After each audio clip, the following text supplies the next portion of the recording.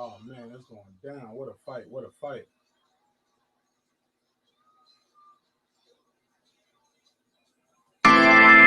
This is my passion. This is what I love to do. But some days, sometimes, I'm just like you, man. I hate this job. Damn, I hate this job. Damn, I hate this job. Damn, I hate my job. Damn, I hate this job. I'm just like you. Damn, I hate this job. Man, I hate this job. Man, I hate my job. From a good dream I awake, sun rays on my face, planning out my day, hoping this ain't the one that I catch a case. I feel so good, I feel so straight. My manager keep calling me saying, hurry up, you late. Hurry up, you late.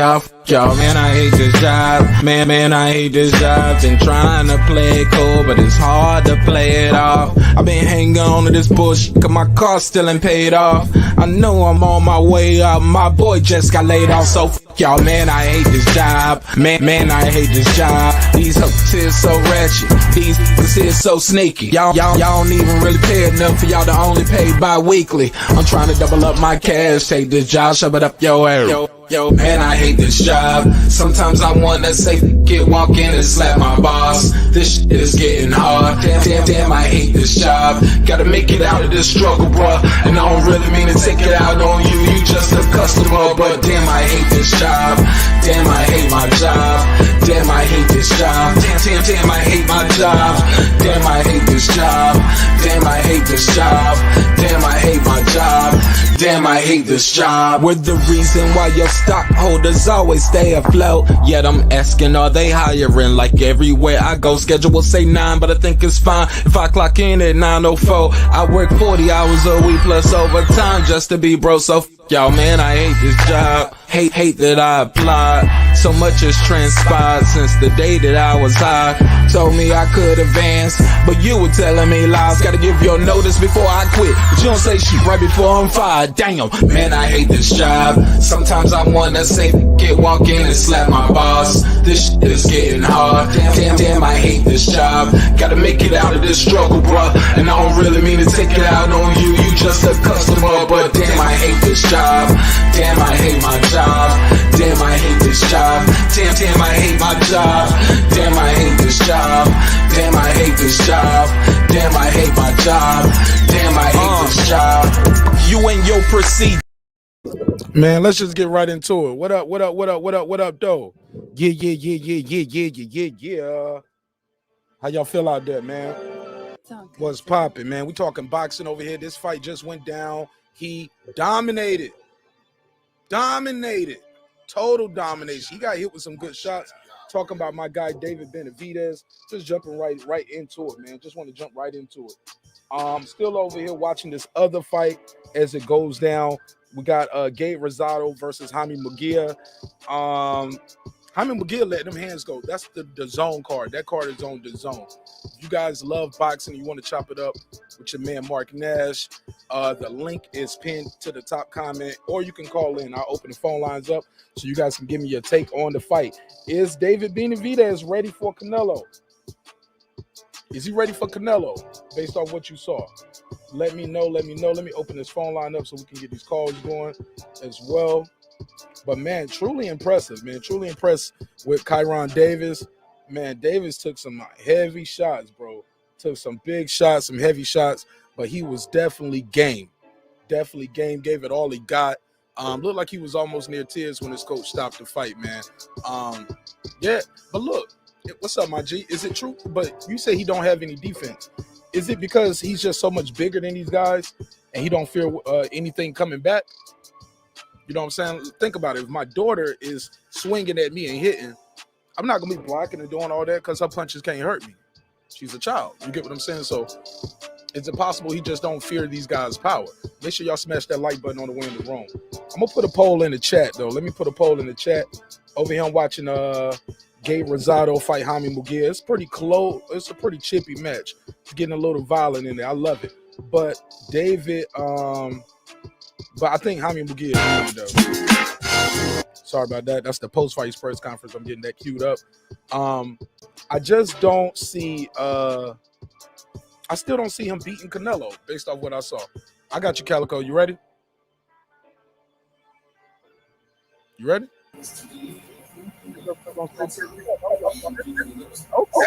Ah. You heard me backstage. I was like, "You ready?" I didn't know if you wanted to cut your camera off before I brought you. Hey, I just turned my volume up because I couldn't hear shit. Oh, okay. What's good, my brother? How you feel? I'm gonna blink that camera out on nigga ass when I feel like it. Excuse me. It's all good though. Man, did you see this fight, man? It was on Showtime. Tonight? Yeah. Man, I missed that. Oh, you missed it? Nah. Yeah, man. I think I did see Rap Star like mention it.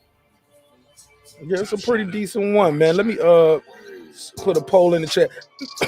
Can David Benavidez beat Canelo, man, in your opinion?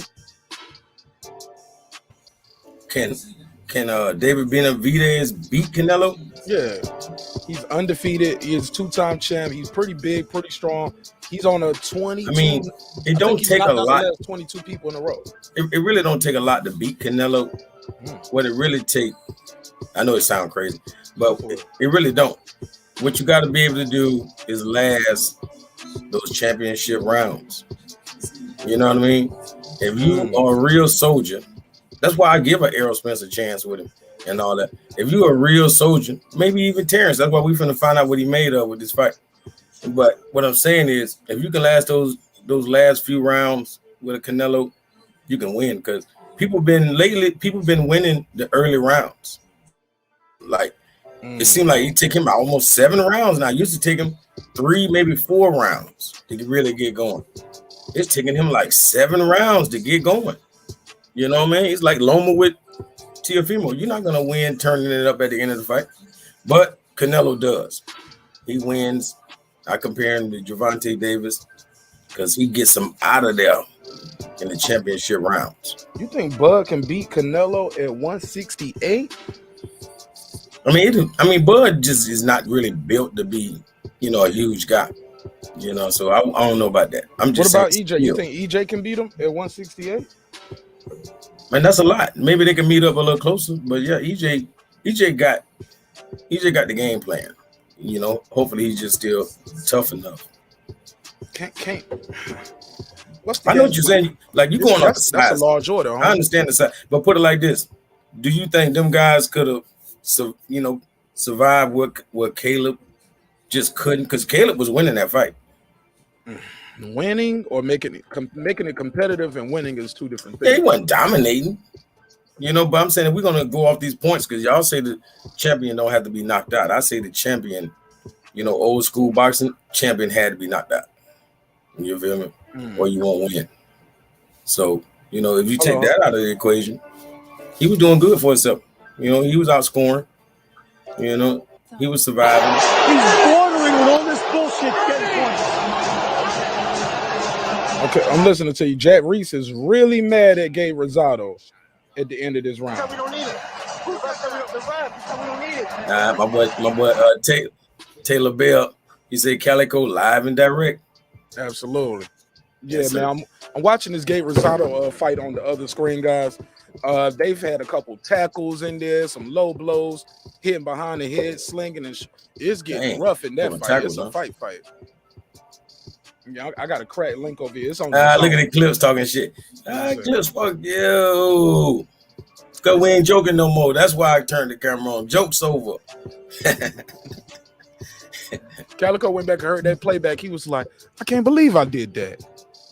Nah. You had to. Never mind. The joke's over. I'll leave it alone.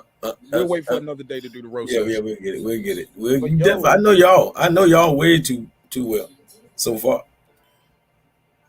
We should see. Let me but you said Errol Spence. You said Errol Spence you think he got the game plan to beat Canelo? Like to me, Errol Spence is the most old school fighter out there. A lot of guys are flashy and all that, but sometimes it just take that good 1-2. All it takes is a good jab, a great jab, not a good one. All you gotta do is do the basics great. Because we only got 2 arms. Shit, all I need is a left and a right. Sometimes double it up. You feel me? Shit. It sound good, man. But David Benavidez This dude is a monster, homie. He's pretty damn good, homie. He's not. Yeah, that's what I'm saying. He can survive those championship rounds, I believe, against a Canelo. And you know what I'm saying? As long as it's pretty much divvied up until that point, anybody survives a fight with Canelo and it looks divvied up, he should lose because then nobody's never seen that. The judges never even seen that. Nah, he had some close fights though, and it went his way. Nah, that Laura fight was pretty close. You don't think so? That first fight with Laura, or you don't remember? Yeah. I mean, I ain't watch it then, but I seen the highlights. Yeah, I probably need to watch the entire fight. I just feel like at 68, he's not. I don't see him coming down to meet Errol Spence at a catchweight. He has no reason to do that. He has all the power, all the and I don't mean physical power. I mean all the chips are in his favor. I understand. Yeah, it's a good neighborhood for him to be in. You know, he's the baddest man in that land right now. Oh, like it's really stiff a competition, you know, as you come down. It's crazy. What you mean? Up in what weight? I'm saying like the lower weights are basically where all the competition is nowadays.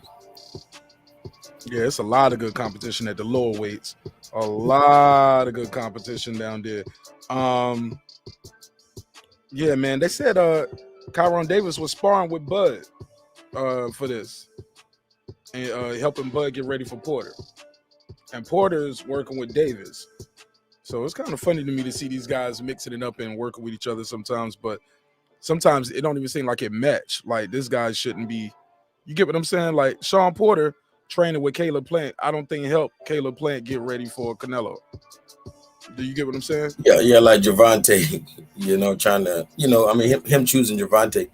I guess he just wanted to know what real power was like, but the speed that Terence Crawford is going to bring, like you're not going to get prepared for that by, well, Gervonta is very fast, but that's not what he displays. He displays pure power and aggression. Who? Gervonta. Yeah, Gervonta. I'm saying like Gervonta, I don't know how that's really going to prepare him for fighting Terence Crawford. You know, the only comparison is the power.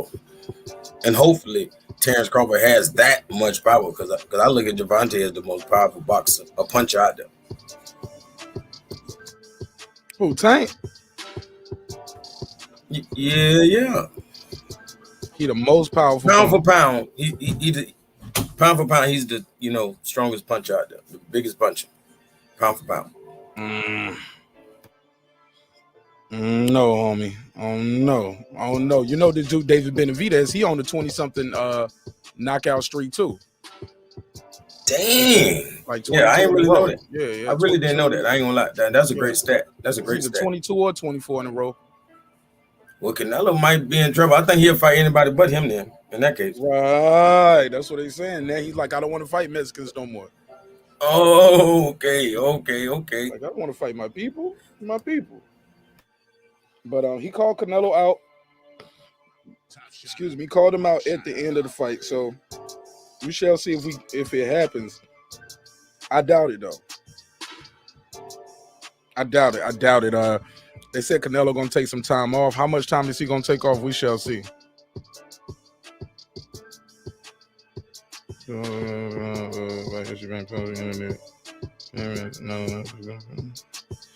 Okay.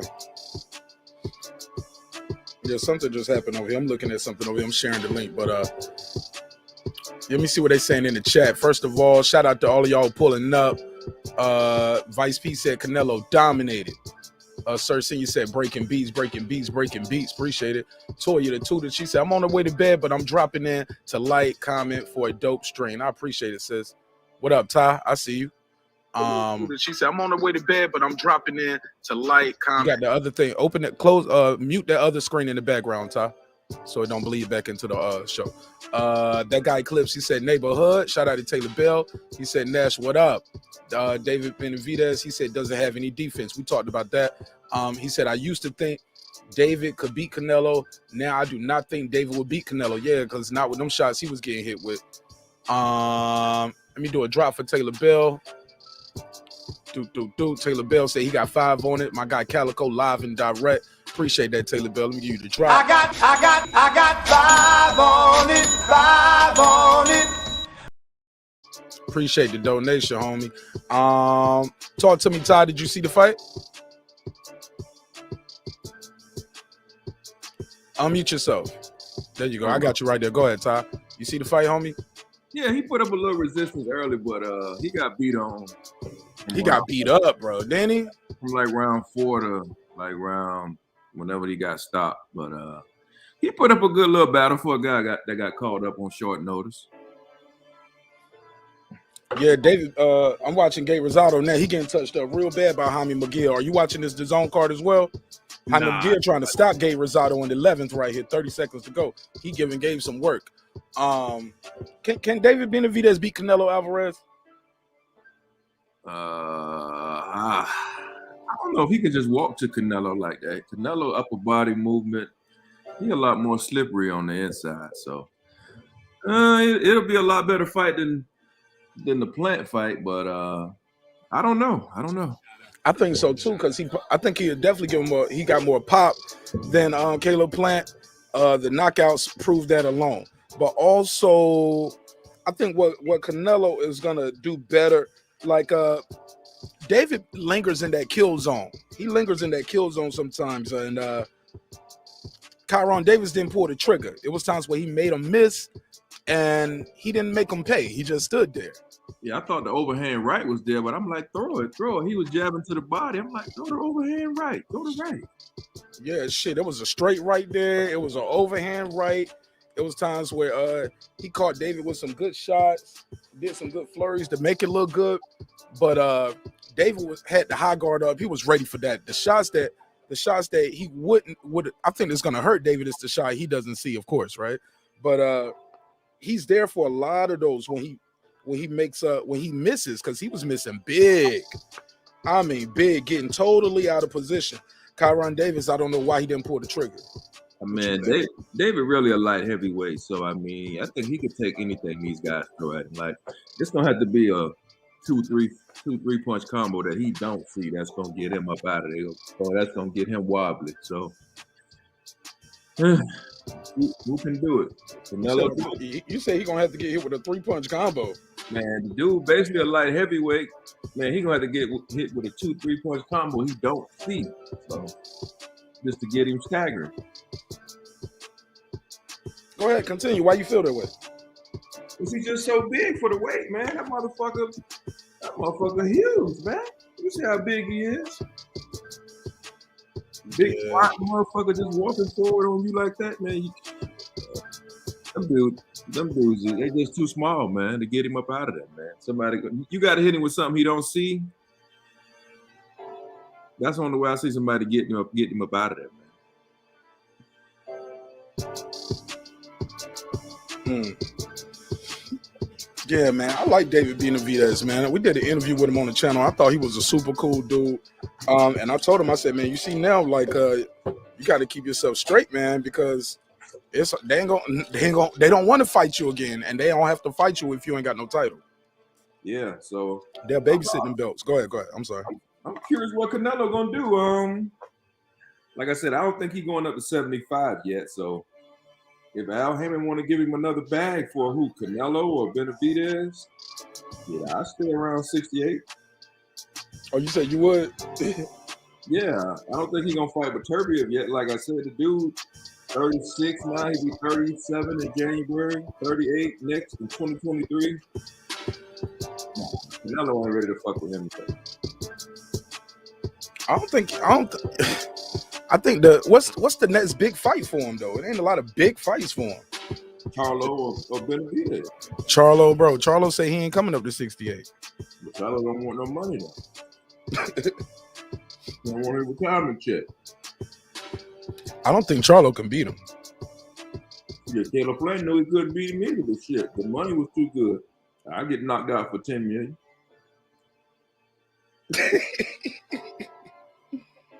That dude said I get knocked out for 10 shit.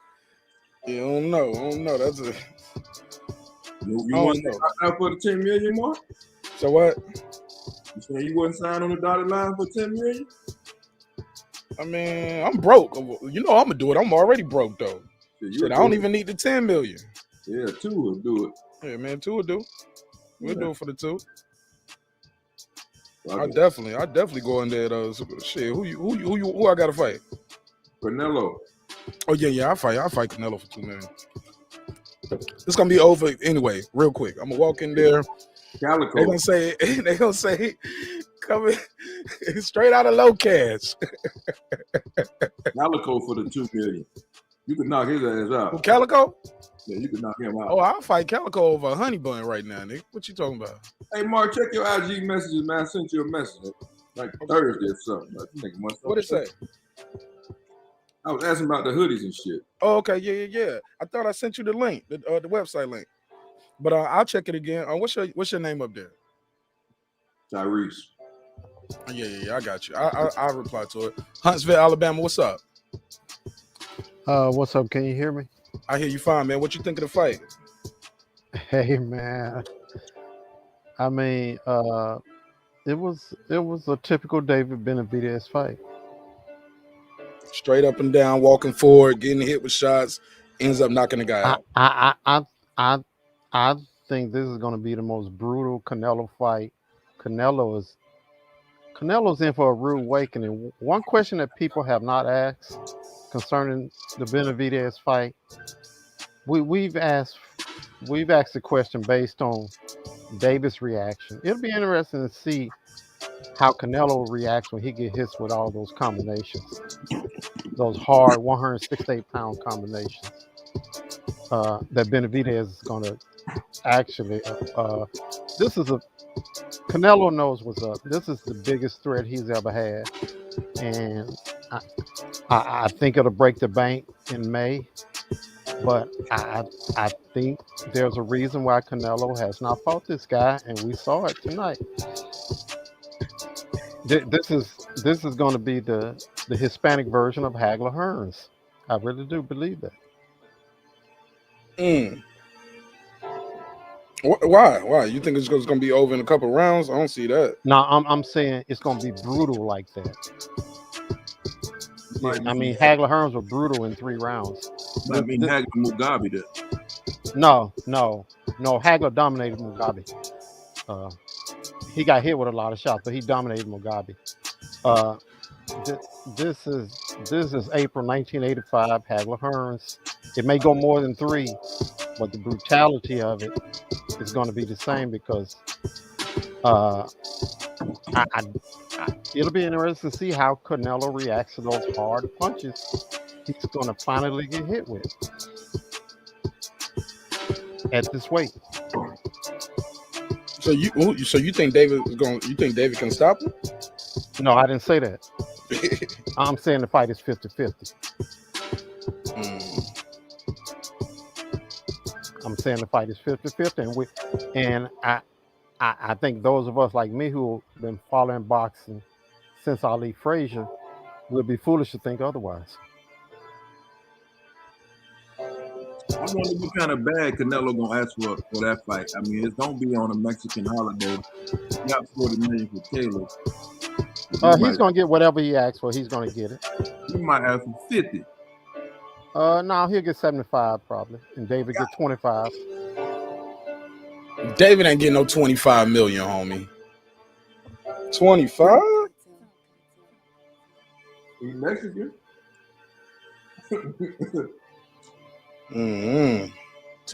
Damn, 25? You think they're gonna get David 25?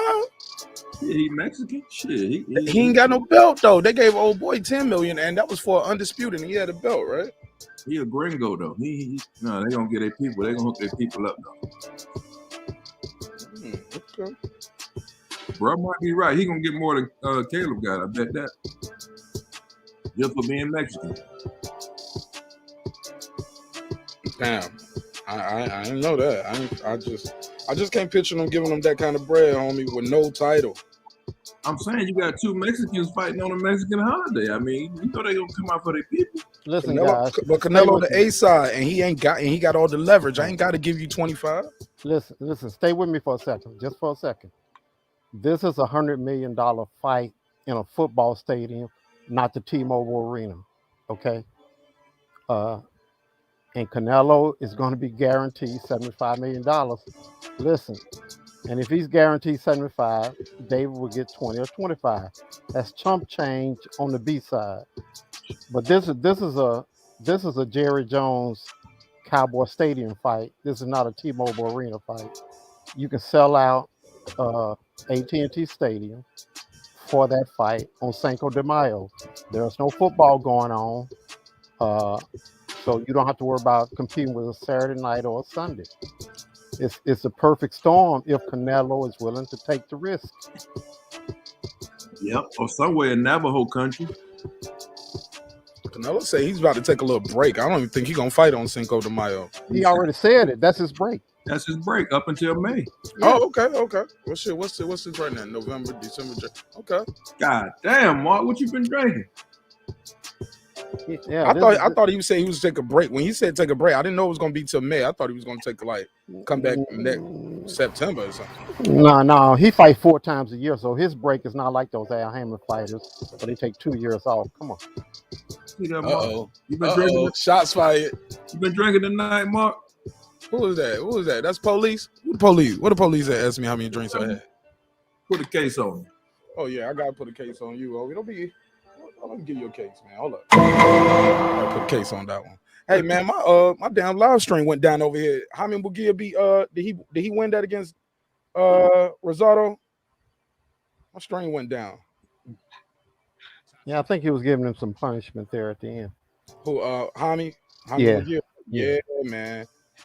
He's the goods, man. He can fight, right? Yeah, he can fight. He can fight. Yeah, he got to disguise his punches better. He couldn't get that left hook off for shit. Yeah. Another thing, it'll be interesting to see when Kyrone go down to 160, because he seems Gotta to go a lot back, tonight. right? Yeah. He got to go back to 160. He's just too small for these guys at 158. Don't have enough pop to keep him off of him or keep him honest. This is the post-fight press conference. Let me hear what they're talking about. How does David versus Canelo? Does he have the best shot of anybody in this division? You know what? It's kind of hard to tell until 2 guys line up in front of each other.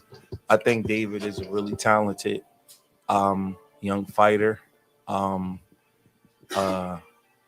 And you know, he has a chance to beat anybody. You know, sometimes when you show up for a fight, you raise your level of your game, and that's Kyrone, David's coach. So I don't want to make a prediction on who will win between David and Canelo, but I do think that David has enough talent and ability to be in the ring with Canelo. He's a very, very talented fighter. I've been looking at him for a long time. He can fight. Safe answer. Safe.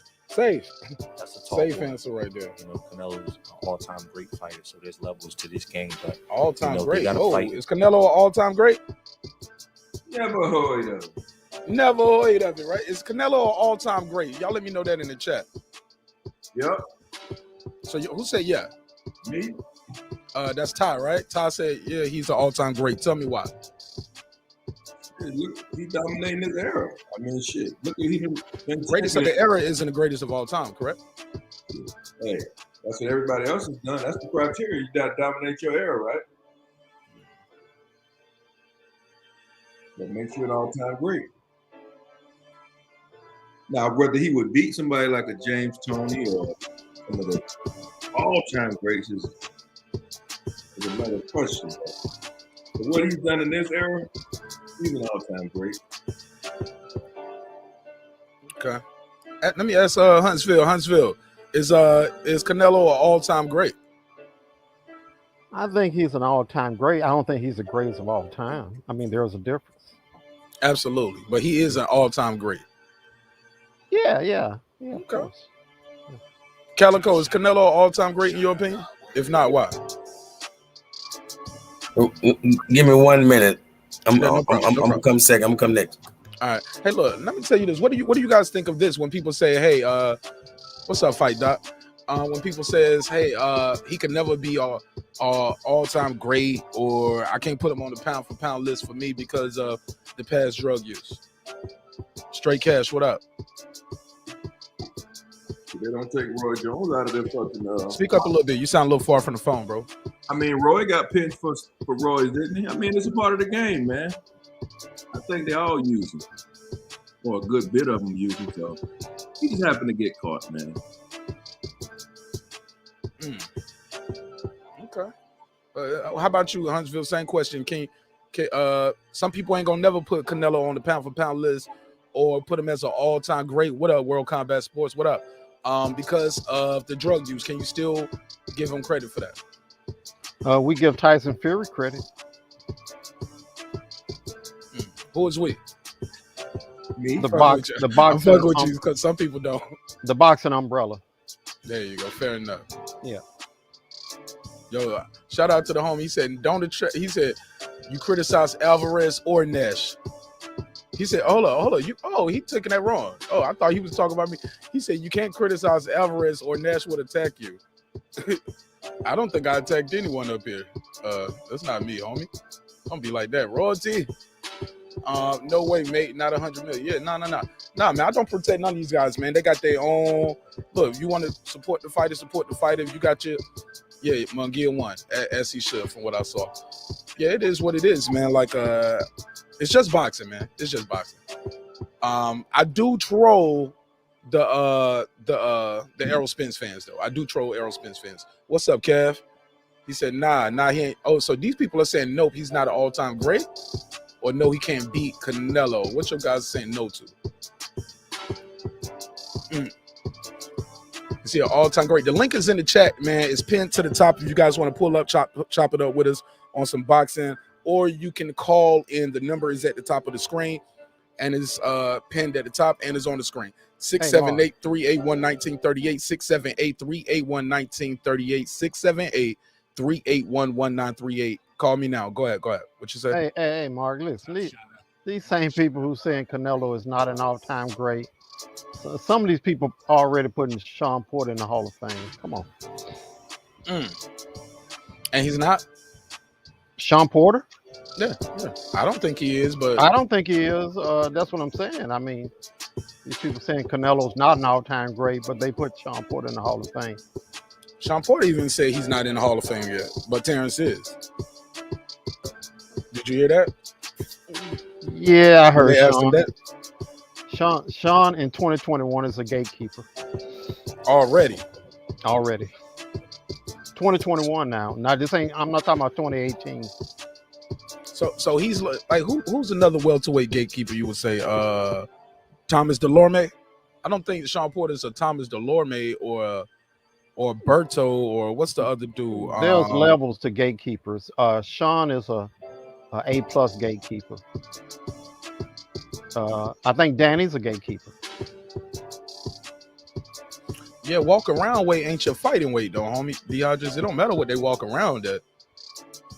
Like these guys, yeah, that don't even mean the same thing though. If Charlo's not moving up to 168, we need to quit wasting our time talking about Charlo and Canelo because it won't happen. Canelo's not going back down anymore.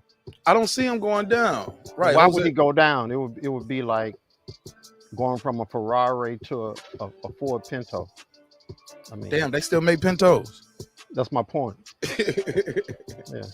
Yeah, I just don't see it. It's not even. It ain't even like it's a big money fight down there. That ain't no big money fight against Charlo. Charlo still needs to unify. But I do think that Canelo, if his next fight is at 175, I think the public umbrella will say it's a duck from Benavidez. I think Benavidez is sort of putting Canelo up against a wall. Define that. Elaborate. Well, I'm old school, like I said. Sometimes greatness has to come out of you by somebody forcing you to not do what you want to do, but it brings out the greatness. And people who are old school know this. For a long time, Sugar Ray Leonard avoided Thomas Hearns. For a long time, until he couldn't anymore. He ended up beating Thomas Hearns, which brought out the greatness of Sugar Ray. I think Canelo is one of the all-time greats, but I think he's He's doing the Sugar Ray Leonard, Thomas Hearns thing as far as Benavidez. I think eventually the fight will happen because the public is going to demand it, and it's going to break the bank. This is a bank breaker. And more than him moving up and getting another title. Yes, because don't you think for a second, like I said earlier, that Jerry Jones in May is going to be after this fight at Cowboy Stadium? Yeah, I would, but that's the spot that's bigger than Vegas. Should do it there in Cowboy Stadium over Vegas. Well, Cowboy Stadium has more seats, glitter, more. You get more of a Hispanic audience for a fight of that magnitude. More than Vegas, they can drive. Or what about California? They can do it in LA. Come on, man. It's either gonna be Raider Stadium or it's gonna be Jerry's World. It's not gonna be Cali. Really? Yes. Damn. Yes. Couldn't put this in the Staples Center. Come on, man. Let's be serious, man. I'm trying to be serious, man. That's what a Hispanic. A lot of Staples Center seat 20,000. Jerry's World seat 100. Yeah, but I don't know if you're gonna get. You think you're gonna get 100 in there? You can get 80. All right. You can get 80. And look, and don't think you think Jerry Jones is gonna let this go by? Hold on. Without a fight. Hold on, let me hear what 2 weeks now. I don't feel any pressure no more. I feel like if I wouldn't do my job and work hard in the gym, I would feel the pressure. But I love boxing. I love training every day. If anything, I'm even more excited. It made me even go out there and throw even more punches because I know it's in front of my hometown of Phoenix. But there's no pressure at all. No pressure. Jay? David, congratulations on this huge victory. Walk us and tell us a little bit more. Walk us through it. How was this camp since you had to switch opponents last minute? You know, obviously you saw Kyrone was a tough opponent.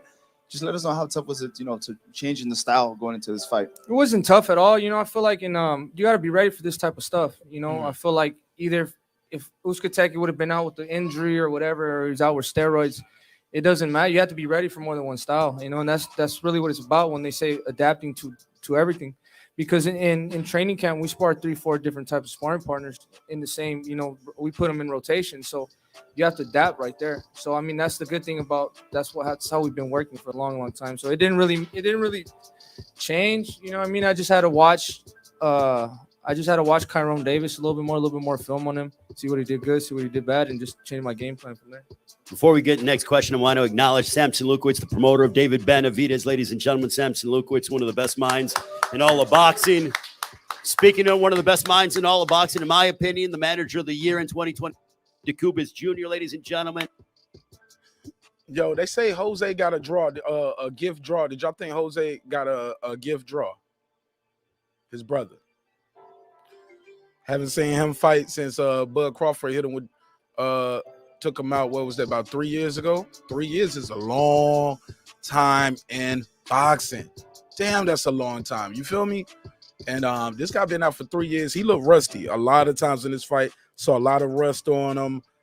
Definitely, he still is having trouble with that knee. I know he said he said it'd never be 100%. When we interviewed David said the same thing. He said, well, he got shot in his leg, and you need your legs in boxing, so it's a bullet, man. He'll never be 100%.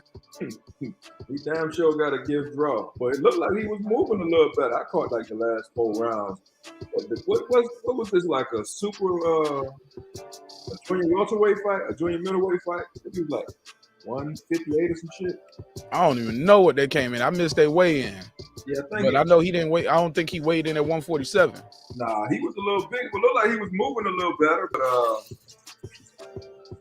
he definitely got a gift draw. Hometown cooking. That's what they saying. Hometown gift. He lost that fight. Yeah, bro. Jose clearly lost that fight. Jose Benavidez lost that fight. Let's see Nello give Benavidez that same energy. Oh yeah. I want to see that fight.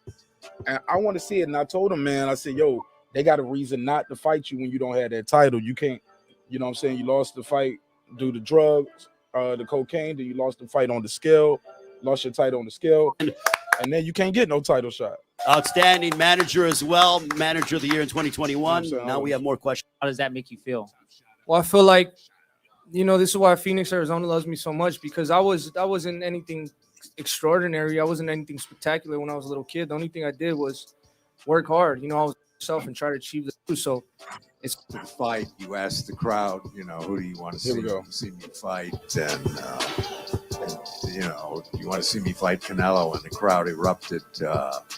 You think Canelo heard those cheers? I hope so. You know, Go, I don't David. know, but you know, it just felt really good. You know, just getting the crowd involved in it. You know, I haven't fought with the live audience in 2 years, and it's boring, honestly, when there's no audience in there. So now I have the people. You know, I feel like, you know, the people are very excited for anything I do, because you know, every time I come to fight, I make it a war. You know, and they love the way I fight. So if they want to see me fight Canelo, they want to see me fight Charlo, whoever they want to see me fight, they know it's going to be a 100% guarantee. He did say Charlo, okay. Guaranteed great fight.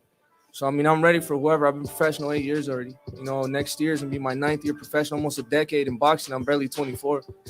So, you know, I've been boxing 21 years, you know, so my whole life is, and now it's time to take the big risks, because it's, I want it, you know, win, lose, or draw, I'm always going to put 100% into it, you know, and I'm going to work extremely hard, and I feel like I can beat the best right now.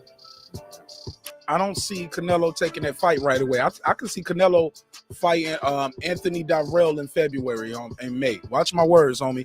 He's gonna probably fight Anthony Dirrell in May, and then and then David Benavidez, if David wins his next fight, and everything is on the up and up, I believe he'll fight David Benavidez for the September showdown, Mexican Independence Day. What do you guys think of that? Because Anthony Dirrell did win his fight with a spectacular knockout uppercut. He should be getting the fight, because he beat Yildirim, and then Yildirim next fight was Canelo. Let me say why that won't happen in May. Talk to me. Okay. First of all, Benavidez, someone said it's an easy win for Canelo, right? Stay with me. All right, stay with me. I got you. Benavidez KO'd Dirrell already for that WBC belt when Dirrell had it. So that's number one. Number two, if you listen to the end of the broadcast tonight, Benavidez team Monday morning is going to the WBC and petition that they institute that mandatory. And I remember before Kyrone took over this fill-in, the Usyk, that fight was a WBC IBF eliminator. Right. But when that didn't happen, they took it out. But they're going to petition the WBC to make David the mandatory. Dirrell is not going to jump over somebody who's already knocked him out and at a higher rank for a May fight. Let me pull up the boxing ratings, because he knocked. Because here's the thing, I'm gonna tell you what did happen. Anthony Dirrell beat Yildirim, and Yildirim got a title shot next.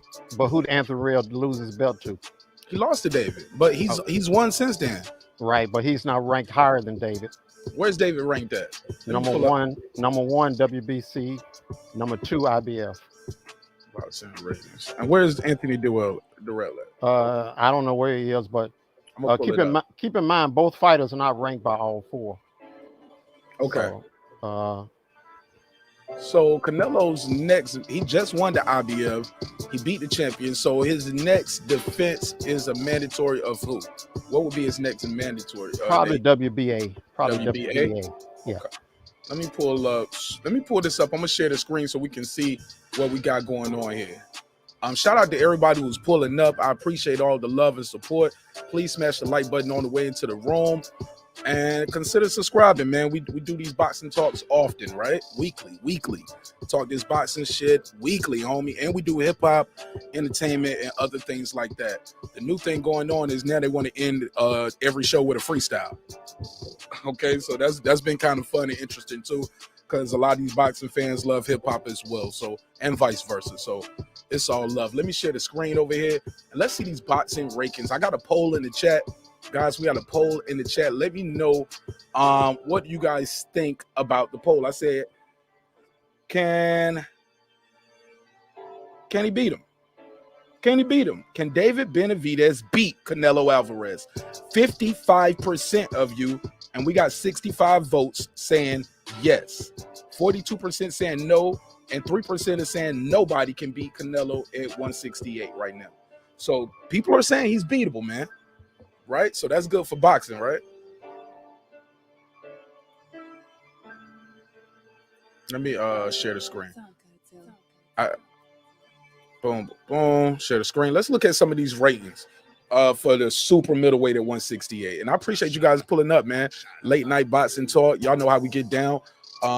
Boxing sometimes comes on late, especially on the West Coast when they do those matches like that. But on the East Coast, man, I appreciate y'all chopping it up with us. All right, so now we're looking at the rankings right here. Everybody can see this, or should I enlarge the screen? I enlarge the screen a little bit. Let me see.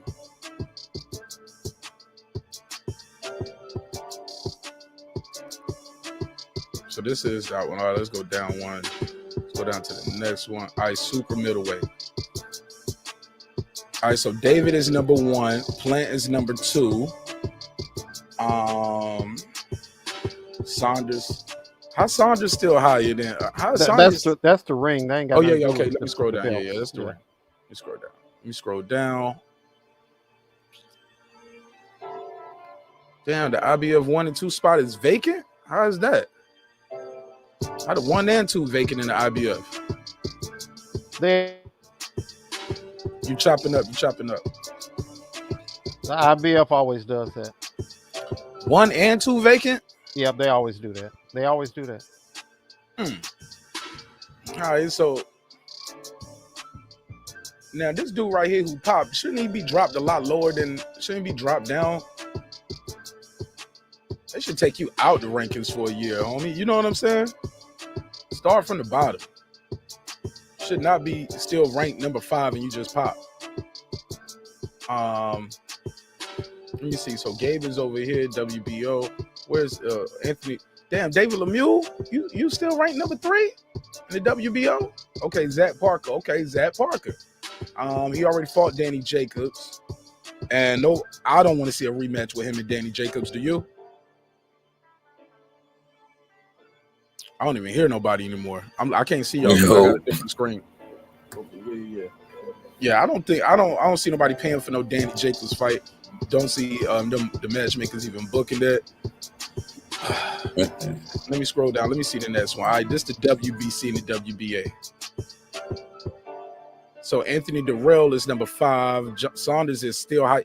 Like, why is Saunders ranked high? And how is Danny Jacobs ranked higher than Anthony Durrell? Didn't he get a gift in his last fight? Danny Jacobs, didn't he was it Gabe Rosado, right? Top shotter. I can't hear y'all, man. If y'all talking, or y'all mic is muted if y'all talking. Yeah, some of these rankings, especially when it comes to WBC, I mean, sometimes they just leave fighters there. But Durrell is not. That don't even make sense. Just leave him there. Yeah, Durrell is not going to jump ahead of that crowd, though. They ain't jumping. It ain't about jumping. It's like he should be there. Yeah, but he's not going to get a fight before David Benavidez, who knocked him out. I would skip David Benavidez, because guys fight all the time, and David Benavidez took himself off the game with the when he lost on the scale, but more and then with the popping with the drugs, like. But I'm talking about Saunders with a broken face. Danny Jacobs, who last fight was Gabe Rosado, and some people thought he lost. The dude who just popped, and Uskataki? Yeah. How is he ranked higher with a failed drug test than somebody who just won by a great knockout against an undefeated fighter? You're trying to bring in reason, which with sanctioning bodies, which doesn't always equate, bro. Yeah, Plant did 2 mandatories, Miguel. Yeah, when you win a vacant title. Oh yeah, he did have a vacant. Yeah. When you win a vacant title, you got to go back-to-back mandatories. I didn't know that was with everybody. That's with the IBF 2. Shout out to my sister right here, Blue Dream, the Queen. What up, sis? I didn't know that was with every sanctioning body. Kevin I think it's with the WBC and IBF. I think it's those 2. Let me go back to this interview. Let me play another clip of this. Jose, what did you feel the rust or? I mean, I've been out of the ring for 3 years. Yeah, I felt the rust first couple rounds, but I mean, it's okay. It is what it is. I felt like I did enough to win the fight. The guy who kept running looked like he was on a bicycle. And I'll give him that. He could take a shot. But, I mean, he didn't want to You know, he was awkward. He was an awkward fighter, but I mean, he came here to fight. Everyone has their different styles, and it's okay. I mean, I don't think the judges scored the fight how it's supposed to be scored, but I mean, draw's a draw. It's not a loss. You know, I'm gonna go back home, keep training, and make sure that I don't get any draws next time, and make sure I stop the guy. Let's talk about this. Jose Benavidez and his gift draw. He looked like he was nervous and shaking. I saw the rust. He looked like he thought he lost based on what I saw. Anybody want to speak to that, please? So your mic's muted. Okay. I thought he lost, but I thought the best his opponent was going to get by the fact of being in Phoenix, Arizona, after a 3-year layoff, is a draw. So the announcer said that the judges gave the opponent the last round, indicating that it wasn't going to be a draw, that Benavidez was actually going to win the fight. So in Phoenix, Arizona, I'm surprised it was a draw, to be honest with you. Go ahead, Ty. You still there? If so, your mic's muted. Talk to me, Ty.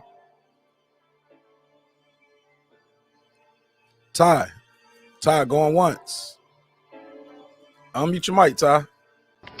15, 30, 37, 38. Ty, where you at, homie?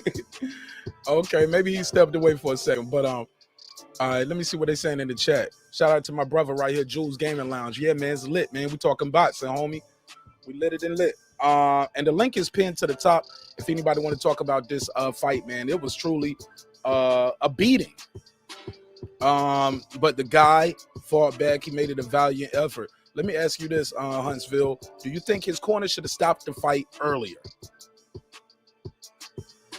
No, I don't think they should have stopped it when they stopped it.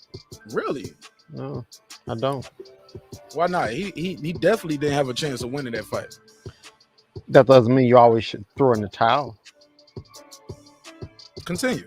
I think due to the fact that he was still on his feet, running around and getting away from punches. Now, I think once the bell rang to end that round, then that probably would have been more appropriate to just finish the round, then call the fight. Right. The coach, yeah, I agree halfway, because his coach kept saying, I don't want to see you hurt. I want to see you get, man, it's boxing. You shouldn't be the trainer if you don't want to see the guy get hurt. You ain't got the stomach for it, man. They're going to get hurt sometimes, and then they're going to come back and win, too. Yeah. You got to believe in your guy. Yeah, and Benavidez, I mean, look what Benavidez and the guy said in the press conferences. Benavidez promised a war. So Benavidez, he likes being in these kind of wars. And so that's what I'm saying with the Canelo thing. The fact that he is going to get hit by Canelo may not be a big deal to David Benavidez. The big deal is going to be when he hits Canelo. What you mean? I don't know what you mean. Well, it'll be interesting to see how Canelo reacts when he get hit by a real 168-pound puncher. Something he hasn't been hit with since he's been at 168. He got hit by a real 175 punches, though, right? What, an old man Kovalov? How soon we forget? Boy, you only as good as your last fight. Y'all throw niggas away, boy. Yeah. Y'all throw a fight away with. Oh man, he had only lost to one guy at that point, Andre Ward, and then became a champion again. Yeah, but do you think Kovalov hits harder than David? I ain't never got hit by now one of them dudes. I said, do you think? I know you don't. I know you don't know. Do you think? No, we don't know. I just know how guys react when they get hit. I'm not asking you how you know. I'm asking you what do you think? Okay. Do you think they hit harder? Who hits harder? Do you think Kovalov hits harder than David? I don't think so.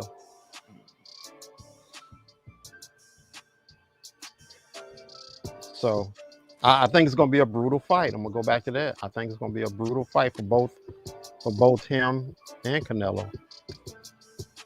Queen P said we got over 170 people in here and 28 likes. She said y'all crabbing on me, man.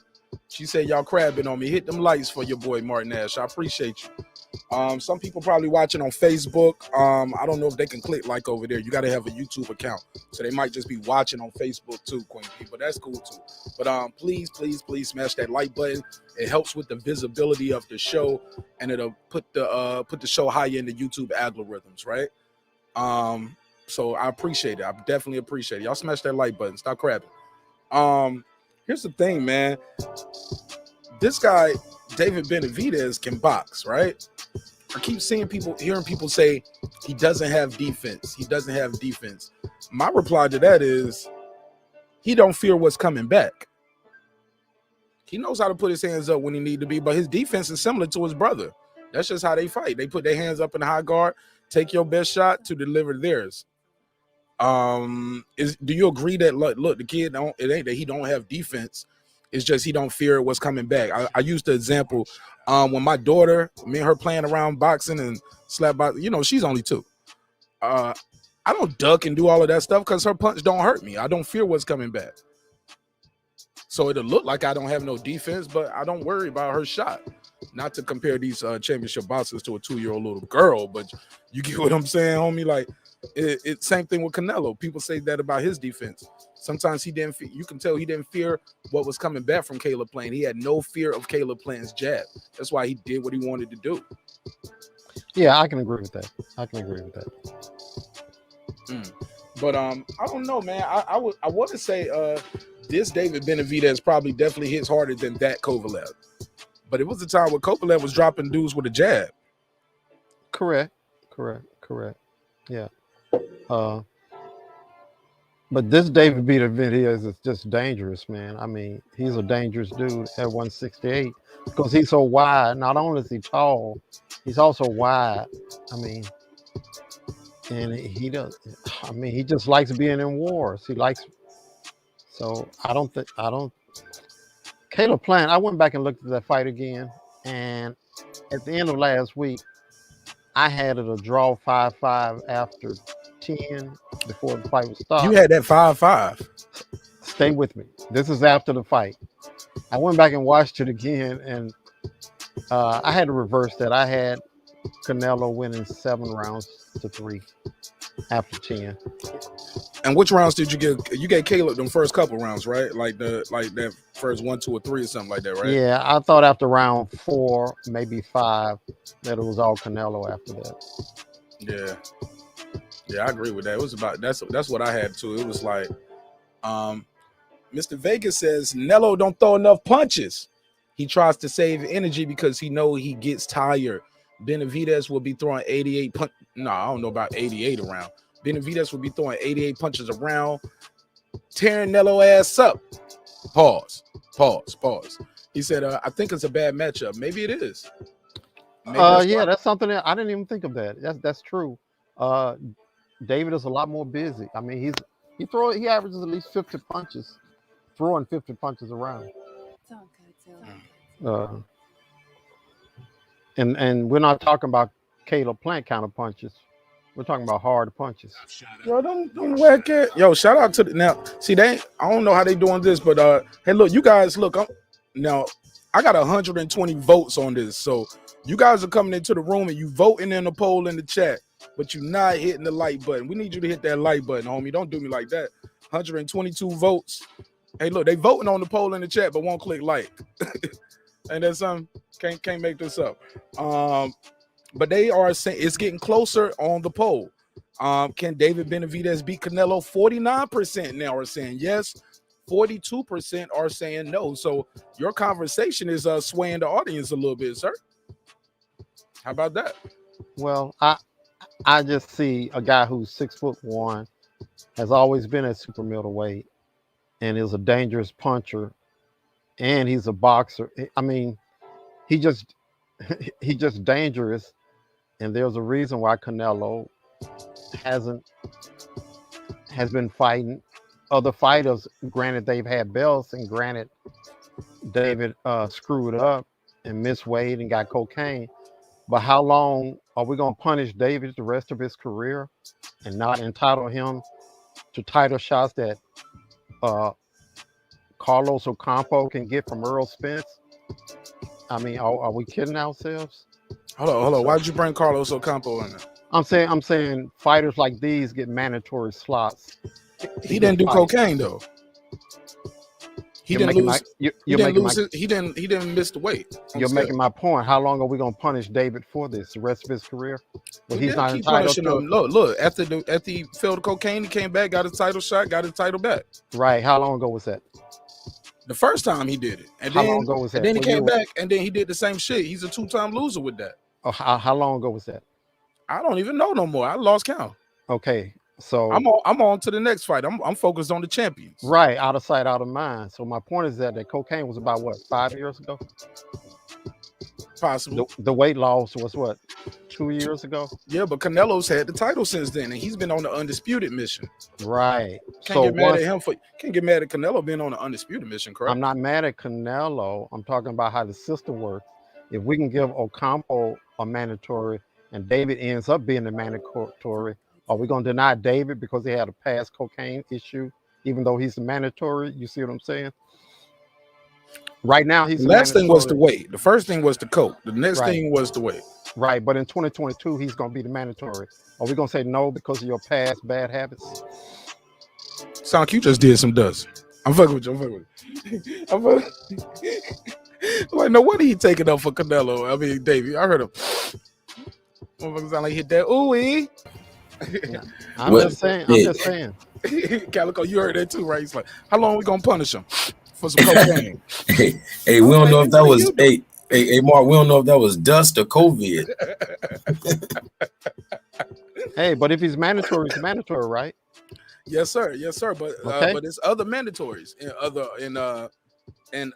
divisions. Now, granted, he is the big fight. I can share the screen again, but when you think about it, my bro, let's see it. Like, let me see who picked. Let me see. I don't know if y'all can see the name. Zach Parker. I don't want to see him over David. I don't want to see Danny Jacobs. I don't want to see Shevchenko over David. Damn sure don't want to see him fight David Lemieux.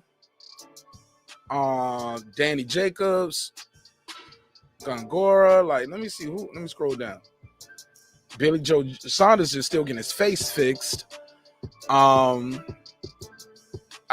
How you say Yarabosanuli? Nah, I don't want to see him. David Benavidez is the fight to make, homie.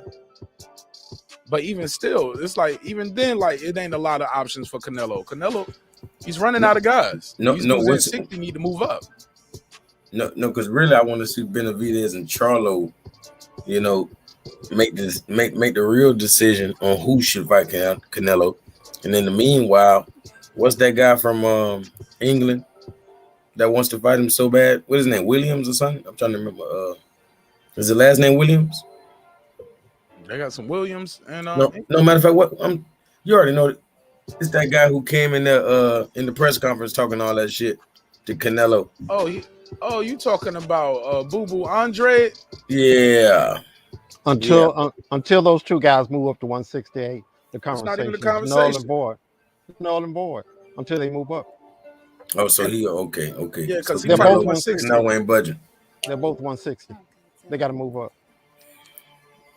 That's the reality. But I mean, that's what I would rather see. I'd rather see Andre right now, and then the winner of Benavidez and Charlo, which of course is going to be Benavidez. But why not Charlo and Andre fight? They unify at 160. Yes. At 160, y'all right there. And all them Charlo fanboys be taking up for him. Man, y'all don't like Charlo. Yeah, they be saying little goofy stuff like where he had an offer. I mean, you send him the offer, you refuse. Okay. Charlo fought a bum. Charlo. How can you duck Charlo and fight Triple G? That ain't no duck, homie. You Matter fought of fact, Triple G man, instead. but them brothers been looking bad in the ring lately, man. Goofy too. Outside the ring too. Oh, especially outside Don't the get ring. me on them Charlos. DJ, the link out there. Pull up. We lit. DJ, pull up. Hey, Mark, something else too we got to consider. Talk to me, OG. Okay. Canelo made $40 million from Plant, right? 400. Well, I mean, he was guaranteed 40 to start. Oh, 40. I thought you said 400. I was like, what? No. The numbers. So that number is not going to get any lower. So that means the next fight is going to be more than 40, if not at 40. which means he got to have a credible opponent for the networks to sign off on it. Right, because we can't get. You ain't gonna get 40 to fight marqnash. Correct. Unfortunately. One day I'm gonna be bigger than Jake Paul, and they're gonna have to fight me, man. They ain't gonna be able to duck me no more. Yo, I'm bullshit. Go ahead, DJ. What's good, man? Welcome home, man. How you feel, my brother? I'm good, man. I'm good. You know, just coming down, man. Been watching football and fights all day, man. So I'm a little amped up right now. Yeah, man. Well, we lit, man. David Benavidez put on a spectacular performance. He did exactly what he was supposed to do. Didn't even really have to show all his skills, man, but he showed why he's a dangerous fighter, and he showed why people are avoiding him. Jaime Munguia and Gabriel Rosado put on a great fight, but Jaime Munguia won that fight handily, but it was still a war, man. It was one of those good old-fashioned scraps. I just wrestling in there too, DJ. Huh? I said it was a little wrestling going on in there too. I saw a good takedown, a double leg takedown. I saw Gabe Rosado with a front face lock. I was calling the moves out there. Yeah, I thought he was gonna go for a Kimura in the second when he took him down to the ground. Not a Kimura. I was like, what is he doing with the arm? I thought he was gonna go for an arm bar or something, man. Like that fight was a little sloppy, man. Yeah, that was a good scrap, man. It was Jack good. Reese was blaming Rosado for everything, man. Yeah, I just want to know why we giving Jaime Munguia such leeway to keep ducking Demetrius Andrade and Jamal Charlo. That's all. You said that. Say that again. What? I just want to know why. It's just with boxing fans, he gets up there and by my understanding, he called out Triple G because once the fight's over, I turned it off. I don't really care about none of the post-fight stuff. By my understanding, he called out Triple G after the fight. Did y'all see that? Anybody see that? I ain't see his post-fight. I was already live when that happened. I don't have this apparently it's already people are already starting to push for him to fight Triple G next, which I think is complete BS. We need to quit giving this kid a pass. Triple G don't fight the Charlo or Andre. Triple G want to hold on to his belt until he retires, man, because he had an opportunity to fight Demetrius Andrade this summer and unify with him, but he chose to wait until the end of the year to fight Murata, who's coming off of a 2-year layoff. He chose to do that. Where the public pressure at? Where all the boxing fans at calling Triple G a duck? I mean, according to Cinnamon and everybody who follows Cinnamon, Demetrius Andrade is a horrible fighter. He ain't ever fought nobody. So, but I gotta put a case on that, man. Let me ask y'all. Let me put a case on that. Let's put a case on it. Let's bring that let's bring that on the docket real quick. Put a case on it. Tell me, do you think Andre is a horrible fighter, my brother? Who, me personally? No, you personally. I think he's a really, really good fighter because whenever it comes time for guys to fight him, he said really. There's always a bigger fight out there, or why would we fight him? He ain't fought nobody. You know what I'm saying? It's crazy how he ain't fought nobody. He's a B-class fighter, but nobody wants his belt. That's just where I stand with that, man. We say he hasn't fought anybody, but yet you got Billy Joe Saunders popping dirty before their fight. So so Billy Joe got pulled from that fight. Then Triple G could have unified with him. Demetrius Andrade's a champion last time I checked in that weight class. He could have unified with him, but now everybody's giving Triple G that excuse. Oh, Triple G's unifying with Murata. Murata's got more followers, and nobody knows Andrade. Again, we're giving these guys passes for ducking this man. And at the same time, saying this man ain't fought nobody, which, it's hypocrisy at its finest, man. I always hate that. If he ain't fought nobody, you go fight him. He got a belt. That's what matters, homie. Unified.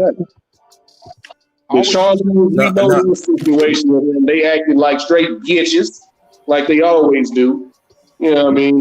They holding it against him for when he pulled out that fight with Jermell, not Jamal, who's a champion with him in that weight class. They're holding that against him, using that as an excuse to duck this man. Now, why did he pull out of that fight, though, for the people who don't know? Bad management advice, from what my understanding, because I don't know the full details of it. Bad management advice. Somebody told him, don't take this fight. I can get you more money over here. And he pulled out of that fight. It was either the week before or the week of the fight. And he pulled out of that fight. But I think that was in like 2014, 2015, something like that. It was so long ago, man. They were all at 154 together. Hey, the thing about Andre. Before you do that, you see what's on the screen, right? Let me do this real quick. Yes, sir. Salute to the Cash App. My guy Terence Bailey Sr. on the mic with Terence Bailey Sr. is his YouTube channel. Make sure you subscribe to his YouTube channel. Does a lot of dope interviews over there with mute your mic for me, please. With senators, Jane Elliott. He did. I think his first interview was with Jane Elliott. What a way to start off your YouTube channel. And he says, "Hats off to Davis. Dude got balls the size of planets." I haven't seen that much gangster in the ring. Anthony Joshua last mixtape. Okay. Want to see of Davis. Okay. Shout out to Terence Bailey Sr. Before I get to Terence Bailey and let him discuss his super chat more, Calico, you have the floor, my brother. Go ahead. What Davis did he mean, Javante? Oh shit! You talking about the Davis he just saw? Kyrone Davis. He gave he fought back, man. He fought valiantly. Oh, the fight tonight. Yeah. This guy right here, the black guy with the black shirt on. Man, he looked like Sean Porter like a motherfucker. Nah, he ain't got that Sean Porter overbite. Sean Porter eat an apple. Look, Sean Porter eat an apple in one bite. Yeah. He ate an apple upside down. Season on. Hungry hippo side of the game. Yes, sir. Yeah, Sean Porter he but still sucking the thing his about thumb, Andre, I ain't gonna lie. Sean Porter still like he go to bed sucking his thumb at night, man. Low key. Let me put him on the.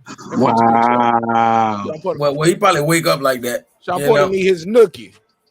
He need his nook. Let me put a picture up of this overbite, man. Hey, but the thing about Andre is that his weakness is his strength. Because when I say weakness to me, is the fact that even if he's not fighting a puncher, he's a runner. You know what I mean? So like he'll be fighting somebody that we might consider a bum, and he will run. You know, he'll sock it to him, but then he's a puncher and a runner at the same damn time. Who? Andre. Is it called running or is it called swimming without getting wet? Man, he's skipping all around the ring backwards. He using every bit of the ring like he fighting Canelo. Every fight. So it would be difficult for a fighter to beat him because of that style. Also, that's why I say it's a weakness and a strength. You feel me? Yo, my chat be ill, yo. They be clouding, yo. I set it off and they keep it going, bro. They don't stop. They relentless. That's why I tell y'all better leave me alone, man. I'm gonna put the marqnash Nation on you. No, I'm joking. Terence Bailey Sr., you got the floor. Thank you again for your donation. God knows we need it. We giving away 3 prizes on December the 21st to give people a dope Christmas present and to celebrate us hitting 3,000 subscribers. We're gonna do 3 prizes. I believe it's gonna be a laptop. We're gonna probably do a tablet and give somebody a cash, a gift card right in time for Christmas. So all of this money we need it. We're trying to have a personal goal, trying to get this up so it don't have to come out my pocket. So the money will come back to you guys. If not, it ain't gonna be another laptop. It'll probably be some more tablets or something. I'll give y'all a Motorola pager. I'm gonna give somebody a blue beeper. Hey, man, I try to support all the brothers on all their channels. Everybody who's had a drive on their channel, I've donated in some form of fashion to everybody who's had some type of drive. Well, thank you so much. Your time is also very valuable to me too. So that means a lot too. So, hey, like they say, real do real things. You feel me? Yes, sir. So go ahead, Mr. Bailey. Explain your super chat here for the people who don't know. And after that, I'm gonna let Juice Gaming Lounge get the floor, and then my brother Sheldon more. Man, we got a lot of the OGs in here. I think I'm the youngest person on the live tonight. That's dope. Appreciate That's it. That's negatory, Mark. Nah, you older than me, man. No, I'm not. See, I'm 83. We talking spirit? We talking spirit or birth certificate? Assume he's younger than me. I've seen you, DJ. I got pictures with you. Now, spirit, I'm older than all like y'all. Bing Rames, man. telling me. My man. John Coffey on the side of the hand. I can fix it, boss. This nigga's not younger than me. Hey. But go ahead, Terence Bailey. I'm sorry to cut you off. Hey, go ahead. Can you hear me? Go ahead, Mr. Bailey. I'm sorry. So explain this. Super Can you hear chat. me? I hear you, sir. Go ahead. Explain the super chat. Okay, because you got jumbled, so I want to make sure that you can hear me. Yes, sir. Yes, sir. Go ahead. All right, well, the super chat I was saying, hats off to Davis. Dude got both sides of planets. I haven't seen that much gangster in the ring. I was, cracking a little joke on Anthony Joshua. Saying since I ain't seen that much gangster since Anthony Joshua's last mixtape. You know what I'm saying? And I want to see more of Davis. Anthony Joshua had a mixtape? Hell, never heard of it.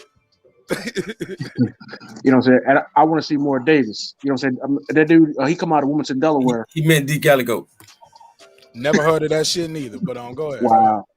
But Davis come out of Wilmington, Delaware, so I mean he's kind of local to here. So I mean, and I never heard of him before tonight, and I'm wondering why. But and I also want to shout out Breadman because Breadman gave some of the most common sense instruction in the corner of that fight tonight. He gave some of the most common sense boxing instruction that I've heard in a pro fight ever on a trainer tracks. So shout out to Breadman. That dude, man. What'd he say? I mean, he was like, you know what I'm saying? I need you to score more points against him in this round if you can. He wasn't putting stuff on the brother that, putting undoable stuff on the brother. You know what I'm saying? He was saying, I want you to do this if you're able. I want you to do this if you can. I want you to do this. But if you can't do this, then this is what I got to do as a trainer. You get what I'm saying? He was realistic with the with the fighter. Okay. He wasn't putting dumb shit on the fighter. You know what I mean? Saying, I want you to do this, I want you to do that. And you got the send the fighter out there, watch him get his ass beat, and say, well, you're not doing what I told you to do. Man, get the fuck out of here. You know what I'm saying? I saw him take a lot of Davis heart when he told Davis, if you don't, I'm gonna stop the fight the next round if you don't win the round. I could see the dude head drop like, man, don't stop the fight, man. I'm fighting back, like, and it's like it was almost like he just seemed deflated. Let me pass the mic though. Jules Gaming Lounge joins the show. How you doing, my brother Jules? What's up? What's going on, marqnash? How y'all feeling? Salute to the panel, salute to the chat. How y'all feeling? Man, we good, man. Talking this boxing, man. Good, brother. Good. Did you see the fight? I caught the first 3 rounds. I did. That's it. That's all I saw was the first 3 rounds. Yeah, that was the story of the fight. That was it. That was the story of the fight. David Benavidez was hunting him down, and eventually it looked like he was just caught beating him. him. Yeah, it looked okay. My first take of it is the size difference. It looked like a heavyweight fighting a light middleweight from the size difference. Davis looked at too small. Pause.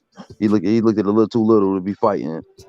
But I mean, fighting him. But damn, that ain't his weight class. He moved up from 154, and they was fighting at 168. And after the weigh-in, David probably blow back up to 188. Yeah. Okay. That's why. Okay. All right. That makes sense. All right.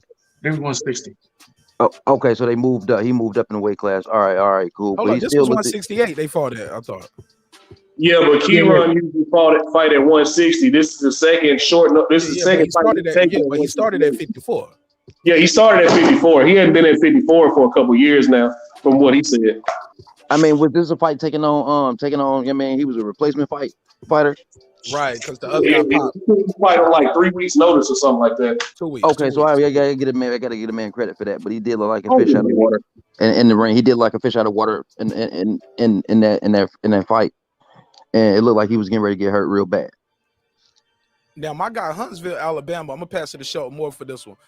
Sheldon Moore, Huntsville, Alabama said they stopped that fight too early. Why not let the man finish? 3 rounds left, let him finish. Do you think they should have kept that fight going? Hell no, that man's going to get hurt. I didn't say he should finish the fight. I said finish the round. Okay, finish the round. Yeah, them uppercuts was coming, and they was coming repeatedly. He was starting to break him down.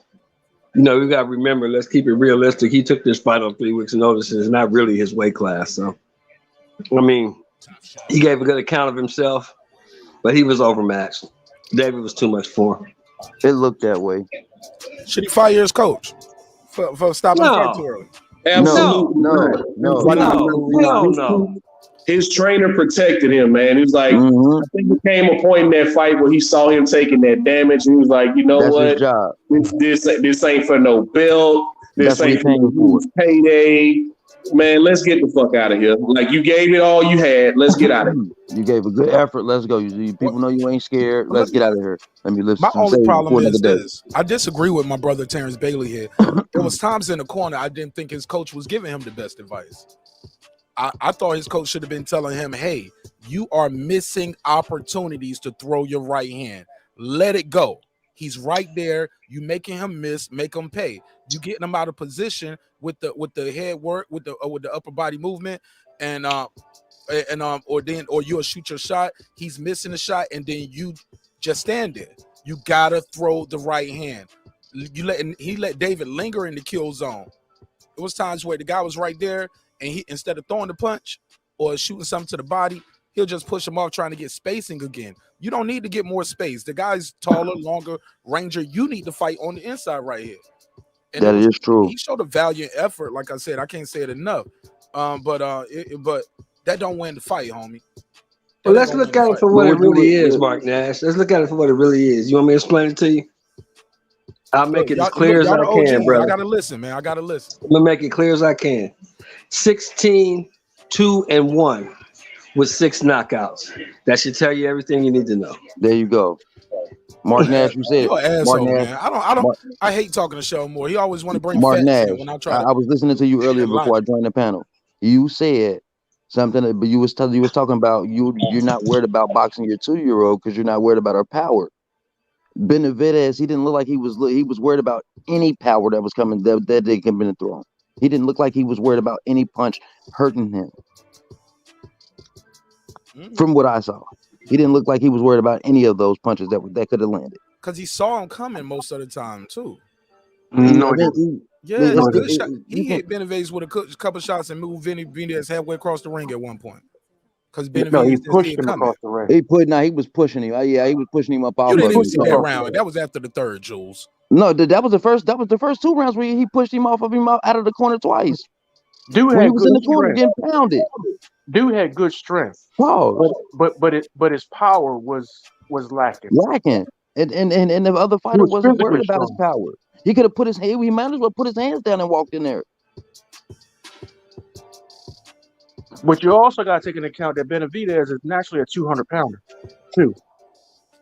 He shrinks down to 168. But if he stopped training or whatever, he is naturally a 200-some pounder. Him and his brother, they shrink down to this weight. You got to keep that in consideration too.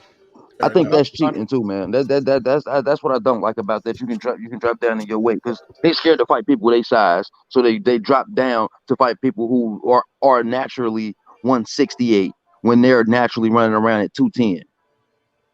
Yeah, these guys try to get an advantage. They do everything. I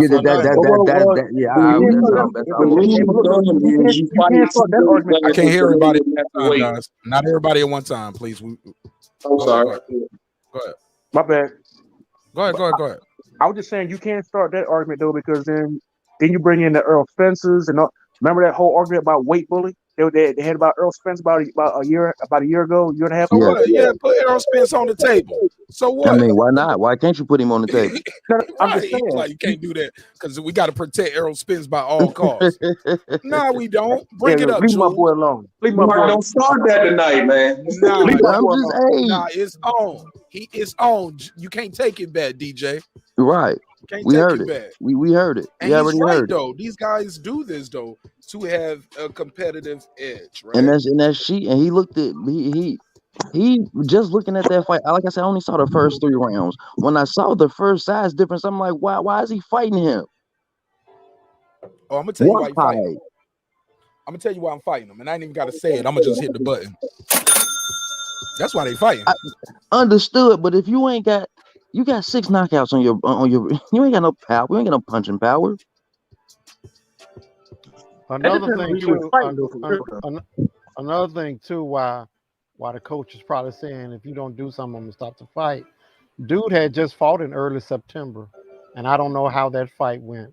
I don't know whether it went to distance and everything, and so he probably didn't want him to take too much more punishment, considering the fact that he had just had a fight in early September. Understood. Understandable. But still, even without the fight, he looked like he was getting ready to get hurt, and not only saw the first 3 rounds. He looked like he was getting ready to get hurt. Oh, I knew it too when I saw him letting the homie linger in the kill zone. I was like, oh man, this ain't gonna look good, man. I didn't get to see that far because he was the coach was telling him about getting counter punches because that's what it looked like. Benavidez was looking for was counter punches. He was looking to counter him and drop him, and he almost hit him with one. How many rounds did the fight go? 7. They stopped it in the 7th. Okay, so I got to catch them other 4 rounds. Brandon Washington said he weighed in at 169. It was a plus minus 1 pound. It was not a championship fight. Because that's to go back to what Jules said. Shout out to my guy right here, Yo Escobar. To go back to what Jules said, and I think that's profound and need to be spoken on more. I love how the IBF does their thing because it goes back to how boxing used to be with the same day weigh. It's close enough, right? Where as close as we get, and where hey, even the next day after the weigh-in, homie, you can't come in more than 10 pounds. If so, we ain't got no fight, or you about to lose the title on the scale, but you the same day weigh-ins, I love that, where you cannot come in more than 10 pounds heavier the next day. The IBF waived those rules for unification stuff. Oh, they did? Yeah, unifications? For unifications, they don't put that 10-pound weight. Now I remember when Danny Jacobs fought Triple G, that shit was still going on, and that was unification. And Danny Jacobs just said, fuck it, he blew it off. So if I win, I just don't win the IBF. You remember that? And he didn't. Yeah, he didn't win the fight, but that he would have still won all the other belts instead of the IBF. Right, but after that fight, they changed it. Yeah, they changed it. Okay, they was like, these niggas trying to get over. Yeah. Hey, but Mark, check this out though. Yes, sir. Let's be realistic. I try to all the time. Let's go. Canelo's not going to fight Benavidez, and I tell you why. Canelo got this thing where he like to do the rehydration clauses and trying to control people's weight, this, that, and the other. Benavidez, it's going to be a situation kind of like Wilder and Fury. Benavidez is like the Fury in the division as far as size goes, and Canelo has already showed an issue with that by trying to control, how people weigh when they come into the fight with him. You know what I'm saying? So he didn't do that with Caleb Plant, though, right? No, they did try that. Remember, there was a point where there was a chance that the fight wasn't going to happen because I thought that was the size of the ring and how much Caleb Plant was getting paid. Well, there was the other stuff too with hydration clause, whatever. But Caleb was like, "Well, I ain't got a problem." You know what I'm saying? Like that was all that normal stuff was on the table. I never heard of the hydration clause because it was the IBF is already a 10 pound. Yeah, I was just about to say that the IBF already has that in their bylaws about the hydration clause, man.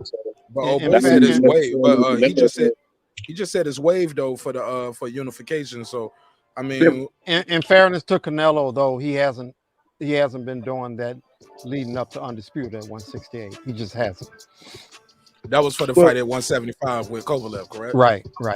Okay, well, tell me why you think that he's not going to pull that on Benavidez. Somebody, you was saying a dude who's actually because it'll be for the 168 championship, and the limit is 168. That's why. I get what you're saying. I get what you're saying, GG. What's going to stop Canelo from putting a clause in there to have Benavidez not blowing back up to 190? You know what I'm saying? There's going to be an issue. There is going to be an issue in that fight of putting that fight together. There's going to be an issue. I don't see it. I don't see it being an issue. That might be an issue, but go ahead, Hunt. Let's also look at a couple more facts. The WBC has 21-day, 14-day, and 7-day weigh-ins before the fight. So 21 days before the fight, you have to weigh a certain amount. 14 days before the fight, you have to weigh a certain amount. And 7 days before my point is that Canelo is horrible in a lot of things, but leading up to all these Undisputeds at 168, that hasn't been an issue. I don't expect it to be an issue with Benavidez. Personally, bros, I don't think he fears any of these dudes at 68. I think he thinks he can beat them all because none of them are disciplined. Say it again for the people in the back. I don't think he fears anybody at 168. I think he believes he can beat all of these guys because none of these guys is disciplined. The problem with that is at 168 is cool, but when you coming in and you dropping from 210 to 168, then you need to fear something because somebody has a lot more power than you got. They haven't shown. I mean, you know, I don't think Benavidez gets up that high. He probably gets up to about 190, 185. But I'm looking at that man. That man is every bit of 200. He's every. That's not his. But that whatever he weighs, that's not Canelo's problem. The problem is you got to make 168 pounds, and you've shown a propensity not to be able to do that. So let's get you to make weight first. Once you make weight, then we can talk about all the other shit. Just make weight. What Canelo's weight normally is? What do you walk around? 180. Whatever that scale supposed to be. Whatever fight he got, he makes weight. He's never missed weight. So if he walks around 180, 190, he gets down to 168. Got to give him that. No, that's what I'm saying, though. I'm saying he makes weight. I mean, his opponents don't. No, just this guy. Just this guy. This is the guy that has a problem with making weight. Benavidez. He lost his title because he didn't make weight. Because he that's what I'm saying, because he's a heavier person naturally. Then he need to move his ass up to 75. Exactly. He shouldn't even have the belt where he at anyway, but he shouldn't have had it because that's not his size. But see, that's the thing about pro boxing. If you can make the weight, you can fight in that weight class. Yeah, all you gotta do is make the weight. Exactly. That's understandable. But that's still why I said it's kind of like cheating. Huh? What is Canelo's real weight? Walking around probably about 180. Right. He's a short dude. He's only 5'8". He's a short guy. Right. It's just he's been in our face. Dude, man. He probably won't face for over 180. Okay, so when he fought Floyd, was he a weight bully? No. He made the weight. Yeah, No. Was he shrinking down to the weight is what I'm asking. Yeah. He made the weight. It was a catch He made the weight. It was a catch weight. It was 152. 152. 152. They fought at 152. So he only had to lose 2 extra pounds. Yeah, he made the weight. Okay, so he could so Canelo could actually be a light heavyweight and fight a campaign there full time. What you're saying.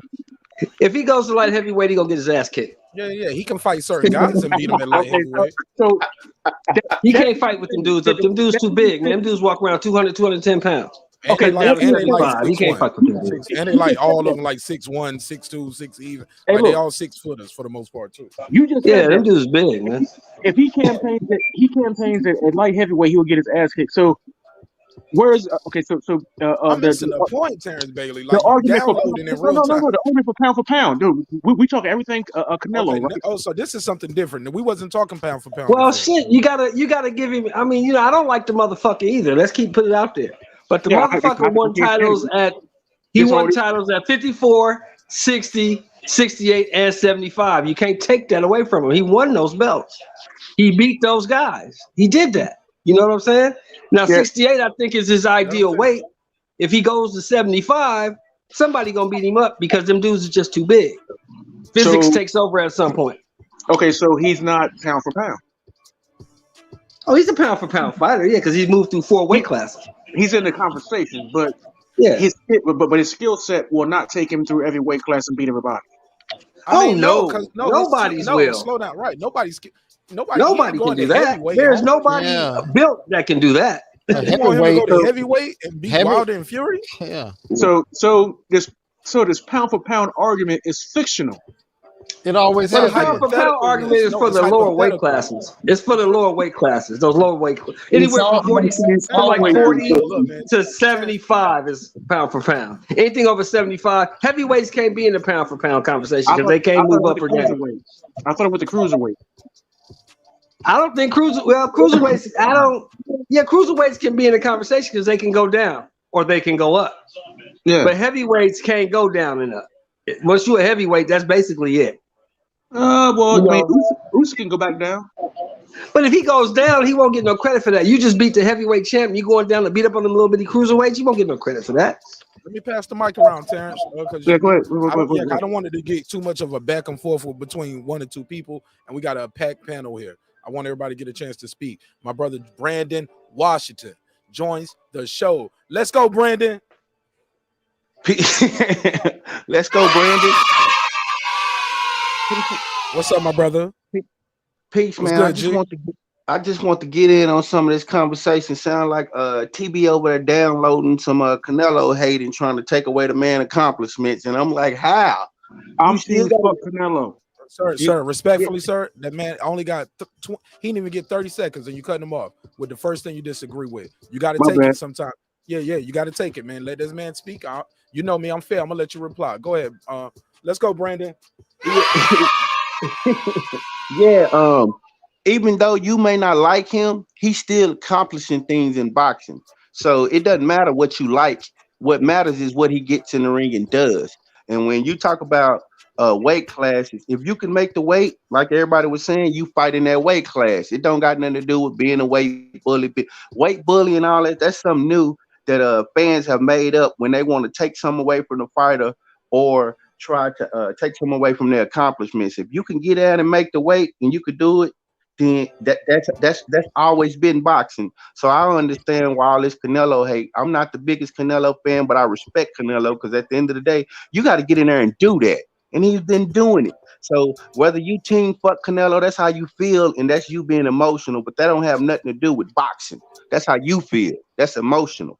We got to deal with the facts and what's on the table. And the facts and what's on the table is this man is kicking ass and taking names while he's doing it.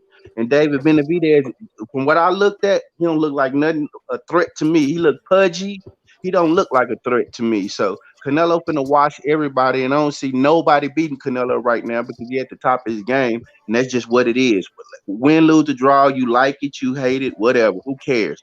He's getting in there and doing the job, and he's selling tickets, and he's making money doing it, and we gotta respect it, and that's what it is. But that's what I gotta say. I'm finna man, you gotta let people reply to that. You can't just I throw ain't the going bomb in the nowhere. room. I ain't going nowhere. I'm not going nowhere. I just want to get that out. That's your opening statement. That's your opening statement. Indeed. Let me ask you this before I let Terence Bailey, Shelton, more than everyone reply.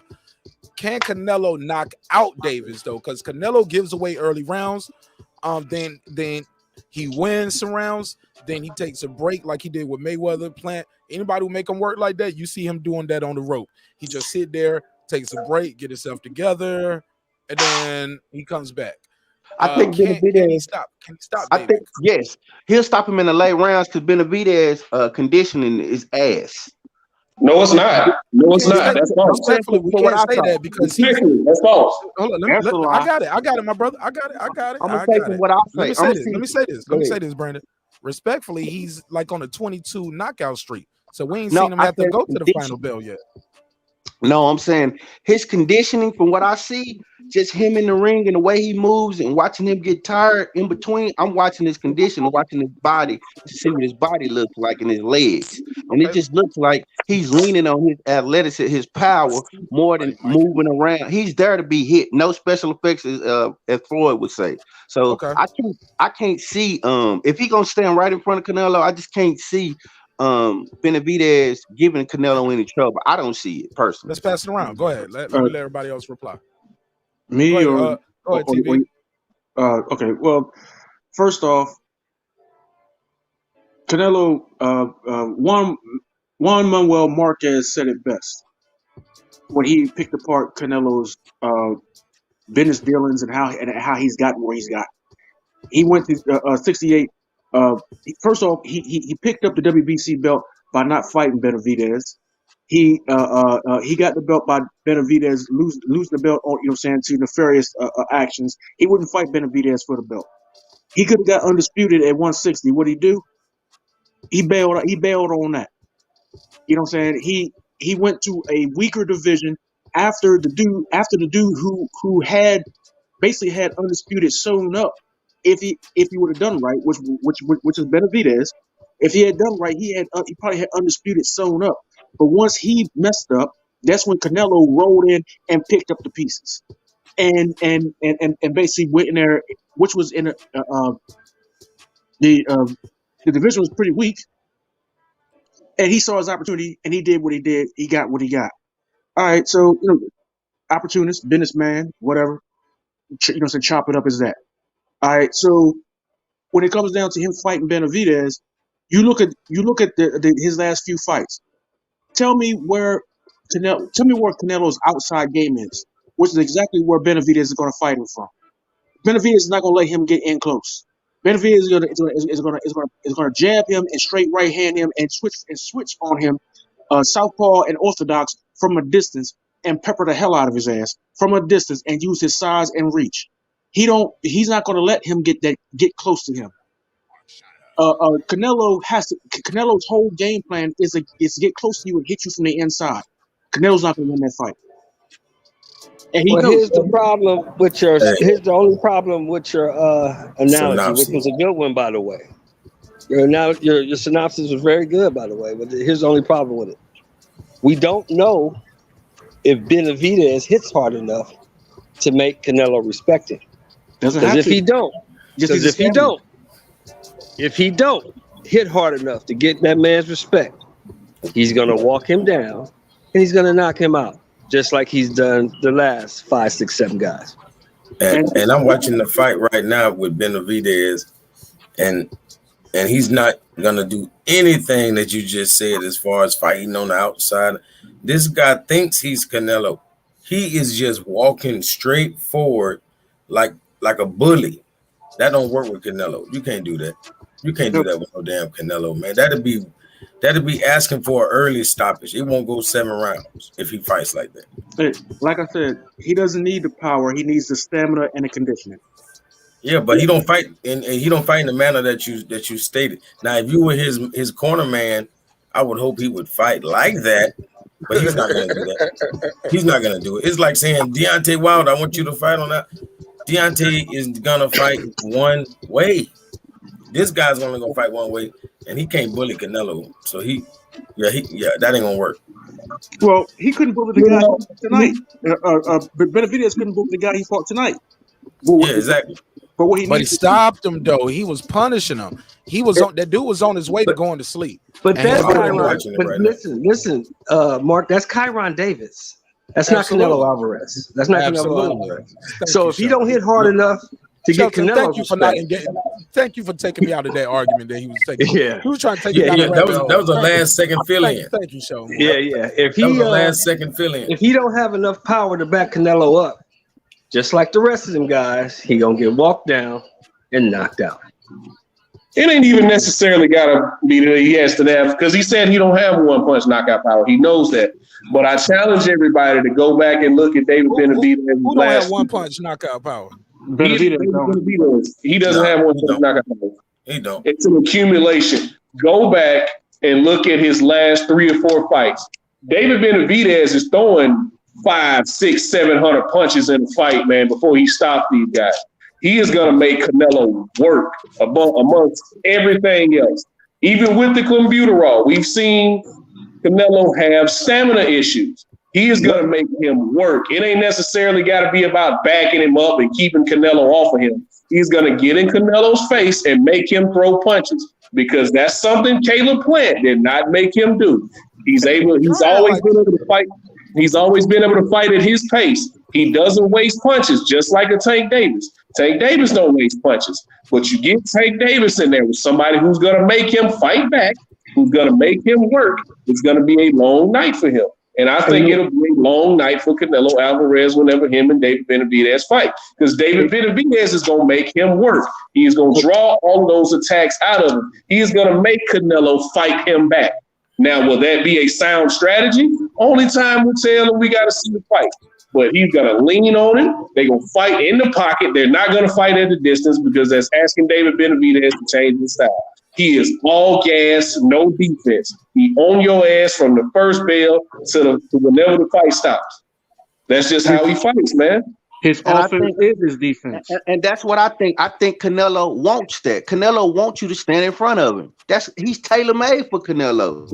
Canelo has problems with movement. He has problems with people that moves around. There's movement and kind of got a little slickness to him. Like He has a Andre. problem with that. Yeah, I just think that this is gonna be a perfect matchup for Canelo.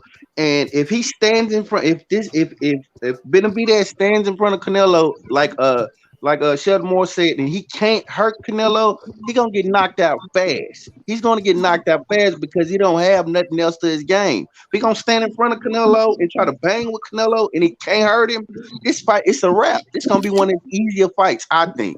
I just don't see nothing special.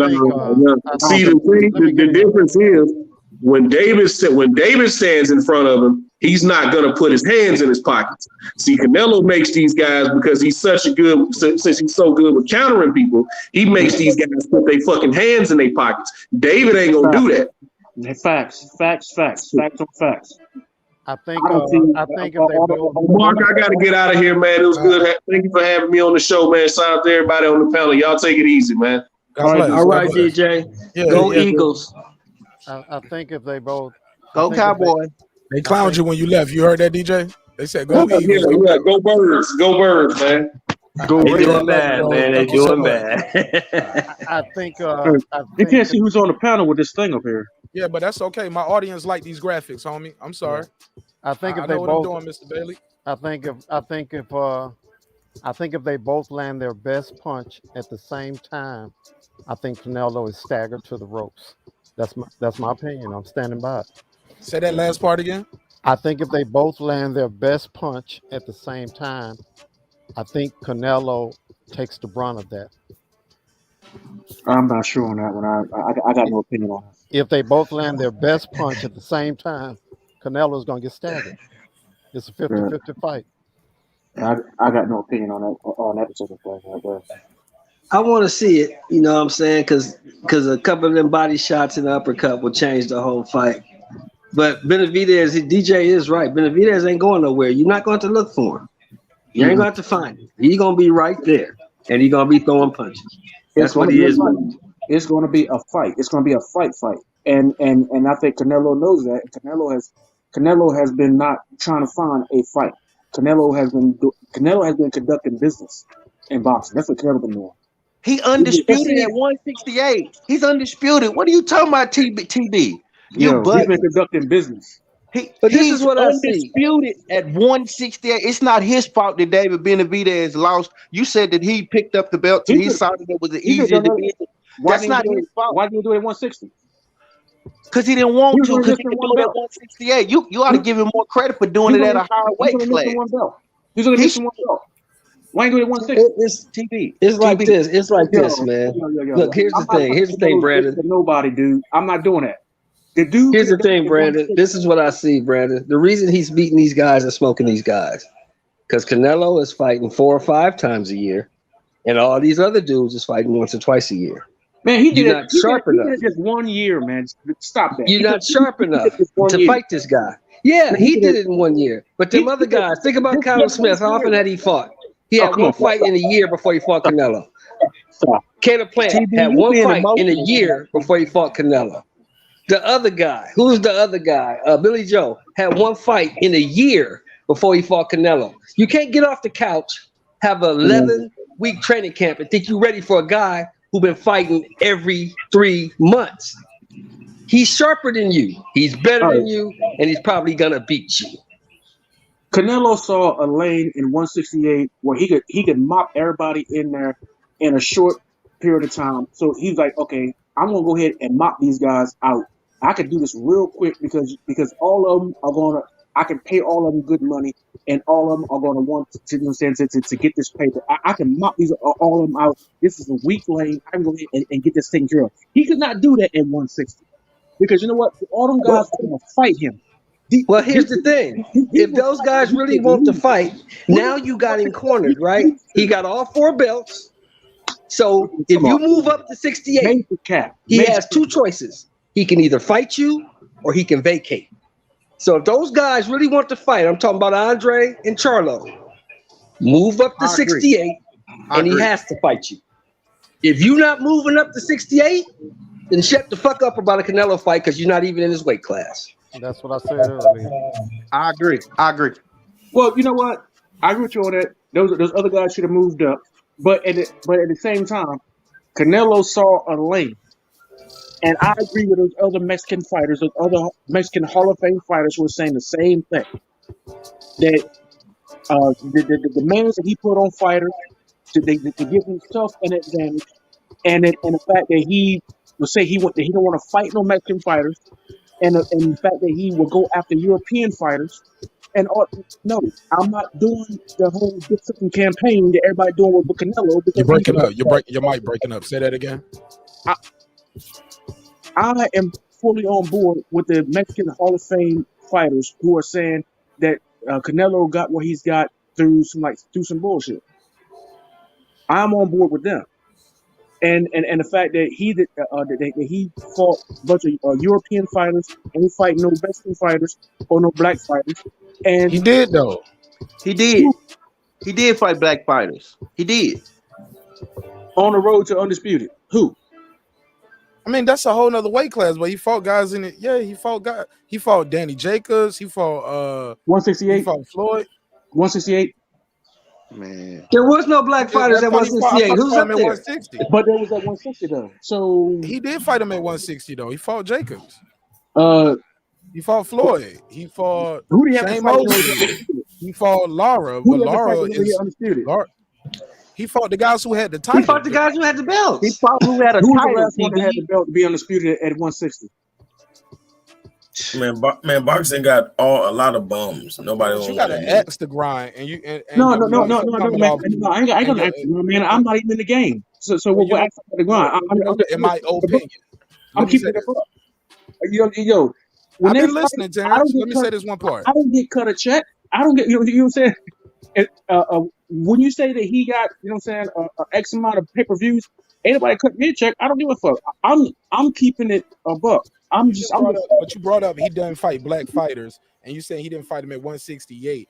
Those guys didn't have the title. He fought the guys who had the title at 168. There are none.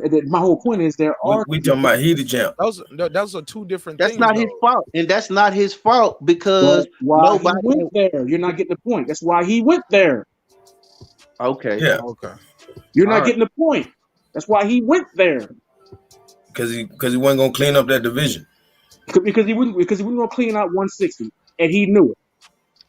I think 162 spread out. He beat Triple G, homie, and got all them belts. But I'm gonna go on mute though. He went to path of least resistance. Did he beat Triple G, who had all the belts? Did he really beat Triple G? And all those then we splitting heads. Did he fight the man? How about that? He fought the guy to clean out the division. But fought him twice. Yeah, it's my understanding that he didn't really want to either. Fought him though. He did it twice. It's a whole bunch of things out here I don't want to do, and I ain't gonna do it once. Yeah, and you know won't see me skydiving. You won't see me doing a whole bunch of weirdo shit. But what about bungee jumping? Would you bungee jump, Mark? Nah, I'm good on that. Oh, okay. But hey, look, I played with a bad rubber before, and I ended up catching the clap. No, I'm joking. The same thing with Triple G is similar to the thing that happened with Caleb Plant. Look at the scorecards. At the time of the stoppage, they had Caleb Plant losing the last 6 rounds, and they had right. Look at the scorecards. Right, and I don't lost the last 60 viewers. And look, I don't lost 60 viewers. The longer I let you keep taking over the show, Terence Bailey, you gotta let me take the lead again, my brother. I'm trying to go on mute, man. You talking to me? I'm just saying. I got you. But we already lost 60 people off that. Look, he got knocked out, so it don't matter about the scorecards. He got knocked out. I mean, Caleb Plant got knocked out. So whether he was down 20 rounds, 22 rounds, he got knocked out. And that's the only thing that matters. And nobody's gonna remember them scorecards in 5 years. What they gonna remember is he got knocked out and that he's undisputed and that he lost the undisputed fight. They're not gonna remember none of that other stuff. They just gonna see images of him hitting the canvas and Canelo collecting all the belts. So I think it's more impressive when you go up and you get to be undisputed. Now, when it comes to the Charlo argument and the Boo Boo argument, Go up to 168, like Sel Moore said. Go up to 168, and then see what happens then. But outside of that, these dudes is going to his press conference. They still calling his name out, and they not in his goddamn weight class, and it's silly. And it's a waste of time. If, as a matter of fact, I want to see Charlo and Boo Boo fight. Call each other out. That's what I want to see. I don't give a damn about Canelo and none of that no more. Let's get some undisputed. Let's get some unifieds at 160. I'm tired of watching Charlo walk around with a belt that he was handed, and Boo Boo. I don't even know who he took the WBO off of. So let's get that. Let's get that going. Let's get off the Canelo train, and let's get on this unified train. Right. That man got his look. That division cleared out. Let's put the pressure on these dudes. Right. That man got what cleared out? That whole division, that 168 is cleared out. Cleared out. Undisputed. No. Undisputed is cleared out. He cleared it out. Well, yeah. As far as being undisputed go, but if he was really the truth, he would still be at 175 because he should have never went that high. I don't know. I don't understand how you go there and then come down. It was so basically he'll come down again. Title. He'll come down again, brother. No, he won't. I don't think he'll go down to 160. If some it pressure, ain't no reason. It's nothing. If some pressure comes, ain't no pressure because these ain't no pressure down there. Ain't no pressure down there. They not fighting each other at 160. It'll be different if somebody was undisputed at 160, and then he had a chance to go down and fight the 160. Why got to be a one undisputed when you know it's a lot of stiff competition? It would not be like that. That's like Teofimo calling himself undisputed. That's ridiculous. That's the goal. Ask that question again, Calico. I want Shelton Moore to answer you that because Shelton Moore he's surgical with this shit. He cut right to it. Go ahead, Calico. What was that question again? Shelton Moore gonna answer that for you. With about what? About what? The undisputed question you just asked. Why I got to be undisputed with what? When there's so much competition out there, stiff competition. I'm saying, yeah. I said, why would it be undisputed in the 160 if the whole division is you know what I'm saying, nothing but stiff competition? So that, you know what I'm saying, it ain't gonna be no one King Kong running that because he can get dethroned tomorrow. They had one though. It was Triple G. Go ahead, Shelton Moore. What do you got a question for the brother right here, or did he step away? That man old, bro. That was a long time ago. Yeah, his mic muted. He probably stepped away. My thing is this, Calico. That's like Klitschko. No. But listen, the guy had the belts. Canelo fought him. Yeah. What are we talking about? He beat the guy who had all the straps. Now we ain't talking about Canelo right now. That's what we talking about, Canelo and Benavidez, right? No, y'all was just talking about the whole 160. Okay, well, the dudes at 160 ain't fighting each other. Triple G don't want to fight them dudes, and he ain't giving them no reason to by not fighting each other.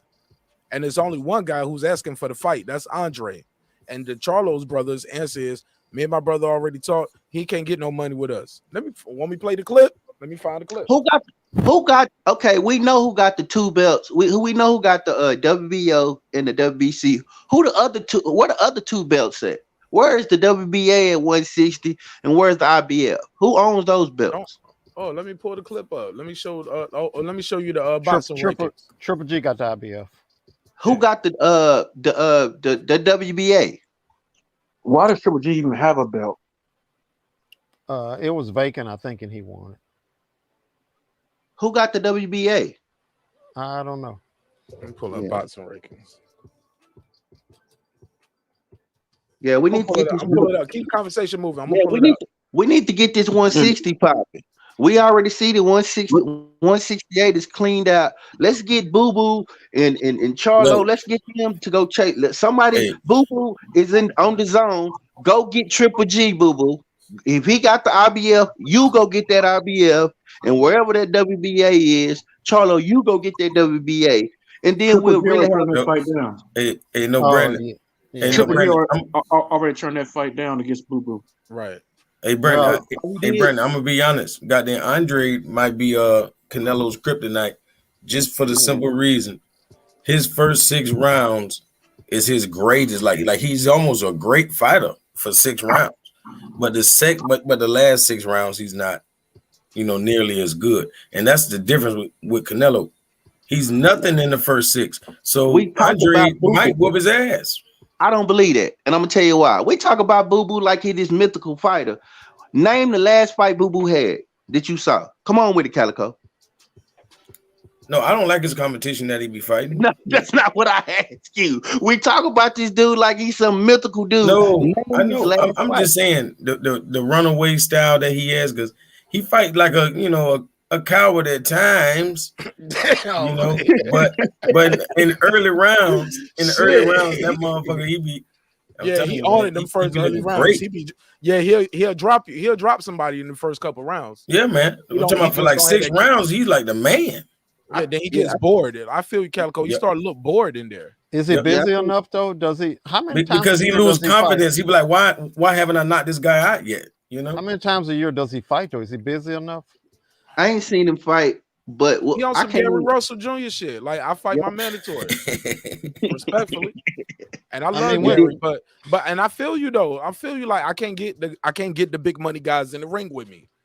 I gotta fight somebody. Okay, I fight my mandatory, and hopefully, in the meantime, trying to get a fight with one of these other guys. But you can't put a gun to their head and make them get in the ring with you.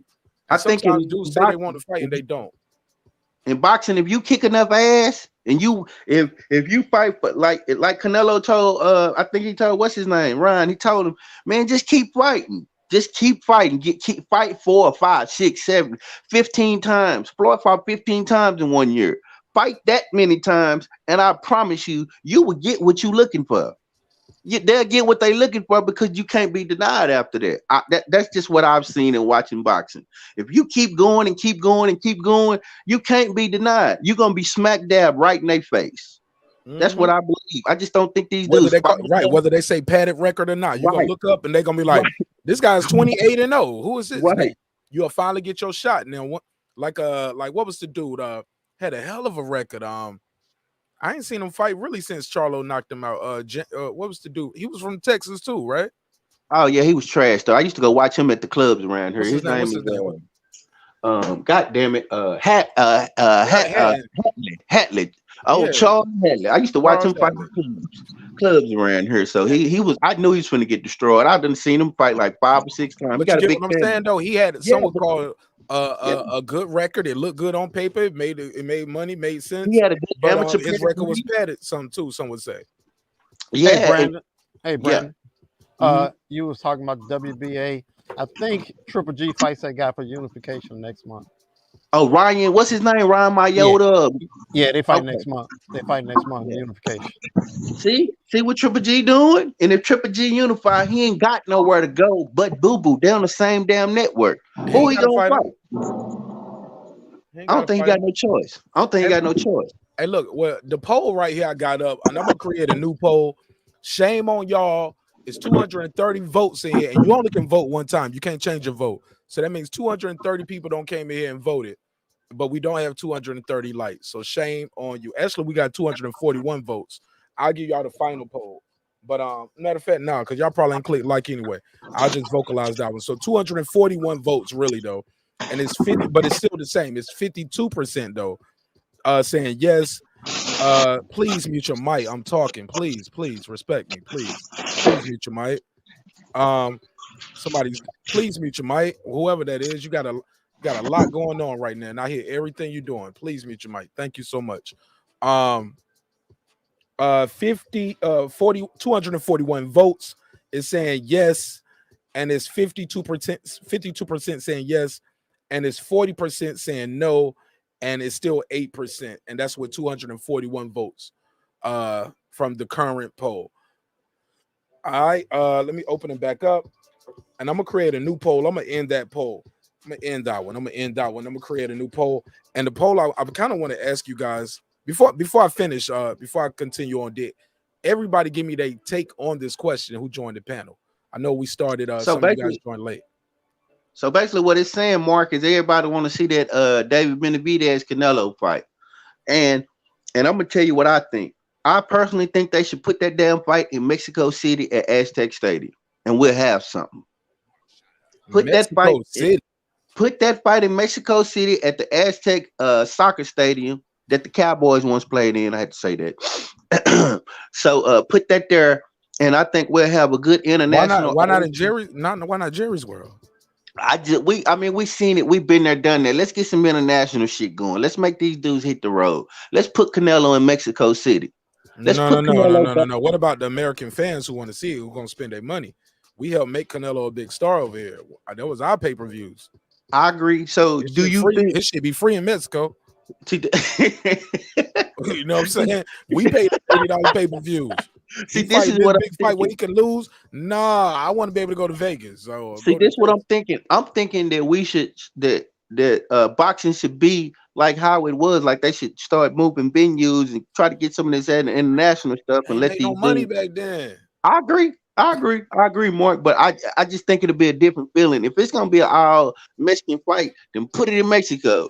That's the way I was looking at it. Look, I can't get mad at that. I can't get mad at that. That's your I opinion. just looked at it like that. Let's pass it around. Go ahead. I think TB wanted to get in. Calico Huntsville is still with us, talking a little late night boxing talk. David Benavidez, did what he do. He went in there and David Benavidez the situation. He walked the man down. He bullied him. Some say he didn't bully him. I thought it was bullying. I'm just walking towards you all night. You ain't got nothing for me.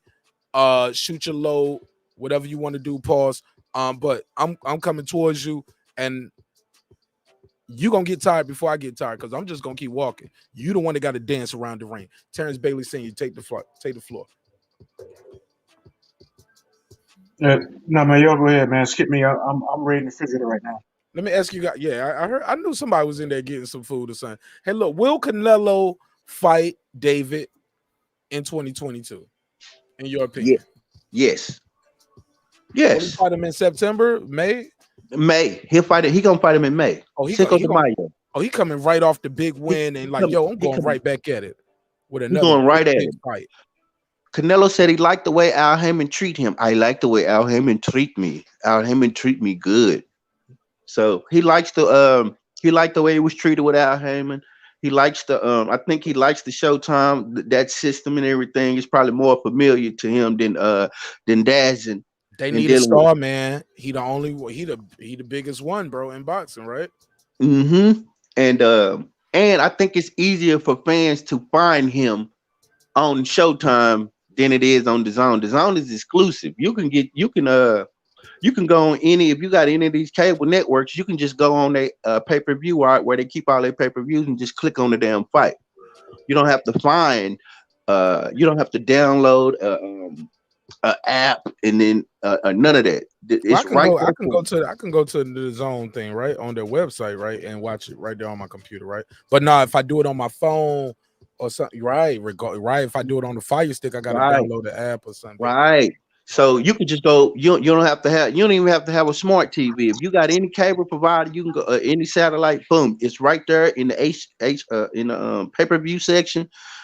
Right there, boom, it's right there. It's accessible. You don't have to do nothing special to get to the fight, and also you don't have to. They like the 24/7 all access. That's right there too. You know what I mean? All of that stuff is right there.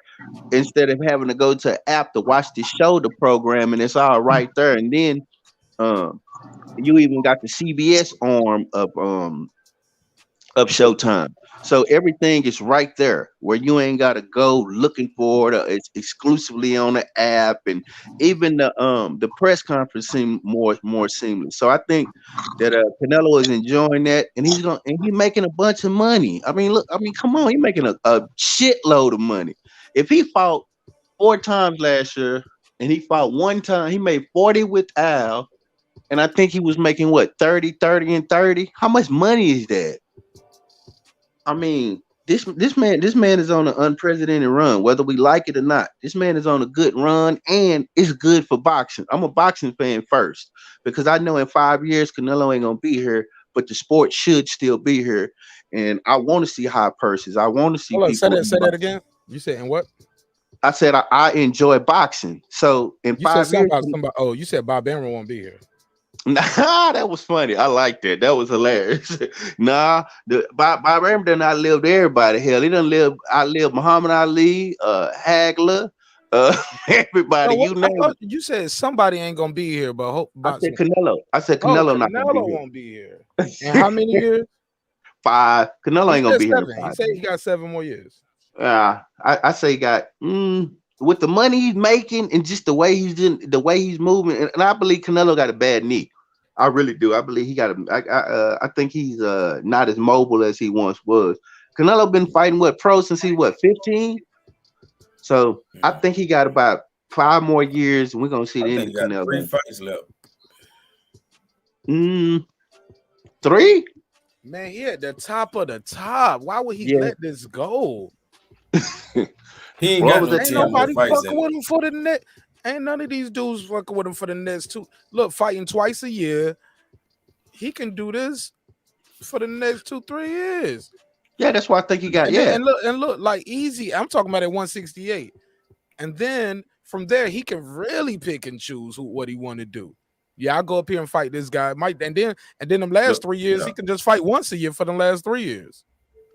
He would really have to, what you call it, cherry pick. He would really have to cherry pick to be able to do what y'all saying. Oh, he can do it.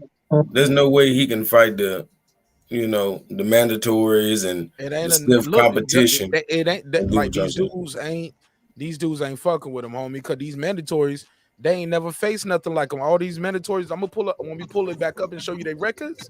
These he's comfortable in that division. 15-0 going against Canelo. They ain't got enough experience. These are the next few mandatory. Listen, these are the next few mandatories for the next couple years. I agree, Mark.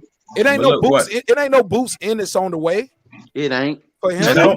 I don't give Boots no credit either. I don't give Boots or Benavidez no credit. No, I give Boots credit. I give Boots credit. He fought a bum. 2-time champion. He fought a bum. He just looked so good that you giving him that credit he hasn't earned. He hasn't earned that. He gets credit for looking good. He's doing what he's supposed to do against the competition. If you put Brandon, because you building a fighter. That's how he's that's cool. We'll do it some more. If they don't post a bid with him, he get him out of there. That's what he's supposed to do. That's cool. Don't try to jump to the top of the food chain. The Bully didn't do it. Like the Bully didn't. But you can't jump to the top of the food chain. Like you as far as trying to publicize yourself, you're gonna do that. But you know better than to jump to the top. I'm gonna tell you something, Calico. They put Spinks in there with Ali with only 7 fights. Yeah, they put Fernando Vargas in there with Oscar De La Hoya. I think he had 19 fights or something like that. Let me ask all y'all real quick. Let me ask you a question. I just wanted to say, have y'all ever been hurt before and seen how some people treat you differently? Say that in. Have you ever been hurt before and seen how some, flaw ass motherfuckers would treat you differently? They get tough as hell when they see you. Oh, he hurt. Everybody get tough as hell. So y'all respecting that kind of, you know what I'm saying? Because that's what people think they see in Aerospace. Oh, he hurt. Man, I beat your ass. That's what Mark see in Aerospace. No, hey, look. I didn't say that. Yeah. That's how the whole boxing industry. But I want to to answer him before you ask Ben. your question, Terence. Let me answer his question. All right. And then I promise I'll pass it to you. Because Brandon just answered. He said that's what Mark said. At the end of the day, the brother's damaged though. That car. Let me say this. When I say damage, and I don't mean this, and I ain't gonna bring up no yellow beezy picture, none of that. What I'm gonna say is this: just look at his face after the accident. What I've never seen him look like that in a boxing match in my life. So that's why I say that car accident took some fights off his career. But I still believe he's a good champion, and I believe he's gonna be a champion for a while if he don't fight Terence. And I think he can go up in 54 and give some guys some good matches there. And I hope to see him fight for a long time because I like the guy. Just because he got a big fan base and I control his fan base. Really? And I want to keep trolling him. Yeah, I want to troll him. Yeah, Aerospins haters keep this channel alive, man. No, love. Nah. We fuck with Aerosmith. We don't hate him. Not all of y'all, but some of y'all they come here. But go ahead, Terence Bailey. What was your question? Well, you're saying that Canelo is going to will stay where he's at, like for a long time or whatever. Like he can. 7 years, he said, before he retired. When they asked him, what was his name? Brian Custer asked him on the Last Stand interview, "How long do you see yourself in boxing?" He said 7 years. I got about 7 years. And that's fighting multiple fights a year. right? Now I added that to it. I said Okay. I said he can get by for 3 years fighting twice a year for the next 3 years, and then his last 3 years, if he wants to, he can just fight once a year Okay. All right. Well, and still be successful. That's if he continues doing business as usual. If he's fighting top tier opponents, no. No, actually, it's the opposite. He's beating champions. Business as usual would be 4 fights a year. TB, he's beating champions. He's fighting top tier opponents. Hold on, dude. Let me say what I'm talking about before you interject. No, I just wanted to be clear though. Business as usual would be 4 fights a year. I said he can do 2 fights a year, Business sir. as I just want to be usual, clear. according to Canelo, is what I'm talking about. So let me say what I mean. If he's fighting, let's say he's fighting the Errol Spencers of the world within his weight class, or the Terence Crawfords or whatever within his weight class, and not the Billy Joe Saunders of his weight class. He's not going to be fighting that much because these people are going to put him in real fights. They're going to put him in wars. It's not going to be he's going to show up and pick up a check. You can do what he's been doing when you show up to eat cake. You know, you just showing up to bully somebody, then go home. He ain't been fighting no damn body. He's only had a few good fights, and that's like with Golovkin, Lara. They've been far and few between. Yildirim, he gave that dude a favor, and they allowed it to happen because he rules the WBC. He's Suleiman's daddy. Suleiman will do anything for him, and no questions asked. He gets mad with Suleiman, and Suleiman bends over backwards. I don't understand why we capping and not acting like we don't see this with our own 2 damn eyes. I don't get this. Fair enough. Pass it around. Go ahead, Brandon. Let's go, Brandon. Well, I'll say this: Canelo's last damn near 4 or 5 fights, he's been in championship fights, and he's been a champion at multiple weight classes for I don't know how many years. So whether you don't like the way he's going about it and he's not fighting who you want him to fight, and you seeing he's eating his cake and going home and all this other stuff that you just making up, he's fighting champions. He just cleared out a whole division. And before that, I think he had most of the belts at 160 before that because he beat the dude. So I don't know what you've been watching. I've been watching this dude put in work. I'm just saying what I've been watching. Now, when you fight 4 times a year, like he's been doing, every last person that you fight, sometimes you get one tomato can, and then you get a champion. Then you got to fight a champion. 1 tomato can champion. But this last year, this dude put in work. So in damn near 3 weight classes, this dude been bouncing around in 3 weight classes these last 3 years. And he's been a champion at 175 because he went and took a dude belt who had a belt at 175. But some call that ducking. It can't be ducking if I go up in weight. Can't be, yeah. Man, so if you going to all them damn weight divisions, man, you can't be ducking. Because if Errol Spence goes up right now, all y'all gonna say he ducking. Come on, man. This man said he gonna fight one more and go up, y'all. If he go up right now, we gonna pull a duck move on him. Because he got a chance. Why? He a champion. Yeah. But if he goes up to 154 to fight a champion, but we don't see that because he gonna be up fighting his stablemate, right? Charlo. No, it does matter because what you just said is because they're gonna go up. They're gonna go get Canelo. Listen, man. You just said we're gonna say he a duck. That because if he go up and just start campaigning there, what's the goal? To become a champion, right? Become unified, undisputed. You would be going against either Castaño or your stablemate. So it's no real big fight for him there, other than the stablemate. So with Canelo, that's why I say that it is impressive. I mean, whether you like him or not, you know what I mean? I'm not super Canelo fan. I'm a boxing fan. And I have to appreciate what he's doing. I appreciate it because at the end of the day, I ain't seen nobody do this in the modern era in a while. I ain't seen nobody that was kicking ass at 160, whether people like it or not, and had most of the belts at 160. I think he was 1 belt away at 160 at one time. And then I think Boo Boo had the belt then, and then he went up He went up, took a couple belts there, went up again. He's been unified in 3 of the 4 divisions, homie. Simple as That's that. impressive. I ain't seen that in a while. Unified. Look, he's been 4-time 4-division champion, 3-time unified, 1-time undisputed out of that. What are we talking about here? Come on, what are we man. talking about here? How can we deny this man and say we still love boxing? And how was it so obvious? How was it so obvious that when he saw when there was a fight in front of him, that he was not clear in his head that he could win the fight, that he opted not to take the fight? What fight are you talking about, TB? That was clear that was in front of him. Boo Boo, Charlo, any of these black fighters or Mexican fighters, if he was not sure that he could win the fight or he had the upper hand, he did not take. And the crazy part about it is that his own countrymen are saying this. They jealous.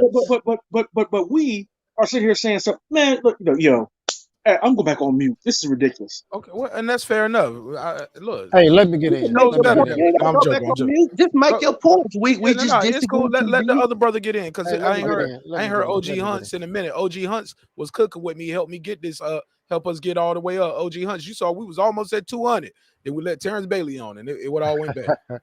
all right. I want us to remember. Went from 160 views in this motherfucker. No joke. Nah, people going to bed too. People came in for their fix. They got what they needed. I want people to remember 2 names after the night.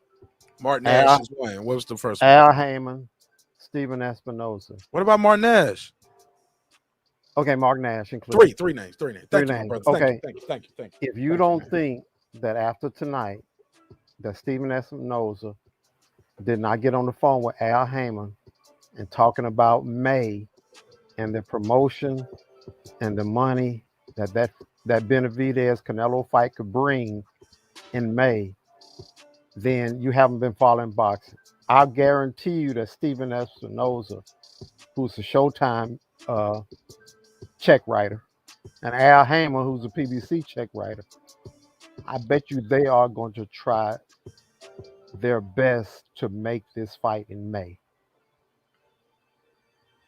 It might not happen because Canelo calls the shots, but I guarantee you that they are going to try to make this fight happen in May. Probably in Raiders Stadium in Vegas or Jerry's World in Dallas. And Canelo gonna try to block it. He may. But they're gonna give him more than 40 for that one. Easy. He might make 60 more than 40 for that one because he's coming in as the undisputed champ. And if they put him in Dallas, 75, oh my God. 75 million, he's gonna get 75. Put him in Dallas and watch what happens. That's a $100. And guess what? David That's a $100 pay-per-view right there. Easy. $5 million. That's a $100 give David $5 million for David. That'll be David's biggest pay million. They was talking about 20 for David. David ain't about to get 20 million to fight Canelo with no belt. After we had to struggle to get Caleb Plant to get 10, and he got a title. Nigga, you ain't got no belt. You're take what I give you. And thank me for it. No. David did not lose his belt. Say thank you, Mr. He'll get 20 million. He lost because he was undisciplined. 20 million with no title. He lost because he was undisciplined. That's why he lost his belt, because he was undisciplined. That's a fact. And I love it. But nobody beat him. So he has a big claim in order to get Canelo in the ring, because Canelo he can call Canelo the opportunist champion. And he has a market employ against Canelo. He can call him the opportunist. You know what I'm saying? That has a whole lot of marketability. He can call him the opportunist. You know what I'm saying? He can get a good 15 million out of this. I want to see the fight. I hope he campaign on and bang on Canelo like that and tell him he's not undisputed till he beat him. I would like to see that promotion. I would like to see him bang on him like that. He can do it. He need the right people in this camp, and they should have been doing that the second he won the WBC the WBC title. They should he should have fought Benavidez before he fought Plant. My personal opinion. That's what boxing for what? For what? He didn't have a belt. To solidify his place. No, his place solidified with the title, homie. I got your old belt because you couldn't stay off the dust. Because you ate too many tacos and shit. What you talking about, homie? This is what you call commercialization. No, This these is are how you- facts. Man, No. no, I'm gonna play my David Benavidez. I already got the timestamp. Keep talking. I'm gonna play my clip, what I told David Benavidez when I interviewed him. And y'all gonna see if I'm lying. He admits it. I told him to his face. I was like, you see what happens, man. You too good. You can't be giving them no reason not to fight you. What are you gonna do different to make sure you stay more You know what I'm saying? I asked him this. Y'all think I just be up here talking and y'all talking crazy? Man, I'm keeping it a buck. And I'm gonna play David Benavidez Jr. dissing Sean Porter. Yeah, well, see, I'm a businessman. See, I like the business aspect. So don't nobody know business up here. No, I ain't saying you don't. I'm fucking with you. With me, I like to put certain things out there in the atmosphere in order to get people thinking, in order to sway the way you know what I'm saying, the way you see things. So if it was me, what I would do is I do the commercial part of it, and I'd go after and be like, you didn't win that belt from me, like the way how Ali went after Frazier. You know what I'm saying? I would have went on that whole campaign. How Ali went after Foreman. I went on that whole campaign. You know what I'm saying? The Boumaye, the whole I'd have went after him like that. That's a good hell of a marketing strategy, and I think it'll piss Canelo off enough where he wouldn't deny him. That's a good marketing strategy, TB. I like that. I want to see it. I'm telling you. Do what? You say he should do what? TB is saying, go ahead, TB. No. Go ahead, Brandon. No, TB is basically saying that Benavidez should come at Canelo like you really ain't the truth because you didn't win that belt off me. You won that belt vacant. It wasn't out for me. So if you really want that real shine at 168, beat me. That'll be a good strategy. But Brandon, he had a chance tonight to do that, and he called Charlo the pussy and not Canelo. Did he? I missed that. I see. He should. I would have liked to see him shoot at Canelo than Charlo. Him and Charlo in two different weight classes. I think ever since Charlo opened his mouth, he really has been. He really want a piece of Charlo, but he gonna miss his money if he don't call out Canelo because that's his money. He did call him out though. He did. He said it in the middle of the ring. Okay. He said, anybody want to see? He called out Charlo tonight. Right in the ring. He said, no, he called out Canelo tonight. Right. And they was like, who would you want to see next? And he was like, and he said, I think everybody here, they want to see me and Canelo, right? Yeah. That's his money. And, that's his money. He said yeah. And Canelo has a belt that he did not lose. So he didn't lose in the ring. He lost it. No, not in the ring. And he was sporting two WBC belts in the ring.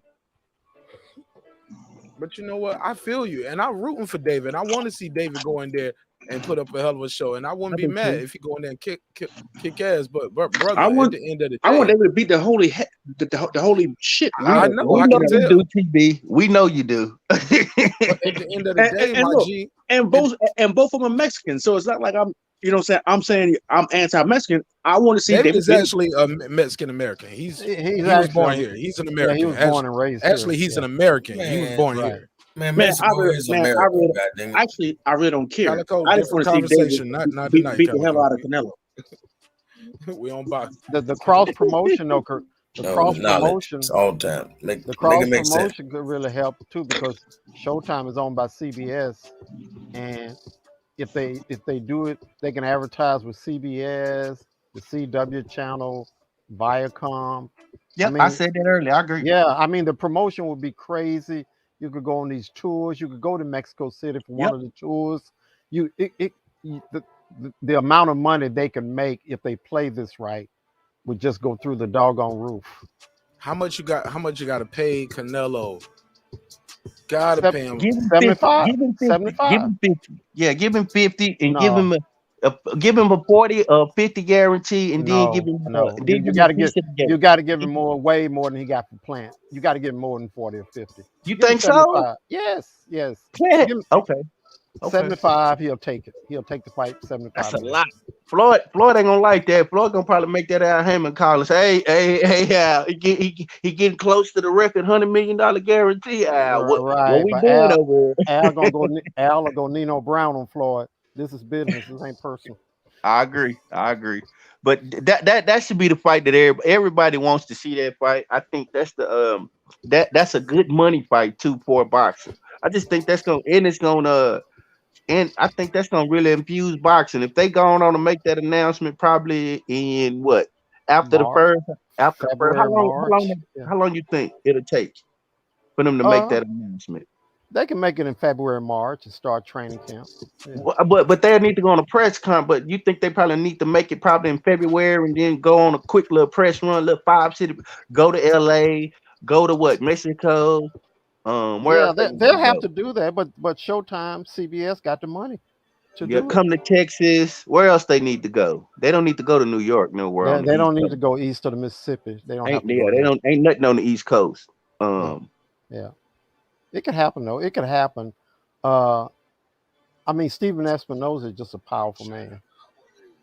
I mean, he's a powerful man because he owns the network. It's his network. No, he don't own it. He I ain't runs saying it. what I mean was that he called the shots as far as Heyman is a powerful man. He owns PBC. That's a powerful man. right, but you need a network. I agree. You need a network, and both of them now, you know, David is aligned with Al Heyman, and so is Canelo right now on a fight-by-fight basis.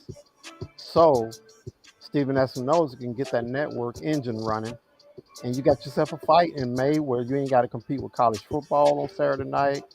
I mean, baseball is going on. The NBA playoffs might be going on, but you know that's no big deal. The big deal is competing with college football and the NFL. That won't be around in May. Let me play this clip real quick. This is me talking to David Benavidez, and I was asking him about the drug use and losing his, and like, yo, it's hard for them to get, you'll hear it. Let me play this clip. Thank you guys. Last question for me. You said you are more focused. You're going to be more focused and dedicated this time around. You see what happens when you lose that belt, right? It's going to be real hard for them to give somebody like you another chance because you're so dangerous.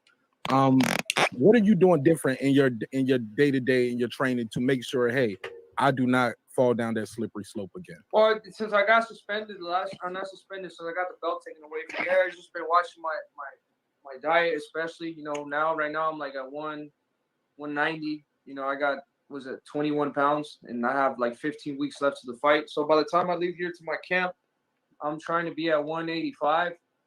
So I just, you know, just watching the weight, you know, just living a more calm lifestyle now. You know, I got my son, you know, he keeps me up all day, you know, so all my attention and my focus is on him. When it's not on him, you know, it's, you know, my girlfriend, his mom, you know, and then I go to the gym all day, come back, go to the gym again, and that's my life now. And I feel like, you know, just looking at not even just boxers, you know, just like really like athletes that motivate me. And, you know, you see Cristiano Ronaldo, LeBron James, these guys, they really made their, you know, their professional lifestyle. You know what I mean? I heard LeBron James, he wastes $2 million on just keeping his body in check, you know, just like physical workouts and stuff like that. Cristiano Ronaldo too. So I just seeing type of stuff like that. You know, I really got to make this my lifestyle. You know, just staying on top of the food, healthy food, you know, regular workouts, regular jogs. So that's how I'm keeping it now. I'm just, you know, my day is boxing. It starts with boxing, it ends with boxing. That's what's up, man. Yeah, man. Yeah, man. We asked the tough questions. We asked the tough questions, man. I straight up asked them. I gotta ask them. You say you more focused. What you gonna do different? Cause you said this before. You said this after the cocaine. You said this on your way leading up to the fight. To get the first. I'm so focused. Then you win the title. Then it's cocaine. Then you lose the title. Then you get the title again because I'm more focused. Then you lose it on the scale. The WBC don't want to keep giving you that opportunity neither. It ain't like somebody said earlier. I think it was my brother Huntsville. Shout out to Huntsville, Alabama, and how somebody got their mic unmuted. Please. He said, how long? And I would love for Brandon and Calico and Terence to answer that question too. Huntsville set it up. He said, how long are we gonna punish David Benavidez? How did you frame that exactly? I don't want to mischaracterize your statement. I said if David becomes mandatory, How long are we going to punish him for stuff that's 3, 4, 5 years old when he's in line to be a mandatory like Yildirim and Ocampo and all those other below average fighters getting title shots? So how long we gonna say no, you can't have a title shot even though you're mandatory because you did coke and you missed weight? I think his punishment is over. I think that fight is his. I mean, only thing he had to do was just beat this dude. I believe it was already in the works personally. I think because Canelo ain't really got too many options at 168 right now.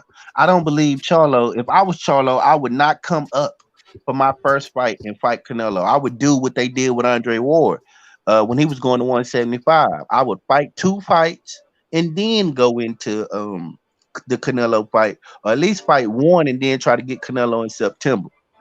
So I think his punishment is over. I think that fight is his. The only thing they need to do is just figure out the money and the location, and that fight is his because that's another money grab for Canelo.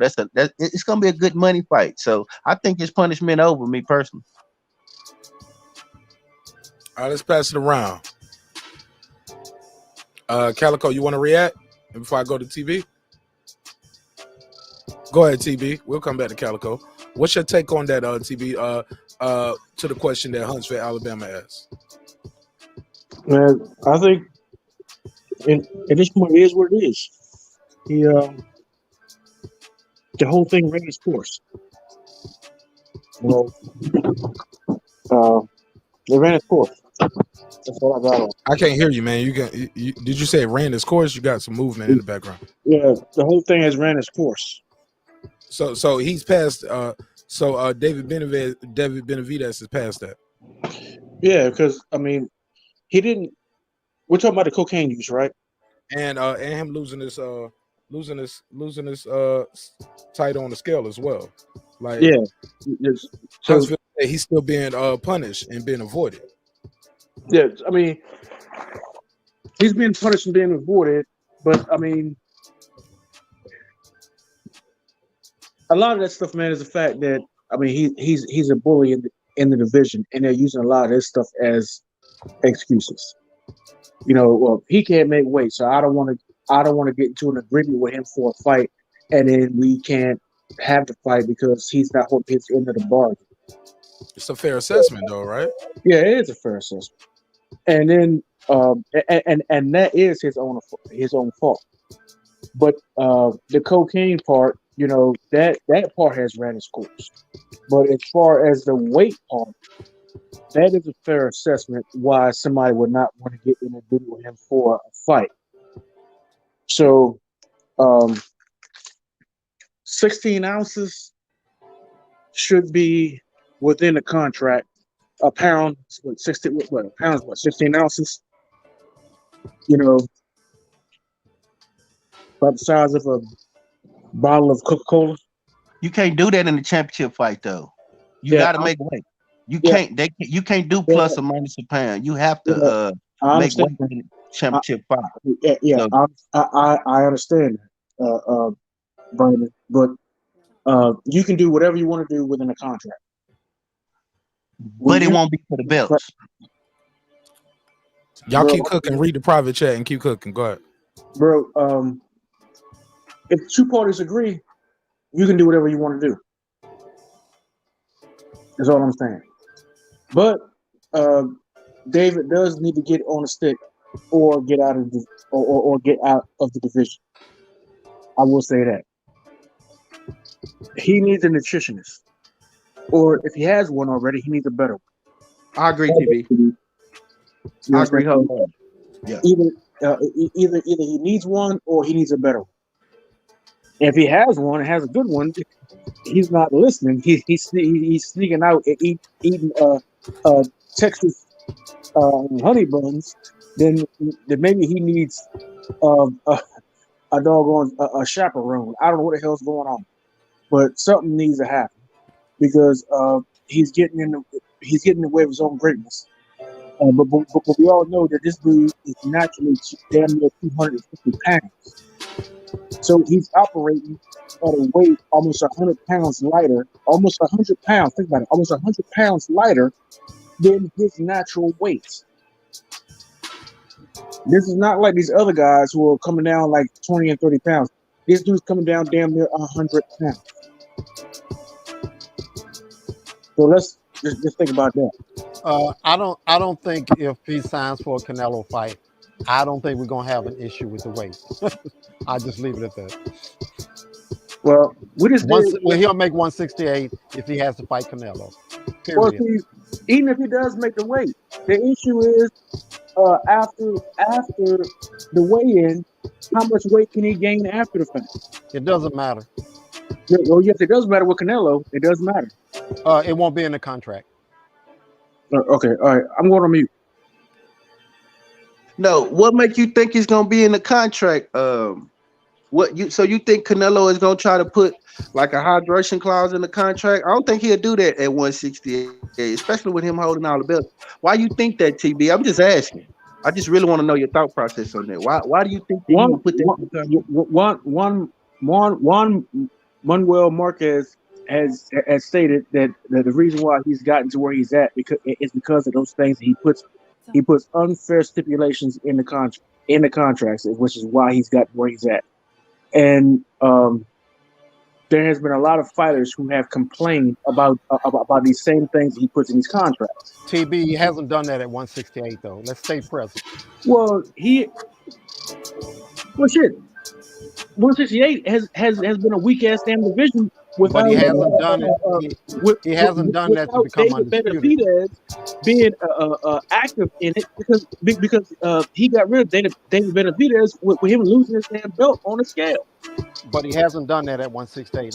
Let's leave it at that. That hasn't happened at 168. Eliminated David Benavidez by him losing his belt. I agree with you. Okay, but so he was out of the picture. So you had Calvin Smith. Right. And you had Plant, right? And you had the other guy, or whatever. Right. So all that stuff was not even in the picture. You didn't have to use those stipulations. So the argument is out the window. I'm telling you, if they fight May, if they fight May 8th, that won't be an issue. Yeah, that's what I was trying to find out. TB, what makes you that he's going to need to do that at a weight class he already basically dominated. I don't know why he would do that unless you saying it's something special about Benavidez that would make him do that. Is that what you're saying? I'm saying that David Benavidez is going to, if he makes 168 the day before, by the day of the fight, he may weigh more than what for those body shots. Canelo don't have an outside game, so Canelo is going to need to get in close. And if the dude increases in weight, then that's going to decrease Canelo's effectiveness, and he knows that. CTB, I don't think that's gonna matter. Once you make the weight, you make the weight, especially at 160. That's what the history have shown. He ain't worried about that, man. He worried about the night of the fight. He ain't worried about you making weight. He worried about the night of the fight. You making weight is not the night of the fight. The night of the fight is the next night. But what I'm saying, at 168, he ain't shown the history of that. So that means that the only thing David Benavidez need to do is just make 168, and that's it. Whatever he come in weighing, that's what he comes in weighing the night of the fight. You know what I mean? Because that's so far we got to go with the history. We have to go with the history. We have to go with the history of what Canelo's done so far at 168. Back up a little further, because I had to readjust my sound because you started going digital. Okay. You said what now? I was saying that I believe that based on the history of Canelo fighting at 168, that he's not gonna have to put nothing hydration clause in or nothing like that, because only thing David Benavidez got to do is make 168, and they got to fight. It don't matter how much he come in winning the next night. You know what I mean? Him making 168 is contractual, and that's the night, and that's the day before the fight. When they walk into the ring, him walking to the ring is it's not the same weight that he weighed in the day before. I see what Terence talking about. Which leads me to another point. I think they should go back to the old school and just do the weigh-in the day of the fight. Oh, wrong phone number. That phone number been on the screen. I'm sorry. Go ahead. I'm sorry. I had the wrong number up there. Yeah, I think and Teddy Atlas brought this up too. I think they just all do the weigh-in the day of the fight. Like I can come into when I did my little thing, it was at 175. I can come in there and I can weigh it at 175, and I can come in tomorrow at 185. Do you know what that do for my performance? I don't know what it do, Terence. I'm fully hydrated. Better. You know what I'm saying? I got more snap in my punches. You know what I'm saying? My muscles are more hydrated. You know what I mean? I can sit down my punches a little better. Or you could be slower and sluggish. Or you could be slower and sluggish. Or you could be slower and sluggish. We've seen that before. So I think that's it. Go ahead. That's if I'm moving up. But if I'm coming down, I'm doing a whole lot better. But if I'm moving up, it may be a detriment. But if I'm coming down, it's for my good. And it's for your bad. We didn't see that in the Roy. We didn't see that with Roy. When Roy came back down from heavyweight, he wasn't the same fighter. So I can kind of disagree with that. Like I just said, if you're coming down, you're coming down, and that was, and when Roy went up, that was never his natural weight in the first place. Roy ballooned up to somewhere he should never have been, and Roy fought the weakest link out of all the heavyweights. Roy didn't go up and fight Evander. Roy didn't fight Mike. Roy didn't fight, you know what I'm saying? Roy didn't fight a skilled heavyweight. Roy went up and fought a bum. But you can't be a bum if you're a champion. That's an oxymoron, homie. No. According to in comparison to all of the other fighters, he was the weakest. Compared to you, he a bum. Compared to me, he a bum. He can't be a bum if he's a champion. Yeah, I've always said that too, Mark. You can't be a bum if you're a champion. He fought the weakest link. We'll put it like that. He fought John Ruiz. No. He fought a champion. Right. He fought the weakest link of all the champions. That's like saying, okay, yeah, you're the weakest link in the NBA but it's Chris Paul. Okay, we're doing it. Chris Paul is the weakest link with the point guards because he ain't no champion. But this dude is a champion. You got to give him credit. He got there for a reason. Out of all the champions, he fought the weakest one. How about That's that? your opinion. How about that? And there you go. I give you that. But you know what? He beat him, and now he's a champion. And that's why he picked him.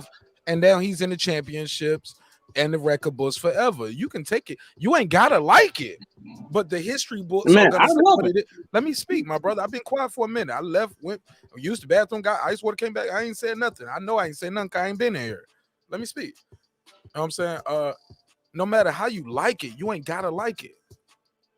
It's history. It's facts. Now, I saw something in the chat where one of my good brothers said it was impressive, but it wasn't historic. I told him in the chat, I think Taylor Bell agreed, so other people agreed. It's an oxymoron.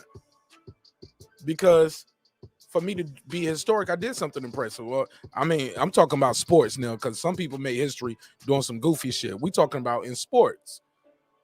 I did something different. I'm 4-time champion, 3-time unified, and I was undisputed at one of those weight classes out of the 4 divisions. That's hard to do. I don't. If it was that easy, everybody would do it because there's more bums out there than champions. Yeah, because I ain't seen nobody in boxing do that not in the modern. Who did that in the modern era? I think Floyd was champion at 147. Floyd never been undisputed though. Yeah, 147. And I think 154. But other than that, I ain't seen that. I ain't seen nobody go do that. Floyd ain't never been undisputed. I don't think Pacquiao was ever undisputed, right? Floyd ain't never been undisputed. Pacquiao was never undisputed, right? Nope. Pacquiao never been undisputed. Actually, that's a good question, though. Actually, that's a good question. Floyd was never undisputed But was he really undisputed? No. No. You Think gotta about be undisputed. You gotta have 4 belts. That's what makes Terence you want to undisputed. change the rules right now. No. You gotta have 4 belts. Think about it. Think about it. He was never He was undisputed. undisputed. But was he really undisputed? No. Undisputed have pay 4 per view. belts. He the undisputed pay per view king. Yeah, he You would have to undisputed change the pay-per-view. word undisputed if he's not, because you can't dispute it. Right. I mean, No, come we on, have man. to change the word for He did not undisputed have all if the he belts, is but was he undisputed. really undisputed? What's the dispute? Okay. Floyd had 2 belts at one time at 147, and he had 2 belts at one time 154. At Can you that speak up? time, You sound wait a lower minute, let out me of finish. nowhere. No, Let I me want you to finish. speak up. That's all I'm saying. Speak up. Oh, You just sound low and sound far away. okay. Can you hear me now? It sound the same. Whatever you do, it just sound low compared to everybody else. Okay, can you hear me? That's better. Go ahead. Okay, Floyd has never held during that time when Floyd was in his heyday, pretty boy, whatever. It was a 3-belt era. Floyd never held 3 belts in the same weight class at one time. He held 2, but he didn't hold 3. When it became the 4-belt era, he never held 4. Now he held 2 in 2 separate divisions at one time. I think it was 147 and 154. But technically, in 2021, to be undisputed, you have to hold the WBA, WBC, WBO, and IBF. Terrence You're Bailey undisputed. knows this, OG. Huntsville, you ain't telling him nothing new. He know this. So he never been undisputed. Right. No, What? I'm not saying that he was undisputed in the definition of the sense. I'm saying he was never undisputed, but was he undisputed? That don't make sense, TB. Understand what I'm Bro, saying? he up here trying to play mind. Man, it's 3 in the morning on the East Coast, Terrence Bailey. The man ain't got 4. Did the man get 4 belts at one time? No. Now, when you want to say sales, that's what. Listen, let me say this, TB. That's why they always say he's the undisputed pay-per-view attraction. He's the undisputed pound-for-pound king, shit like that. But he's not an undisputed world champion. That's all it is. We can't give him accolades he ain't got. It's all good. Hey, Mark, you know what? No worries. I get this all the time. I have people tell me all the time. People don't think as deep as I think. People don't. That's why I put together programs and events that people don't think about doing. So it's cool. You're not grasping what I'm trying to say. Elaborate. Break it down for me, OG. Explain it, please, because I want to catch it myself. Break it down. I'm listening. When I say, we all know that Floyd was not undisputed, meaning he did not hold all the belts. But was it recognized in the welterweight division that Floyd was the best? Pound for pound, yes. Even though he did not hold all the belts. So right. That's pound for pound, though. That's different, though. Yes. So, no, that's 2 different things. Undisputed and pound for pound. So are who different else was things. better in the welterweight division than Floyd at the time? That's not what you asking, TB. No, You asked. yes, it is what I asked. I said well, those 2 different questions. I'm sorry. He wasn't undisputed. Yes, he was pound for pound. He was not undisputed, but was he not undisputed?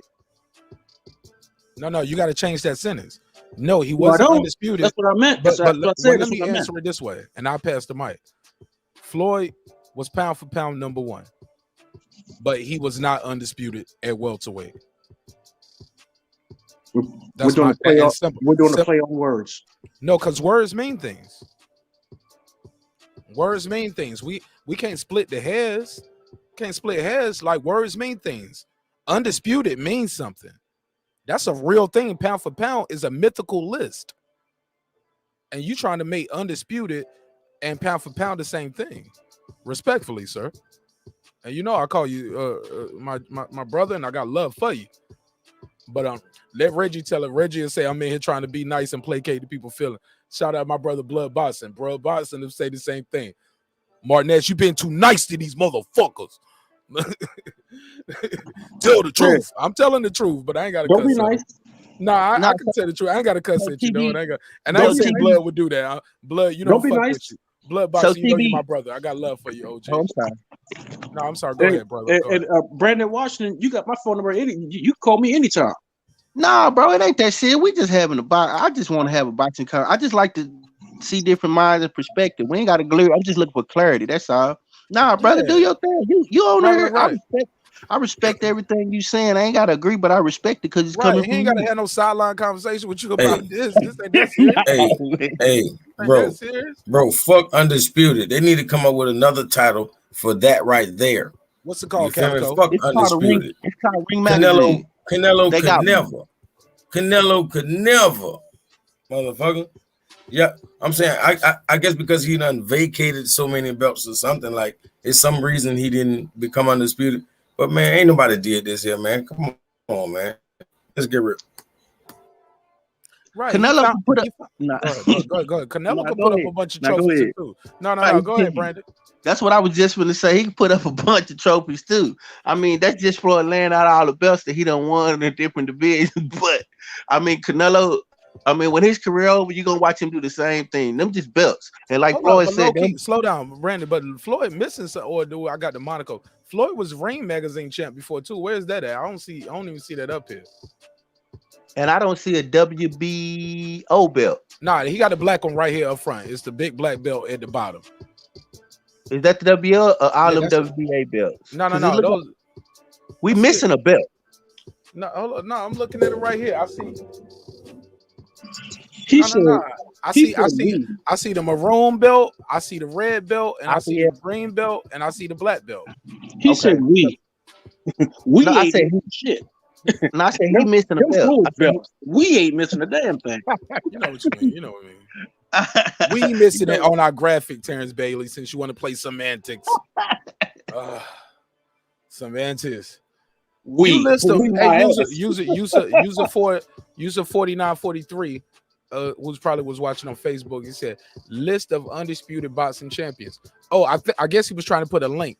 Oh, my chat. If you're not a moderator, you can't put links in the chat. And my moderators know I do not like links in the chat while we're doing a live show, because people click the link and then they left the show. And then you go on the YouTube journey and you might not come back. So we don't put links in the show. We only put links at the end of the show where you can plug your channel.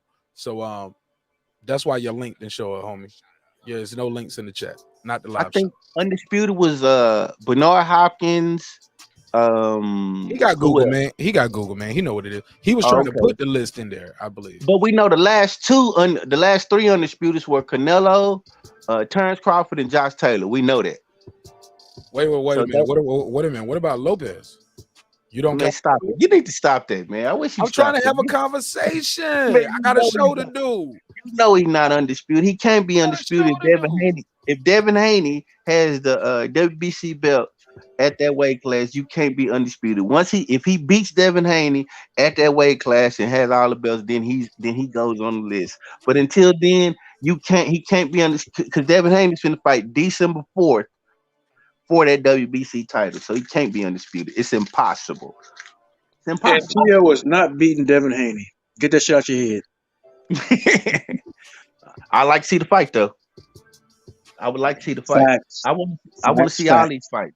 I don't think, and I think we finna see with Devin. This is gonna be a good fight for Devin. This JoJo Diaz fight. We know JoJo Diaz is coming forward, and we know that he's gonna be right there to be hit again. So this is gonna be a good fight for him. Just like we got to see Shakur, which I wasn't really impressed with the Shakur fight because he fought an old man. They said Usyk was impressed with his opponent. Had to be impressed with Shakur. Yeah, Usyk was the last third. That's Crawford was the fourth. Yeah. I forgot Usyk. Yeah, he a real undisputed. Shout out to my brother D-Rage. And Usyk did it the right way. I think Usyk went through the tournament and did it, which will be which we should see again. Andre Ward didn't get. Did Andre Ward do that? No, he didn't do it through the Super 6, did he? He never been undisputed. No, he wasn't undisputed. I think he was missing a belt. Somebody else had one. Adonis Stevenson had the WBC. He got beat up real bad and got he ain't been the same since. Man, speaking of Andre Ward with a tune-up will come out and beat Canelo. I can't say that. I can't say that either. I can say that, and I did say that. Andre Ward, no. Andre Ward got a career-ending injury, bro. Yeah, he got a bum knee. Yeah, that's why he retired, and he sued the insurance company. Yeah, I know. But I still career-ending injury and beat him. Nah. Andre Ward won no knockout, 1 point knockout power artist. He relies on his movement and his inside game, fighting in the clinch. all of that, man. His reflexes. TB, you already He seen needs his Canelo beat legs. before. That ain't good enough. Hey, We so seen Mark, him beat. That's not What good happened? enough for you, TB. We The what seen now? him beat already. That hey, should I be hear good Reggie. enough. Hey, your boy Reggie talking about Lennox Lewis being undisputed heavyweight, but heavyweight is only one division. How the fuck can he be undisputed? He didn't win 4 divisions. No. No, He he was still won belts in undisputed. one Mike division. Tyson was undisputed. Holyfield was undisputed. Undisputed is undisputed.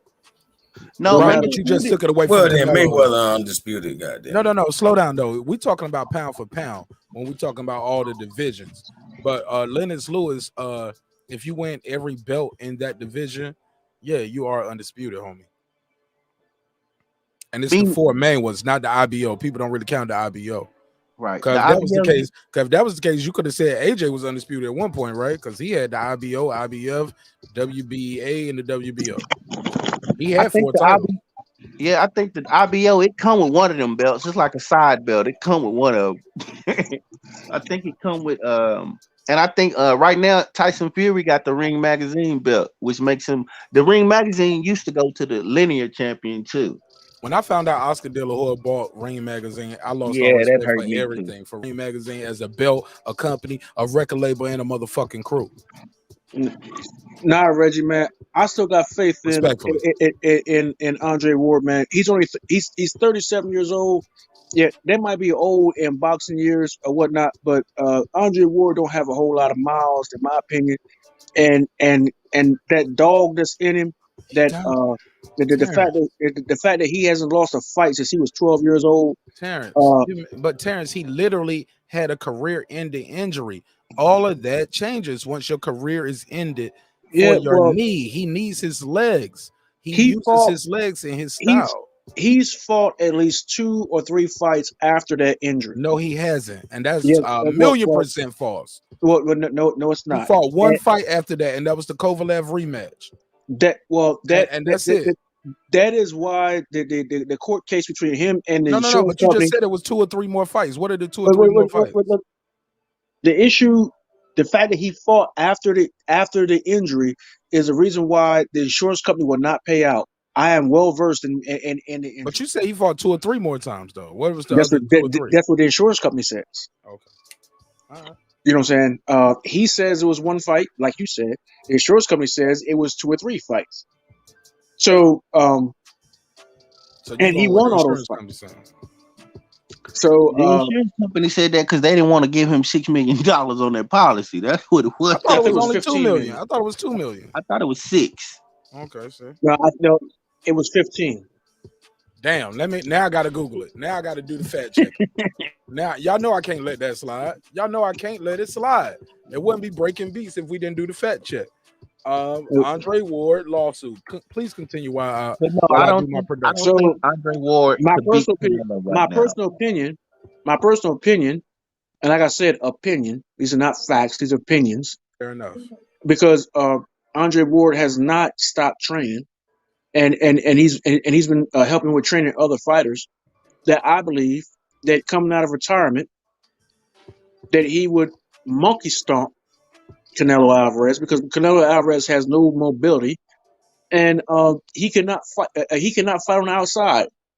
He has to get inside. Well, that's also Andre Ward's trademark too.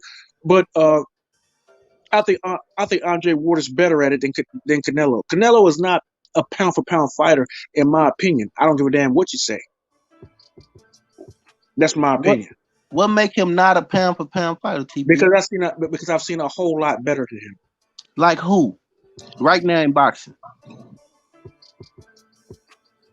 Right now, I've seen people that can beat that if they stick to that game plan and not go on the inside and play his game, they could beat him. Like Big Charlo could beat him. No, he can't. Big Charlo cannot beat him. Big Charlo been struggling his last 2 fights. Listen to me. If he does not play his game and let him on the inside, if he sticks to the jab, here's a power jab. If he sticks to that jab and fights him from the outside, he can beat him. If let's Boo Boo Andre, y'all say he runs, he fights like a coward, there's all other kind of shit, whatever. But that's the same strategy that will beat his ass if he does not lose the fight in the negotiations with all those ridiculous ass demands that Charlo puts on people, like, you know what I'm saying, little ass rings and hydration clause and all that bullshit, he can win that fight. There's a lot of these fights that people lose against Canelo, they lose in the negotiations.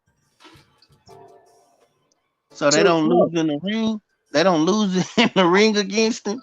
Look like they losing on the ring against him, because I only seen Canelo lose one time. All right, bro. You believe what you want. You believe what you want. I'm not gonna argue with you, bro. No. I'm just giving my opinion like you gave yours. So what I'm saying is, that's my opinion. It's not. Right. I'm not stating it as a fact. It's right, my opinion. Right. And let him say his opinion, and let him question your opinion. He has the right to question your opinion once you put it out there, right? The reason why I would say Big Charlo, from what I've seen from Big Charlo fades, and also Big Charlo ain't look good his last two fights. We just saw him on paper. When the last time we saw him on pay-per-view, and then I think we saw him fight Dennis Hogan or somebody like that, and then the fight before that. So we ain't seen Big Charlo. Me personally, I think Big Charlo best run was at 154 when he knocked out J-Rock. That was right before he was getting ready to go up. But other than that, Big Charlo he was gifted a vacant belt. They made him a champion at 160. He did not beat another champion at 160, and I don't even believe he's fought a former champion at 160. So I don't believe that Big Charlo would beat him, because I ain't seen nothing that shows me that. And not only that, even at the weight class he's in, he's not even fighting other champions, nor is he fighting the best competition that weight class has to offer. So I wouldn't say that about Big Charlo. When it comes to Boo Boo, I ain't seen enough of Boo Boo to know what he can and can't do. I don't even remember who Boo Boo took the 160 belt off of. Do you, TB? Because I don't. Who did he take the belt off of? 160 WBO. Boo Boo. That was a question to you, TB. No, I don't remember either. See that, but I remember who Canelo took all his belts off of. Yeah, that's recent. It's been less than a year ago. That's the point that I'm making. He don't fight enough, which means I don't know what he can and can't do, because I don't see him in the ring enough. You just made my point. No. You can't get away with that one. No. Okay, go for it. Canelo just ran through this whole division within a year being an opportunist. Andre been in this division for how long? Like a minute. And who he beat? Enough to be champ, and enough for Canelo not to want to fight it. Okay, How do you say I'm not going to fight this guy? I'm not going to fight this champion because I don't like his style. TB, who did he seriously? beat? I don't like his style, so I'm not going to fight him. No, that means I can't beat him, so I'm not fighting him. Okay, what's the best fight that Boo Boo's been in that you've seen? Who? To be honest, I'm not going to go back and look at my stuff in order to be able to say that. That's the point that I'm making. You just still making my points for No.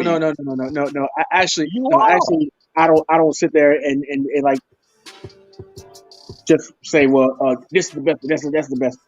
I couldn't tell you who's the best of fight that Deontay Wilder's been in, and that's my favorite fighter. I can't do it. I can. Luis Ortiz is probably his best fight. Luis Ortiz, that's his best fight. Or even Bermain Stavern, too. That's his best fight. I can tell you that Charlo's best fight at 154, Big Charlo. His best fight is J-Rock. Well, I can keep going.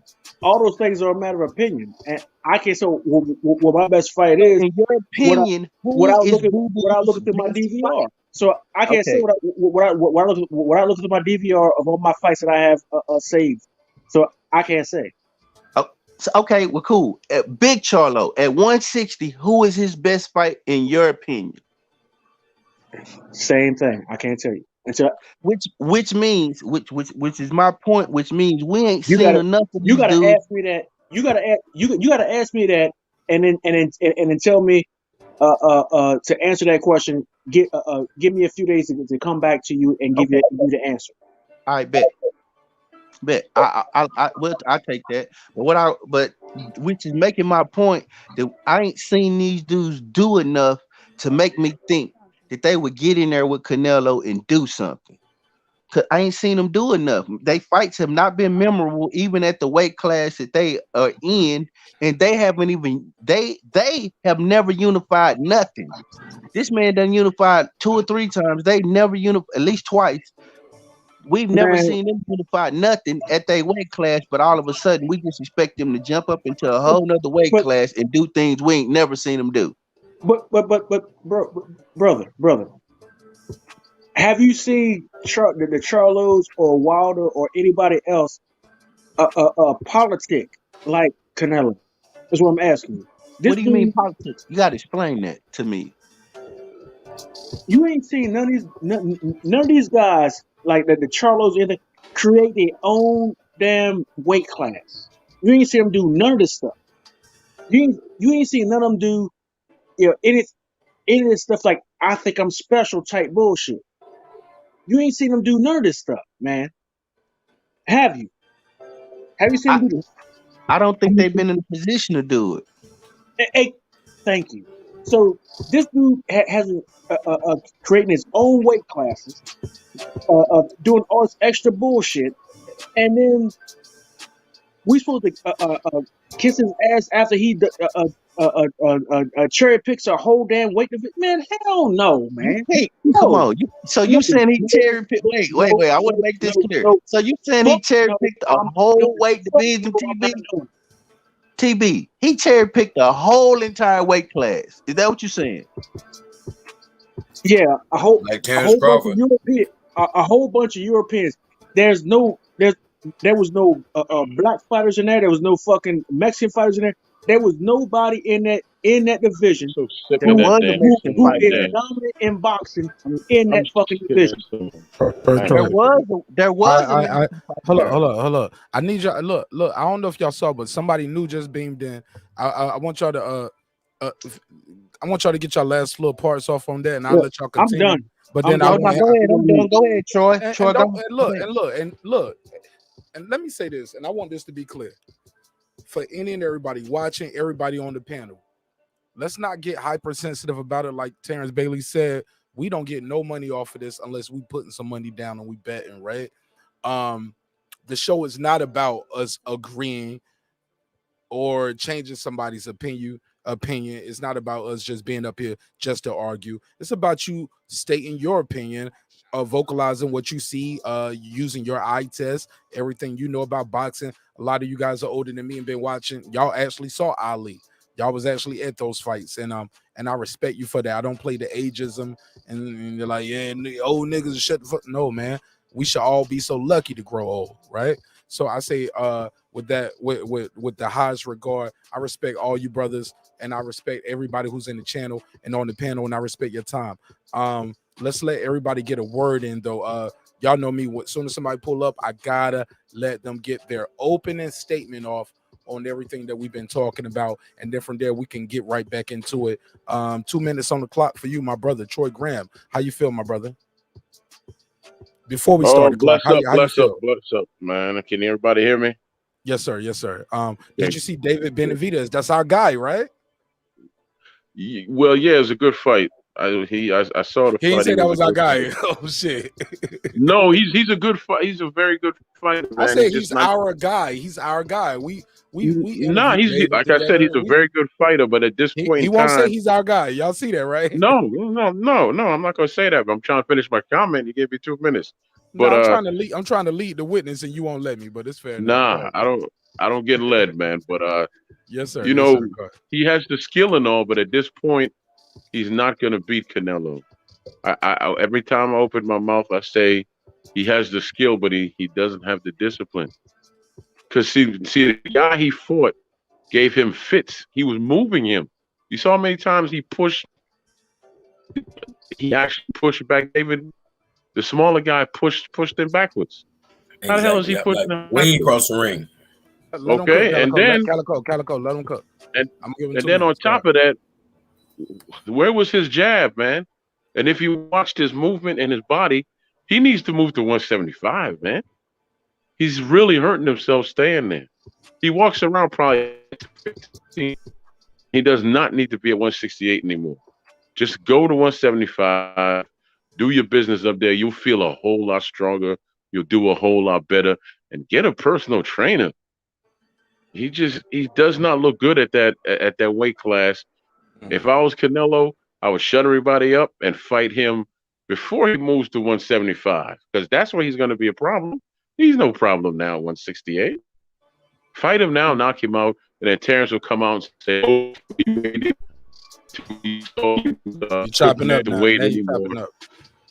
Okay, Terence will come out and say, "Yeah, well, he waited till he couldn't make the weight anymore, and that's why he fought him, because he knew he couldn't make the weight. Why don't he fight him at 175?" You talking Terence? Yeah. You talking about Bud Crawford? Barely. What about Terence Bailey? I just said that Terence would come in with the same, with like another sad song, talking about, well, he waited till he couldn't make the weight at 168, and then he fought him. I don't see him moving to 175 to fight him. Mm-hmm. Everybody do that though, right? Like if I could still make the weight here and kick ass, like I go here, or unless it's big money up there for me. But if I can still make the weight here and I'm running the division, why do I move up? Especially if I got all the money here. But he's not running anything. Are you? No, I'm talking about David. But in one fight, but in one fight, David can win it all. You say he looking bad. The dude is on a 20+ knockout streak. He's not going to beat Canelo. Let me finish. Yeah, that's a whole different argument. But struggling with the weight, and he only missed the weight and lost the scale one time on that. To go back to what Huntsville said, but let's be clear: David Benavidez is knocking everybody out that steps in the ring with him. What you mean? What you mean he's struggling? You passing the mic? Struggling. Yeah, I passed the mic. Calico. Struggling would be some of them raps that I heard last night. Struggling would have been some of those jokes I heard last night. But struggling is not knocking out 20+ people in a row. Man, he ain't do nothing tonight. He struggled tonight. I didn't get a chance to finish my statement. You had your 2 minutes though. I gave you 2 minutes. No, but you jumped in, Mark. I didn't start the 2 minutes. I didn't start your 2 minutes after I jumped in. I promise. But I'll give it right back to you. I promise. Because you just got here, so you going. I'm gonna bless you up with the mic time. Calico with the rebuttal, and then I'll bet to Troy Graham and we'll pass it around. I do apologize, Troy, but I am looking at the clock. No, I'm saying I just sat here and watched the whole fight. Like it ain't nothing to write home about, bro. So I guess in all actuality, you struggling to make a case for Benavidez because the guy ain't really doing that. The guy fought a nobody, a guy fresh off the streets, man. Actually, the brother might be fresh out of jail. What? I'm just saying. I'm just being. You what? You feel me? Hey, but the brother, but he's not really a polished boxer at all. Nobody knows that guy. He was a fill-in at the last moment. And basically, when Gervonta Davis was just about to fight Rolly Romero, everybody was talking cash shit about Gervonta and that level of competition. This is way below. That's just like Jaron Ennis, the guy he fought. That competition was way below. I don't give these guys no credit. You know what I'm saying, for fighting bums. You feel me? And the guy today, man, the guy that fought Benavidez actually has potential. Kyrone Davis. Yeah, he got a lot of potential. He fought Darrell to a draw. You don't know him, Calico. Most people who follow boxing, we know him. Bro. We know him, Calico. No, I like him as a prospect, but no, I don't know him. But I say I like him from what I've seen as a prospect, but he didn't belong in that damn ring. And Benavidez couldn't get him out of there. He just couldn't. He got him out of there. Oh no. He got him out of there. Everybody knows. Go to the scorecards. He was out of there. He got him out of there. No. The ref threw in the tap, Calico. His corner. That means that don't mean nothing. Man, that brother was standing on his feet. That means the people that know you best says it's over, baby. What are we talking about? That's cool. That's just like the Jaron Ennis fight. He didn't knock that guy. That was weak. That's weak as hell, bro. Man, he getting beat up, bro. He ain't even winning a round, bro. That was weak to me. I'm just saying it's weak to me. Troy Graham, If jump that's back what it in. is, Oh I'm shit, bugging. we lost Troy Graham. We lost Troy Graham. No, you We lost- didn't. No, you Okay, didn't, go ahead. Mark. I'm right Go here. ahead, Troy. Go ahead. I'm gonna agree with Calico, and I don't know who the brother is that he fought, but I can tell you he was a decent fighter, right? But okay, he saw the things that he was doing in there with David, and his trainer kept telling him, "Okay, slow it down some. Don't let him move you that much. If he fights Canelo, stands in front of you, and he's consistent. He does the same thing. What he does, he just takes subtle movements here, hits you there. Takes subtle movements here and hits you there. And as the rounds go on, round 6, round 7, round 8, people are gonna say, okay, well, he fight people that quit. No. He beats them down. They're just subtle. He beats them down, and that's what's gonna happen with David if they fight at 168. The best place for David to fight Canelo 175 if it ever happens. If he fights him at 168, he's going to end up on his back just like everybody else. Go ahead, TB. I know you want in on that. Go ahead, TB. I'm gonna let you have it. Yeah, I liked that though. Hey, really, that's the Tyson Fury approach. That's what it would take. Benavidez looks like a little chubby kid, anyways. You feel me? He'll never have a 6-pack, so he might as well just blow up and get too big for Canelo. And then he could be the bully that he wants to be. He the bully now. 20 plus knockouts in a row. He got a knockout streak. Like, But he'll be fighting the boogeyman. 24. It'll be the bully versus the boogeyman. You call Canelo the boogeyman, Calico? Hey, right about now, King Nello. Come on, TV. I know you're not liking that. Come on, TV. What you think about that? I'm mute, Terence Bailey. TV might be done for the night. Reggie said drop the Reggie, the link is pinned. It's pinned. Hey, but Troy said some truth though, man. 175, Benavidez might be hell, especially for Canelo. Yeah, the link is pinned, but I'll drop it again right there. There you go. Because he fights like a bully, so that weight, boy. Oh, so it was 6.3 million. I thought it was $6 million. No, Reggie is crazy as hell. I just had to know. Low key, I'm about to say low key. We all kind of crazy, man. We get on the internet and talk to strangers every day. I agree, and we nerds because we talking about a sport, a little niche sport. Boxing is not what we make. So we nerds. But you know what? Our niche ass sport love us, man, and we love them back, man. Shit, it's not a niche sport. It's not a niche sport. It's a 1,000,000% a niche sport, yo. Oh, it's a niche sport. It's definitely a niche sport. No, it's not. I mean,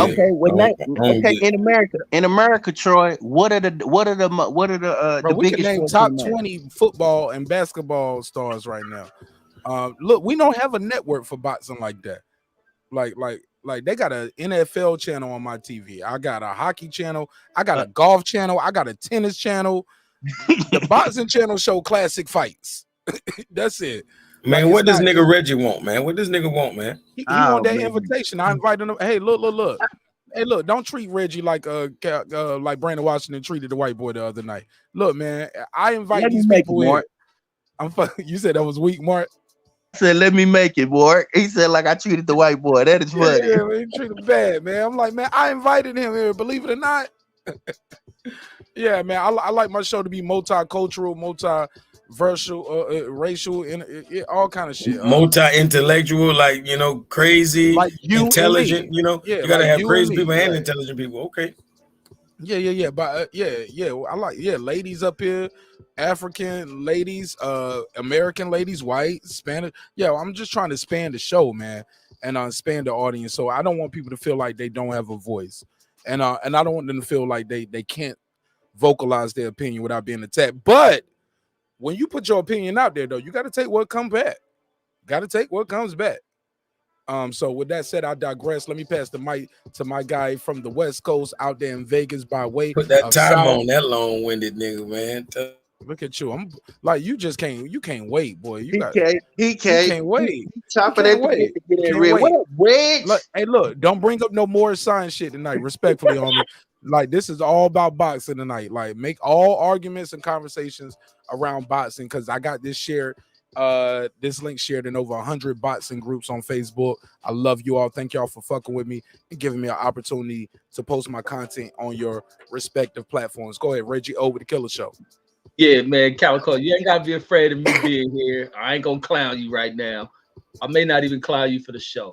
But what I am gonna do is check out this show that Taylor Bell telling me you did. I gotta see this tragic hour that you put on YouTube.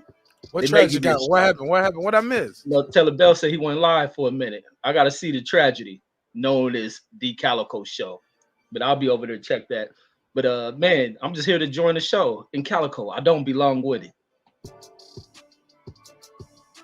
Benavidez ain't going up. Benavidez ain't going up to 168. Yo, shot. Let me say this again to all the moderators. Yo, when you see somebody in the chat, chances are if they don't have a wrench, they are new to the show.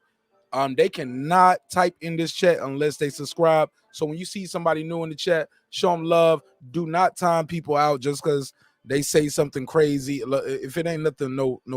If they ain't spamming the shit, that's cool. And they shouldn't be able to spam it because I got links blocked anyway, right? So don't time them out because they disagree. Don't time them out because they pick on me and say I got a dingy bucket hat, whatever. Leave them alone. Tell them what's up. Tell them salute. Ask them where they from. Chop it up with them because YouTube likes when you guys communicate in the chat. So keep that chat room lit. With that said, Reggie O. My question that I got going on in the chat right now, I'm asking people, do you believe Canelo will fight Benavidez next in May? My brother Brandon Washington say, hell yeah, that's the bag. I think the same damn thing. They have to make that fight. That's a humongous fight. And especially two Mexican fighters in Vegas, an Arizona crowd driving up, California crowds. They right in the right region. Texas. Oh, you saying in Vegas? In Vegas. I bet you. But you low key, you are in Vegas, so you want that shit to be there. That's good for your economics and that's good for the sport. And you can go there and everything. But Brandon is saying they should do it in Mexico. I told Brandon he wrong for that. He did. Oh, in Mexico? Hell no, they can't. I was like, man, we the one been buying the pay-per-view. His shit is on the gas station when you go to Mexico. You can just turn on TV. That shit is like everywhere. It's like turning on people. Mexico City, yes. Man, Canelo will be like, I love you, Mexico, but fuck y'all money. I don't want this shit. Go to where they okay, got so Shelton Moore said Jerry's World. Hell no. What? Texas, why not Jerry's World? Because Vegas is where the big money is. You don't get the price tickets in Vegas is stupid. Right, because that's what I keep telling. They keep talking about, well, you can put more people in the stadium. I said, but yeah, you're gonna have to charge more to make the same money you can do in a smaller room in Vegas to sell it out. Like that 80,000 in Vegas, you ain't gonna sell it $100 a seat for that fight. I love David, but David is not a big enough star. So what they gonna put it in T-Mobile? You think they gonna put it in T-Mobile? Absolutely. Or you don't think they'll check out? Absolutely. So what's the fight that goes? What's the fight that goes to Raider Stadium? We don't get no Raider Stadium fight. Ain't nothing big enough for that yet. I was gonna say that fight can go in the Raiders Stadium. You can Nah, get the crowd. it ain't Yeah, nah. Man, a Mexican crowd. Not enough people know it, man, to fill up a football stadium, bro. And we love Canelo, but they're gonna be expecting Canelo to beat him. Canelo's a clear favorite. Only boxing fans think this is a 50-50. Man, you in my opinion. But you can get the large Mexican fan base. Mexicans don't give a damn. They just want to see fights. They're gonna pick sides and they're gonna go at it. They're gonna show up to this event. This is gonna be a huge Canelo event. Canelo's a star, dude. Canelo's a big star, and you put in a devastating fighter like Benavidez, who is gonna bring something to Canelo. Even the press conference for that fight. Can you imagine what David Benavidez is gonna say to Canelo when he's sitting across from him and Canelo's response to that? Canelo ain't taking no slight off of nobody in this game anymore. That shit's gonna ignite a lot of shit within that fan base there, and they're gonna travel out to see that shit. Hey, Reg, you running TB so hot, TB probably done threw his mic down. TB probably finna go. TB like all this goddamn Canelo love. I'm sick of this. I TB know. like, man, I can't. I was hearing that Canelo hate from my brother TB. Yeah, TB like I can't take no more of this. Look, let's not call it hate. Let's call it an adverse opinion. Fair enough. Terence Bailey, D Calico. Let's continue with some more Canelo hate. Fuck it, I'm all for it. I don't agree, but I got a show to do, and I'm gonna listen. Yeah, man. Like I say, he's slowing down. Like it's taking him longer and longer to knock these guys out, and he only got 12 rounds. So, I think he's running out of steam unless he slows down and does the Gary Russell. You know what I'm saying? If he know how to do that dance, then he could last for another 3 years. But he ain't gonna last for 3 years at this rate. He's fighting too much, and it's just taking him too long to get these guys out of there. Reggie, look at Taylor Bell in his snitch. He said, Reggie, rewind this stream to the very beginning of this stream. marqnash, D Calico turned his camera on for a few minutes. I'm about to go see. Reggie, we had a roast session yesterday, right? Oh, it got brutal. That shit lasted 2 hours almost. The roast session was longer than the freestyle. And I think that's going to be the new thing. We end the show with a little freestyle. That's going to be another new thing we do on my show that nobody else is doing. We let niggas get their freestyle off. And long as Calico here, I have somebody to rap with. Or Megazar, or definitely not Haters for Life, because he choked 4 times. What? Oh, I thought I seen 2 times, but yeah. No, but I 4 think, times. He choked 4 times. But he garbage though. It don't matter. Even when he did get it off, it didn't work. It's my brother. Canelo is, ATB, I got to shoot this. Says Canelo is pound for pound. He is the biggest star in boxing right now, and he's the one that moves the needle. Whether we agree or not, that man moves the needle. He generates the bucks, and that's what boxing needs. Boxing needs money generated to keep it going, and it needs somebody to carry it. So it's a good thing that we got somebody to carry by. He might not be the face that we want, but that's the face that we got, and we got to run with it. Till somebody dethrone him or somebody beats him, which we already seen him beat before. But if somebody beats him and knocks him out, that's what we got to deal with, whether we like it or not. So, like I say, long live Canelo. That's the only thing I can say. Long live Canelo, and let's keep watching it because I'm enjoying it. Long as he keeps building up these fights, because it gets the casuals talk. And he's speaking English now. He speaks English. Canelo is a good English, and he's funny in English. He got charisma. He said that motherfucker Boo Boo Andre said, "Hey, thank you, Canelo. I'm a big fan." He said, "Yeah, I know you. I know you've been on my dick. You love my style, nigga. You can't fuck with me. You're a horrible fighter. Get the fuck out of here." I know that. And I like Boo Boo, but I did an immediate reaction. I clowned him, and I think Reggie beat me to the gun on that.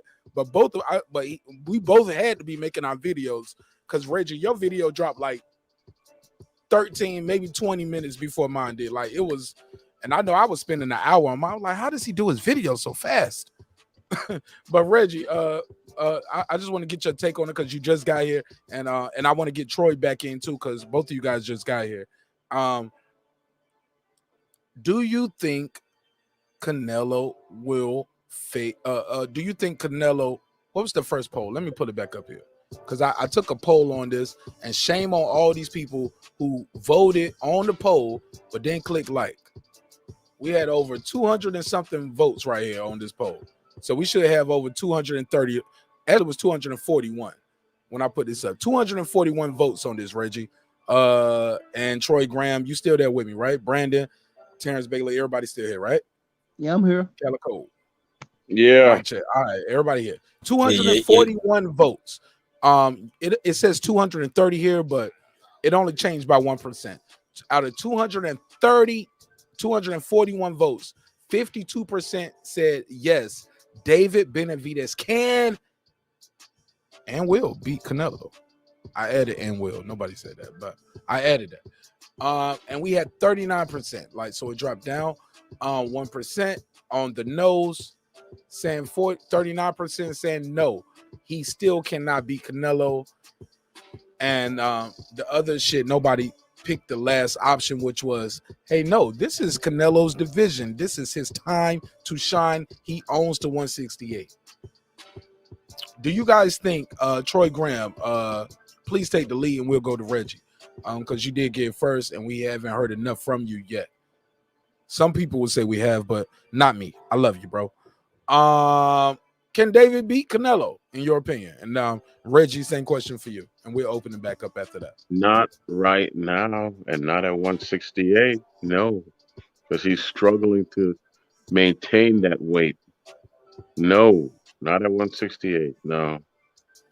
All right, Reggie. Oh, nah. Yeah, I was Troy Graham said, I don't need 2 minutes for that. Go ahead, Reggie. Give me your synopsis of this. Can and will David Benavidez beat Canelo Alvarez at 168? Reggie O with the Killer Show straight from Vegas. Can he? I think he can beat Canelo. Will he? I got to see it in the ring, because can Canelo beat him? Absolutely. And that puts it at 50-50 for me. But I think with David Benavidez he is a devastating quick hand puncher. And this dude delivers punches with accuracy and control at high velocity. I don't understand how he has this level of hand control and hand speed. It's crazy seeing it.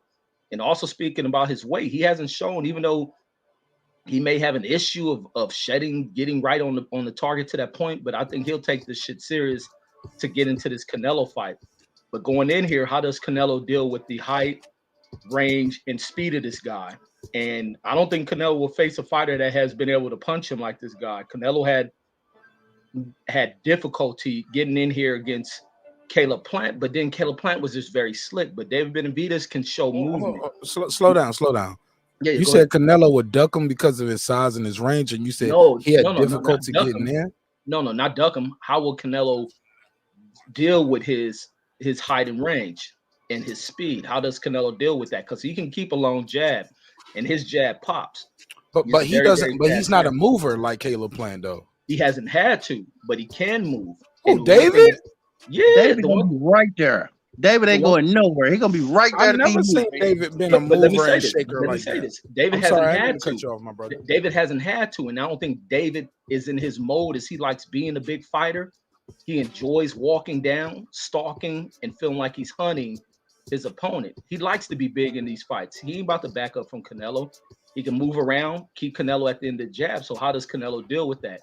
Is he able to hit? Is Canelo able to connect the punches he needs? David's very, very strong as a fighter, but I want to see it. But can he beat him? I think he possibly can. Man, I want to see a big Mexican showdown, man. I want that shit, man. Tequila tacos everywhere, man. I think I might throw a party for that shit. Because people don't know this, but in Atlanta, we celebrate Cinco de Mayo heavy in Atlanta. Oh, this shit be full of niggas at the club, bro. And and you know what they do? The motherfuckers who own the Mexican clubs here, like they be giving away free shots of tequila damn near all night long. Now, I don't never get those because it's probably really low shelf tequila, but regardless, it's free shots of tequila. Patron. It ain't Patron. It's no. I'm saying no. That's niggas. That's black people's favorite tequila. No, when you say you say in Atlanta they celebrate. It's Casamigo now. Like they fuck with the Casamigo heavy now. What'd you say, bro? No. You say that in the ATL they celebrate. A Cinco de Mayo. A bunch of the black people. I'm talking about. Yeah, that's what I'm saying. That's what I'm saying. Support it. We do Taco Tuesday. We do every Mexican bar here in Atlanta on Tuesdays and Thursdays be lit. Like it's like an unknown thing. I'm not shocked at all to hear that a bunch of dudes in Atlanta dress up in bright suits and tight clothes and nobody said that. See, I'm not shocked. See, now you've been disrespectful to the culture in the city, man. No. I'm saying no, and we don't wear sombreros neither. But we go there for the shots, the tequila. It's like it's just something to do. But yeah, man, you totally disrespectful, homie. Totally disrespectful. That shit was funny as hell. If he got a wrench, hey, look, I'm gonna tell you like a nigga told me one night. If he got a wrench, take his wrench. And then time him out. Them niggas took my wrench and timed me out. I was like, damn. I was like, you ain't gotta do all that. I just unsub, homie. I see if I see you, man. But Man, you ain't gotta do all that. I just was in the chat. But that was cute. Hey, I got Troy. my You wrench right. took before. Boy, I get it, Mark. I understand. They'll take the wrench It and did- time you out. He did I block just said it, something yeah. about Wilder. And I'm like, y'all know I'm at Wilder events, nigga. I interview Tay Jones. Like, that's my guy. I love them dudes and I respect them. Just because I got an adverse opinion, though, like it is what it is. Like, Hey, Troy, but what it's you say they do in Atlanta again? What they do in Nah, I Atlanta, ain't Troy? got- No. I'm gonna show you what they do. You want me to show you what they do in Texas? All right, Mark. Do you want me to show you what Errol Spence was doing? Nah, Mark, you got Well, it. leave me alone then. All right, you This got is where it. my wife and my daughter at. This is where we got property at. This is my family. I love the motherfuckers here in Atlanta. Been showing me love since I've been here. All the real women been showing me love. I'm about to say all the Real women. Yeah, real. I'm glad you said that. See what I'm saying, man? Look, man, y'all gonna get me a Caitlyn Jenner strike up here. The strike gonna come. The strike gonna come in rainbow. It's gonna be a rainbow strike. You two go. No, you be all right, man. You'll be all right. Yeah, man. Stop it, Troy. Leave me alone, man. Grow your channel the right way, and then start doing that on your show. Don't come over here bringing that community on me. You know they are strong. 10 billion strong and growing. Pause. Whatever. I need to shut the fuck up. Let me hit the drop for myself. Shut the fuck up. Yeah, that was for me. Let me pass the mic. You can't smoke weed. Right. Let me pass the mic to somebody who ain't never scared. Brandon Washington, Reggie Owens. Let me get your take on this, man. Another poll I got going on in the chat right here is I'm asking the audience, simple question. Do you think Canelo will fight David Benavidez next?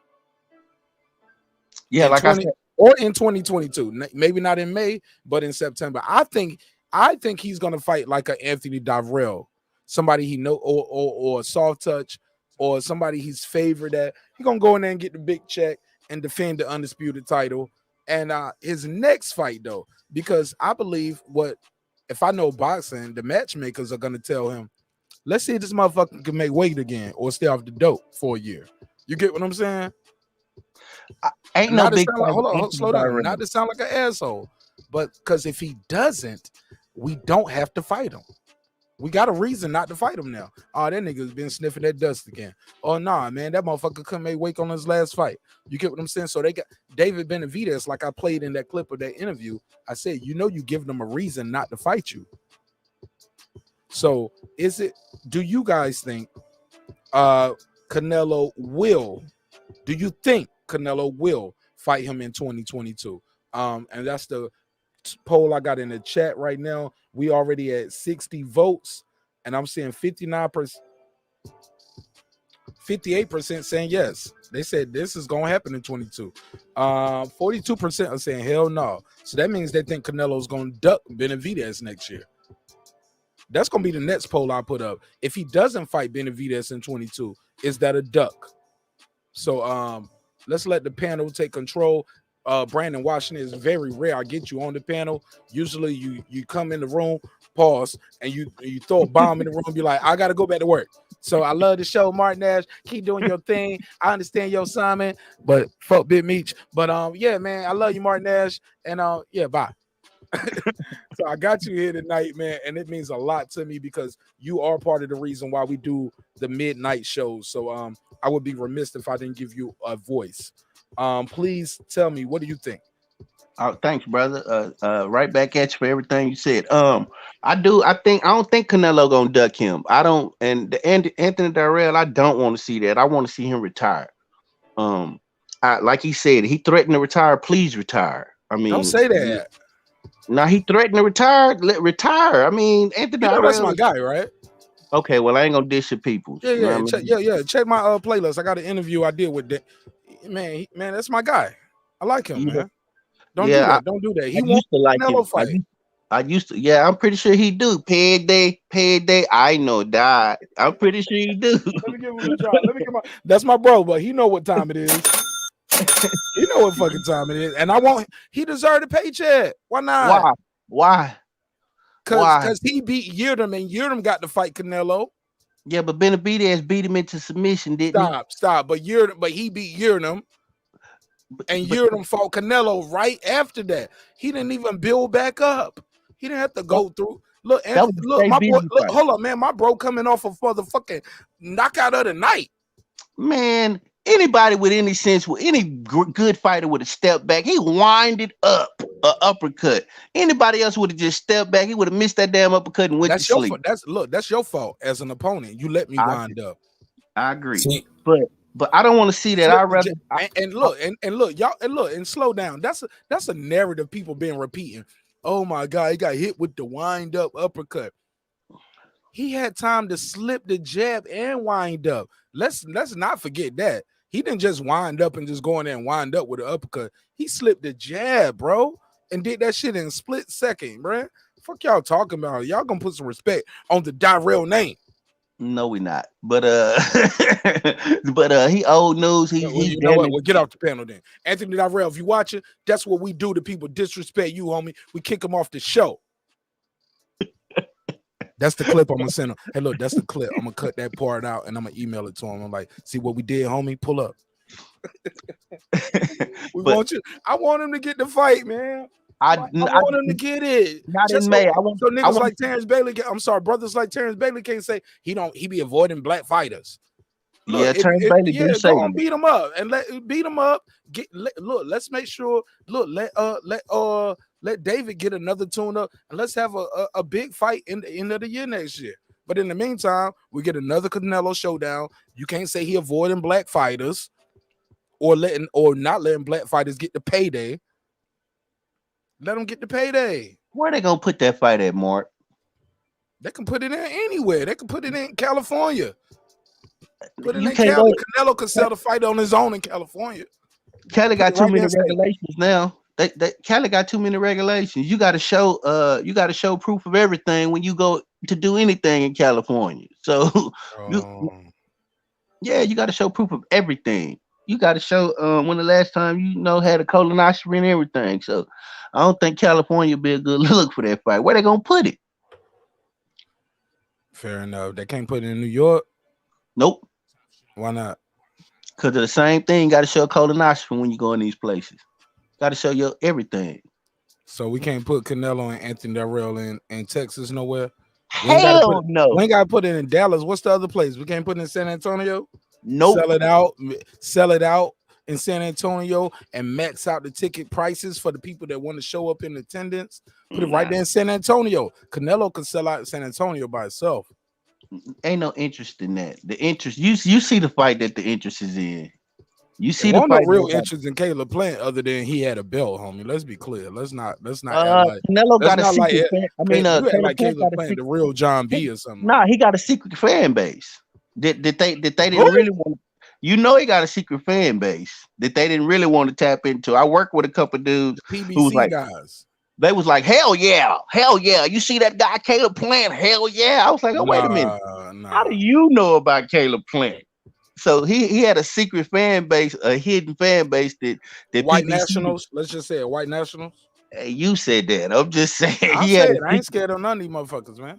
He had a secret fan base. Hey, look, we went from 160 viewers down to there, and they dropping like flies right now. It is what it is. We can say we want to now. Yeah, so that's what it was with Caleb Plant. He had a secret built-in fan base that people don't want to realize or say nothing about. But I want to see that Cinco de Mayo fight. That's the perfect fight to put on Cinco de Mayo, like you said. Taco Tuesdays, all that good stuff. Let them do a 5-city press conference. Stay off the East Coast. Ain't no money on the East Coast. Stay away from the East Coast. And we can rock and roll. I'm pretty sure they'll probably do 1.2 million buys if they play it right. They can do that, man. I'm gonna tell you the realest shit. Canelo, and in my opinion, Canelo, I know they wouldn't do this. I wish they would. But Canelo Alvarez can pack out that motherfucking State Farm Arena in Atlanta. Because we got a very large Hispanic fan base here. And people don't even know it. They love the Hispanics so much, like my brother, like Gamboa helped Tank here with the Hispanic fan base. Because when I was in line, because y'all know I was at the weigh-in and I went to the fight. You know what I'm saying?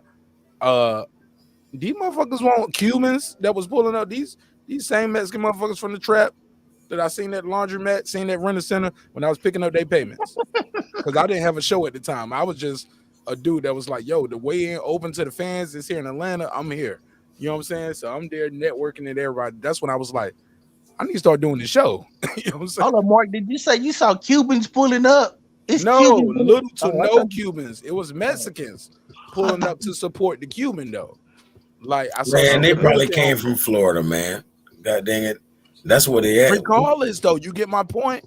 They pull up to support Gamboa. You know they gonna pull up, and they really pulled up for like Barrio sold more than sold the fight more than Gamboa.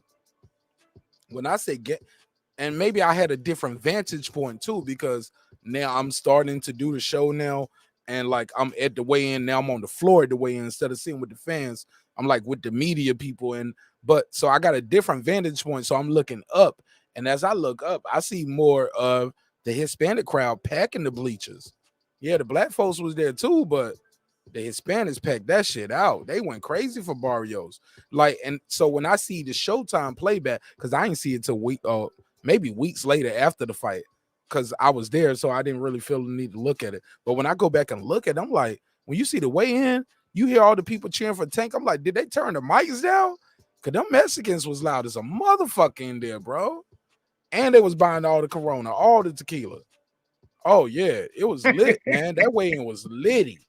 Like, and when Barrios left, that shit got empty. Tank and a couple other people stayed around. And, yeah, the black folks, like, we was just still kicking it. Like, nigga, we called this a day party.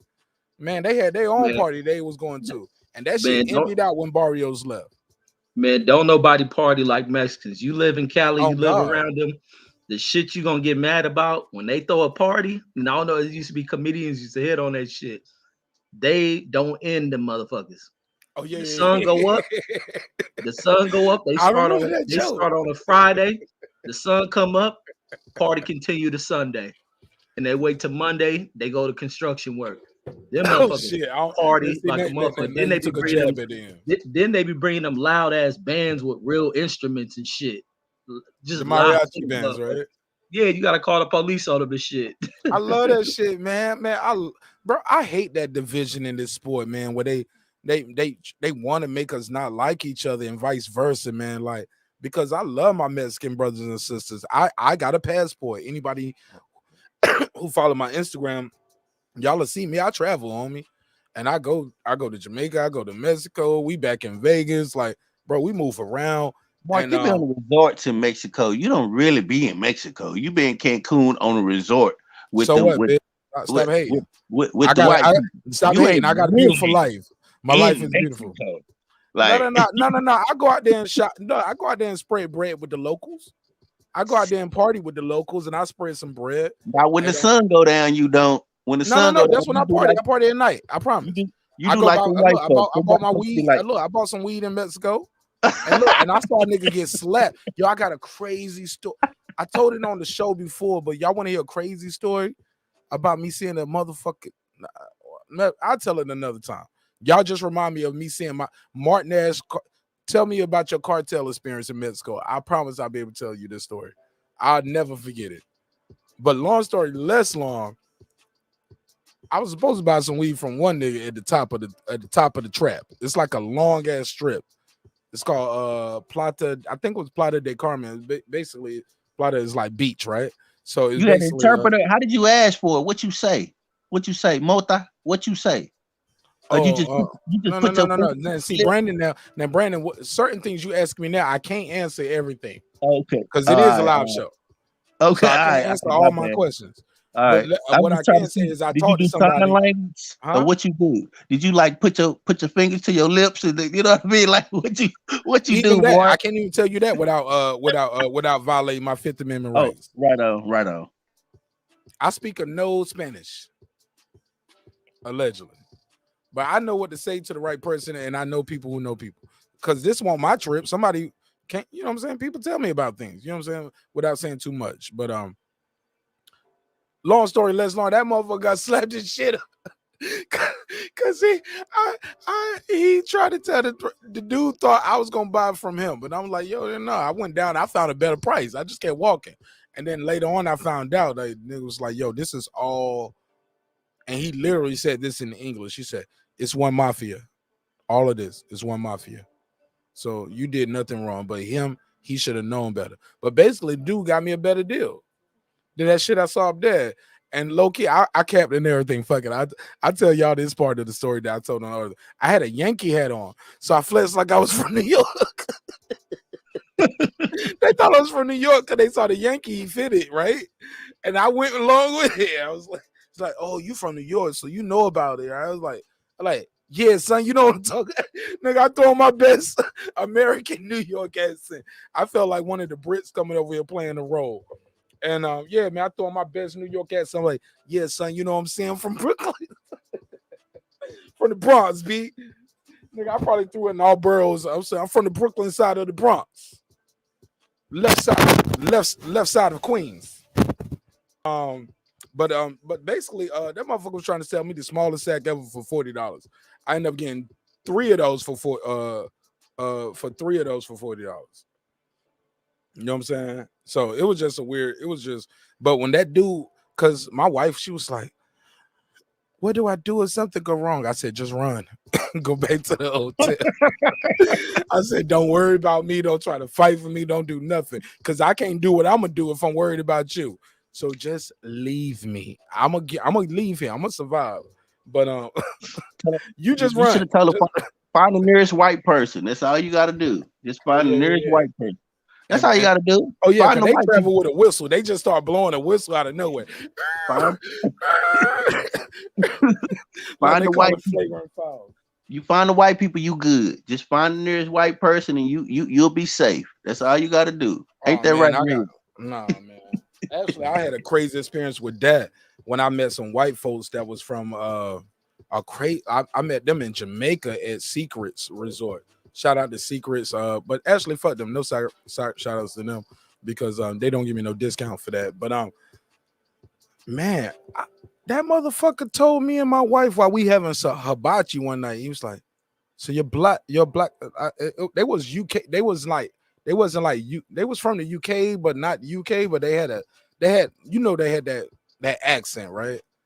I don't know if they was Irish, Ireland, if they was from Greenland, but it wasn't England though, or British. It wasn't London. It wasn't one of those places, but it was definitely like a small town in Europe though, or Ireland, or one of those places like that. Matter of fact, it might have been the Russian motherfucker, like from you. Regardless, the motherfucker had the audacity to say to me, "So you guys come from slaves, yeah? Like how do you get? How are you here with me where I pay?" Like that nigga looked like he got ripped off. Like how do I get? Why the fuck are you here where I'm paying for a vacation at? Where I left from my country, come to Jamaica and be over here. I'm supposed to be with rich folks. You come from slaves, yeah? Hey, Mark. I was like, Mark. no, I came from preachers that keep me from killing motherfuckers like you when they say shit like that. Cause God have saved my soul. Cause I would have slapped the shit out of you and fucked all of our vacation up.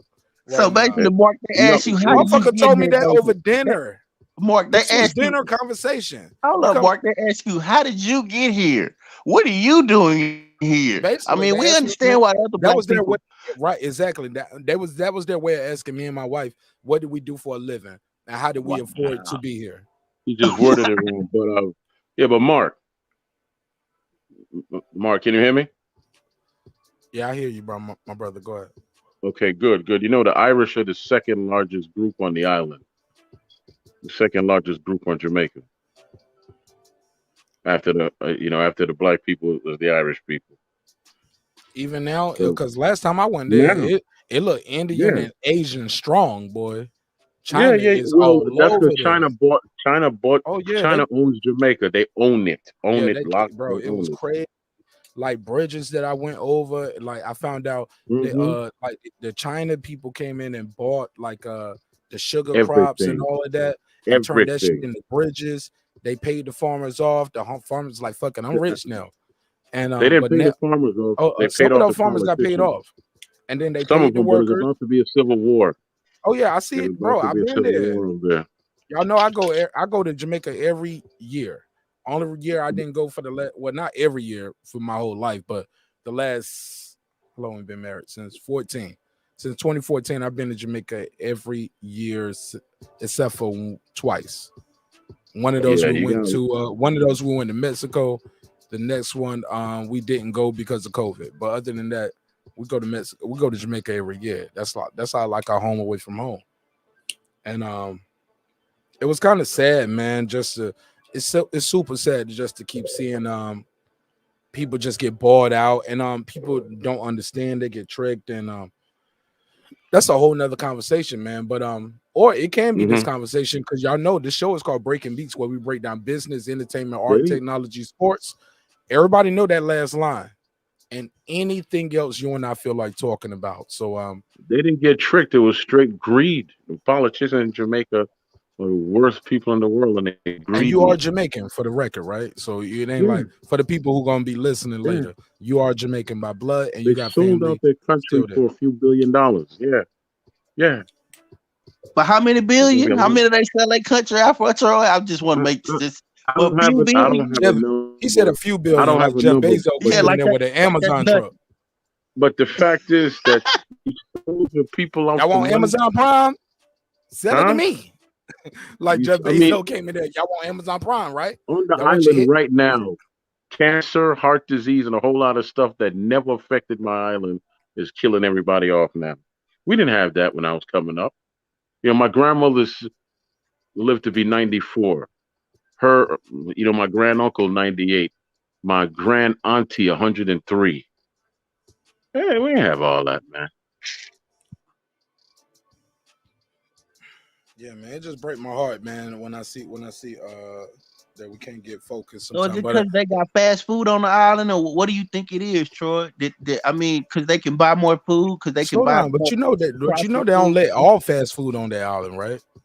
Nah, Some yeah, I people don't can't know. sell there. But Yeah, they like their KFC got different KFC, like all the, you know how we go to somewhere and we get like lemon pepper wings, or we toss our chicken and barbecue sauce. Like you go to their KFC, man, that KFC might I ain't even know y'all can do this. I ain't even had this flavor of I ain't never had my you KFC could get chicken. fried chicken with curry on it and all that, but it's killing. Yeah. It's all of that unnatural stuff is. I mean, you have people nowadays that don't even know how to cook in Jamaica, in the country. I mean, come on, man. Super fast. Come on, man. I mean, They at trying to least the come to butter. America, bro. They trying to come to America. Everybody I meet in Jamaica when I go there, like they want to come to America, or they need our help in America, in their country, man.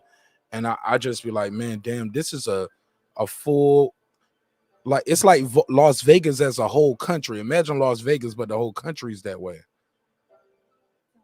Unfortunately, and I'll pass the mic on that. Let me let somebody get in Vegas. Terence Bailey, Reggie Owens, Brandon Washington, D Calico is here. Let me pass the mic around to everybody. Troy Graham is here. We're having a good conversation. We're talking about boxing, but we also talk about social injustice. It's called Breaking Beats, guys. Like we talk about it all here, and it's no limit on the conversation, especially after we have dedicated 4 hours to one topic, right? So it's not like we buried the lead. We didn't bury the lead. We gave you what you came for. And but yeah, I'll pass the mic. Let's go ahead.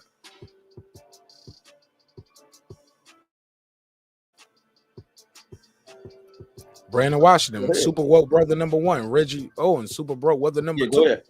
No, I'm waiting for one of y'all to speak. I muted I my was mic. waiting on Reg. I had been. But I know if I mute my mic, the music stop in the background, so I can't mute my mic. Yeah, I was waiting on Reg. Go ahead, Reg. Go on, cook. No. What we cooking on? Still on the Jamaican thing about selling off the country? Yeah, whatever you want, bro. Why not? Why not, man? We already did our numbers. I looked at my share. I look like we already did 5,000 views tonight.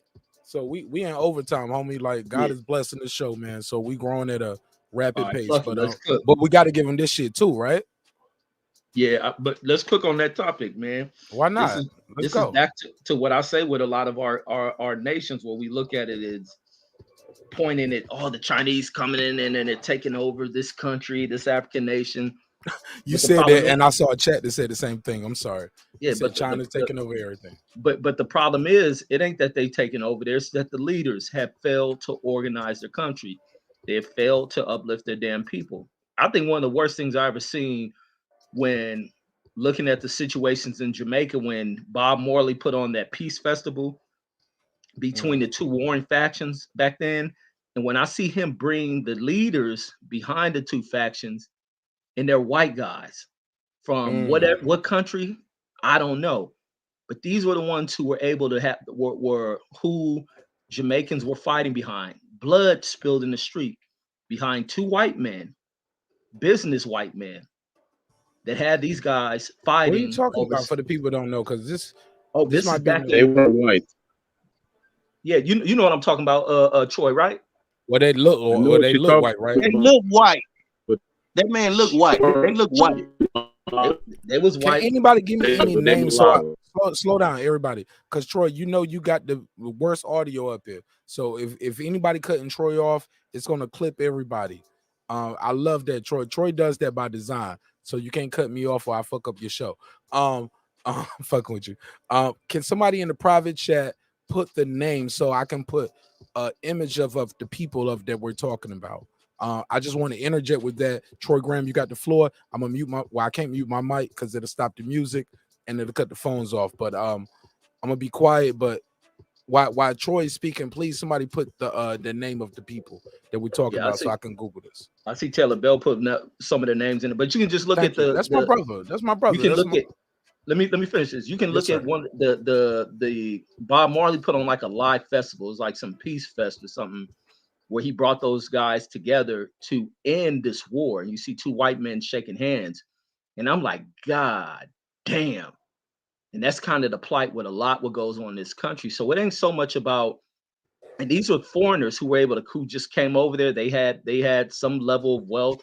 Not sure their positions in the countries they originate from, but they come over into this country, being they can get services or not even think they can get things brought to global markets that Jamaicans and other leaders of countries that they're indigenous to have failed to be able to get them to the world stage, that they have become so reliant upon Europeans to be able to do the dealings of them. And even with the Chinese coming in there to do the dealings, to bring shit to the market that the Africans are not doing because they're not delivering on the rising of their nations. They putting too much money in their own families' pockets, putting too much money in their own goddamn pockets and starving the rest of the country because the countries are still stuck in these old tribal existence. And that's sometimes why democracies work greater than what you see in these other countries. But we know as Americans failures of democracies and shit. Hello? But I think at some point, Caller, hold on.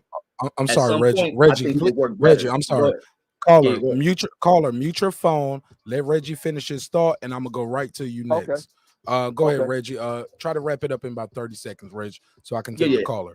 But that's what I was saying. I think that why some of that tribal ways of being these countries that are still stuck in these old block ways of progressing, that democracies tend to work better than what these other countries have going on, especially Africans, even Indian countries. But India is starting to rise because they're adopting the shit they learned from the British. But go ahead. Truth, before you get in, let me go to the call. 561, you got the gun. What's your name? Where you calling from, homie? Yo, my name is T, man. I'm calling from West Palm Beach, Florida. Hold on, let me turn the music down. Let me turn the music down. I'm not gonna take too much time, but slow down. What's your I'm name? not gonna take too much time. Slow down, my brother. I had to turn you up. What's your name again? I'm sorry, I didn't get your name. My name is T. I'm from West Palm Beach, Boynton Beach to be specific. Okay, dope. So I just wanted to. All right, so real quick, I'm not gonna take too much time, but I know y'all were looking for the names of the people, and I'm gonna give you the names. But before I do that, I want to just say this, and it's not to be mean, but it just goes to show how we, especially as Black people, a lot of us are pseudo intelligent. We sound articulate, and really it'd be a bunch of bullshit. I'm one of them niggas, homie. I'm one of them niggas. I ain't got all the answers. I'm gonna let you know. I agree. I agree 1,000,000%. I'm one of them. I don't know it all. Right. That's why I got a show so I can talk to people who's smarter than me. and Well, learn no, something. it ain't about knowing it all. It's about having access to the information, right? sir. The names of the people are Bucky Marshall and Claude Massop. Okay. Now, the only reason I know that is I'm not going to sit up here and say that I knew that off the dome. I went straight to and got the information and looked it up. But what I'm saying is I'm surprised that somebody else didn't beat me to it. And I'm like, damn, it's all these so-called intelligent people, and they just sound good, but really they just freestyling, and you sound smart to people that are not smart. But we have smartphones and we have the information, we have access to it, but all we're doing is talking. You get what I'm saying? So ultimately what I'm saying is study to show yourself approved, sharpen your skills, and use the information that's available. Because you mentioned China's taking over the country because their kids are not dumb. They're making sure that their kids are mathematical, and they're making sure that they're doing what they need to do in school. We're not doing that. We sound good, and we want to get on and get likes and get props. And it's easy to sound smart when you're talking to a bunch of dumb motherfuckers. And I'm not saying that's y'all, but I'm just saying in general, black people, we got to do better. We got to do better. The information is there. Use the tools and big up yourself. You know what I'm saying? I love y'all, man. My name's No. Don't hang up. I got one quick question before you go. How do we, if you don't know what you're looking for, you end up just typing in WSHH in Google, which is World Star Hip Hop, and you just see the latest bullshit. How do you even know to look up that? How do you know to look up? Damn, I lost him. Yeah, man. Right. Oh, I lost them. Damn, caller. See, sometimes they come in like that, pause, and they drop a nuclear bomb in the room, and I be like, damn, I be trying to, I want to pick their brain a little bit and learn something. And ask them, at least get one question off. Hold on, I got him back. Here we go. I'm sorry, the call dropped, man. I'm sorry about that. No, you bro, good. You did you hear my question, my brother? Like, how do we know yeah, where to start? Yeah, you said right, but see, this is what I'm saying.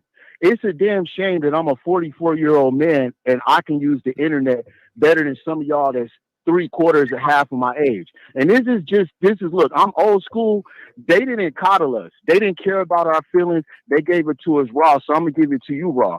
If you online and you don't know how to pull that information, you know what I looked up? The way Google works, you don't have to be specific. And first off, you don't have to type in, you're going the wrong way if you're typing in World Star Hip Hop and then going to Google and hitting the hypertext link. You should be typing worldstarhiphop.com, or really, if you go to it often, it's already in your cache. But anyway, my point is that all I had to do was type in Bob Marley Peace Fest 2 leaders. I could have typed in leaders, Marley, Peace Fest 2 in any order, and the spiders would have found it. So what that's telling me is that once again, we know everything but what we need to know. And that's why these Chinese people are running circles around us. That's the reason why the brothers over in Nigeria, they come over here and they laugh at us. They laugh at us because they like, man, y'all niggas got gig speed internet. We over here twerking off of 10 megs per second, 15 megs per second, and we running circles around y'all. What is y'all doing? What is y'all doing? I mean, seriously. I mean, what are we really doing, black people? Are we concerned about just sounding smart to people that aren't smart, or do we really want to be intelligent? You know what I'm saying? I mean, and it's the truth of the matter. Somebody mentioned China. They kicking our ass and they gonna own this country. You know why? Because they are investing in their youth, and they're making sure that they don't get caught up in the bullshit. We're not doing that. All we care about is making sure that we sound smarter than the next person. Not even really being smart, just sounding smart. And that's where we're losing, man. For real. Thank you. I don't want to dominate the conversation and be an asshole. I love it. What's your name again? I want to remember you. I got to write your name down on my. Yeah, my name's T. They call me T. T with two E's or T? And in the boxing, T. My name is Tobian, Tobian, but I go by T. So shit. Hold up. Slow down. No. I can't let that slide. Wait, Tobin? No, be quiet. Listen, y'all, he cannot hear y'all. Only people that can hear y'all is me and the chat. Okay, Man, so if the you link, talking on the Mark. panel, so look, be quiet. Mute Look, them I don't niggas want to like put you nobody get me. backstage because this guy can't hear y'all. So all he hears is me talking to y'all, and he can't hear y'all. So let me finish my call, and I promise I'll give y'all back the floor. My brother, I would love for you to join the panel because I think I like your vibe, I like your energy. But your name is T. T, you are from Palm Beach, you said, right? Well, I'm from Atlanta, but I live down here. Okay, Yeah. well, I'm in Atlanta now, and I'm not from here. But look, Okay. ironically, the dude on the panel called me Toby every night when he get mad at me, or if I disagree Yeah. with him. He Hey, let me calls show me you. Let me Toby. show you. Let Ain't me that hold some up. I crazy gotta shit? interject. But your name is Tobian, and they My couldn't name is wait. Toby, but no, They it's couldn't Toby. Let wait me to hold get on. Let in me, on that shit, nigga.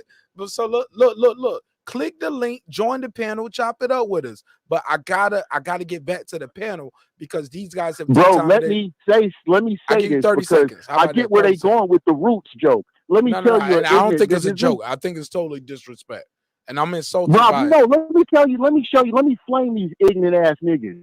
Don't even know that the name is an African name, goofy ass nigga. It's Oluwatobi, okay, which means God is a big king. So check yourself, G. You don't even know what the fuck you talking about, goofy ass nigga. When you calling people Toby, and I don't even talk like that. But once again, it's pseudo intelligent niggas that think they know some shit and don't know what the fuck they talking about. The name is an African name. Look it up. Oluwatobi. Oluwatobi. God is a big king. Goofy ass nigga. Hey, yo, Check can yourself, you nigga. see the screen right now? Wherever you at, can you see my screen still? Calico. Nah, I'm on my phone, bro. I just back to the when crib. you I was watch it, riding. when you watch the screen, look at the screen. I put a goofy up. I put some images up there. But then Hey, I tell put him to some click the soft link. images up there. Mark, tell him to click the link. Yeah, that's a goofy ass nigga that once again you let the white boy tell you, you let a punk ass white boy tell you about your culture. And you don't even know shit about it. Goofy ass Man, nigga. bring your ass on this panel, man. Hold on. He can't hear you. He I know. only I'm hear telling me. you to relay the message. Bring his ass on this panel. He said, "Bring your ass on this panel, nigga." He sound like he been smoking Man, black I and ain't gotta do Man, shit. pull First up, off, man. Bro, you know you family. You fuck with me. You fucking with yeah, you know the what I'm saying? owner. I'm just saying, Look, I you hate ain't got to hearing, deal with nobody else I but the hate hearing owner. ignorant And I ass fuck niggas. with you. Man, look, but we need that because I never knew that information. And I don't even know how to defend that other Look than it up, Google it. yeah, but Check for me me, if I I'm don't wrong. but you know what? Man, I bring always your ass. tell them this though. Because I always just think it's a stupid argument to call Terence Bud Crawford Toby top rank. Because if Matt Skellerman said it, you would be asking for his job the next day. Before they went on lunch break, they would be calling for his job. Skip Bayless. But black people are the ones who created that, and they think it's cool. They think They don't even know. All right, that's they the don't time. even That's the know. time. That's It's the time. in the That's the African, time. in That's the the time. Yoruban language. My brother. Look, respectfully, my algorithms tell me we only got a certain amount of time for each thing. Reggie, I heard you, but I gotta produce my show. But I'm gonna give you final words. You got 30 seconds on the clock. Go ahead, man. Hey man, because he can click the link and join the panel. Don't be freestyling shit and you don't know what the fuck you're talking about at the end of the day, because there's somebody that does know what they're talking about. You may sound smart to a bunch of dumb niggas, but it's something you really need to make sure and check yourself that you know what you're talking about, because if not, you make yourself sound really stupid. You make yourself sound really dumb. Man, so you better don't do click that that. Don't play motherfucking yourself. link. Don't play yourself like that, especially when the information is out there and you have the ability to be intelligent. Because if you're not, now you're just being willfully ignorant, and we call that goofy. So I love y'all, man. Peace. Man, I Stay love strong. you. One love. So can he come on the panel? Bro, if you love me like that, you click that link. I'm about to drop the link now. Hang up the phone. Go to YouTube. Go to MarqNash, Mark Nash. Click that link. You got here for some reason. I don't know how did you find the show? I never asked you that. How did you find my show? I mean, because bro, I'm a fan of boxing. You understand? Did you find me so on I'll be YouTube, looking up, Facebook, Instagram, or where? Because I put the link everywhere. No, I was on YouTube. It's on YouTube. YouTube. So how I'm did a you fan find of it? You boxing. just typed in YouTube David Benavidez, and the Man, yeah, it's bro, trending. yeah. I It's be trending following. on Yeah, boxing the sites, other bro. one was the Crawford Porter link. You know what I'm saying? Like I go to these fights. You feel me? Like I go to these fights, and I love boxing. I follow boxing, And I fuck with 7-8 and Blue and all them boys. You know what I'm saying? T Street, all of them, all the black media. And my shit I fuck popped with up right all there. the new And my black shit media. popped up right there beside theirs. What you say, brother? And my link and stuff popped up right there beside theirs. Is what you're saying? Yeah, Look man. at me, Yeah, I'm you blowing building. up, You baby. building. Oh, I'm with the You big building. dogs, nigga. We with the You big building. dogs, all right. But look, we gonna keep it non-biased over here. We ain't gotta agree, we ain't gotta disagree, but we gotta let you get heard. I don't know how many people let you get this much mic time on their show, but I love your energy. I agree with you on so many points, but some of my panel disagrees with you. Be brave. That's fine. Be brave. Click that link. Join the panel. All right. All right. Join that panel right wait now. till I gotta get back. I gotta get back in the house, bro. Like right now, I'm outside. Man, we because can I hear don't you want on to the wake my phone all house this up. I time. do run a household with a family. You know what I'm saying? So What side? I'm just where coming you back calling from from? playing poker. But you're on the East Coast, Huh? right? You're in Miami, right? You're in Florida, right? No, I'm in Florida, but still, it's late as hell, bro. Yeah. Oh, so you had to go outside to yell at us. Like I can't be in the No, house I'm yelling just at you. getting back. I'm just getting back to the house, bro, because I was out playing poker. Oh, So this is my shit. little Did you one, win? pleasure, man. So I went and ran it up, played a little Did poker. you win anything? And now I'm about to go back in the house. Did you win anything? Or you lost? Yeah, man, I won a few $100. I mean, I didn't risk too much. Drop $5 in that Cash App or that Super Chat. Let me know that you fucking with the content, man. Man, I don't fuck with Cash App, bro. Well, I don't drop do something in Cash Super App. Chat, man. PayPal, son. Help us out. I got Zelle and everything. We got to keep these neon lights on, man. All right, Let man. me know you fuck with the content. Let Calico get his Shut up, response, man. man. Tell Reggie, OG you to shut do up when Reggie, I know already. Let me put you. Reggie don't like me asking for donations. Fuck you, nigga. Man, I gotta get hustle. back to this shit. I gotta do my job. I gotta keep the lights on. I gotta explain why I do bragging this. about using. First of all, the caller, I understand where he's coming from. He making a good point, but Hell of a caller. But we Hell on of a a caller. but we on He a live bodied all show. y'all niggas, man. But What we was on the a caller live name show. again? We're on a live show. So, and we don't have time to sit and do. He talking about Google, and these dudes don't know what they talking about. Yeah, It's he easy for sleep. you to He sit at sleep. home. It's easy for him to sit at home or Google that shit on his phone when most of us are using our phones or our computers. So, if he really wanted to come on and say something, then he should have clicked the link. But outside of that, you're not going to get online and admonish us and put black people as a whole group into some people and try to make us seem dumb. What's the caller name? No, slow down. His Let name me Toby. one by one. Never heard of him. Shut up, Salute to nigga. Reggie, man. I No, go appreciate ahead, Reggie, Brandon. man. Brandon said That's my brother. something. Brandon said something profound, and I think it need to be heard. And then we're gonna pass it to Calico with his slander and pass it around. But go ahead, Brandon. But Brandon, what he's saying is, you guys, I agree with what he's right there, man. Calico, I don't make me push the button. No shit. Okay, I got to do it. No, so it ain't gonna work. I dropped the link, homie. I know what I'm doing. I dropped the link. He right there. It's Toby Norris. He said, I'll get right back to y'all pussy. No, I say share the screen. I ain't sharing that shit. I don't know what that is yet. Let me check that backstage and see what you sharing. But let me speak my point, my brother. I got you. Brandon, what he's saying is, before you click that link and you start saying all of that, do your research. Because what your logic was, what it sounded like, well, we on our phone, we on this, it's easy for you to do that. He's just saying, like I said on Mike Sports intro, do your research first before you call in. Cause motherfuckers will be calling in like you'll have a Terence Bailey moment. Respectfully to Terence Bailey, you'll be telling them, or Calico, even tonight, respect to you. Mark, Let me say this. Like in real time, I gotta tell you some shit. Respectfully, let me finish this one sentence and I pass it. In real time, I'm telling you, easily Google information. A quick Google search would just fuel that information. But these guys get up here on these lives and spit them like they facts, talking points. But you repeating another YouTuber's talking points because you want to be on his channel and his panel. Do your own research. Do independent research. Quick Google search. It'll end all that shit. Mark, let me say this real fast. Yes, he is correct in what he's saying, but he has to realize too that we're on our phones and Reggie was just using it as a talking point, and he admitted that he could not remember those guys' names and he didn't know what their names was. So if that guy wanted to bring the information, point, though. to a No, better no, attention. that's what That's what he set him was off. tripping about. That's what set him off. See, the thing about it, he said, man, he don't even know the dude's names. Yes, he admitted that he didn't know the names. And if the brother wants to call in and give us the names, then that's fine. But Reggie didn't pretend like he didn't know the dude's names. And not only that, we're on a live broadcast and we're trying to make certain points. He Calico, didn't blow your say, screen up. I'm sorry. he didn't say nothing that was matter of fact. He didn't say any of that. So for that brother to get on to him, I hate listening to dudes and pseudo and all of that, I think he didn't bring the point correctly. And if he had something to add to the conversation, then he could have added it, and then we could have been correctly with the names of the two people that we were talking about. But for him to do that, I think it was disingenuous, and it wasn't in good faith, and he didn't want to have in good faith. He just wanted to spit what he wanted to spit and get out for here because he heard something that he didn't like. That's the way I took it. But Wait, time out. Oh, so he was tripping about the Bob Marley thing.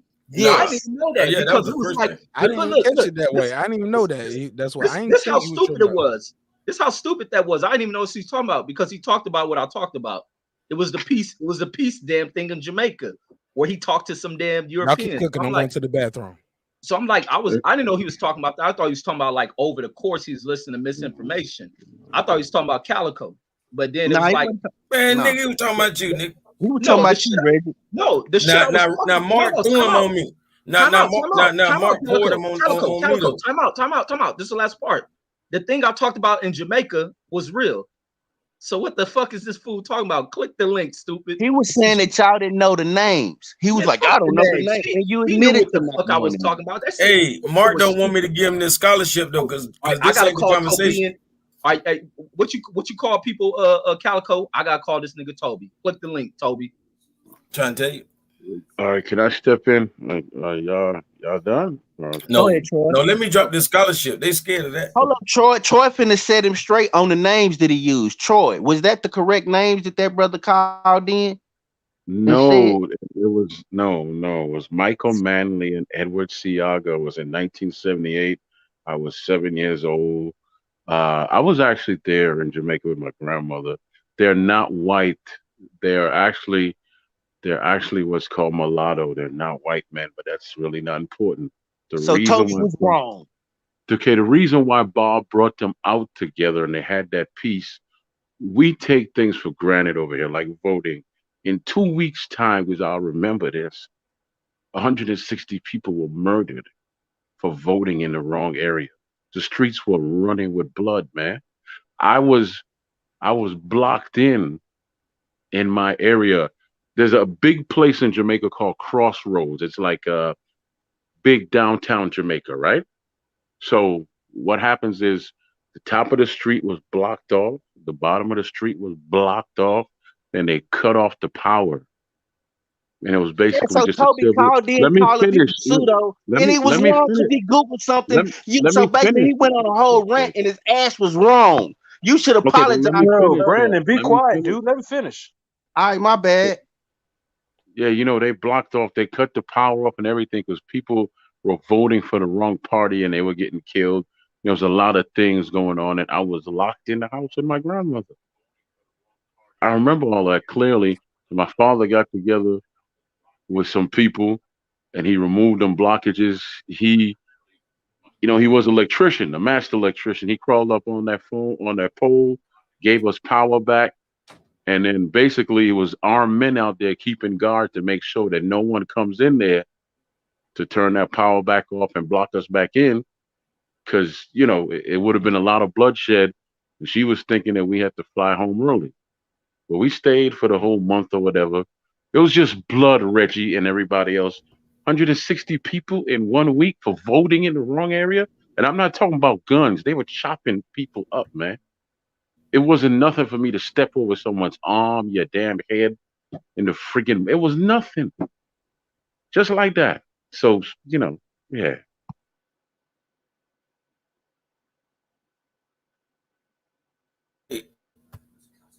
Nah, that dude was wrong. He called in talking about these. I Googled it, and y'all could have Googled it. And he named the two people. Hey, Mark, and he was wrong. This dude, so basically he read wrong. First of all, he Googled something real quick, thought he had some knowledge that he did not have, and then he called in to admonish us about something that was not true. So his whole argument was built on nothing. He just Googled something and he tried to call in real fast and introduce some knowledge that he did not have. So that dude was wrong on all fronts. But go ahead, Calico. I just pulled up a link about what brother was talking about. I just pulled up a link about what Troy was talking about. I'm trying to get Mark to show it because Mark's scared to show the other scholarship I was going to show, which I'm still going to show, you know. But this right here was about Michael Manley, showing that brother Troy know what the fuck he talking about. You know what I mean? Yeah, that's crazy. We got people calling us pseudo and saying that we don't know what we talking about and just went on this whole long ass spiel and he didn't know what he was talking about. How ironic is that? Hey, I wasn't lost by who he was talking about. I didn't even know what the nigga was bro, crying I'm about. still trying to figure. He don't even know about his name. Listen, he don't even know about his damn name. Yeah. But that's a whole nother conversation. I just came back into the room. At the end of the day, man, that's one caller. That's one person. Let's not lose track of our mission. You know what I'm saying? If you want to click the link, he can click the link. The link is out there, but we gotta move forward. Like we can't we can never get distracted from our mission. Oh, they say he apologized.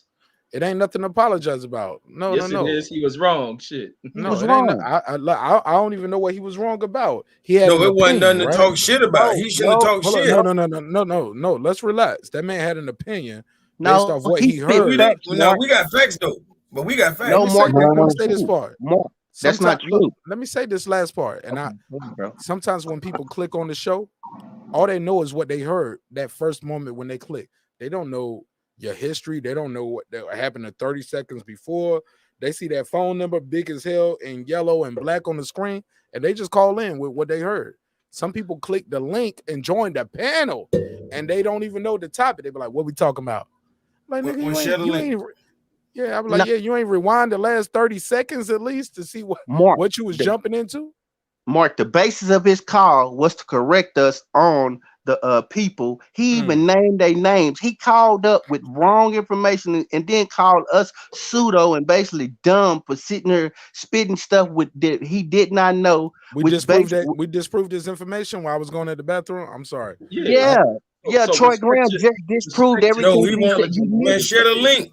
Share the link. I don't know about Troy Graham fast. I gotta Google that. I got you. Nah, you missed share the Troy screen. Graham, I mean, share the screen, Mark.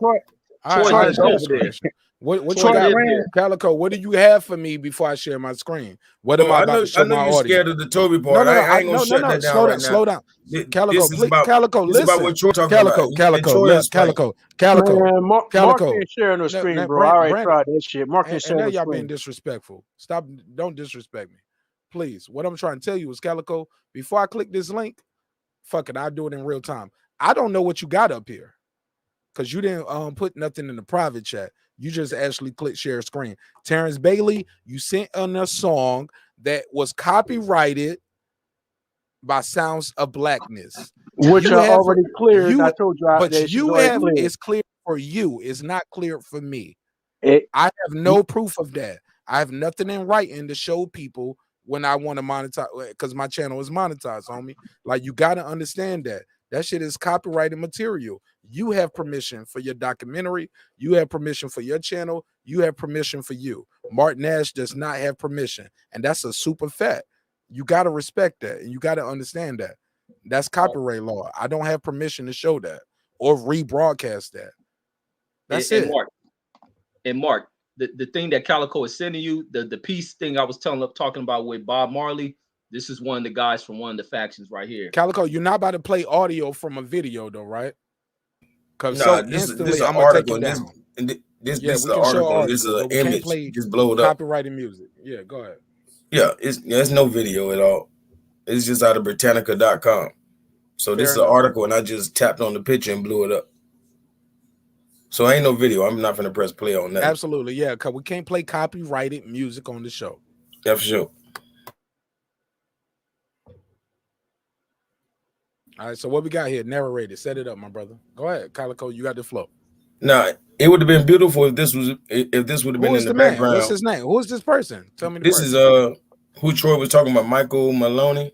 Manly, the one from Never Bob heard Marley. of him. Never This from the heard of Bob him. Marley Peace Festival I was talking about. This Never one heard of him. What did he do? This is one of the prime ministers from the one side. Let Troy explain it. Where the Jamaicans, when I was talking about when Bob Marley like a white guy to me. Ended the conflict. Yeah, it was two white guys. Yeah, the prime minister of Jamaica. But I thought somebody else said. I thought the old boy said that too. It was like y'all was fighting over. It was two white guys. No, he was saying he got on here to argue, but he was speaking the point I was speaking. That's why I know what he was. Who was I know he somebody taking? said something about it was two white guys fighting. Yeah, that was and me. Troy corrected it. And Troy said it was mulatto. Is that he was mad about the names? No, the thing about Manly is his mother is like Manly's mother is her parents was like Scottish or some shit, and the mother was like her mother was like a mix. His mother was a Jamaican European mix, but his father is a European cat. So I guess that makes him mulatto. But the other guy is like straight up out the UK. There was two white guys they're fighting over political shit. And a matter of fact, that's that one. What was it? Is it the One Love concert? Where Troy at? Troy was explaining. He said he was a kid over there. Troy's right here. Go ahead, my brother. Troy, you got the floor. Go ahead, Troy. Set this up. Calico will do the slides. Troy will narrate. Go ahead. Okay. We focused on black and white again. He was mulatto. He wasn't really white, but that's not the point of the whole conversation. The point is the reason why Bob did what he did. He wasn't no punk or weak man or anything like that. We take things for granted, like voting. How is it that 160 people in 1 week get murdered for voting in the wrong area? Well, 2 weeks or whatever it was. How come I had to, how do you shut down an entire block or 2 blocks because they telling you that you're not going to vote this way or that way, cut your power, and if you do, we come in there to kill everybody, man, woman, child, and everybody. I'm not making none of this up. It was that serious. That's how serious voting is. You understand me? It's very serious like that. Right. And that's why Bob came out and stepped up like that and said, I'm going to bring both of you together, because he used his voice to actually bring peace. He could have said, I'm going to side with him, which leaves the other dude on the outside, which is not going to help the country. He almost got murdered over that. They came and shot his damn house up. We talking about Bob Marley. And he knew who did it. And they asked him, well, why don't you tell? And he said, well, I'm not saying nothing. Of course I know who did it. But you have men will disagree on things, and it'll get handled how it get handled, but I'm not going to do that. It ain't going to get handled in the media. No. We might find some peace in this. The man could have got killed at his house in front of his children and wife and all that because he wanted peace. Man, but anyway.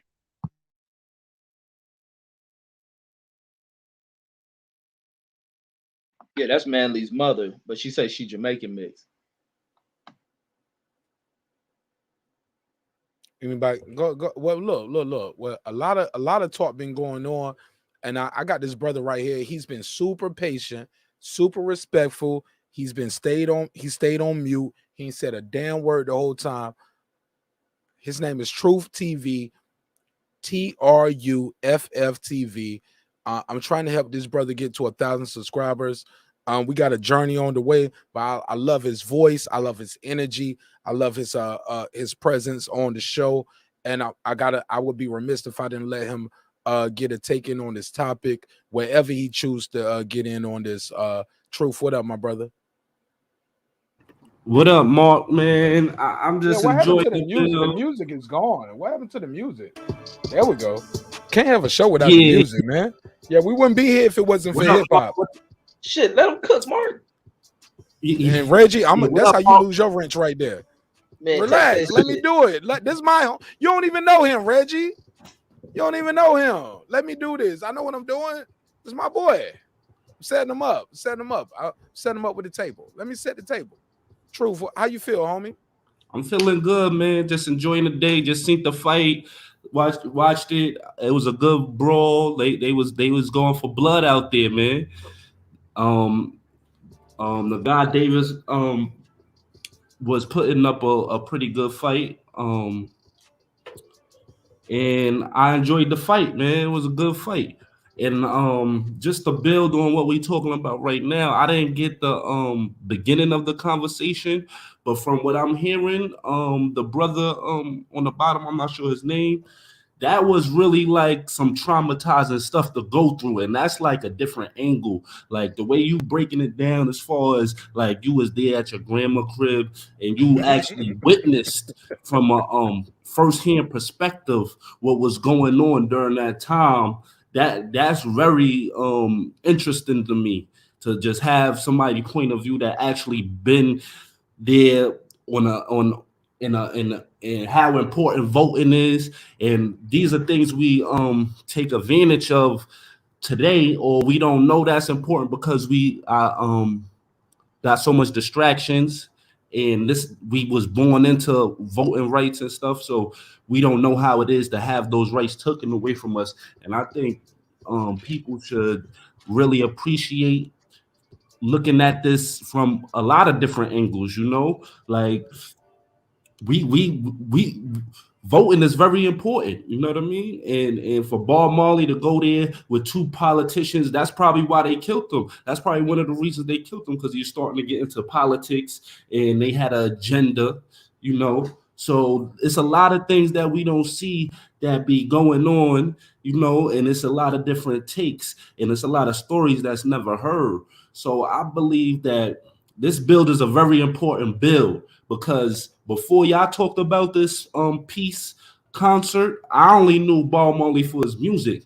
I didn't know that he was I knew he was about peace in his music, but I didn't know he was actually on the floor, on the ground, actually talking to these politicians and trying to make peace with them, risk putting his life. I know he's putting his life on the line, but I didn't know he was really like doing it in his country, like talking to two warring parties, people actually getting killed with machetes, and he could have been a victim, and he put his life on the line for everybody. You feel me? So I think this is a real good topic to build on from a lot of different angles. Absolutely. I couldn't agree more. Hey, look, and just to be clear, Reggie Owens knows I have the utmost respect for him. I tease Reggie, and he teases me all the time, and I love him. Yeah. And Calico knows he calls me Toby, and he don't mean it in a good way. That brother got a wrench on this channel. Why? Because I still like him. I still respect him. Even though he disrespects me when he says that, he does not mean that in a respectful way. But you know what? I'm built for the shit, homie. I'm built for it. And I can take it. I can take the good with the bad. And I know he don't hate me. Yeah, but he disrespects me when he say that. And he knows he disrespecting because he said, that's why you a Toby and I'm Kunta, nigga. And I be like, you goofy motherfucker. Look, that's why hey, Reggie, that's why that roast session is helpful and healthy. You missed the roast session last night, Reggie. Where was you at? I was in the chat. Nigga, you ran from it then. If you was in the chat, I was working in the house. Nah, Reggie, you got to jump in on that. It's a 2-hour roast session. Everybody going at everybody for 2 hours. You supposed to jump in on that one. But with that, I digress. I'm disappointed in you, Reggie. You ran from that smoke. And I ain't never known you run from smoke, but you ran from that one. You should have been there on this one. Yeah, be up here with your Batman hairline. Your shit look like the bat signal, nigga. I seen your hairline. Everybody was getting jokes on everybody, but it was fun. We had a good time. But Calico, he ran from that smoke. But today he came up, he started the show off today like, yo, I'm gonna be camera on to y'all niggas. I ain't running from none of this shit. And I love it, Calico. I don't know your cash app, but send me a request. Send me a request for $1,000. I'm gonna send you a cash app back. It ain't gonna be $1,000 cash app. I'm gonna decline that one, but at least I know your cash app, so I can send you $5. I just want to be able to send you $5 for the Newports or for the Black and Miles, my nigga. I got Black and Miles money for you, homie. I love you, bro. You super talented. This is the guy who called in. His name is Mr. Norris. Correct? Or do you got a stage name or you got a YouTube name? And I can change it up. What you prefer us call you? TB. Your mic is muted. Your mic muted, OG. There That's you go. my name, homie. My Oh, so name is fuck it. Tobian. My name is Tobian Norris. Yes, sir. What I was telling Mr. Sensitive, since you wanna Hold on, yeah, get them motherfuckers, so Toby. like Ice Cube, so like Ice Let's Cube. go. Hold on, Toby, slow down. Hold on, Toby. I love it. Toby. So which one of these motherfuckers being too sensitive? Point them out. Which avatar? Brandon, whoever Brandon is. Yeah, so that green motherfucker with that B up there. Let's go. I'm gonna dip back to my generation when Ice Cube from NWA and Be True to the Game, when he says, so back off, genius. I don't need you to correct my broken English. The point You were wrong. Nah, Brandon. Hold up, Brandon. Brandon. You already know how. Hold up, Brandon. Hold up, Toby. I got you. Brandon know the rules. Brandon, this is his first time being on the show. He never been before, and he just got here. We got to let him get his 2 minutes. He got to get his. So if you click the link, you would see the information, and I cited my source. Okay, so that supersedes if I misread it. I gave you the wrong. And put an I in my name, not a Y. Hey, Toby. Nah, Brent. Nah. Let that nigga talk 2 minutes. They say he looked like the Dishonor Be Discharged version of Black Thought. Boom. Hey, homie, man. Hey, big dog. You know what? Toby, unmute your mic real quick. Look, I put the clock up. Look, I'm not gonna show you my digs and where my family lay their head. But you ain't gotta do that, OG. All you need to know is that everything is everything. So and if you want to say I look like Black Thought, whatever. So back up. Let me cut my camera on too. Fuck it. Look, I'm all for the jokes. So I don't need you to correct my broken English, like Cube said on Be True to the Game. The only thing I need you to do is click that link. So like I said, motherfuckers is quick to get all in their feelings. That's the problem with y'all little young niggas in y'all's generation. You too fucking sensitive. You missed the fucking gift because you don't like the rapping that it came in. I told you I was driving. I quick Googled the shit. This Negro said you didn't find it. You Googled it. How the fuck was I supposed to find it? That's the library, goofy. Nobody goes to the fucking library no more. It's in our pocket on our smartphones. That's what I did. If you click the fucking link, you would have read the shit and you would have seen, oh, you just missed the road. You missed the line. You read the wrong part. But yeah, that's information. I'm telling you how to get the information, just like I also posted a link for you to be able to find out. Don't ever think you insulting a black man by calling him Toby, because it's a Nigerian name, goofy. Olua Toby. Toby. Get it, say it, learn it, love it. Toby. Not T-O-B-Y, T-O-B-I. T-O-B-I. Happy? Bam. So that's it. Okay, now let me rebuttal him. First of all, you were wrong with the information that you cited. You come in here hot naming 2 names of the people that you thought were in, and you were wrong and you were corrected, and you still ain't said you was wrong. I don't give a damn if you was driving or not. We on the line. You were wrong. And not only that, you saying people are sensitive. You come on here like you got an attitude, like you pissed off, and then you acting like, and then you talking about somebody. You don't even know how old I am, so you can't call me young. I might be just as old as you, and I might be in your age group, but you don't know that. Once again, you speaking out of arrogance and ignorance, really goofy, because you don't know. Okay. See, once again, you speaking out of arrogance. You were wrong.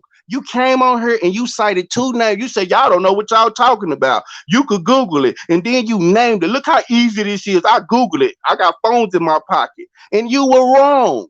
You don't even know what the hell you was talking about. So even if you cited the source, you said it wrong, which makes your information wrong, what came out of your mouth. Number 2 is you said people don't go to libraries. You're wrong again. I take my son and we go to libraries and I read books, and we read books every day. Just because you too lazy to read a book don't speak for everybody.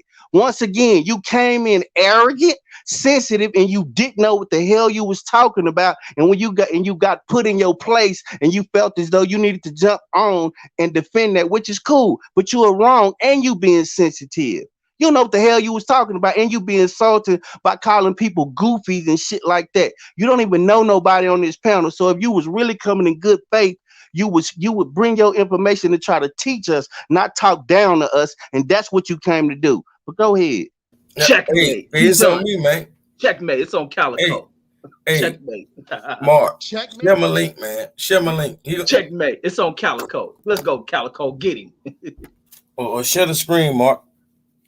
He done disappeared on me. Yeah, he done disappeared. But bro, Toby ain't no damn Egyptian Nigerian word. When you look all that up, bro, whether you saying Tobias or Tobiah, when you put Yah, you mean it like Yah, like Yahweh.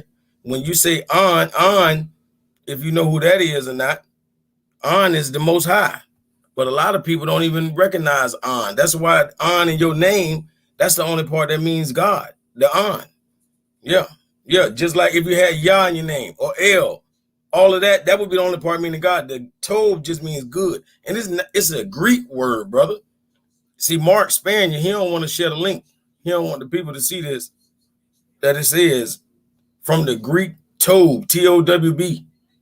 You feel me? Hey, Calico, you can it's just share really yourself. T-O-B, period. You can put Calico, the Y-I, whatever you want after that. It's still the same. Go ahead, bro. Hey, Calico, you can share the information. Just hit share on the screen. No, I did. Dude don't know what he talking about. Mark, Don't even know his own name. I don't know what Mark at. Now who's pseudo now? Who's pseudo? You pseudo. Yeah, see, you can't go out the first thing you see when you go on, a Google search. You can't learn nothing that quick. Hey, Toby, do you feel like a damn dumbass now, boy? hey, homie. Let me tell you straight up. At the end of the day, I don't need to go to the library because I have a smartphone. The purpose of a smartphone is so that you can operate efficiently. Now, if you choose to go and do it the inefficient way, that's on you. My time is valuable. I run a household. I have bills to pay. I have more. I got things that I do. We all do. You understand? We all do, homie. No. I let you talk. Let me finish talking. If you listen to what I told you, it wasn't about me calling in saying that I know off the top of the dome what the names of the people were that he was referencing. The point you read it wrong. Bro, as I just said, I let you talk, let me finish. The point that I was trying to make is all you had to do was type in Bob Marley, Peace Festival, 2 leaders, and it would have popped up the information right there in boldface. I read the wrong 2 names. Okay, I've been drinking. So what you didn't work. You read it wrong. Okay, so said. Does that mean that let me ask you a question, brother. Did you click the link that I put in there? Did you click the link that you put in there? No, dumbass. It's a yes or no. It's a yes. It's worse when you're a smartphone dummy. You type some shit with your smartphone and show that you was stupid as fuck. You can't read it. Fine. Okay, I'm stupid as fuck. I'm stupid as fuck. Did you click the link? You can't read. Did you click the link? For what? You illiterate, motherfucker. You can't read. So you didn't click the link. You didn't click the link. Is that what you're saying? For what? Didn't you give us the information? I gave you the reference. You gave us the wrong information. So when you called in and you named those 2 names that you got off of Google, you were wrong, correct? Did you click the link? That's not what I asked you. Were you wrong with the information that you brought? I already told you that I gave you the wrong part of the paragraph. So you were wrong. So you were wrong. Okay, is that what you want to hear? I already said that. I'm asking you, were you wrong? You called in and told us how dumb we were. How many times do you want me? Look, I don't have an issue with saying that I'm wrong. Okay, as long as you let it be known that you were wrong, that you called in and did not. Because I wanted to be known that you were wrong. That you misread something that you thought you Googled, that you thought you knew. No, you were wrong. I didn't thought I Googled it. I did Google it. And you misread, and you were wrong with the information that you brought us off of Google, right? Did you click the link? That's not what I asked you, and you were wrong with the information that you brought us, right? You hear this, dude? I rest my case. Hey, Brandon, let I me say rest this to mine Toby. too. Let me say this to you, Toby. Can you walk down? You know how they do the prayer group at church? Can you walk down to the front of the church, meaning the library, and go buy yourself a fucking library card? Because you need tutoring. Library cards are free, homie. Library cards are sign free. up for one. You need to sign up for one and go get a Hooked on Phonics book. Because No. Hey, this hold on. Let me smartphone shit ain't working for you. No. Let me show you. Let me show you again. Why what you just said was dumb.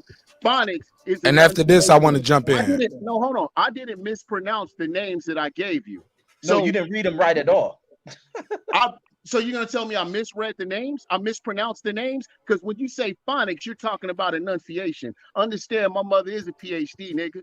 I know what phonics is. No, But you're not. So once She should have taught you how to read. PhD. She's a PhD. Not Hey, yo, everybody jumping up on one man. Let them fight one man at a time. One man at a time. I'm sorry. No, you good. I just want you to have the floor. I have to jump back in. This is a subterfuge.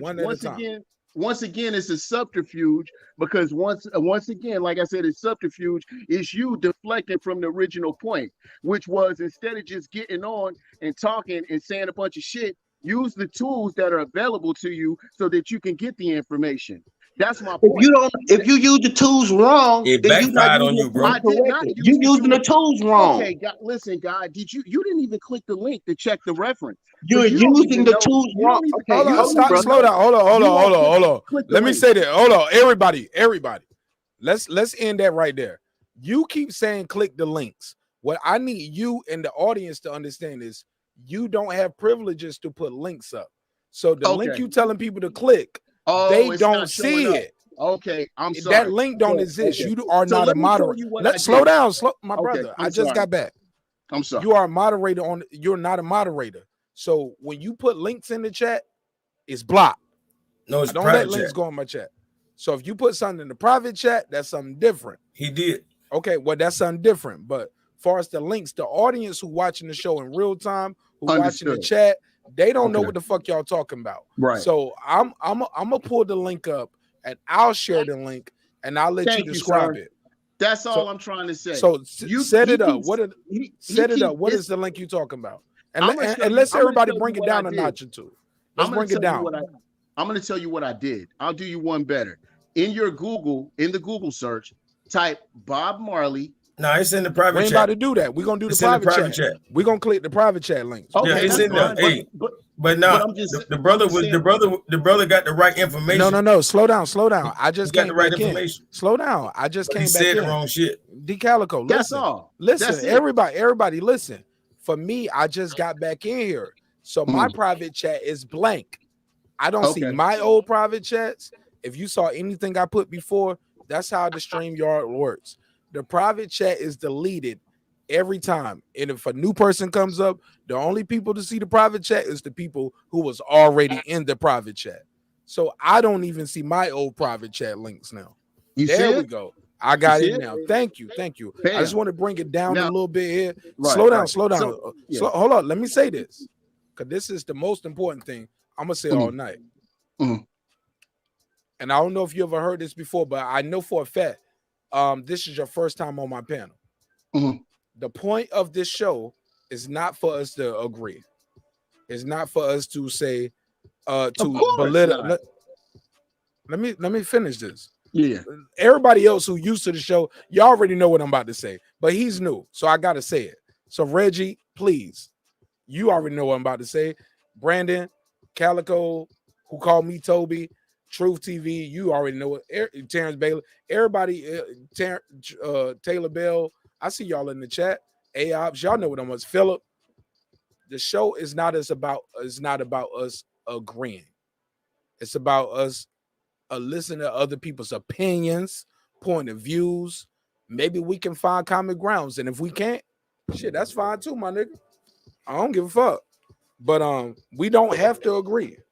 So if your whole plan is to get people to agree with you, that might not work, and that's fine too. But I just want you to know I don't take no sides in none of this shit, man. I love boxing. I love life. And with that said, and I'm not gonna keep calling you Toby like some people are doing. You introduce yourself as Tobian, right? How you say your name, sir? Tobian. Tobian. Toby, but I answer to Toby. My mother, my father, they call me Toby. I don't Fair feel enough. I don't feel insulted by that because Man, you know what? At the end of the day, I went to private school with white boys and we whooped their motherfucking ass for getting out of line. We got kicked out of the school. And if niggas thinking that I'm light skinned and gonna try all that bullshit, I'm extra with that shit. I'm ready for all that shit. I'm with all that shit. You want to come with that Toby bullshit? You don't even know what the fuck you talking about. Because first off, I have a good friend of mine who is back Nigerian, Igbo, and his name is Obi. He was the one who told me that. And if you read the fucking novel, Things Fall Apart, what was the name of the house that Ikemefuna was in? It was called his Obi. His Obi was the name of it. So once again, it's about dudes talking to sound good to get agreement, and that's that corner shit. That's that what Tribe Called Quest. The name of their album is called Low End Theory, bro. It's called Low End Theory. Just like you talking about the phonics, it's about enunciation. I didn't mispronounce it. You silent now, ain't you? Because you click the link and you see, oh, I see what happened. He just really glanced at it right quick. He glanced at it right quick and saw the bottom of it. It doesn't matter. It doesn't listen. I don't care if you agree with me or not. I know for a fact that the reason why the Chinese is running laps around us is because of this bullshit. Because it is bullshit right here. Right. They got their kids are on point. All we doing is talking. And as long as a few people clap for us and a few people signify and agree with what we're saying, then that's all we care about. We don't care about being in shape. We care about the angle. Just like the females, they don't care about really being in shape. They care about finding the right angle. So if you ever read the 5 Dialogues of Plato, right? If you read that, it's about people wanting, they want medicine. They want a pill. They don't want to do the exercise and do the work. They want a pill. That's what y'all niggas is on. Not y'all, but you specifically. That's what you on. First of all, you being condescending. Slow down. Hold up, Brandon. He said you. Brandon, he said you, but it's 8 people up here. Let him say to me though, Mark. He talking to me. We talking about Brandon. I'm gonna let him say who he talking about, so the audience can hear it. Get up, Brandon. Get out your feelings, snowflake. Okay, there we go. He talking to Brandon. Get out your feelings, bro. Brandon, you got the floor after this. Go ahead, Brandon. Listen, I'm old school. I don't, nigga, fuck your feelings. I don't care about about appeasing you and making sure that it comes off. And I tell my daughters that shit all the time. Now, granted, I do because they're women and stuff, but I tell them all the time. Damn how it sounds. My job is not to coddle you and worry about your feelings. My job is to give you the information. If anything, you're proving what I said. We are not the same. Any other conversation, you and Brandon would be best friends. Brandon Washington, please reply, Brandon. First of all, now, you don't know. Hold up, Brandon. Let me give him the rules real quick. Now, my brother, you said a lot to Brandon Washington, and I gave you over the 2-minute clock. Let that brother Brandon speak. Let him do a free rebuttal. Give him at least a minute without replying. Don't. And after that, we can go back into it. Let Reggie, let everybody get into it, and let everybody have that conversation. But I definitely need you guys to give each other at least 30 seconds uninterrupted, and I think that's fair, right? Because a conversation, a debate, it's gonna go however it's gonna go. I don't want to regulate it too much because that takes away the passion, right?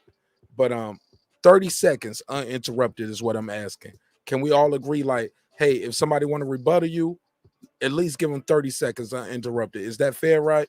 Because 2 minutes is too long. Can we all agree 2 minutes is too long? Yay, nay? Reggie? I'm listening. Yes. 2 minutes is too long. Look, I look at the analytics. They don't want to hear y'all talk that long.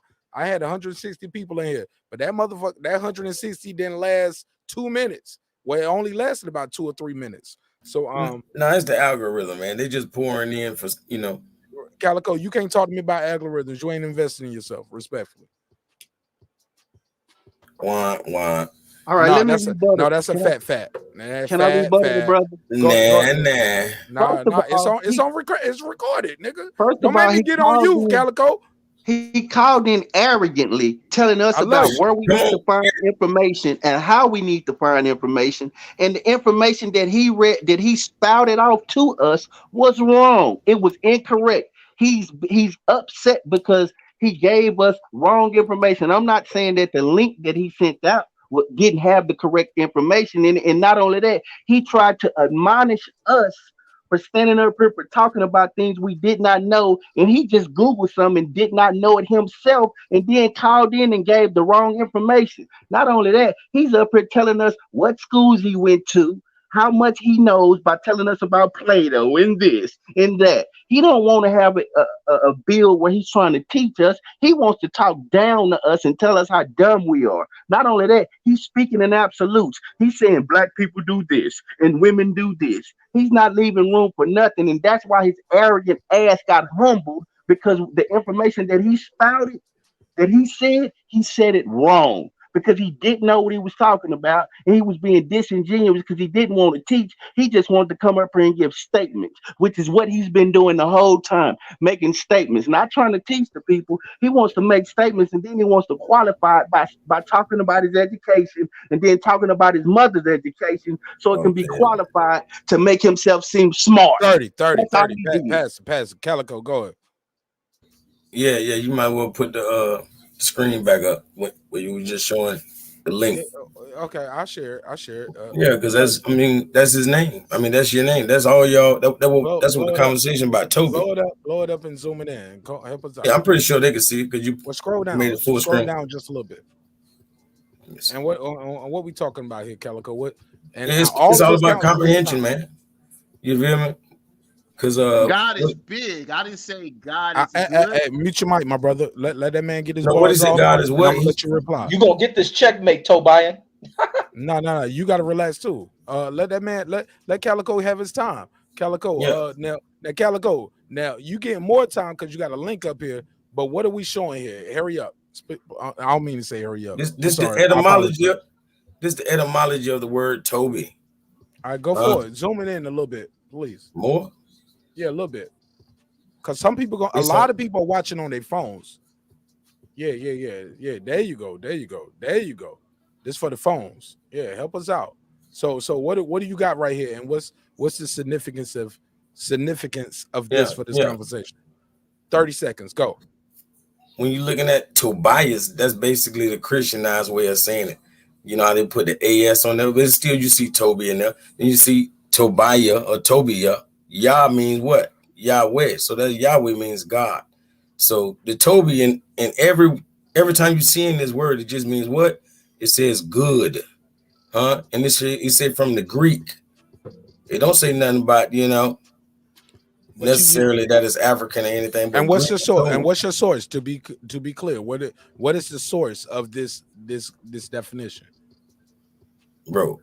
No, that's clear. Like we everywhere up and down the internet. No. This source that you gave me right here, because y'all know me, I play that game right here. It's called Cite Your Sources. That's what they told me on every college paper I had to turn in. Cite my sources. What is your source? That brother's smart. You are smart, brother. Don't come and say we. I ain't smart. I ain't smart. I'm just trying to be fair. I'm just trying to be fair. I'm the Brandon. No. When he first came on, he was talking. Oh, he said I ain't talking about me. Oh, so I'm still. No, he was going at Reggie, and he was right. The dumbest nigga in the room. He was right when he was talking about Reggie, but Brandon got mad because it's like, hold on, you threw all us under the goddamn bus, and then Mark goddamn tried to pit me up, against you with the Toby thing because he knew what I'm gonna say about Toby. No. I know you wrong. I know you. I can't even say that on social media. I'm gonna tell you what they used to tell me in basic training when I was in the Army. You wrong as two boys fucking. I can't say that politically. So yeah, right. That's what. Look, shout out to my drill sergeants. Every time you did something wrong, that's what they told me in the Army. I ain't saying, look, you make your own choices, but in the Army, that's what they told me in training. Every time you did something wrong, they use that term. I'm gonna change that term for the YouTube because I can't say that anymore. So I'm gonna say you wrong as three boys playing double dutch. Is that fair? Everybody going forward, if you're a core member of the show, you're gonna know what I mean when I say these things. In the words of Deontay Wilder, when I say you wrong as three boys playing double dutch, you know what I mean, right? All right. So that's that's the translation. Calico. I still don't get the point. That bro, you pulled up a Google, but you still didn't cite a source, bro. Go back to the link right now. Because I can pull up some Wikipedia. Go back to the link. I can pull up a Wikipedia to tell you I sold 100,000 records, homie. Go back. And I didn't sell 100,000 records yet. Share the screen one more time. One more time. Cite your source. It is shared. There we go. Yeah, this Edelman online. Zoom. Oh, it's zoom. Give me. Let me go to the top. Yeah, hit Control Plus. There is no Y in my name. There is no No. in my name. Bro. Yeah, Bro, I got you. Look down here. Look down here. Control 3. Hit Control Plus. You see that? Listen, you see that? I'm not even gonna give it to the Greek. It's not Greek. Look, it's a Hebrew. Tob. It's no matter what, it means good. That's all nothing wrong. So what's wrong with his name? Y'all said it's a white name. You make the slave called Kunta Kinte good is all he said. But there's still he thought his name was from watch this. Nigeria, because somebody told him that, and then he started telling us what his name mean based on what somebody told him, not what he knew. No, but watch and this. then he started admonishing people for using. But watch this. Hey, Brandon. Toby ain't a bad name now. It means good in Hebrew. Hold on, slow down. More. Hold on. Let me talk to the more. More aren't we original Hebrew Israelites type brothers? Like I'm losing. You're losing me here. You're losing me, bro. Toby ain't a bad name. It's not even a name. It's not even a name. It's a word. But right. But but it means good. And you know what I'm saying? Without on. What's wrong with that? We name people without words. on, without L, without something meaning God in it or Yah. If it don't have none of that in it, it don't even mean God. It don't so what mean does God Kunta mean? When you type in Kunta, what does Kunta name mean? Nah, Mark, you missing. No. You missing it. He dodging slow down. No. What I'm playing is real ball because you used his name as a disrespect when you talk to me. No, when you say Toby to me, it ain't got nothing to do with my nigga. You can't say it don't mean nothing no more. No, Mark, that's a colloquial term that we use based on the movie Roots, and you know it. I know the fuck what you, Mark. Nigga, I know that, and I take it as disrespect. Yeah, so the slave owner called him good whenever he didn't run. Respect. Hey, he treated him like a dog. You good whenever you don't run. When you run, you know it's a problem, bro. We're gonna have to hurt you. I'm gonna whoop your ass, and when you get back over here and you sit down, good. No, because and that goes with your interpretation of that movie with that name. But my brother, all I'm saying is this: my name is my name, bro. That don't make it, and I'm good. I'm telling you, don't be at your. Hey, bro. Number one, this brother Tobian doesn't even have. Bro, I can name you. Bro, I can name you Shaka Zulu, but if you act like a Toby, that's what I'm trying to say. That brother ain't no coon. But I bro, that brother move like black a coon, power but shit. you call me Toby. Y'all is more Toby. Y'all Toby for real. That brother. This nigga called me Toby. That brother more coon than he is Toby. There we go. Hey, that brother more coon than he is Toby. Real shit. That's just being honest. We finally got to it. Say it again, Calico. We back. Be that nigga. Calico, be that nigga they paid for. They paid to see that. Hey, they ain't dropped no super chat. They ain't paid for that. They bullshitting. Last night they was acting right. Tonight they sleep. Oh yeah, they sending super chats just to hate on Calico. But Calico, be that nigga that they paid to see though. You know what I'm saying? I'll be that nigga they love to hate. And whatever you want to call it, homie. But I got to be the same person every day, regardless. And I'm telling you, the way you use that word, you use it in a negative connotation. Because and Brandon Washington, hold up. I got to pass the mic, and I'm gonna digress too. So, because I want Reggie to get back in, because Reggie got a Troy Graham type situation going on where he can't get in on the conversation too. Because if so, it's gonna fuck up everybody audio. So I gotta let Troy Graham get back in because he's been super patient. I gotta let Truth TV in.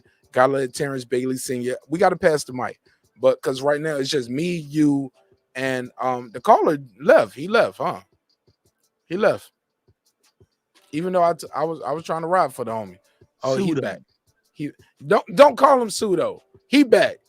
That nigga ain't gonna leave me up. Bro, you know it's just me and you right now, right?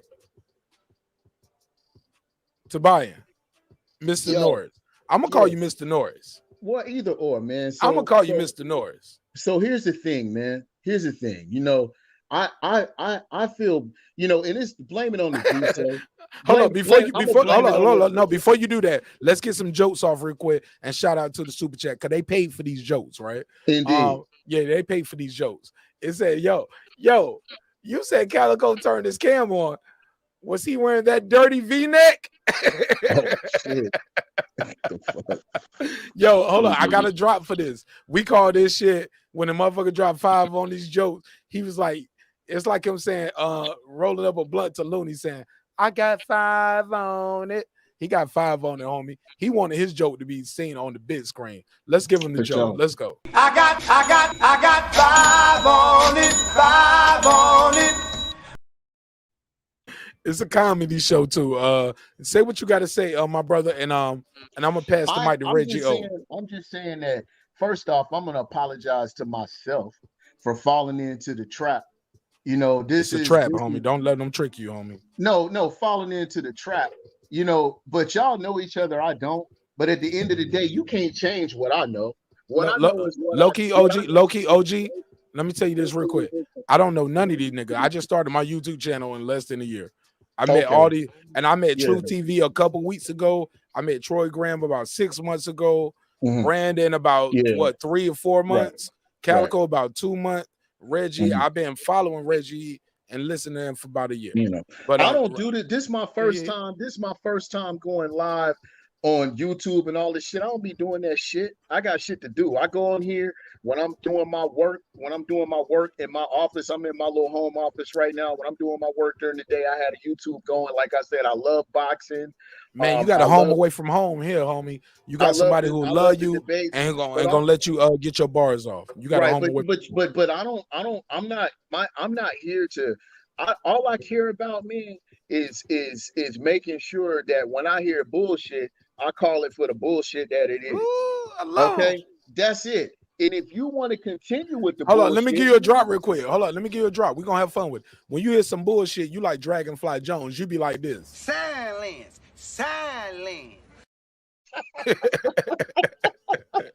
Come on, man. Fuck with me, man. It's a comedy show too. You hear some bullshit. Hold on. I got you. Hold on. Let me have some fun with this shit. Cause it's your first time here and you don't do this.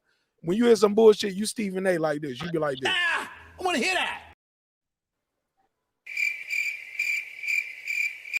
All of that. You know what I'm saying? You know, I go to these fights. So I'm about that boxing life. I go to these fights. You know what I'm saying? I see what these guys do. I buy my seat. That's my guilty pleasure. I don't trick off on hoes. I got a wife. You know what I'm saying? I'm not. This is my pleasure, and she don't go with me. I go by myself. Oh, and I play a little poker. But my point this is my nigga right here. This is my real nigga right here. You gonna see marqnash at the fights then, homie?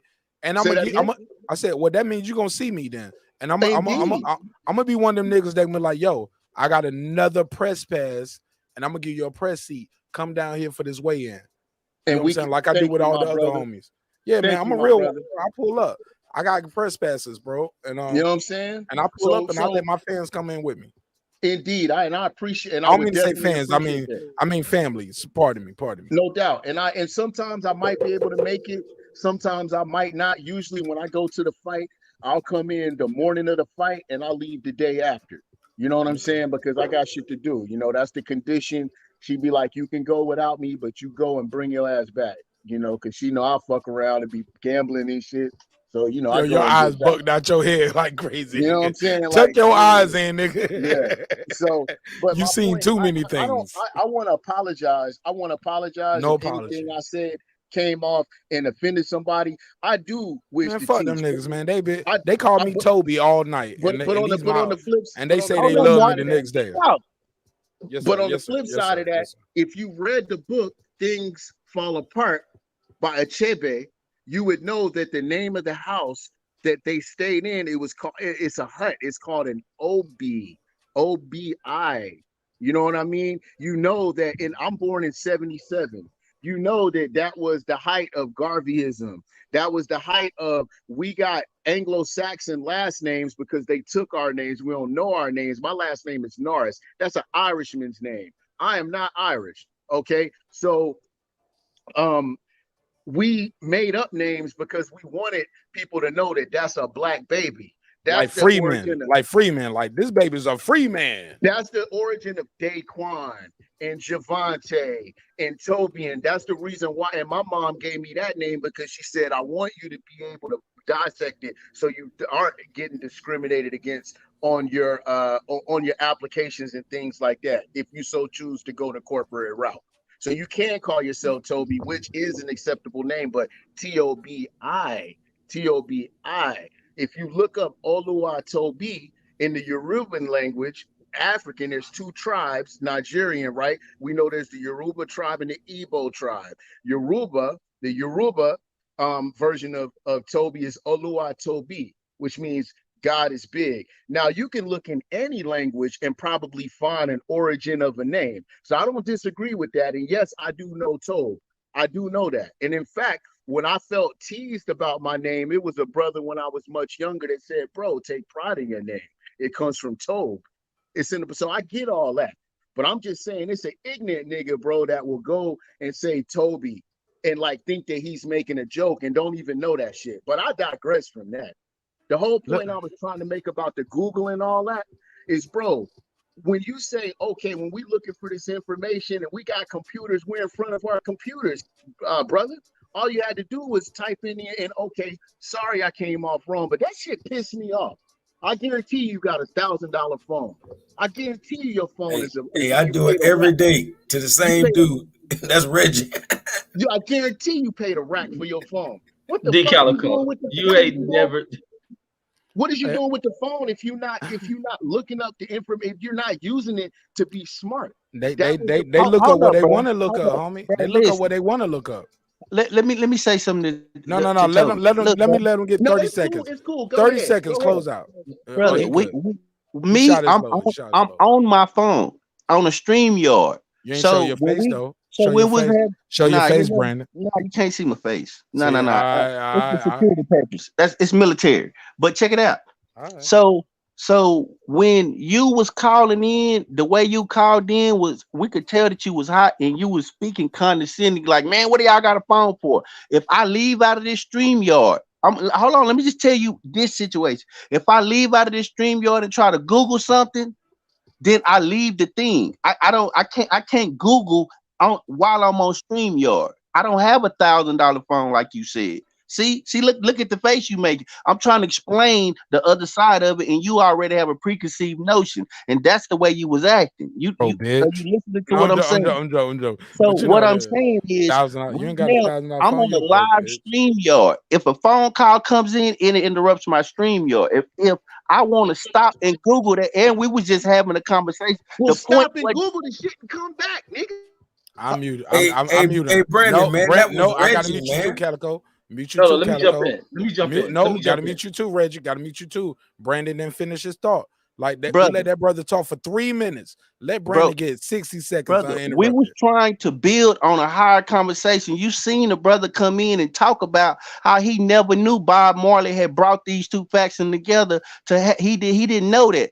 That was the bigger point. You was trying to be specific and call us dumb because we didn't know the names of the two people exactly what Reggie was talking about. And I think that wasn't fair because you was able to stop what you doing. You not on the StreamYard. You not having this conversation live, and you admitted that you didn't know yourself and you was able to Google it. So we wasn't able to Google it, and it wasn't necessary to the broader conversation. That's the point I think you were missing. Calico, you on deck. 60-second rebuttal, please. Hold on, Calico. You can start, but once I put that time up, it's gonna mute your mic. So unmute. Man, when that brother came on, he was exactly right. But I ain't gonna lie, Brandon do it all the time.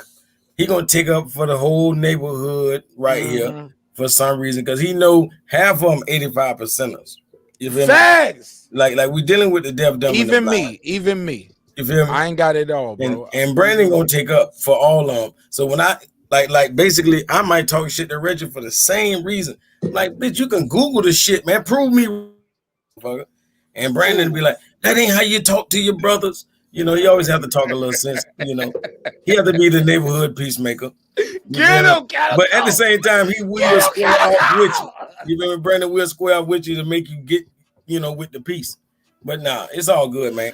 I'm fucking I'm gonna let Reggie cuss me out. Right. Hey, look, and that, look, hold up, Reggie, before you Damn, go. why you keep interfering? No. I gotta say this to the new brother. Hey, new brother, to Bobby and Norris. Don't think we all gang it up on you. These niggas don't like each other neither. They be arguing all the time too.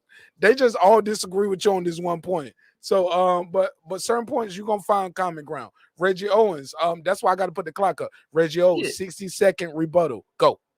Yeah, I don't hate Calico. He just pseudo, just like the other brother who came on here. But the thing is, what was ignorant about the brother, how he came on here, was the fact that we were speaking about what was going on in Jamaica and these other countries. And the thing that I brought up fit everything into the story about Bob Marley bringing the group together. The significance of these two names didn't mean shit to the deeper conversation. And it went deeper into what China's doing around the world. And it's about the failures of the leaders of other countries. And then you got on here and spewed the same shit I was talking. Now I don't know how Calico mixed that shit up. I was lost on your whole conversation. I didn't even know it was based on the mix, not mentioning name, but I know what I was talking about because I know the individuals. Knowing their names had nothing to do with the significance of expanding on that conversation about what fell with these nations. But go ahead. And that was the point I was trying to make. That's like Brandon, bro. That's what I mean. Like, bro, you miss. It doesn't matter that I missed. The point is, the greater point was use Google and find the information, bro. And it doesn't matter if you got $1,000 phone or $100 phone. They're still smartphones. They all can do the same damn thing, bro.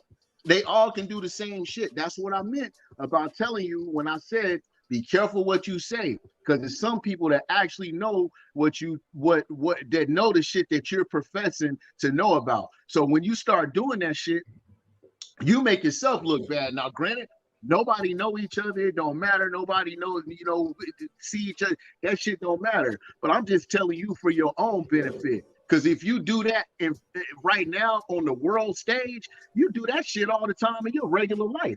You understand? And I don't need to know you to know that. I'm telling you could have just dropped off the shit and went and got the information because that's what I did. So once again, that's just an excuse for. All right. Sorry about that. Once again, sorry I'm about on that. StreamYard, and it wasn't.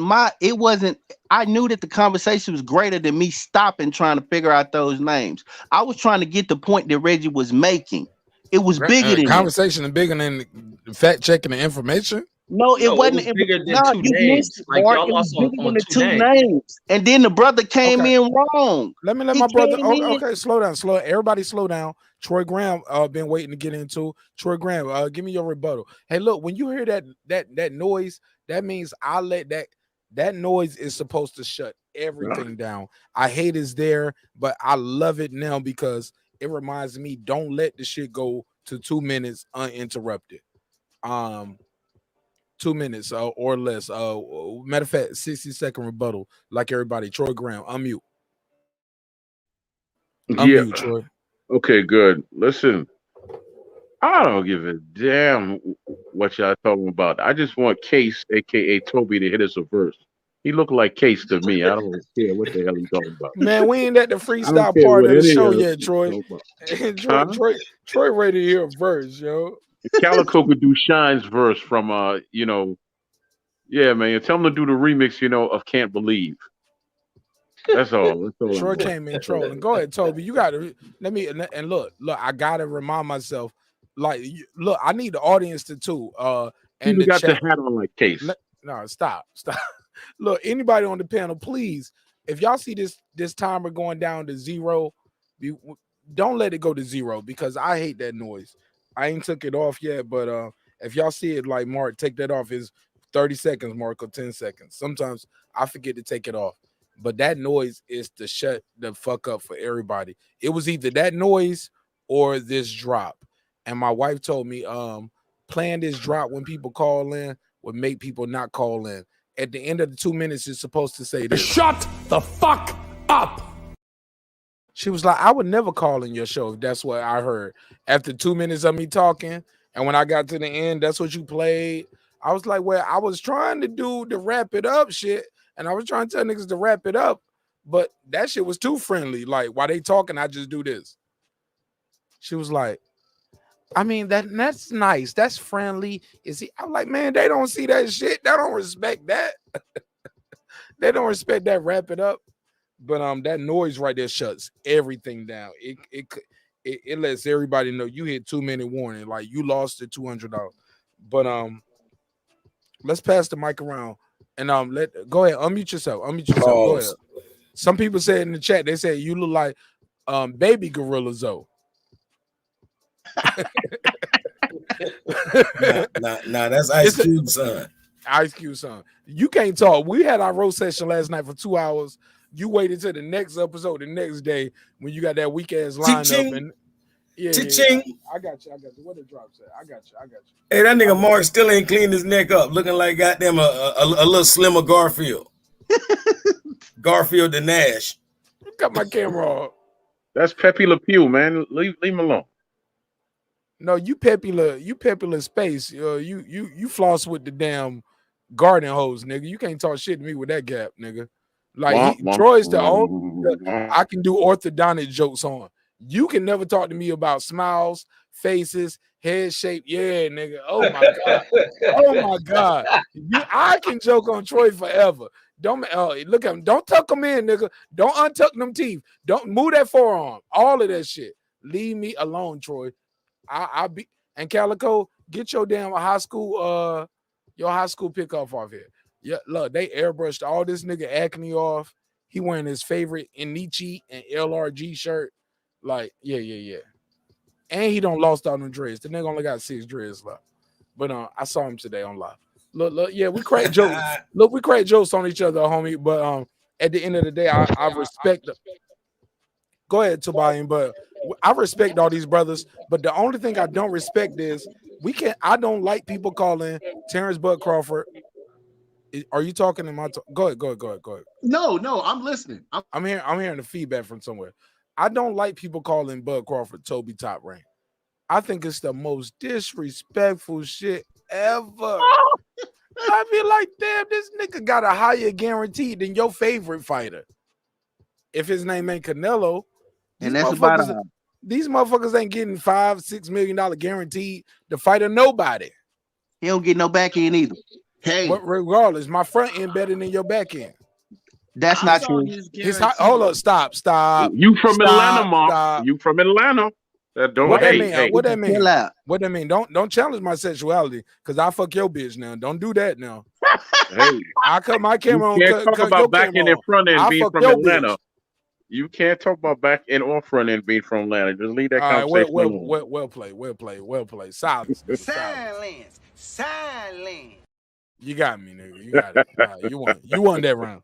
All right, Troy, you won that round. But this nigga live in Baltimore. He out here still trying to get dates from bitches saying, I was in season 1, episode 3 of The Wire, right? So I was the nigga with the food truck. Calico, who you cussing out in the chat, man? What the hell Philip is? Calico cuss out everybody, but yo, leave Calico alone, because people diss Calico just to put their super chats. Like, people, put their money where their mouth is. Other than that, shut up, Philip.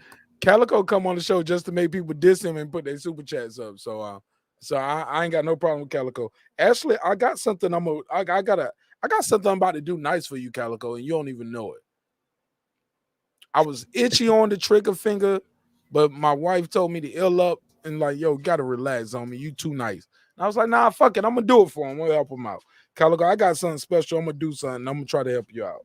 Yes, and sir. So if you got time before when we end the show tonight, y'all already know, if you know how it goes. When we end the show tonight, every episode now, we end the show with a freestyle. If I got a rapper up here with me, we're gonna end the show with a little impromptu freestyle or let them get their bars off. People like that. So we're gonna do that. But Calico, I got something special for you. And I'm gonna do something dope to help you out, bro.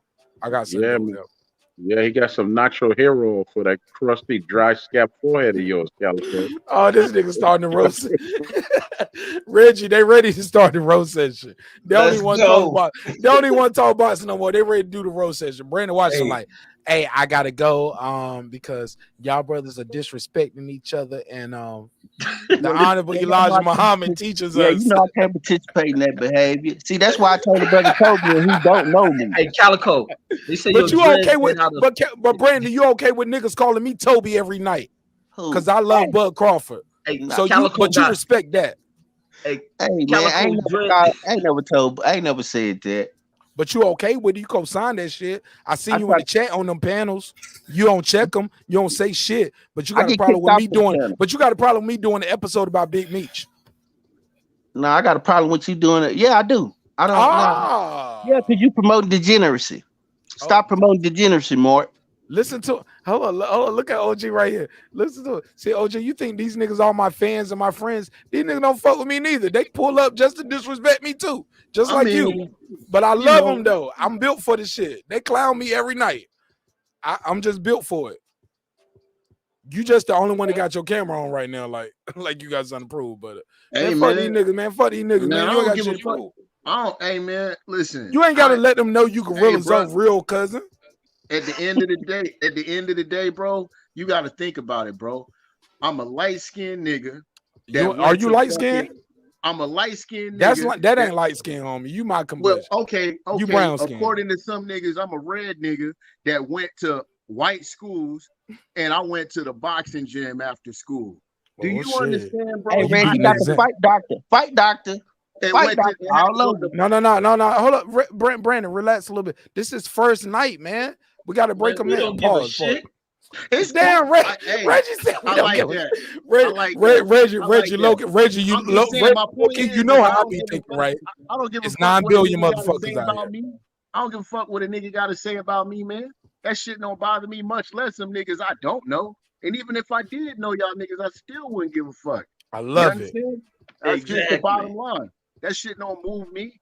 My point is all I was saying is we have the information to be intelligent, to be better, to do better. And I too stand accused of at times having to remind myself, bro, stop being a dumbass nigga, bro. That's some ignorant ass shit. I check myself. So when I hear some shit, I call that shit out. So when I heard people saying what grabbed me initially that made me say, man, yo, let me dial in, was when I heard the brother, like he said, he's like, yo, China is taking over. And I'm like, yeah, you know the reason why? Because it's shit like that. We got Google and we don't even know how to use it to find the information. But that didn't fit the point, bro.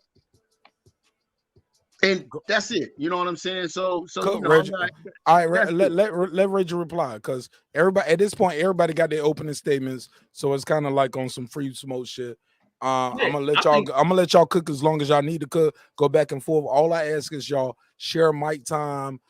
Everybody don't cut in at one time.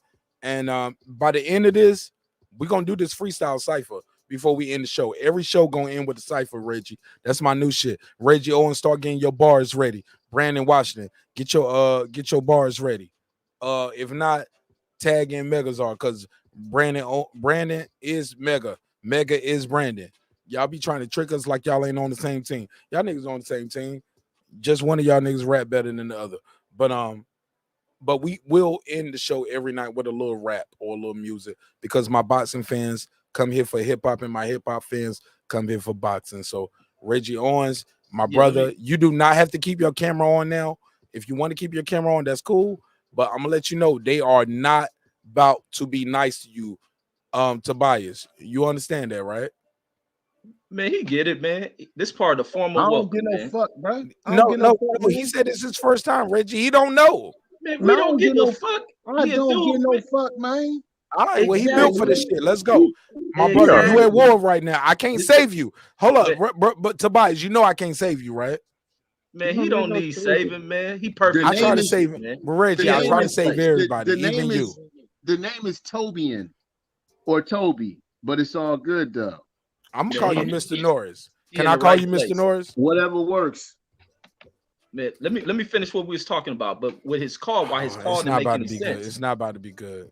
let me say, with the call, it makes sense because everything we spoke of with China Call him was Mr. right on Norris. point. It was right on point with everything we said, and then you get on the phone and regurgitated the same shit that I said. None of it made sense. The thing with what's going on with China is China has planned ahead. They've gotten their country up out of dark ages. They've pulled themselves up out of a huge rut.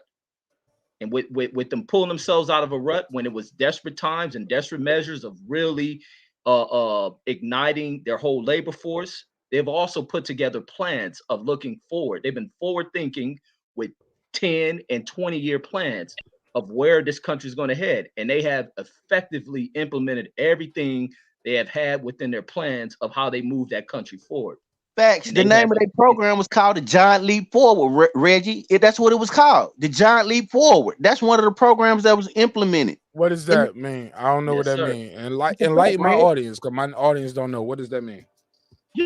Everything, the way in which China look at shit, China accounts for everything when they're going to go through how fast their growth goes, what measures they put in there, what stop bump measures they put in there as far as production, how far they go with spending, where they want to go, what countries do we go into and invest, and we get a footprint in here. How do we hedge forward for when economies change? We move up out of using, what is this, fossil fuel, we go into renewable fuels. Oh, what's over here in Africa? Let's mine through Africa. Africa's a jackpot, but what Africa lacks is infrastructure. The Chinese can go in there, build infrastructure, ramp up their economies to where now you kind of shift away. As China grows their economy, they can no longer work up off of cheap labor. They find cheap labor elsewhere. And this is the way that they worked with their plan. I mean, it's China's a fucking communist country. China's a fucking communist What country. does that mean, bro? You don't even have. Let me hear this dude speak, because I'm about to kill you on that communist Bro, shit. I'm just saying, China's a communist country, number one. They're really basically a dictatorship. That's number two. And number three, you need to look up the Evergrande situation and how they're defaulting on that. Their whole shit is on the brink of collapse, bro. Their whole shit is on the brink of collapse. Let my guy Troy get, after you finish, Mr. Norris, Troy Graham got to get in. No, nobody reply, because Troy Graham was the only one that was like, he's serious about getting his bars off, where he's like, he's timing everybody, and he's going to hold me to Troy better hop in here. Yeah, right. Tell him that, but Troy ain't got no good mic. So with his free smoke, I'm on my tablet, man. I'm not on my phone. Yeah. So like when he tried to jump in, like it fuck up everybody mics. Like I don't. It's That's like only on my phone, Mark. He got I'm a on my secret tablet. weapon over there. Like Mark. Yeah. That only applies when I'm on my phone. That's why I don't use it when I come on there. We don't know what you own. We never know that. I just told you 3 times. Troy, you wasting our time. Use your best device. Use your best device. Fucking the convo up, man. Just get in. Listen, with the phone clicks. The phone clicks, so you know when I'm on my phone. Get in. But the United States, y'all have fun. Just said China that they can't even catch up to China because China just launched a hypersonic missile that the United States don't even have. They don't even have the technology for. Everything that we damn near, everything of industry damn near comes from China. We use all their factories. So when he talks about China being on the brink of collapse, bull crap. Prove it. Facts, Troy. All I want to say is this, Troy. You know you're not using your best device. You know it. I know it. We agree to that. Why pull up with the Troy gonna jump in or right? But Reggie, I'm trying. Look, I gotta placate to everybody's feelings because that's my job as grown ass motherfucker. That phone that you holding is made in China. That phone that you holding, Tobias, that phone is made. Toby, that phone is made in China, homie. Man, we at war right now. Troy, get in, Troy. Fuck it. I can't hold it back, and I gotta go pee. I can't hold it no more. All of the technology most of the technology that you're using is mined from China. Most of the chips that we use, they come from China. So what are you talking about? It's American ingenuity that's assembled in China. Get it right. And guess what? They reverse engineer and steal and develop that shit. You know why? Because we don't want we don't want the fuck. That's why their pollution is so high. It's because we don't. It's the reason why we pay our farmers not to farm, because we don't want to waste fucking infrastructure in our land on pollution and fuck. We ship that shit over there. Think about it this way: why crackers don't allow liquor stores and pawn shops and they shit, and they allow that shit in the ghetto? It's the same shit. We ship that shit over there. Y'all assemble that shit. The real blueprints is over here. And what do we know how to make? And what do we know how to make? Because everything that I see comes from China. The copper comes from China. The steel comes from China. Where's the steel mill? What are you talking about? Hey, one thing about it, watch this. I've been quiet for a minute. Let me say something real quick, man. I want to say one thing. When we talk about China, we got to understand the military and economic aspect of this, because like the brother on top, Toby said, Tobian said, we gotta look at we creating all the stuff. Black America made the cell phone, so we gotta, these are our inventions that they capitalizing off. When we talk about China, we gotta understand how they got in the game. Look back. Let me finish this real quick because I know some people want to jump. We gotta look back. What happened? How did they disfranchise us? The thing about it is, when you talk about the cotton trade, look at the cotton trade. Who used to own the cotton trade? Even though, yes, we were subjects, some of us were subjects, if you want to go into that, but look at the cotton trade. How did they disfranchise us in that era with the cotton trade? All the clothes is being made in China. Before, all the clothes was being made in US because we had the trade. Look at the automotive industry in Detroit. Who used to run the automotive industry? Before Jeff Ford, there was black motor cars that was running, black train railroads that was running. So they the only reason China is in power right now is to disfranchise the black class of people in America. If that's the case, who put them in power? Who gave them the power to do that? To disfranchise black people? Strategic. Everything we start bubbling in, they be like, all right, we gotta ship it over there because we getting too much power as the underclass. So it's more. I feel like the China is more military. Oh, we can't let the blacks get it. Let's ship it over there to China.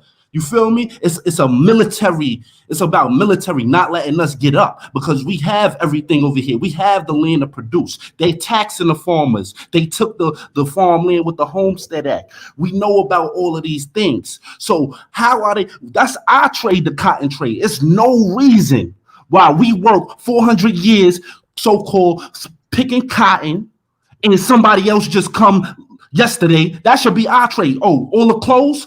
Our ancestors bled for this. No t-shirt should say made in China. Everything should say made in America because we the ones that was working the cotton. So we gotta take pride. They defranchise in such subtle ways that we gotta really analyze what's the motive behind this. And these things we black people have nothing to do with black people have nothing to do with nothing you talking about. That's white people doing that. I don't know what you talking about. No, I understand that, but what I'm saying is they warn against us by them writing these people. Who white people warn against us? Is that what you're saying? Yeah, by them moving trade to China, by them moving all the automotive companies out of Detroit. And ain't nobody gonna do nothing about it. Brandon, let me say this. Tough TV. Man, let me get next after that. All right, go ahead, Calico, because I've been hogging. No, I'm saying after you, let me get next. All right, let me say this to Tough TV and this thing about China. China ain't got to target Black America. China can target America because this is the thing about them becoming a powerful, mighty nation. That's what nations are about. It's about power and control. Now, these greedy white motherfuckers in this country have fucked themselves by thinking they can outsource jobs to take away to break up unions and shit because they don't want to pay Medicare. They don't want to, and another part was to target the rising of Black people through the economic systems through employment, because we took up a lot of the manufacturing fucking jobs. What they do, outsource that shit to markets with cheaper labor, with huge populations, to where they can drive down their per hour wages that they were paying the Chinese billion population. Yeah, we can do this shit for 10 cents. But why you sending this shit over there? Because you're 1% of the population, these greedy white fucks who in this current age, when you look at prices across any store you go through, you look online, you see how bad America's fucking itself because our huge reliance on Chinese goods to be shipped over here. Now we got issues down in ports to where they can't get shit off the ships, as hundreds of cargo ships that carry, each of these cargo ships, keep in mind, may carry 22,000. Wait, am I right? About 10 to 20,000 cargo containers in one of these huge cargo containing ships. And there's about 100 of them stuck off the port of Los Angeles. So therefore, you have a huge backlog. You have truckers who don't want to work. And now, after 30 years, you begin to see these outsourcing shit fuck over America. And America's linked to a whole global scale of the economy. And China is fucking it. It ain't got shit to do with black folks. It has everything to do with these sorry, greedy white fucks who thought they can fuck over America, and now they have fucked themselves. But that's my point. Go ahead. Hey, you got the U.S. corporation. When we talk about America, we got to separate it from the U.S. corporation. Thank you. By the time somebody woke up, they flipping treasury bonds. So everybody that register to the U.S. corporation, we looking at it like, oh, they got all the Americans, natives, black Americans, indigenous Americans, whatever you want to call yourself. They got us to sign up to this corporation, and then they sold it to China. You feel me? They sold our treasury bonds to China. So it's like they masking a corporation. They flip it. They got us in so much debt, but they not telling us we the ones in debt. The black Americans, the indigenous people on this land is the one that's in debt. They came, formed the de facto government, and then got everybody to register. Now they putting us in debt to China. It's a business move. These people flip these corporations. We think it's a country, but it's really a corporation. So they flipping these corporations. We can't get emotional about it. We got to look at it as a business, just like Calico be saying. That's why it's on so many levels. It goes so deep. It goes so deep. We got to look at it from a lot of different angles. We don't have to, but that's how I look at it. You feel me? Yes, sir. Hey, we ain't paying that shit. We pay taxes every day. I'm talking about, what I'm saying is the United States, we are bogarting. We ain't paying them motherfuckers shit. We took your shit, we not paying your shit. Now, here's where I don't want to be a hypocrite. And like I said, there could be some people out there listening who are economists, who study the economy and are well versed in it. So I'm not going to sit up here and act like and be pseudo with the shit. But what I do know is our greatest strength and our biggest capital is our military and our ingenuity. That's the reason why our intellectual capital. We pimp education. We sell education. That's what we do. We don't want people plowing the fields. We don't want factories. We low key don't want that shit. Hey, big bro. See what the brother Truth trying to tell you. When you say we, you should never say U.S. You know what I'm saying? Because the U.S. it's a corporation. The U.S. is, like you say, is de facto. So this is not even the original government.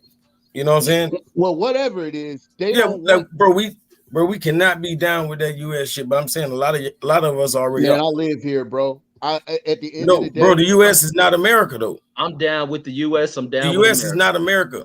Regardless, like people say, like people say they went to Canada and Mexico and all that. That's all America, though. You know, people tell Haitians they're not American. People want to build a wall. We know Pedro been walking it. We know Pedro been walking in this motherfucker for years. Man, this is his land. We know that. We know that Pedro. We know that when you take a Mexican and put his ass in the sun and let him grow his hair out, that motherfucker look like Tonto. I know most Mexicans identify as white people. That's what I know. So I don't know what Calico's talking about. No, they don't. Man, the Caucasian use that to boost his numbers. But it don't matter. They still identify and they assimilate with white people. Ain't nobody finna argue that. Hey, don't nobody want to be no second-class citizen, but black people, we stupid as hell. And look at this. I don't want to be a second-class citizen, man. And Brandon, y'all signing up for that shit like it's a goddamn privilege, like it's a blessing. Hold on, let me touch on this communist thing right quick. All right, go ahead. Because I definitely don't like Joe Biden, but at the same time, we need to understand what we read and what we're saying. And I don't care that China's a communist. You feel me? I think we might need to become communists. We don't need China controlling us doing it. Because right here it say this by Richard T. Ely, a French and German socialist in Modern Times, New York, 1883. All communists, without exception, propose that the people as a whole, or some particular division of the people, as a village or commune, should own all the means of production, land, houses, factories, railroads, canals, etc.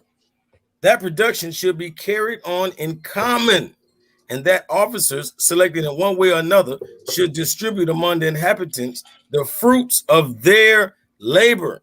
That's what a communist, state is really about. Calico, every time, let me say this, Brandon, before Brandon, before you jump in, Calico, every time you put those up, you can't put them up in regular font. Like once you put it up, enlarge the font like 3 or 4, maybe 5 times, so I can share it better for the people. But go ahead, Brandon. Go ahead, no. Brandon's next, then Troy. Calico, that's communism. Troy, no, I just said that brother is next. I cut him off. That's communism in name and in theory, but no country practice communism like that. It's always gonna be a ruling class aristocrat people that does that. No country practices communism in this pure form like that. None of them. And how is a Republican? No, let Troy get in. The Calico, instead of going back and forth, then you gotta let Troy get in. Like that's all I'm trying to tell y'all. Y'all gotta share the mic. Y'all gotta share the mic. Y'all talk. I don't have nothing to say. I actually didn't know. I just heard you and I had to mute you because I was talking. Oh, that's because I was talking to myself. I didn't know my mic was on. I'm in the chat. I got you on that. I'm quick with the muting mics, nigga. I'm good with that shit all day. I'm just saying, man, when these brothers start. Well, look. I would be remiss if I did not bring up the elephant in the room for tonight. And can we get back to boxing? Is that cool? No, fuck that boxing. Man, I'm gonna go to sleep on y'all. Niggas like, nah. Right here, Mark. All right. No, it's never fuck boxing. Never fuck boxing, never fuck hip hop, because we wouldn't be here tonight if it wasn't for that. That's how I got 160 people in the room tonight. That boxing shit lasts forever. Yeah, Brody. Yeah, we got here because of boxing. I got here because of hip hop. Like that shit got us here. I never want to bury the league, but I get back to it, but I'm gonna bring it back to the next big fight, which is gonna be in 6 days or less. And you want to run from it, Brandon, because you're a Texas boy and you're trying to save Errol Spence, and you're a fucking fanboy. Captain. You said this is our show in the middle of the night and ain't nobody else. You said we can have it, Mark. Let us have this for a second. You might want to talk. Yes, sir. But I got you. But before I leave, I gotta bring it back to the boxing. Okay. No problem. Calico, I need you to, if nobody else leave, Calico got to be my last guest because he's the only rapper on the panel. So I got to get a freestyle to end the show. And I'm going to rap with you, Calico. I ain't going to leave you hanging. All right. So whenever Calico got to go, that's going to be the last part of the show because he going to be the rapper. Unless y'all niggas going to rap. So other than that. Man, I don't even want to say 30 minutes. I want to say I got 10 minutes. He ready to rap now. No, back to your communism. Now you was trying to make a point about communism, and I was trying to tell you that no country practices it in that form. No country. I believe that the country that's closest to practicing it in that form is Cuba. But otherwise, Russia, they have oligarchies. China, they even have. What is Russia? What is Russia? They supposed to be a communist country as well. Well, and that sounds good. Because get what? I know if you're a citizen of Russia, you don't have no fucking light bills and water bill and shit. They take care of their people. Everybody, it's built in your taxes. It's all. Yeah. Imagine that. Yeah. What about ours? College, what's built in school, ours? Do you want what's to be built in ours? Jail. No, but communism. You cannot. You are in a set class of people, though. That's the thing. You're in a set class of people. You're a second class citizen. You black. How long? You agreed to that? Like the Christian black holes don't exist. What does black mean on paper, Calico? Property. It means property of Not the United anymore, States. Calico. Property of the Not United anymore, States. Man. Stay out them 1,800 books, man. Man, he know he was property when he got them shots and went to the army, man. When they gave you 99 shots and won. I You showed knew you was man. property when you went in And Walmart. Reggie, you a vet and I'm a vet, and he ain't lying, Reggie. We took But let all me kinds tell of shots when Calico, we joined. he a property of China when he put them damn yarn made dreads in his head. Hey, Reggie trying to get in on our road session from last night. You don't know his pick up. Yeah, he trying to pick up. That's all he do, man. Hey, my boy ain't got no scholarship. Hey, Calico, Reggie spent all night writing his jokes waiting for us. Man, I'm off the top of the dome with mine. Nah, nigga, you was on top of John. You would have beamed in last night. You had 2 hours of road session. Reggie, I'm disappointed you ain't jump in. Oh, he ain't want no smoke. He ain't want none of that shit. You didn't either, nigga. That's why you kept your cam off. I'm a freestyle bagger, man. Man, one of y'all niggas wanted that smoke. Shout out to everybody who was on that. Oh man, you kept your camera on, man. You gave people 2 minutes on camera. Nigga, I cut my camera on. I switched glasses. I gave y'all hats, no hats, no glasses. Man, you did all that in 30 seconds. Oh no, nigga. The playback never lies, baby.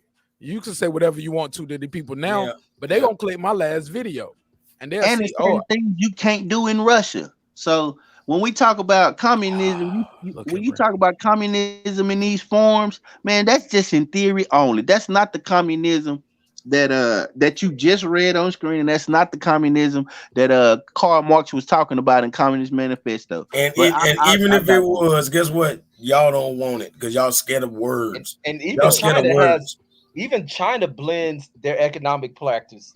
They practice the same thing we do in capitalism. They practice all the same shit. Yeah, man, bro. Listen to that capitalism. That mean only thing we care about is a dollar, the product. Where that product at, bitch? I'm gonna kill you. Hey, capitalism is about free markets. That's really what it's about. It mean the product before the person. We don't give a fuck about you.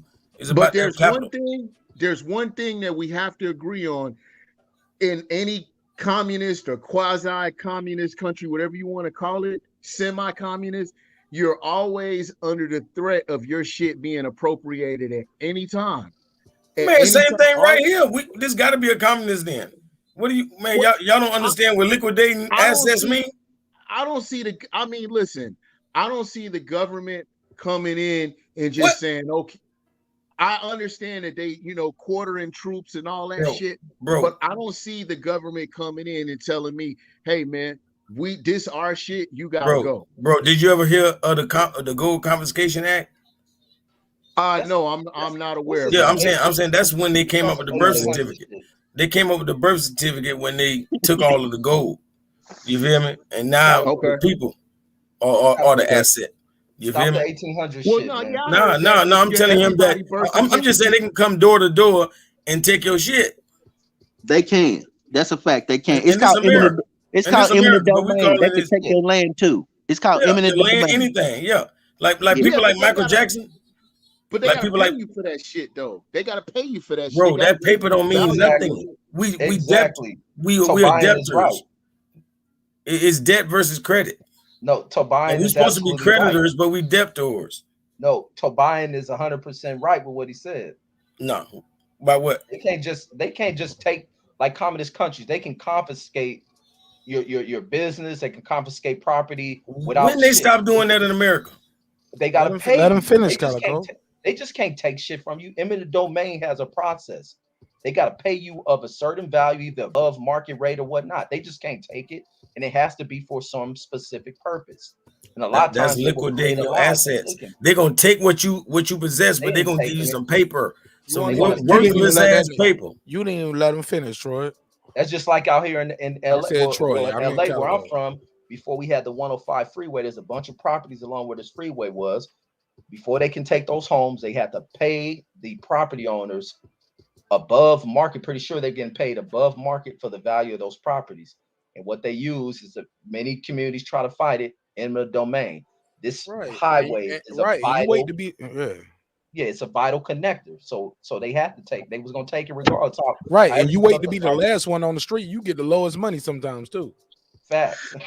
I know my grandparents had a house in Augusta, Georgia. Y'all in Atlanta, Augusta, y'all see it off the 20. It's the second biggest city in Georgia, where they have the Masters golf tournament, like the most prestigious sporting event in the world, really. Nah, it's not the Super Bowl, or it ain't the it ain't the bro. it Listen, ain't the World bro, Cup. Everybody knows soccer. Soccer is the biggest. My brother. Please, I know what you're talking about. I know people right there in Augusta that but sold let me that tell land, you. and they got a big check, bro. Let me and tell they you, live in Atlanta now.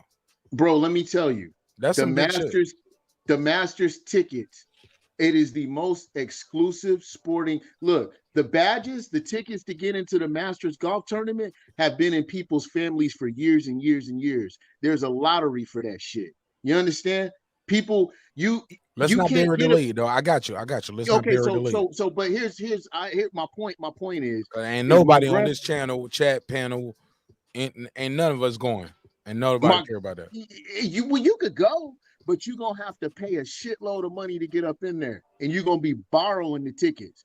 They're gonna scalp them to you. Matter of fact, they don't scalp them, they sell you a hospitality package where the tickets. I'm about to hit you with that. I'm about to give you a drop now. Like, don't bury the lead. You know we got this one right here for that. Okay, right? all right. So real quick, basically, there you go. Get my back to your point. had a house. My grandparents had a house there. They didn't want to sell the shit, but all of the people in the neighborhood was selling the shit. They had to sell the shit to the Augusta National. Period. And they flatten that shit. That's the whole point. So period. Yeah. When the government want it, they gonna get it. It's for the better good, right? Like when they want it, they gonna come get it. But they gotta pay you. Or if not, they'll kill you. In China, or if not, they'll kill you, right? Thank you. Right. Or if not, they'll kill you and take it. Or lock you up. Yeah. Or we'll kill you, and then we'll let your child, your wife, the next in kin, we got to get you out. Like, I'm just saying, man, when they want it, man. They gonna get it. Ain't none of this shit ours, man. Like, motherfuckers be. It's ours, got, man. It's ours. No, it could be yours, but it takes a nation, homie. Man, we are the nation. What do you mean? You trying to say we ain't? You missing it. You missing the point. You trying to bury the lead, my brother. No. Trying to make you pick it one up. Man. Just know you one man, homie. You one man, and you need people. You need people. I said we. I never said me. Okay. We are a nation. You know what I mean? Yes, sir. Go ahead. Cook up, Calico, because we're gonna let you give us some of those give us some bars before we close the show too. Calico, low key Reggie, Calico about to be my house rapper over here, man. Like every episode when I end the show, I'm gonna end it with a Calico verse, because he got some bars, man. He got that voice. I told him if he changed his name to Bernie Mac the rapper, he would be platinum overnight. Cause people already gonna be Googling Bernie Mac. They gonna be Googling the rap. They gonna be rapper. Like I'm understanding certain engine. The nigga can rap. He needs some good songs though. He needs some good recording. He need mixing. He need mastering, and he need to push his own product. But the kid can rap. The problem is, can you get along with him? Can you listen to him? Can you agree? You know what I'm saying? Can he be likable? He's not that likable. Because he's uncomfortable. But shit, I'm comfortable around uncomfortable niggas. You know what I'm saying? This shit don't faze me. Like that, Reggie, that nigga don't disrespect me and you several times. But you know what? We like him though, right, Reg? Because we seen it before. And you seen it several times over longer than me. He ain't no bad dude. You know what I'm saying? He a good dude. Even if we disagree, I still respect him. Well, I don't know if you do, but I respect him. And I think he got a message that needs to be heard. Same as I would say for Brandon Washington. He has an unconventional delivery. He and I will always disagree about the BMF show. Calico, you want to speak on that? I mean, I'm sorry. I was about to say BMF or BMW. Brandon Washington. Before, because we getting close to the end of the show.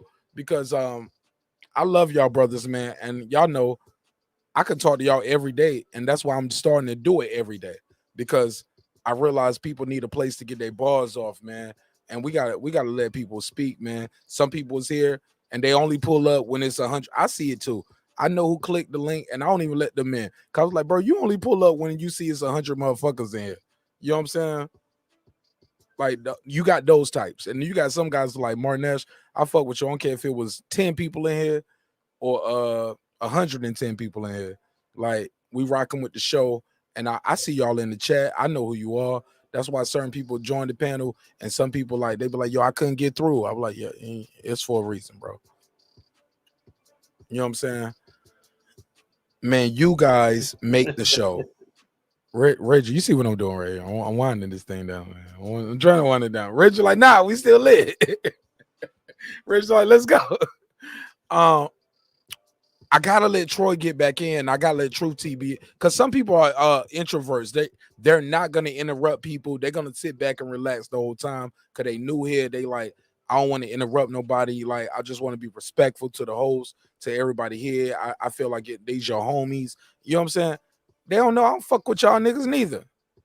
No, I'm lying. I Every fuck night, with Mark. Every night. We here every night. bro, and we go through it, bro. Brandon, we go through it every night. But And the Troy, thing is, Troy ain't talking because he in the chat fucking with Reggie.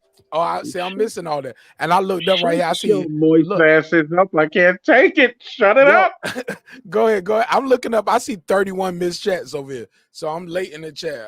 But I just want my brother Truth to get in because Truth has been here and he ain't said a lot, and he's new to the neighborhood, but he's a good brother, and I want y'all to hear him because he got some good points. Y'all gonna disagree, but he's not the type that's just gonna be cutting y'all off though. If I don't, you know what I'm saying? If I don't green light it, like he's the shooter. But once he on though, he on. Truth TV, where you at, my G? I'm right here. Mr. Norris, you still there too, right? Yeah. Mr. Norris? Mr. Norris? Yeah, I'm here, man. Yeah, you see what I'm saying? These, like, cause I already heard it with Mr. Norris. I caught the energy right. I know what I'm doing. These dudes, they ain't gonna be like D Calico, like, well, you a Toby, nigga. You know what I'm saying? You bitch ass nigga, fuck you and your bitch. You know what I'm saying? And like, he'll do that shit, and I still won't kick him off. And I'll give him a rich. I'm like, I like that shit. Come on back. Cause I'm about to roast you too, right? I'm about to flame your goofy ass. You know what I'm saying? But hey, I still respect you and I like you. You cool, and I'm gonna get money with you, and I'm gonna help you get some money, my nigga. But I'm not your enemy at the end of the day. We're just having a conversation. And Reggie Owens got the killer's line. He got the illest line. That's why I fuck with him for life, because I use that bar forever. Long as we keep that shit on the Wi-Fi, we can move forward. You know what I'm saying? Keep it right here. Because once you see me, it's on, nigga. If we can't keep it here, like, I'm paraphrasing Reggie. Reggie, like, I ain't say that. But let my guy Truth TV get his bars off, y'all. That was a segue. I'm trying to bring it back because I want to give the people what they came to see. Truth TV, what's your take on all of this shit, man? Like, this shit is getting wild, right?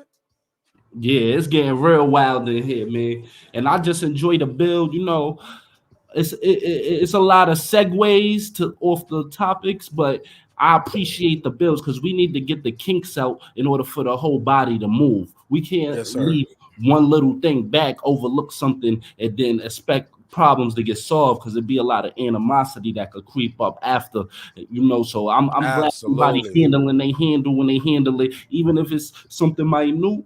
Mark, I feel like you a good host, and you're gonna keep it moving if you feel like something is getting too crazy. But I enjoy it. I feel like if it's a topic I can hop in and I'm familiar with, I hop in. But if I'm not familiar with it, I'm not gonna hop in and say something that I don't know nothing about. Absolutely. I learned a lot today as far as the Ball Marley and Yo, that shit was ill, right? Yeah, that shit was I never heard of it. Yeah. Oh my God, I gotta make that a clip of his own and put some graphics in there. Like, that shit is amazing, bro.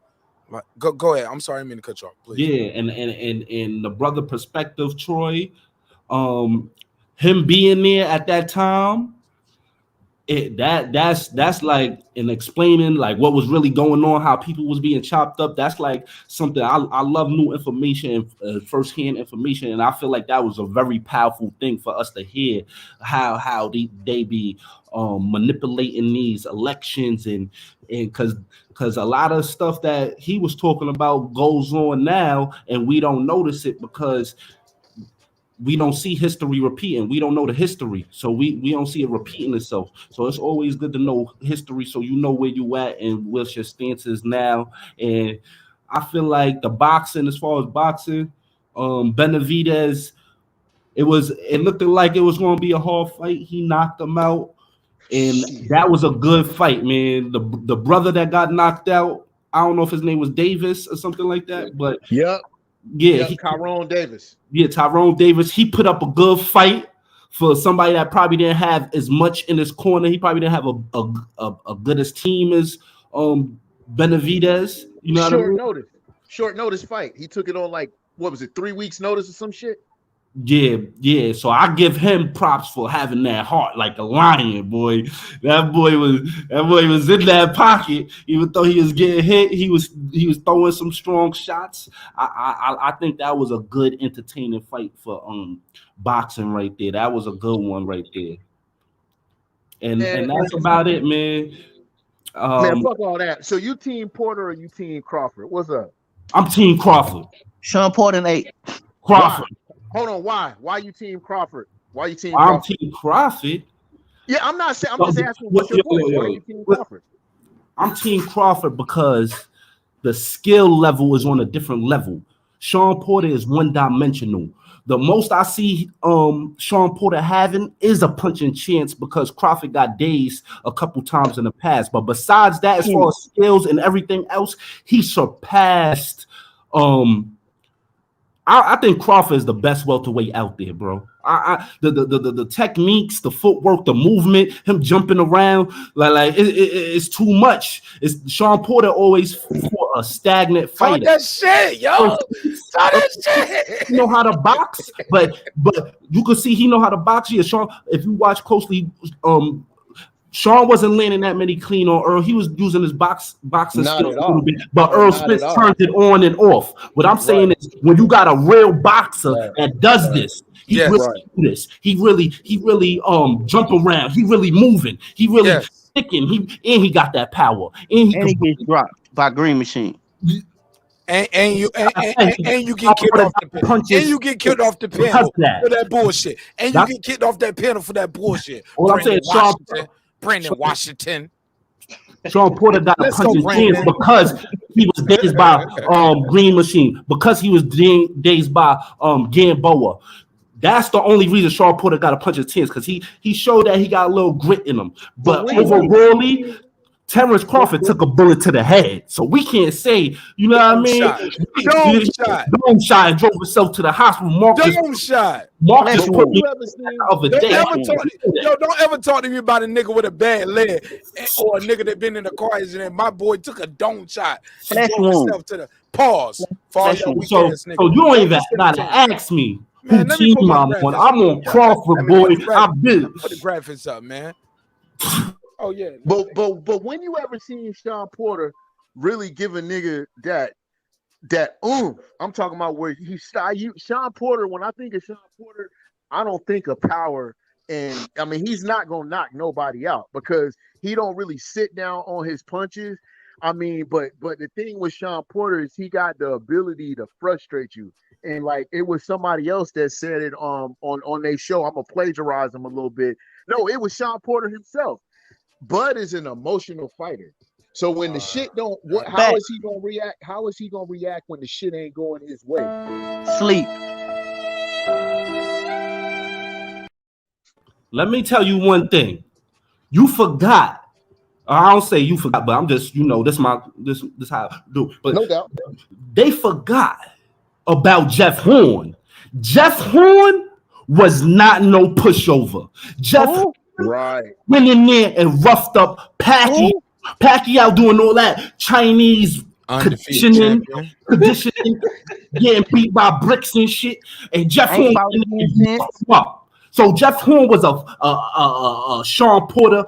I say he was like a Shawn Porter type fighter. He go in there try to rough you up, but you do whatever he could do to get the win. That's what he is.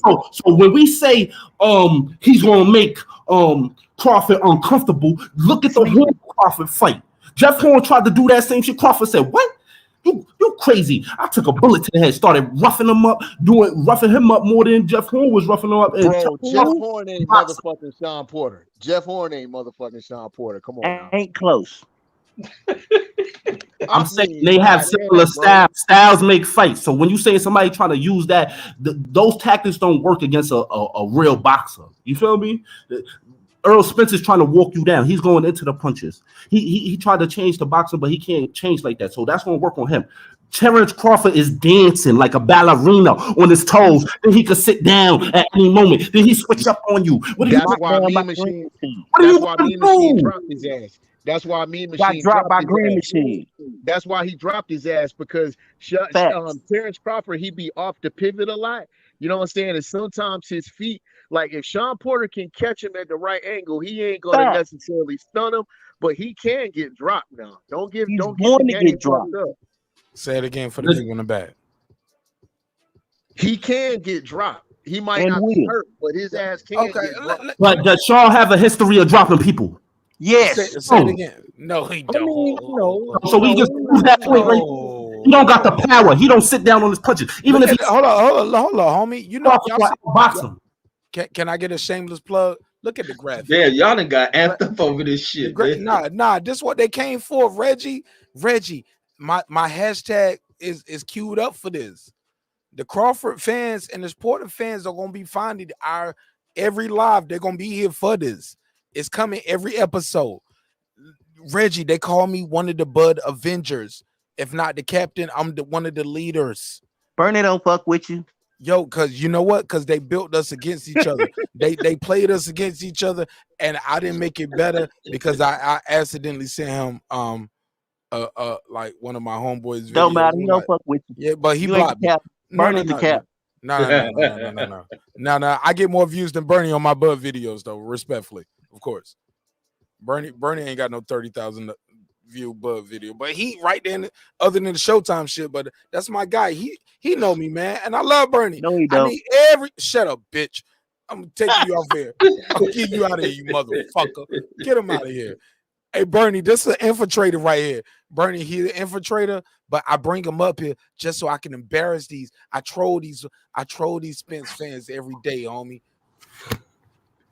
I need everybody to go to Bernie the Boxer. Shut up, bitch. I need everybody to go to Bernie Boxer and say, unblock marqnash because he got me blocked. Nigga, we team. I'm never gonna get all day. I'm never gonna get my Bud Crawford Big interview. fish. Big fish. Yeah. Tuna. Hey, look, but I'm gonna tell you the real shit. I'm gonna tell you the real shit ever, though. I'm gonna tell you the realest shit ever. One time I got in the argument with the brother.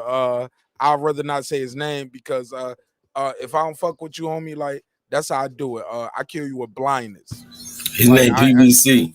No, I ain't gonna say nobody's name, but they know who they are, and you know who they are, and anybody know who they are. Like I ain't trying to get my views up by talking about people. If I don't fuck with you, it is what it is. Yeah, but Mark, if I don't be a respect, contrarian, man, Mark. shut up, nigga, shut up, man. Let me say this one part, and I hate saying that. I feel like I'm saying something fucked up when I say shut up, but y'all know it's all love. Y'all know I would never tell you that in a real way like that. Like, I'm just saying that, like, please.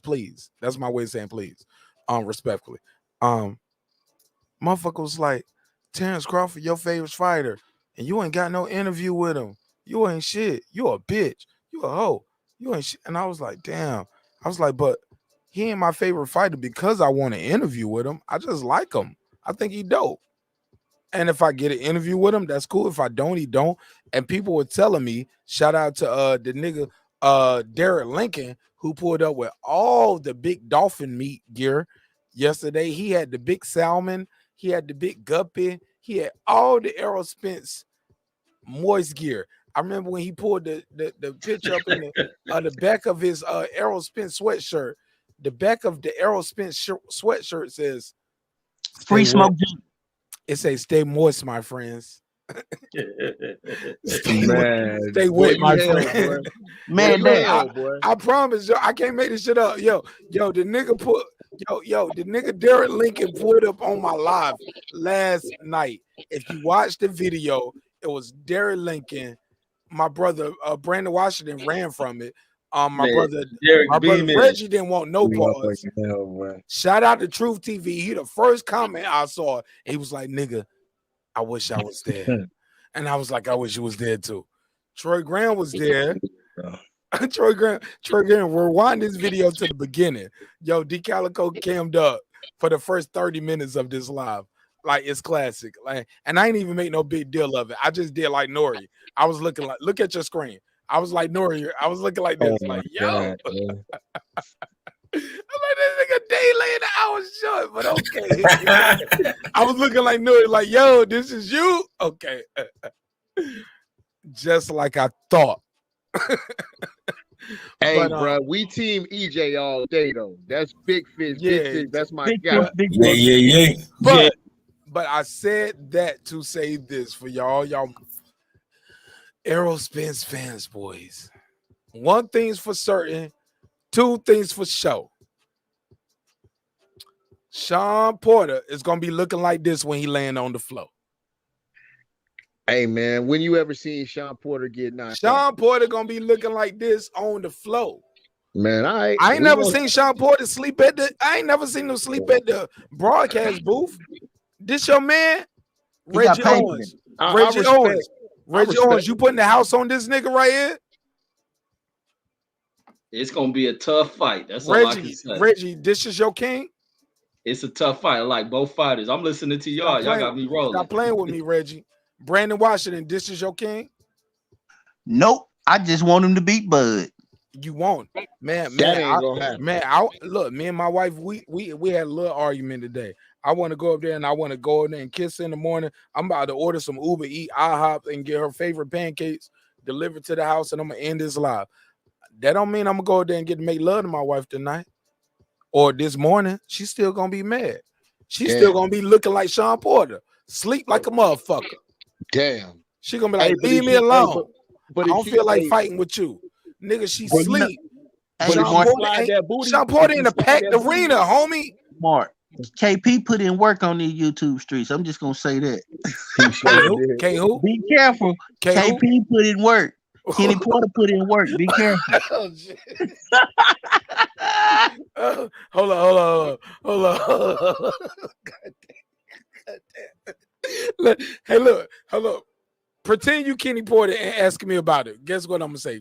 Pretend you say, Mark Nash, what's that smoke about? Ask me. Pretend. Guess what I'm gonna say? Mark Nash, what's that smoke about? And what you gonna do? Kenny Porter, I just want you to know, I think you're an amazing individual. I wish you nothing but health, wealth, progress, nothing but respect. Matter of fact, I'm gonna let you know, I don't even like Terence Crawford. Fuck this nigga. He ain't shit. Y'all gonna win this fight. They paid me this. I don't know what I'm saying. No, I'm lying. I'm capping. Now, real talk, man. I'm gonna just tell Kenny Porter it is what it is, man.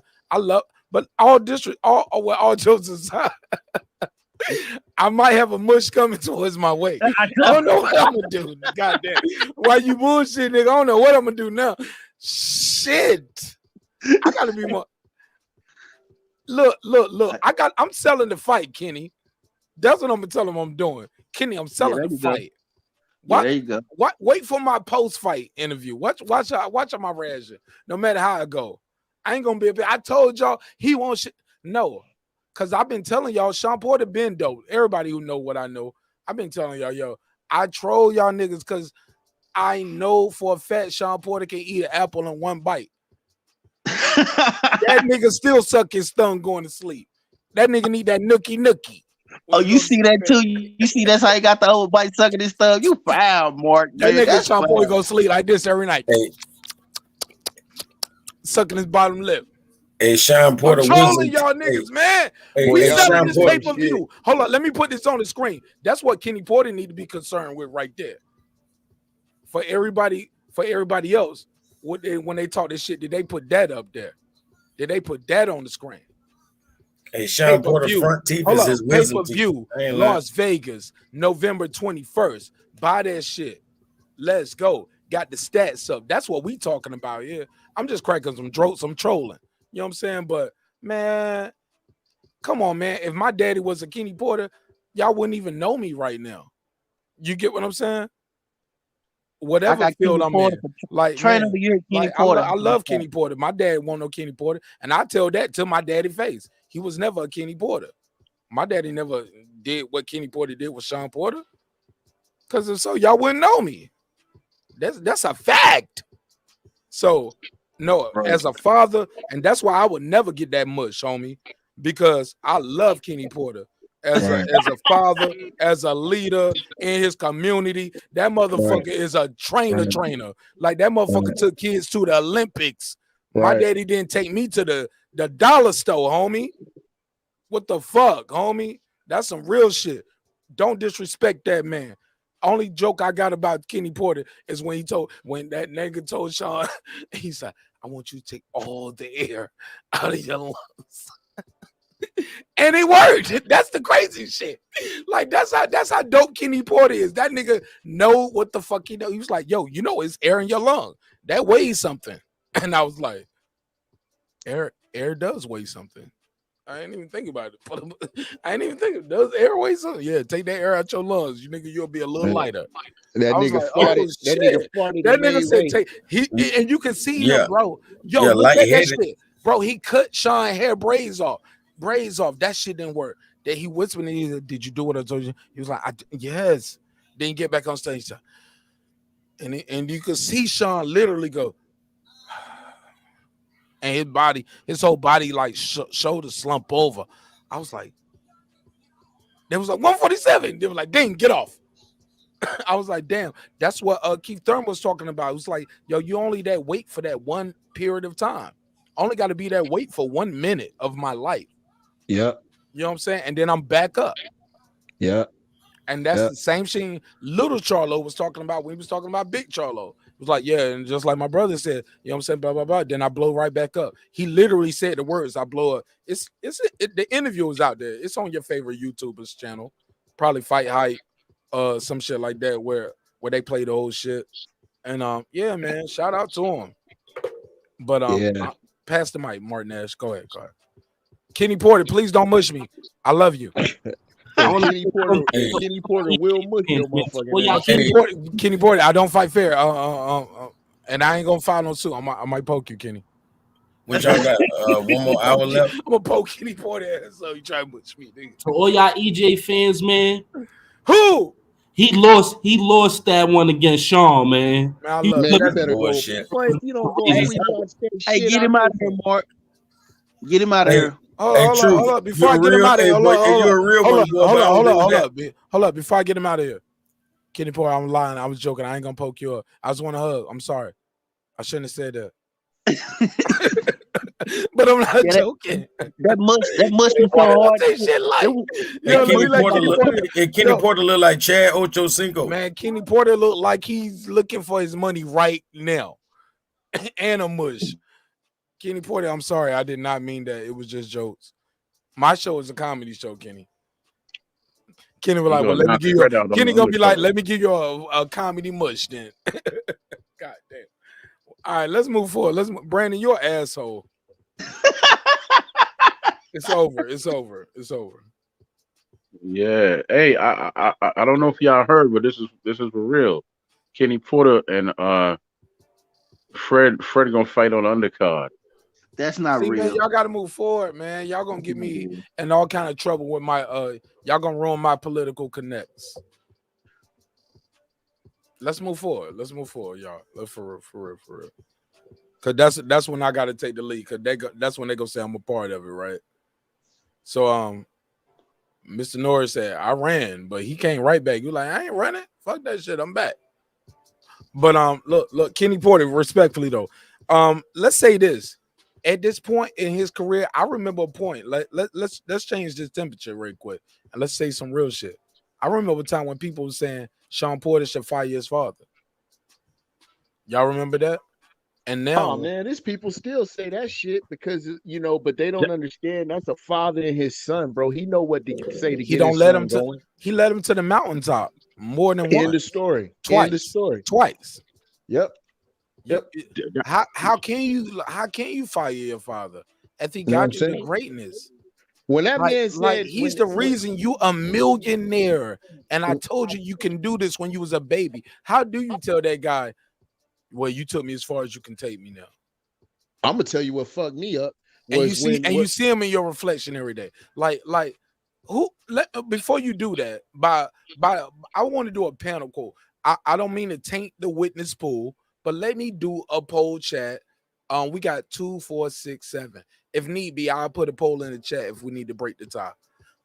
Who up here thinks Shawn Porter could have did better or should have did better or needs to do better than Kenny Porter? And this might get me the mush right here, but I'm already on record that I'm just like, But me, I'm biased, but because I'm loyal to a motherfucker right now who ain't never helped me be a 2-time champion, make me a millionaire several times over. I'm loyal to several people like that over and over. So, but that's my character flaw. Like Kanye said, I'm a lick, my nigga. Like, you know what I'm saying? I'm just too nice sometimes. You from Atlanta, that lick. No. No. But that's cool too, Troy. That sound cool, and we can laugh on the Wi-Fi. But you wouldn't say that to me face to face because it would be different. Like it's just different when I'm in front of you. I'm just saying. I'm just saying. Like, look, look. A lion looks all cool on the picture and on the Instagram and on the video. You can do it. You can talk whatever about that lion, but it's different when you're in the cage. That's all I'm gonna say. The cage. He said he'll poke you too, Troy. He'll poke you too. The cage is different, homie. That's all I'm just saying. Pause. The cage is different. When you lock with the monster, the cage is different, homie. Man, that gap is like a razor blade, man. You're gonna lose your hand trying to punch my boy. I play Mortal Kombat all the time, and I never pick Baraka. No, this I Street never Fighter. pick Baraka. I never pick Baraka, and that's what Troy is. Y'all seen my bucket hat? I'm King Loud, nigga. What's the nigga with the hat? I'm Raiden or something, nigga. I'm the nigga with the hat. Man, we could look at Troy and tell that he used to be a bouncer. You know what I'm saying? A bodyguard now. And you was Chung Lee, nigga. And I seen your ponytails, nigga. You was Chung Lee. So shut the fuck up, D Calico. I got bars for all y'all niggas tonight. Let's go. Yeah, Mark. Hey, that nigga got a Beijing on his neck, man. Hey, that nigga got a Beijing on his neck, man. That nigga lost hair.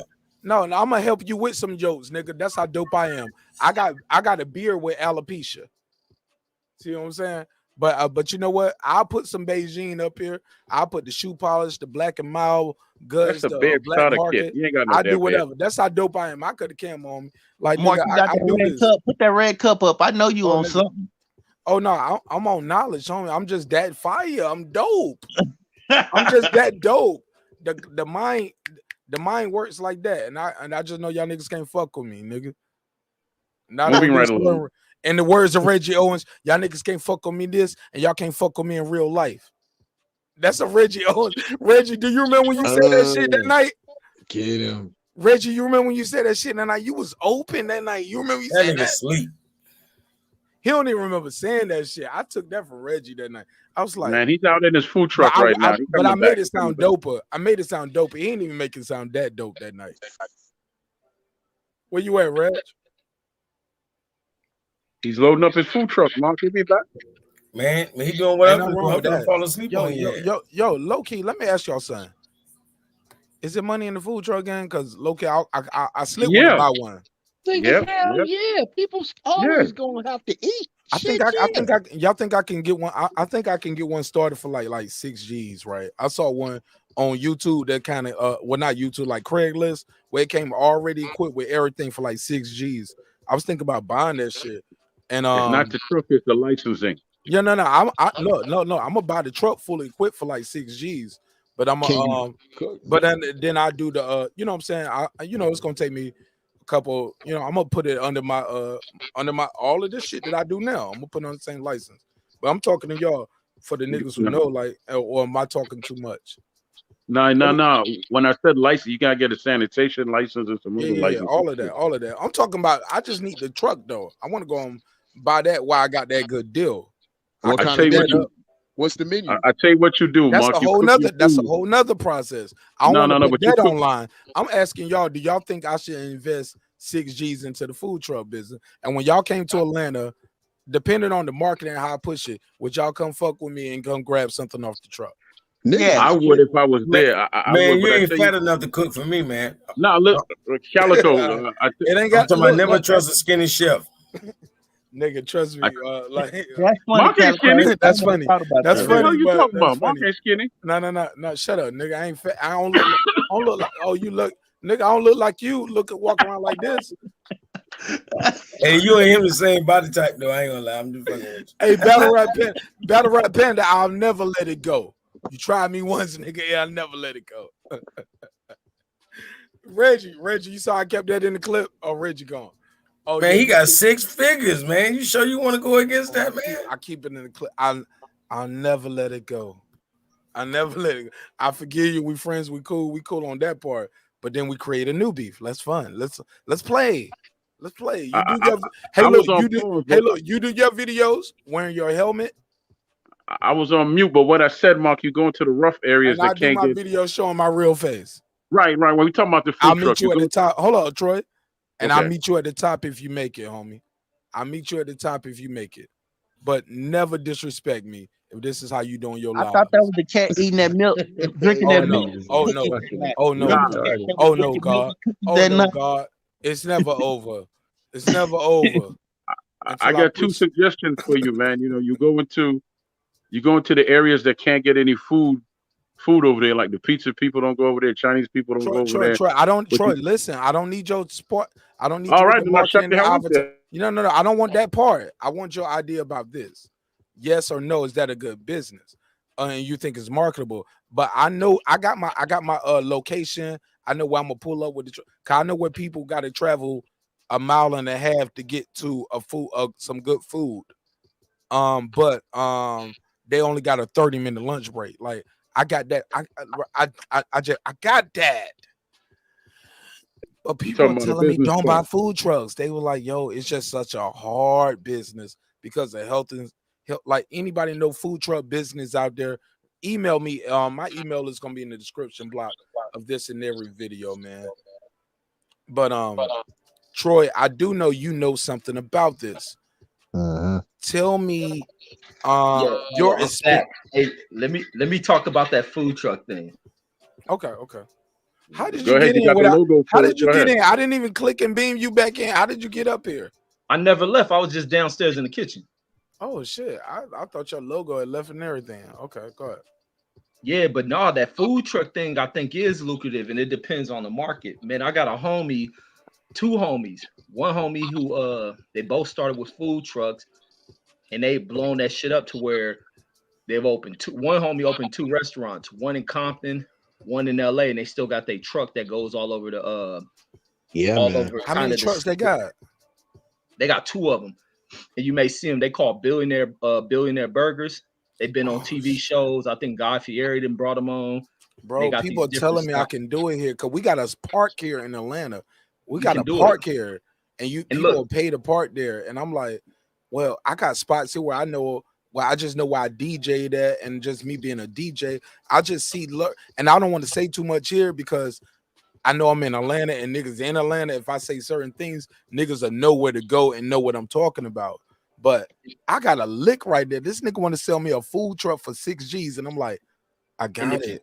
and And look, I'm if like, you making but I don't know what to do with it right now. But I want to buy it fully equipped right now, no, and I I thought want it, you and was then I'm gonna cooking pay off my of it. equipment, get everything going, get the people going. But I want that truck right now, fully equipped No, for 6 you don't G's. buy the truck if you ain't got some shit that's hot that people want. Like the I other know what they homie, want, homie. this Well, this. I know the But let me spot. say How this. about this? Let me say this. I know the spots where I feel like I can make 6 G's back in 3 days or not 3 days, but I'm talking about like 3 to 6 months. Man, I can make that back with low cost food, and I know what low cost food is because I worked at restaurants and like I know food costs because I worked at the Waffle House. I was a manager at the Waffle House. Everybody know my story, man. I done it all from flipping burgers to being in the army. You know what I'm saying? I've done it all. You know what I'm saying? But That's a homie, hard ass fucking job, bro. Managing a Waffle House. God damn, bro. my Hats G, off I've to done you. it all, homie. That shit hard as fuck, bro. Nigga, Ooh. I'm talking about. I know what meat cost is, and so I understand the food business. You know what I'm saying? So doing meat counts, like, and teaching people how to do a meat count, low meat, high meat. But I understand like my product, what I'm gonna sell.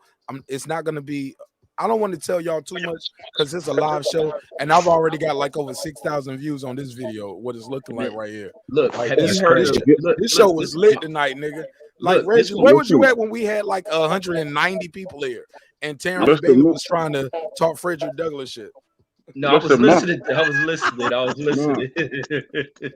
Mark, you know, if you're all I can tell you, Man, if I it's your love heart, y'all mind, brothers, is man. one, Y'all then you making walk this in show your own grow, brilliance. man. That's all I all. want to say.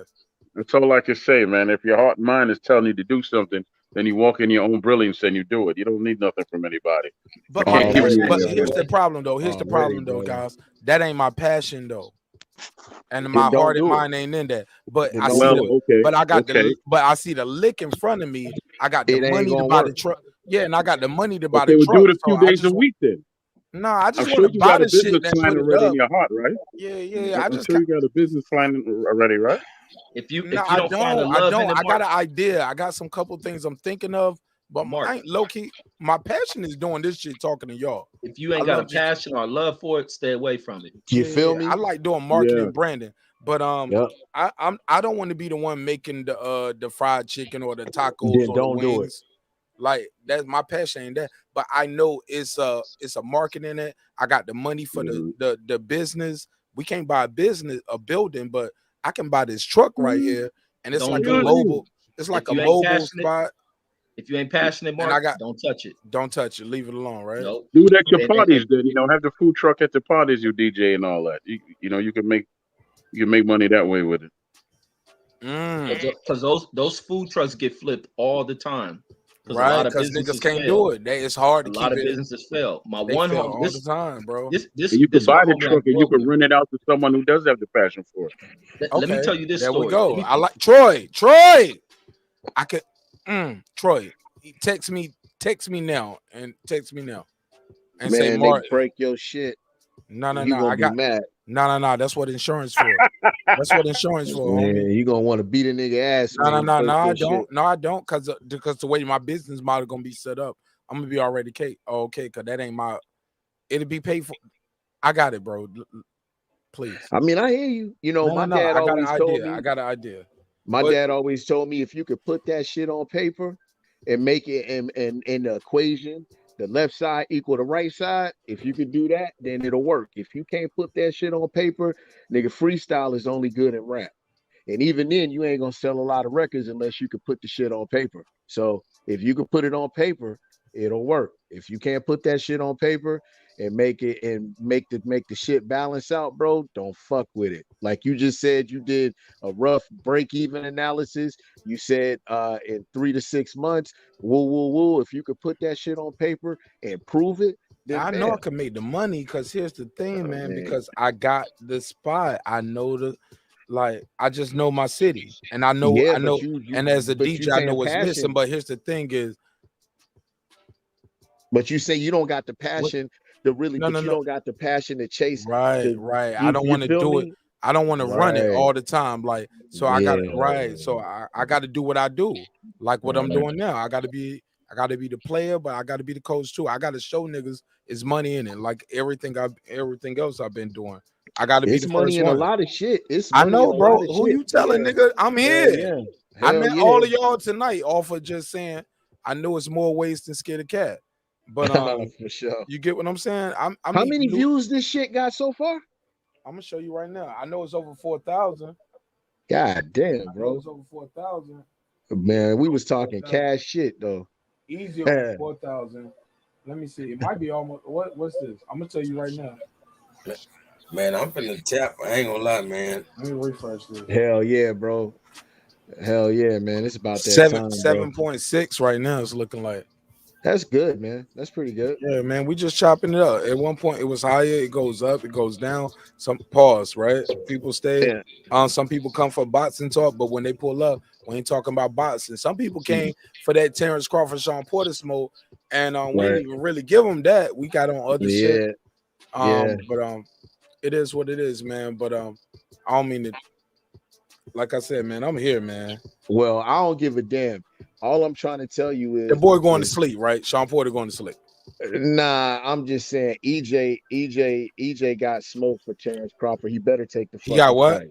He got smoked for Terence Crawford too. He talked all that shit. He better take the fucking fight. I don't want to hear that shit. And Arrow said he gonna be in Vegas in 2 weeks, and that was a week ago. So he's saying he gonna be at the fight. I expect him to either jump in the ring or something dramatic and say you talked all that shit. Now let's go. Because last time I checked, EJ pulled up on Bud. Everybody saw the video in the red hooded shit. He pulled up on Bud. Oh man, that was Ken and Raul, bro. This shit was crazy, right? You feel me? So Bro, I'm trying to tell you that I think the fight is already made. You know them boys, they be on already made fights and shit, and they can't really announce the shit. This, Bud got business with Top Rank. It's the last fight and all that shit. I mean, because he can't. So you get think Ugas. it's gonna happen? Hell yeah, he can't get Ugas and Terence Crawford. Come on, how you he want that bag? That's 10 M's. That's 10 M's. Each of them gonna get like 10 to 12 mils. We got Plus 55 new subscribers tonight too so far. Yeah, man, but you know what I'm niggas saying? fucking with Damn the show. right. Actually, 65. But I don't like EJ not talking about that. He don't want no tune-up shit. I believe that's cap. He need a tune-up. He need a tune-up. You know what I'm saying? What's but the tune-up for EJ at this point that people will I respect? mean, because he don't put it out there and he don't make. I mean, he can fight. He can look in the IBF. I mean, as long as it ain't Boots Ennis. If fight is the number one guy. I forgot the guy's name. I forget his name, but he got a Mando. He got a Mando if he wanted, unless IBF don't. The IBF don't be playing about that shit. I mean, if it's gonna be a unification, they'll let him do it. But we'll have to see. You know what I'm saying? He been at 147 too long. No cap. I mean, you can't even deny that. And that's my guy. That's my guy. Shit, man. He been at 147 too long. He need to get the hell on. You know what I'm saying? So, I don't know about that fourth. It's getting to the point where Bud said when they was in the Ken and Raul jumpsuits. He was like, watch when I stop him. Everybody gonna say he was 147. He was like, stop who? He was like, stop you. He was like, bet 100,000 on that. Bud said, bet $1 million. Yeah, I seen it. It's classic. That's what the bet $1 million comes from. When he said, watch when I stop him. We'll see. But I'm gonna tell you this. I'm gonna tell you this. Both of them better get the hell on and get to 154 because Boots Ennis, boy. That boy got the rabies. He got rabies right now. I'm sorry to say who? Who? Huh? Who? There you go. Okay, Keith Thurman. No. That's a joke. I'm gonna tell you why it's a joke. Because if you go to my Instagram picture is of me with Boots Ennis, nigga. My God. That's my guy, man. You know what Boots is? Hold on. Matter of fact, let's stop playing with him. Reggie ain't even here no more. All these niggas don't fell asleep. Troy Graham sleep. Everybody went to sleep. We still here talking about boxing early in the morning. Boots is the guy that we thought Errol Spence was in the sense of, and I hate to say this, but I was really disappointed. That's my guy right there. That guy right there, right? Yeah, that's my G right there. Yeah, that's man. My G. I was disappointed. Love. I was disappointed when he flipped the Ferrari and I found out, like, man, you drinking too much, because we thought he was clean. Yeah, we but that's what happened when you drink too much. You call who? Well, Earl. We thought he was bro. I'm still here. Reggie, when you drink too much, they can say you call who? Who you call when you drink too much? Calling Earl like a mother. Ghostbusters. Nah, you don't call Ghostbusters. You call Earl. Yeah. I got an Uncle Earl. I got a cousin Earl. Man. Nigga, we thought he was clean cut. Like, so I'm looking forward. Still say scandalous, Joe. Oh, that shit's so dope. I'm just looking forward to Boots Ennis getting the Jordan sponsorship and getting the commercials because we need a clean cut black fighter, that's gonna represent and I want to see that, man. I want to see a black fighter getting the Pepsi commercials and all that shit. EJ, man, that nigga a thug, bro. Damn. You know what I'm saying? Is he a thug? Man, come on, bro. Or Errol Spence, you talking about EJ? Errol Spence Jr.? Come on, bro. That man, you think he a thug? He clearly, how's he a thug? Why? Man, because, bro, look who he hang out with. Who he hang out with? What he doing? He hang out with Yellow Beezy, bro. I mean, what they be doing though? I'm just saying, bro. He hang out with a guy. That's the lifestyle that he representing right now. You know what I'm saying? He representing it. And look, Brandon, where you at in the chat, Brandon? Brandon, talk to him. That's my guy. Understand? Who's your guy? And what's your name again for the people who don't know? Hey, man, I'm Tobian. Toby. Yeah. Toby, this is your first time. Toby, my name is marqnash, right? Well, I guess so. And this is your first time on my live, right? Okay, indeed. No doubt. Okay. Now, Brandon Washington is saying, Mark, stop, bro. He knows what's about to happen. This is your first time here. You ready? Go ahead. Now, can you see the screen? wherever you at. Yeah, I see the shit flaming. All right, Troy Graham, this ain't your first time here. No spoiler alerts. Nobody. Please, nobody, no spoiler Oh alerts. man, why D you gotta do Calico, that? no spoilers. Stop. No, Stop. D Calico, no. I'm gonna make this a drop of its own. So please don't spoil this drop. And let's make this as fast as possible. Because YouTube like 60-second videos, maybe under 2-minute videos. Calico, this is not your first time to my show. No? Man, I Come hate on. this And part. I hate this Calico, part of the show. You do and this you know every what I'm about day. to do. You Hold on, do it let me every do this night. drop. Yeah. You Every do this night, man. Damn. Reggie Owens, you know this. Reggie Owens. This is not your first time here, right? Come on, Reggie. Come on. Go Reggie. ahead. All right. Reggie said, "Nigga, go ahead." Truth TV, you are fairly new to the show, but you don't even know what's about to happen right now. Tell the truth, right? Nah, I don't. Oh, I'm about to Two troll. words. We Yellow about to. Beezy. I'm about to troll all the Aerosmith fanboys. Now, Troy Graham, without further ado, tell this dude, Mr. Norris, to never say this again. Brandon Washington, let me see what they saying in the chat, because some people know what's going on right now. He said, I was raised, not stepped in this shit. Troy Graham said, Troy is undisposed at this moment. You know what, Troy? Now, Mr. Norris, my brother, and you know I love you, and I call you my brother because I got Go love ahead, for man. you, right? Go ahead with the shit, man. Who said that? Was that you, Troy? Nah, that's Mr. No, that's me. Go ahead with the shit. All right, Mr. Norris. Yeah. I got one question and one question only. Yeah, man. Bro, what's wrong with this nigga, bro? Is this your king? Mwah. This your king? That's your king? Whatever, man. You know what I'm saying? No. Whatever, Hold on. No. No, I ain't. Hold on. One more time for the people in the back. For the people who didn't see it, who was like, what the fuck was Mark? Because they're going to rewind this clip. Let it play in infinity loop. And I'll mute my mic. Let the lady say. Let the lady say. And I want you to watch Errol Spence Jr.'s wrist control here. He could have been an MMA fighter, guys. He could have been anything else in the world. But he chose to be a championship boxer, and he chose to be best friends with your favorite rapper, Yellow Beezy, and he does this. Man, watch the wrist control. Bro, what's wrong with this nigga, bro? His girlfriend. Nigga gay now. My brother, man. Hey, man. Hey, it's serious. Hey, it's serious. Look, my brother. Getting jealous. She said, "Don't kiss my brother." Y'all better leave me the fuck alone. Stop playing with me, man. I'm surgical with this shit. I'm surgical with this shit.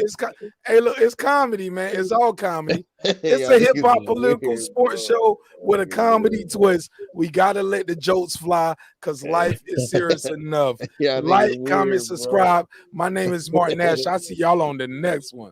Oh my God. Oh yeah, they're gonna love that clip. Go ahead, react to that, homie. Nah, it's all good, man. I'm just saying. Oh, that's good. Okay, cool. It's all good. I'm just saying that.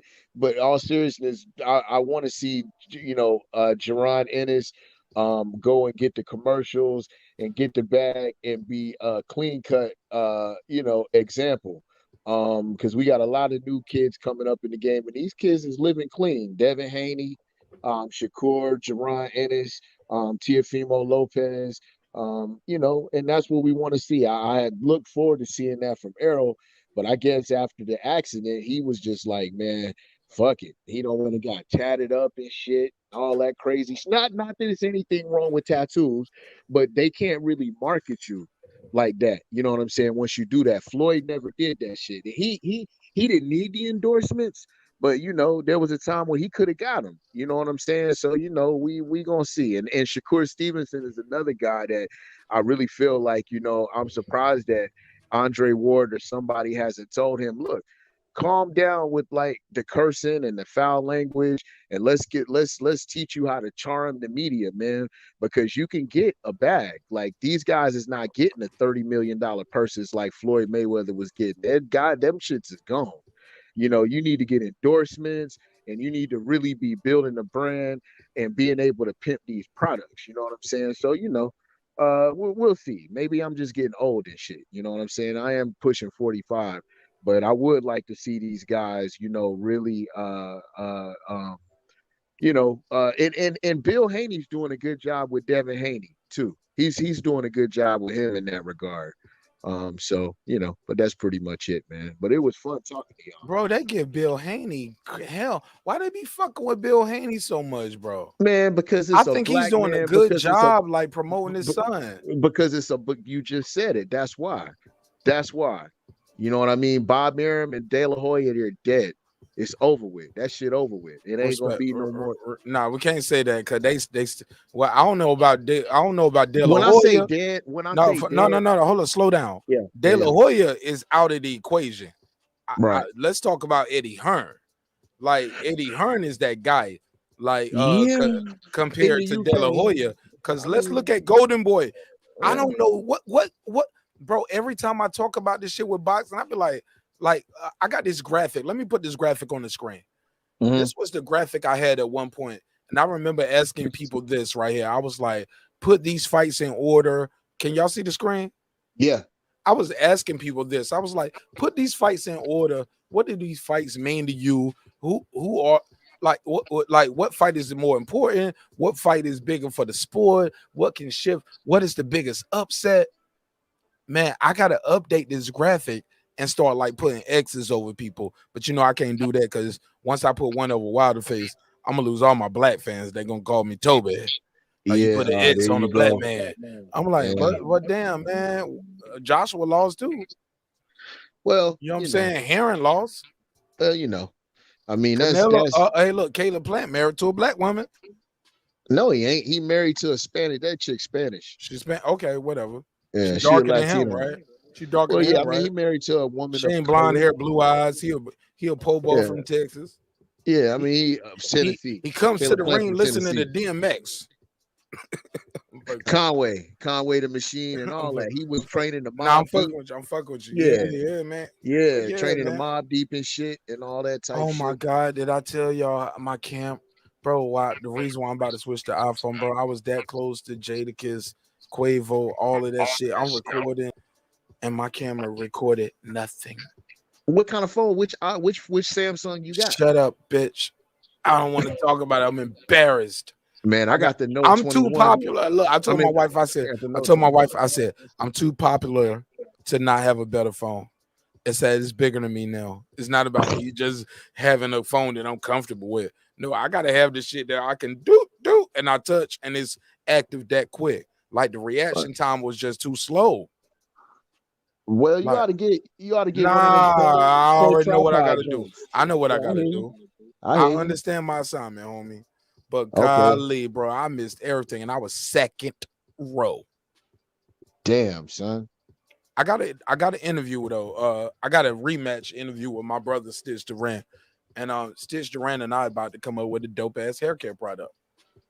Oh yeah. Oh no shit. Yeah, we about to be partners in that. Y'all didn't see the interview. If you didn't see the interview, check the interview. But Stitch, yeah, man, I'm about to go into business with Stitch Durant. Go make hair care products. Yeah, for your mustache and your beard. Okay. So look for that. That's dope, no right? doubt. It's definitely dope, man. Any type of enterprise is dope. You know what I'm saying? So, well, bet, brother, man. I'm about to go. I should have been going to sleep, man, but now I'm about to go get some damn breakfast. I'm about to go and get some damn breakfast. All right, man. Don't spoil the room for everybody else. Don't make everybody else leave and go get something to eat. I'll holler at you on the next one, homie. Call me or email me. You got my email. It's in the description of this and every video. Thank you so much for your time. No, thank you, man. Man, how did you find the show again for the people who don't know? I just went into YouTube and I searched for, Crawford Porter. You know what I'm saying? And obviously you tagged it. Yeah, you tagged it and it popped up. Oh man, yeah. So all the content, look, because Porter gonna look like this. I'm sorry, but I did make this graphic, and this graphic is going viral because I got different variations of it, but I made this myself. Hey man, it's good to see. It's good to see. They didn't have one once the fight was announced. They didn't have one, so I made my own, and I was like, yo, I'm dope with graphics. Let me show y'all the stats, homie. Well, it's Let's good to do see the you tell of in the your tape, infancy. homie. I made my own tell of the tape. Let's go, baby. It's good to see your show in its in its infancy, and it's blowing up and growing. And this is something you're passionate about. And hey man, everybody had a starting point. Ego, all these guys, Nah, so ego hid his face for a long time though. We didn't know what well, I mean, ego. whatever. Nah, we didn't know what a lot of them niggas looked like for a long time. What Niggas was does it very matter though? I'm just saying though, it's different though. Don't compare me to nobody. I'm Well, different. I'm not. I mean, I'm just Yeah. saying, but you are Respectful. but you are creating boxing content. Yes, sir. You know what I'm saying? And Ego those just guys, blocked me too. Fuck Ego. oh well, I mean, I hear you. You know what I And we mean? don't block, and that's another thing too. We don't block you over here. Like now, yeah. now I do got a couple people I blocked, but that was because it was. But I still but it's only 4 times. It ain't no blockers forever, right? Because You it's no fuck with Champ Side? You fuck with the kid Champ Side? I Damn know right. I know who he is, but I don't watch his show. Yeah, I IQ mean, TV. And the only but here's the thing. When I say I don't watch his show, I say that because you haven't watched this show, not that no, you I don't have fuck watched with. this show before. Oh, I've okay. seen it. I know Okay. I've seen his content, and Right. I seen him years ago. Right. I think he haven't was watched better. this. I haven't watched the episode of his in weeks. I mean Well, I think he was better. months, if not a year. Months, if not a year. Same here. Somebody I got think he somebody was got something echoing it, and somebody's unmuted, and I don't know if y'all recording this for Champ Side. Somebody bringing this back to their leader. Nah, But man. somebody's unmuted. But let me say this. I'm not trying to get my bars off dissing you. Only reason I put this up right here, because this guy came at me in kind of way, and we made jokes, and I went too far. We squashed it, but then I was like, okay, we squashed that. All right, well, let's have a new beef, because I didn't know when I was talking to you, you do your lives talking like this. And so I was like, who is trolling me? Like, y'all had me having a real conversation with a nigga wear a panda head on his lives. So, and that's when I realized, like, yo, I have a bigger mission in this shit, yo. I'm a real person. I go to real fights. I go to training events. I interview real fighters, Hall of Famers, like, and even without that, like, my name is my name. Like, I'm gonna be at the events, homie. Like, and I cam up anytime because I ain't running from it. And anybody who know me know what's up with me. Like, I'm not that guy. That's like, you ain't stuffing me in the locker, homie. You know what I'm saying? Like, it is what it is. Like, niggas know what's up. I won some, I lost some, I poked some. You know what I'm saying? So, like, it is what it is, my nigga. Like, I'm not that person. Like, where like niggas just about to score points off me, homie. So, and I ain't trying, but I'm not no super tough guy. I ain't no gangster. I ain't no killer. I mean, I just, well, you don't gotta be my all brother. that to cover All boxing, I'm trying to bro. say is these dudes be doing this extra shit on this YouTube, homie. That's what I'm saying. Yeah, I hear you. And if and sometimes they come on my live, and if I disagree with their favorite content creator, they start going crazy in the live, and they be sending me emails, they be sending me lives, and they be trying to put us content creators against each other. And I'm like, I ain't here for all of that. Like, I don't need to diss another content creator to grow my channel. Like, I'm gonna grow my channel by being a good person. When you go to my community, somebody got their mic unmuted and it's got a lot of background. Let me say this and I'll pass the mic. I promise I'll pass the mic. I'm gonna grow my show by doing dope topics, dope content, dope creation, and also sharing the mic, letting everybody get their bars off. My show is not all a boxing channel. Some days I ain't even gonna talk about boxing because it's just so much going on. And everybody who love boxing love hip hop. They love other things going on in the world. So my channel is gonna grow how it gonna grow, homie. But I'm not gonna grow my channel dissing other content creators. So whether y'all send me, I appreciate it though. I like people sending me the shit. Let me know what's going on. So I'm not gonna tell people don't send me what they be saying about me when they doing it in real time. Because sometimes we'll end our show while they talking about me, and we'll go over there and we shut this shit down and we turn up and we'll give them all their good views and we have a good time, and we expand the brand at the same time, because people gonna recognize the real for real. Because your favorite content creator might not even cut their camera on, or that YouTuber get their most views ever, and that be my friend, and I love him. As long as we keep it on this Wi-Fi, man, we can grow, we can expand each other brands, and we can all get bigger. But pause, right? But I'm not trying to grow my show dissing with content creators and dissing with other YouTubers. But I see the emails, I get the texts, I see y'all calling the show line all the time. I do not answer the show number unless the show is going on or and I say the phone line open. So when y'all calling that number throughout the day, I see it, but I ain't answering. Or sometimes I don't see it because I got that shit cut off. But yeah, it is what it is. I respect y'all and I love y'all, but the show is the show. But outside of that, I'm a husband and I have a wife, and you know what I'm saying, I have a daughter, and hopefully, God willing, we can have more children and grow our family, and we can grow the show. But please, this YouTube shit, I'm not your enemy, homie. Let me know how I can help grow your channel. If I interview a fighter or somebody that you trying to interview with, I'm gonna try to help you get that interview, or I interview with them again and bring you on. But please, like all that beef shit, man, that ain't the way, homie. That is not the way. It's not the way. Well, it's not the way I'm trying to do it. With that, I'll digress and I pass the mic. But I love all of y'all. And man, some of y'all been here all fucking night for 7 hours. I'll see y'all in the chat. I'm like, damn, y'all been here the whole time I've been here. And then some people are coming in and out. I see pause. But this shit is amazing, man. I remember doing the show and I look up, it was always just only 2 people in the room. One was me, my wife, and the other laptop that I had going to manage the chat. And now at our infancy, like in less than a year, at our highest point tonight, we had almost what was 160, 150, 160 people here. And now I'm like, I want to end the show, but I'm like, some people just waking up and they want to be like, yo, good morning, nigga. What we talking about? It was like, no, we just getting started. Yo, keep sharing the link. It's 35 of us, nigga. We strong. I'm like, man, we been here all night and all morning. But good morning, my brother. Good morning, my sister. But damn, man, I love y'all, man. Like I tell Calico, what I always tell you, I was like, you want the audience you want, but you don't choose the audience. The audience choose you, right? Yeah, man. But with that, I'll pass the mic. I want everybody to get their bars off because I've been rambling and scrambling. But I would be remiss if I didn't just say those bars, man. Like I thank God for all of y'all, because without y'all, I'm just a person in the room talking to myself. Go ahead, man. Y'all got the floor.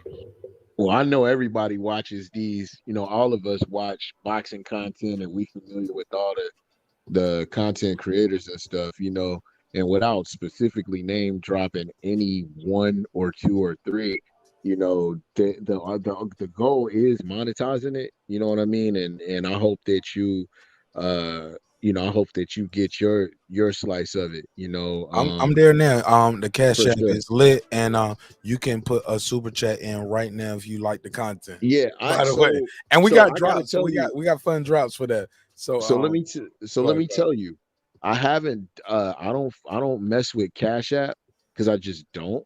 But I will start doing that because like I see cats doing it. And yeah, I don't mind because I be having questions and shit. So that's something that definitely I'm gonna get into, and I don't have a problem doing that. I mean, I shit, man, I tip when I go out to eat. You know what I'm saying?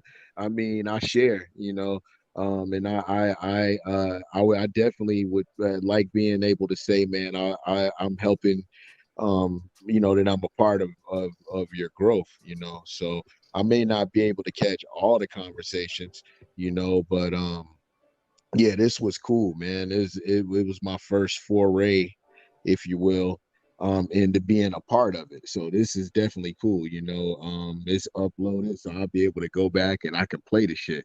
You know what I mean? So that's kind of cool too. You know, I can I'll go back and check it out, man. So thanks for having me, man. Like for real, for real. Thanks for having me, man. And I learned some stuff too. Definitely. So hopefully in the future, man, we definitely because I definitely love talking about boxing, man. Especially right now, you know, it's coming back. People were saying it's dead. This shit ain't dead. These niggas just scared, like the boy Jeezy said. You know what I'm saying? Boxing ain't dead, you know. So that's it, man. So again, man, definitely thanks very much for having me, man. I really do sincerely Who appreciate gonna that. win, Crawford or Porter? Hey man, I'm going with Bud Crawford, of course. Yeah, You know what I'm saying? man, I got one. Man, y'all, Yeah. man, I got one more clip. I gotta let y'all go. Man, Yeah. y'all in a rush, man. Damn, man. I know y'all gotta go, but shit, y'all know David Benavidez was talking some shit, right? He said he was none Did y'all special. hear David Benavidez talking shit to Sean Porter? Y'all heard the clip? He talking about Jose Benavidez? I haven't seen that yet. I saw it uploaded. No, Jose. I'm sorry, you right. It's Jose. Yeah, No, little brother, little shawty leg shot. actually, he's the shawty shot big in the brother. leg. He's actually the Big brother. little Yeah, big brother. right. Big brother, big shot in the leg, brother. Big Oh shot. man, you know the man. Come on, man. That's mob ties, homie. You know that's gangster shit going on. That's what Hey, you do. man. That you know that's some gangster shit. That's some hit shit. That's some No shit they shit. probably No shit. Them low boys don't got without pop. me trying to. Yeah, the next shot was going in his head. No. That type of shit. No. That's probably some. Man, yo, y'all want to play conspiracy theory? Y'all know we play conspiracy theories, right? Y'all want to play? Because you know I got a drop for here saying that was Tim Crawford shot him. Say what? What There you say? y'all go, boy. That nigga sound like he in the bathroom, like with on the what Calico. What you say? That was Tim Crawford. Popped him in the leg. No, bro. That happened years before Crawford even knew he was gonna fight him. No. Yeah, nah, he did it. He did it because he knew one day. Nah, see you joking. See, all right, and I cool. I get that. I like that. I like that angle you playing. Thank you. Let's keep it moving. Let's say this. Let's go ahead. You said I'm gonna turn the beat down, and I'm gonna because it sounds loud. Man, Mark ain't never gonna get this show on the road. What you mean? Drop them bars, man. Just the question for Big Bro. What you man gonna never get the show on the road? The show growing every episode. Some niggas wait their whole month and don't get 100. I get 100 subscribers every week. Some niggas can't get 100 subscribers a month. No, I don't mean like that. I'm talking about this particular episode. Man, this show is every episode is like a new DNA strand. Like, man, you thinking on a small level, man. Like, you gotta let the mitochondria grow. Like, you gotta. I don't know these brothers, man, these sisters in this chat sometimes, but every person you see in here, Calico, if you ain't never seen them before, that's their first time. And if you see them, that means they a part of us. Our DNA is stretched out. Like, man, you can't be that woke, but be this sleep, homie. Like, you got to understand what I'm doing here. But Jose, great to see you back in the ring after 3 years, man. You know, Terence Crawford a day or two ago, he mentioned you were the best fighter he's ever fought, the toughest fight he had. What do you think of that? And do you think that's false? Terence did not say that shit. Yo, Sean's Zartel be capping. Sean's Zartel, I fuck with Sean. Yeah, I fuck with Sean, and me and Sean gonna have brunch one day when I'm out in Vegas, yo. But Sean paraphrasing right here, but that's not what happened, man. That's not what happened. Let's play it again, though. In the ring after 3 years. This is the question for Big Bro. Jose, great to see you back. Big Bro, you know he came in there with the love. This is a question for Big Bro. Like, I ain't gonna ask. I'm gonna ask the brother. You see how he do it? I love Sean. Sean know what he doing right here. He played his Ellie setback game right here. I learned from the backs too. That's why you're like, marqnash, you be too nice. Like, no, man, I'm learning from the vets. The question for Big Bro. Gotta get him comfortable. Called him Big Bro. Look at his eyes, man. Well, you can't see the clip I'm saying, but let's go. Jose, great to see you back in the ring after 3 years, man. Terence Crawford a day or two ago, he mentioned you were the best fighter he's ever fought, the toughest fight he had. What do you think of that? And do you think he beats Shawn Porter next Saturday? Yeah, man, I've been asked this question a few times. And then Shawn, I have something to say for Shawn Porter too. He has said that I gave him the best fight of his career to Terence Crawford, but that he has everything I have plus more. Honestly, I don't see anything special in Shawn Porter. And if you guys have seen the video that we sparred back when I was way younger, I was giving it to him. I feel like He said if y'all see the clips when I was way younger, I was giving it to him. Did y'all hear that shit? He said I was a little boy and I was giving it, Shawn. I was giving it to pause. But we ain't got to do pause, right? Because we talking boxing, right?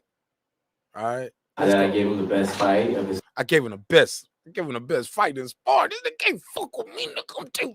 It's the question for Big Bro. Big bro. I ran it back. Yeah, ran it back. It's the question for Big Bro. Jose, great to see you back in the ring after 3 years, man. Terence Crawford a day or two ago, he mentioned you were the best fighter he's ever fought, the toughest fight he had. What do you think of that? And do you think he beats Shawn Porter next Saturday? Yeah, man, I've been asked this question a few times. And then Shawn, I have something to say for Shawn Porter too. He has said that I gave him the best fight of his career to Terence Crawford, but that he has everything I have plus more. Honestly, I don't see anything special in Shawn Porter. And if you guys have seen the video that we sparred back when I was way younger, I was giving it to him. I feel like Crawford is a crafty fighter. He's a champion for a reason, and he's gonna beat Shawn Porter. Shawn Porter has nothing special. He doesn't have a jab. He doesn't have a good hook. He doesn't even hit hard. All he does is smother people and move his head like he just started boxing. So I mean, after he gets his ass kicked by Crawford, maybe we can set up on me, since he says he has better ability than me. We can make that happen because I know this guy's not gonna run. I know he's gonna bang. So we'll see who's a bigger banger. Tell us how you really feel. Good. This is for both brothers. First off, congratulations to both of you guys for coming back to Phoenix. This fight could have gone pretty much could have took place anywhere. What was it like for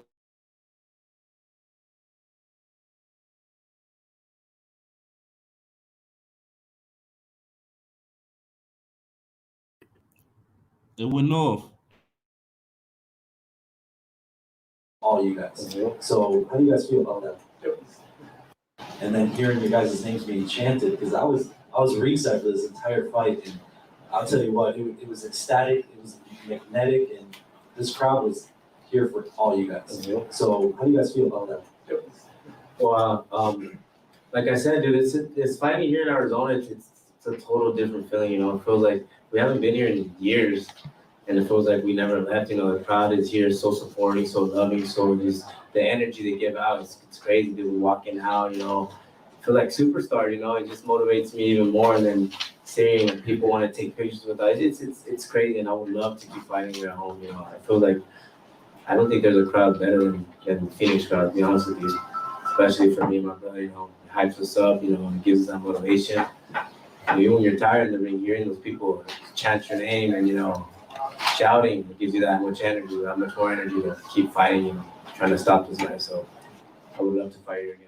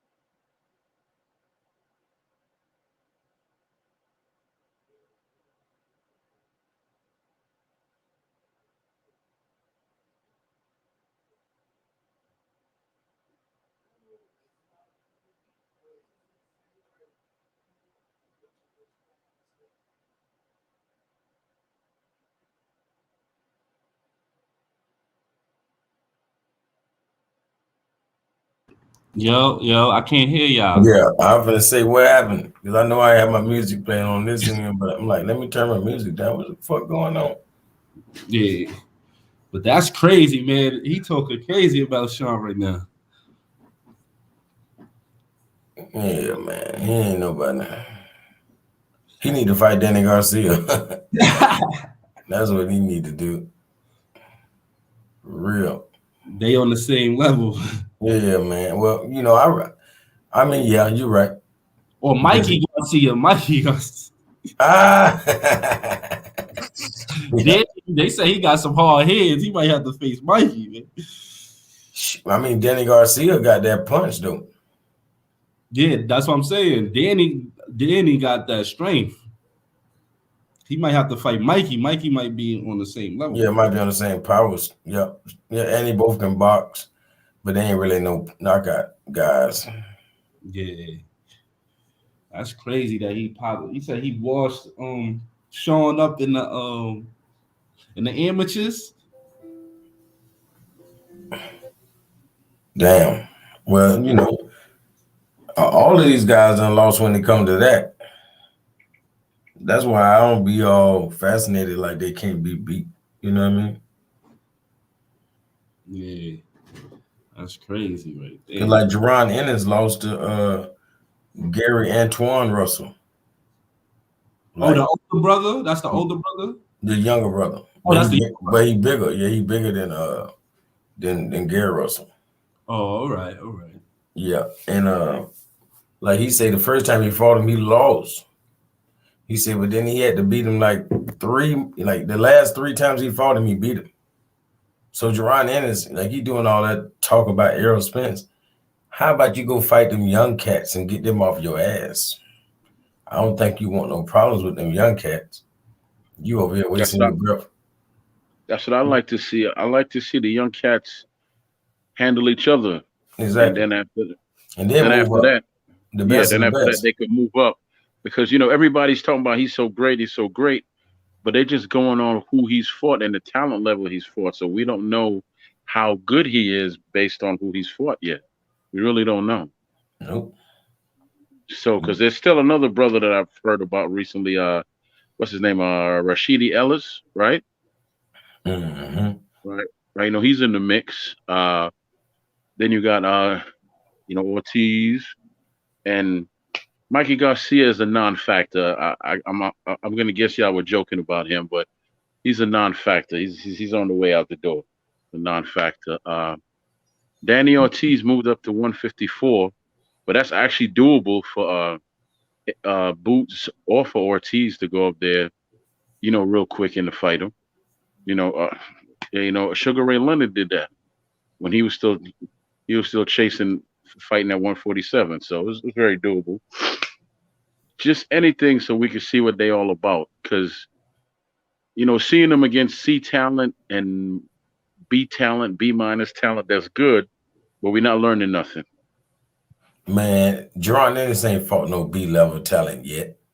That's why I don't give him no credit. Like, he want to go to the top of the food chain when, you know what I'm saying? Like, come on, man. Like you man, you can't even handle, you know what I mean? A lot less, man. Like, you got to prove more. You can't just jump to the top. I want to fight the king. And like I say, man, a lot of people act certain ways when they see you hurt. Like niggas who, know they can't whoop you. They say, oh, he hurt. Let me try him now. You feel me? And everybody wants to try you when they think you hurt. You know what I mean? So it's like, damn. What about when I was 100%? None of them guys ain't want no problems with me. You feel me? So that's a bitch move to me.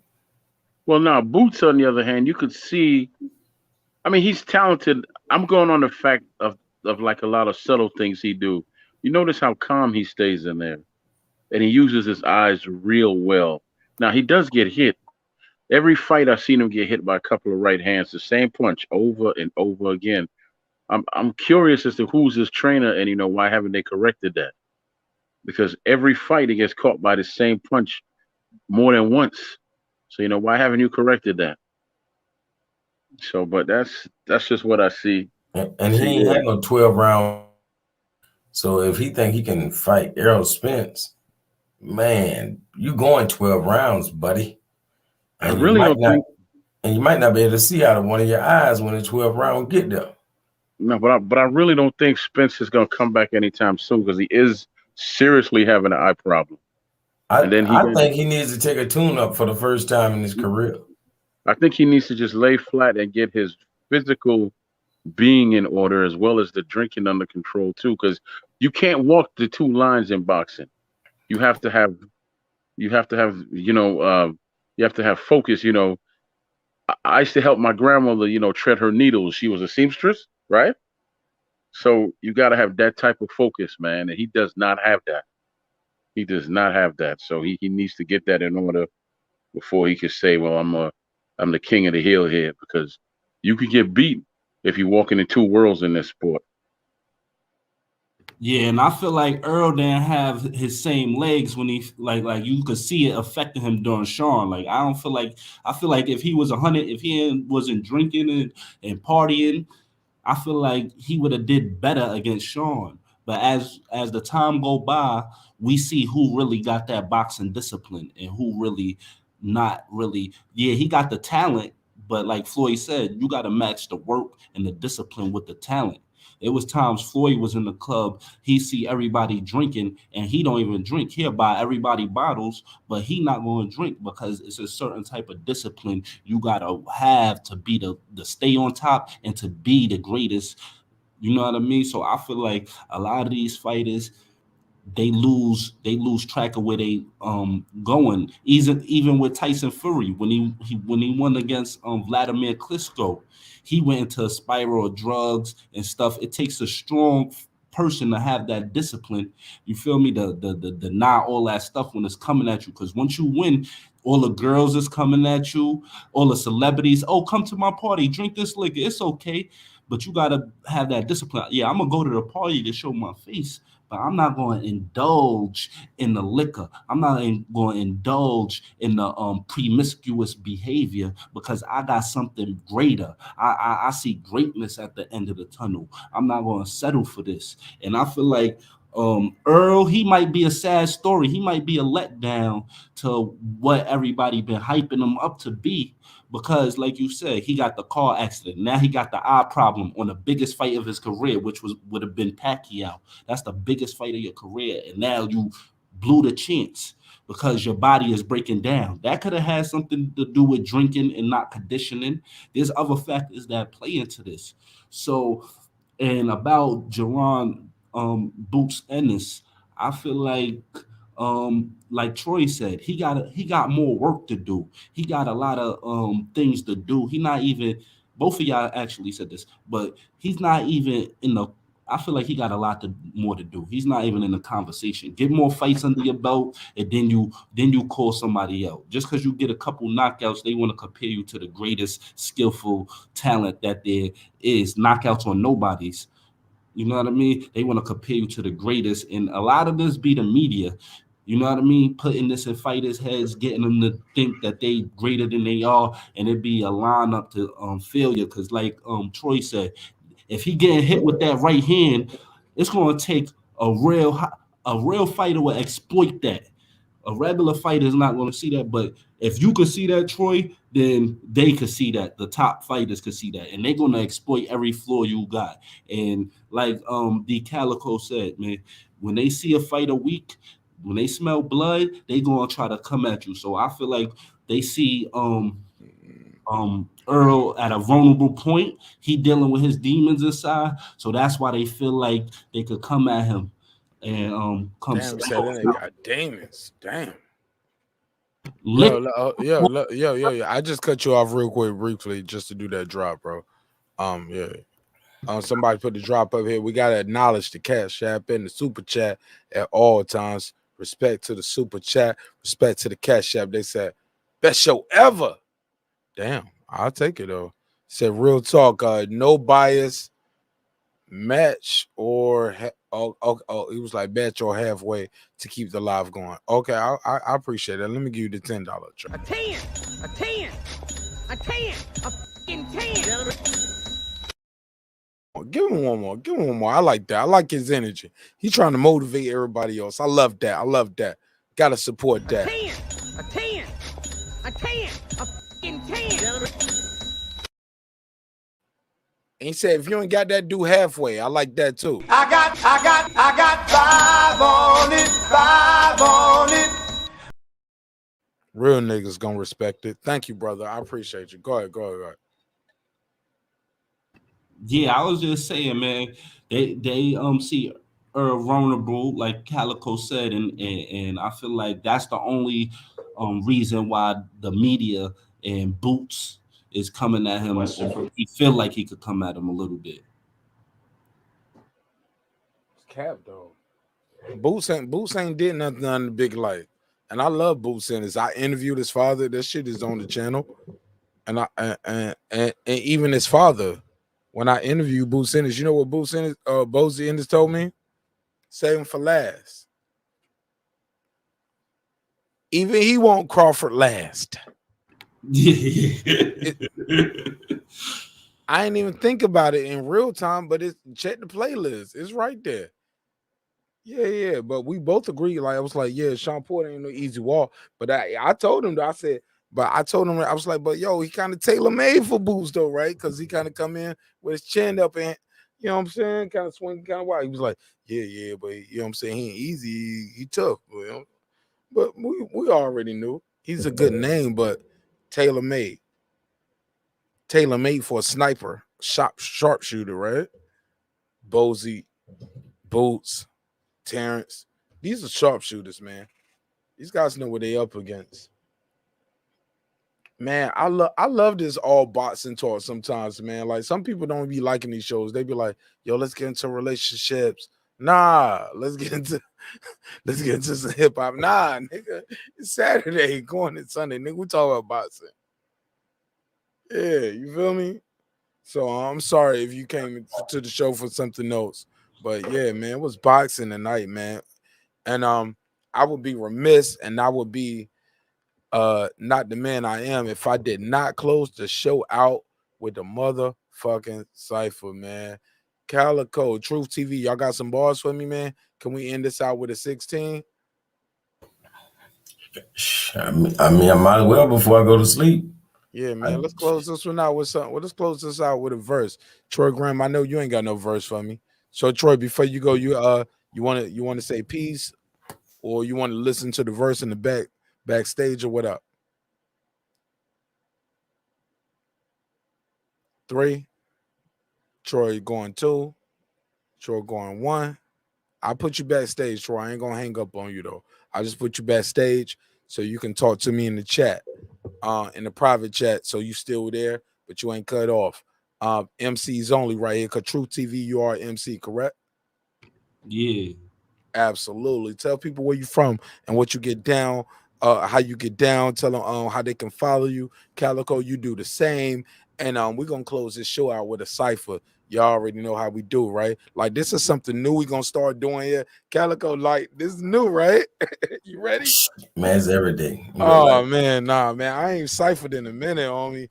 But like this gonna be the part of the show that's gonna make people like, I don't know when he gonna end the show, but whenever he say it's about to end, we about to wrap.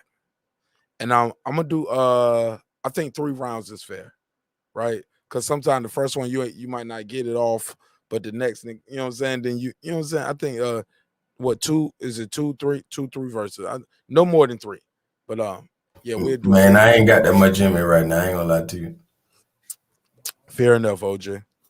But let's everybody get a verse off. They want to get a verse. Breaking chicken necks, fly like chicken wings, director's cut, man, I change the scene. So much perico, we hire people to sort them. Skimp it, we morgue them. All about that Benjamin Green. You could scarf track Borgers, young rich porters, trade a key for a house, just tax no mortgage. You thought in a piece, I want all this. I'm all in. 2 weeks in the town, I got a scorching MC Hammer roasting. The more the squealing, the more we tossing. All about because of my misfortune. Miss Cleo dreams of fortune, did not put food in the plate, I put my fork in. That's the young Nitty, all about them euros. They looking skinny, stay off that Coke Zero. I used to rob them when they the Neros. Now I got hundreds stuffed in my pillows. Light skin, but my hair feel like Brillo. Smoke the best weed, so you know my eyes are Rillo. Hem rock, gotta stumbling. Keep the rock in the pot, cause you know I'm hustling. It's no other than the motherfucking mother man. I even supply the needles and the rubber bands. Yeah. Okay. Damn. Yo, I'm gonna start putting a date on Damn, these son. shit. I'm gonna start putting a date on these shits. Cause it's like people gonna be like, yeah, I be missing the whole show, but I tune in for the cipher then. You know what I'm saying? Oh yeah, they're gonna come back for the cipher. But some are gonna learn this box of knowledge, but some gonna find out who Calico is, because Calico might be our champ over here, right here, low key. Hey, Go the ahead. beat is in the clouds like my mind be. That's why we correlate. Astounding. I got some off to keep you haters off from round me. Soon as he heard the shots, he coughed and he dropped and he found me. Gun in hand, so you know I continued the pounding. Nut him to the ground, not knowing revenge was so damn sweet. But it is, wanna know what I do if you play with me? Well, there it is, representing from Tampa to St. Pete. Show is, wasn't for the burial, don't know how real I'd be. Just keeping it real, only the best rise through adversity. I shed tears, lost peers. The devil wrote my back. Karma is a bitch, guess it's how dead skeletons act. Carrying metal, in fact, with no money would make you jack. Living off scraps, I lick my scrapes every time I scrap.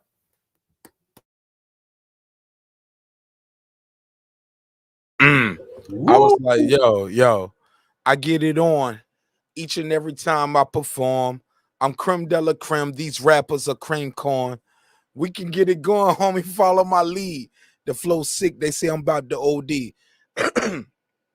By the way, I spit crack like I swallowed the key. And I'm about my bread. I stick to it like melted cheese, please. When we pass, don't speak. Homeboy, I might snap. Look, I ain't had a nap in a week. Cause I think about my cousin Brian when I see them cop likes. Young nigga thugging like I'm trying to live pop like. Spitting for the spotlight. But I'm on the block light. This is my corner and I run it like a stoplight. Nothing moves indeed until I see green. If no, you die in that car like Christine. Am I really it? That remains to be seen. But for now, with the pen, I am rap Stephen King. Okay, yeah, I tried to switch in some spoken word at the end, but regardless, y'all know what time it is. It's your boy marqnash. You know what time the grime it is. I shot now. You thought I was about to do it. You thought I was about to do it, Calico. Go ahead. You's a star, you's a superstar, but I'm commissioner. It's my job to keep our business rolling, just like we the mob, super sharp, like a leopard. Oops, I mean leopard. If my boss was out of space, you'd probably be on Mars. Have a bottle, don't just have a taste. No more back and forth to the bar. I'm in VIP. That's what waitress for. If you a hater, you can't sit with me. Elite all aboard. If you a hater and you fuck with me, gonna say what you hollering for. Take your whooping like a man, B. What you crying for? If I throw rocks, you know it's me. What you hiding your hands for? I'm in Tampa, somewhere in the Bay. What you think I'm bucking for? If you get violent, when you get powered up, I'm pulling out your cord. And the best thing about it, dead men don't talk in court. Quick to knock. Oh, your whole mic cut off, homie. No. How long ago? You don't got me for that last bar. Like that last one about like when you was at and the best thing about it, dead men don't talk in court. Quick to knock him out like Rocky. Turn up. We do this here for sport, and I'm not a dumb jockey. Hey. I'm the lyrical Michael Jordan. Turn up. Instead of shooting, I just press record. All right, go. Yeah. It was a little delay right there, but for the most part, we caught all of that. Yeah, it was cooking. Go ahead, Truth. Truth about to go up top with it. Truth back up top with it. Y'all know the accent. Y'all know where that boy from. Y'all know what he do, how he get down. And y'all, go ahead, Truth. Go ahead. Queensbridge, Jamaica, Queens. I'm a typhoon, that's why they hate me. 4 grams in the sleeve, that's crazy. Getting money all week, I ain't lazy. All the pain in the streets ain't faze me. $250,000 in a trust for my baby. 40 on me, I ain't playing. 1/4 mile in driveway where I'm staying. I ain't going no, the streets dangerous. I'm from the war zone, aka Little Guyana. Pockets full of rock, smoking marijuana. Cops spin a block while they trying to lock us. The haters gonna hate, they trying to stop us. In the streets, it's just like the Hunger Games. Witness protection, he gonna say them names. Feds did a sweep, charge it to the game. Got me feeling nervous every time it ring. Trends got them switching up every day. Twist my hand on the throttle and speed away. Put my pain in a bottle and drink away. All these haters trying to follow, I gotta stay away. That's it. Bop. Nah, you ain't get no drop. Nigga, you can't get your own drops, nigga. Hold up. I got a drop for you, though. Here we go. No, I'm joking. That ain't the drop. Nah, but I had to give you that for making your own drop. But I got you, though. Here you go. Oh, shit. Damn, son. Where'd you find this? Yeah, we got drops for you. You ain't got to do your own. You ain't got to do your own bucks on me. I got you. Calico, come on, man. Calico, don't choke. You're looking for me, I'm looking for you. Like heat seeking, I'm gonna destroy you. When you sneaky, you got to boil. Fry that nigga and cooking. Or you tried to elite, thought shit was sweet. Now them bad guys looking for him. You spot him out, take him out, and then bring back his head back to us. Some say that my head is screwless. I've got sense but barely use it. Behind them tents, I'm very ruthless. Got Glock aim, but you didn't know it. Stop this train, you sound foolish. I stop your brain before you use it. Is where's my music? Got skills like Nike, just do it. It's not likely you can do this. I rock clubs, you'd have them booing. You have to tie them down to listen. I'm the type they rock cruising. Even the Rasta shotters and gangsters say that music. Don't hate. Get out the way before you niggas get this Bruce. Can't stop this train. You know it's coming. Woo. Yo, somebody, my boy Moody said, yo, he said, I got 5 on a Haney game. He said Truth TV was getting busy. They fucking with you, Truth.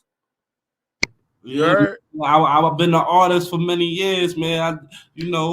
We do this for real, but we homie didn't like me trolling you right there. Homie was like, yo, marqnash, you gotta relax, marqnash. Like,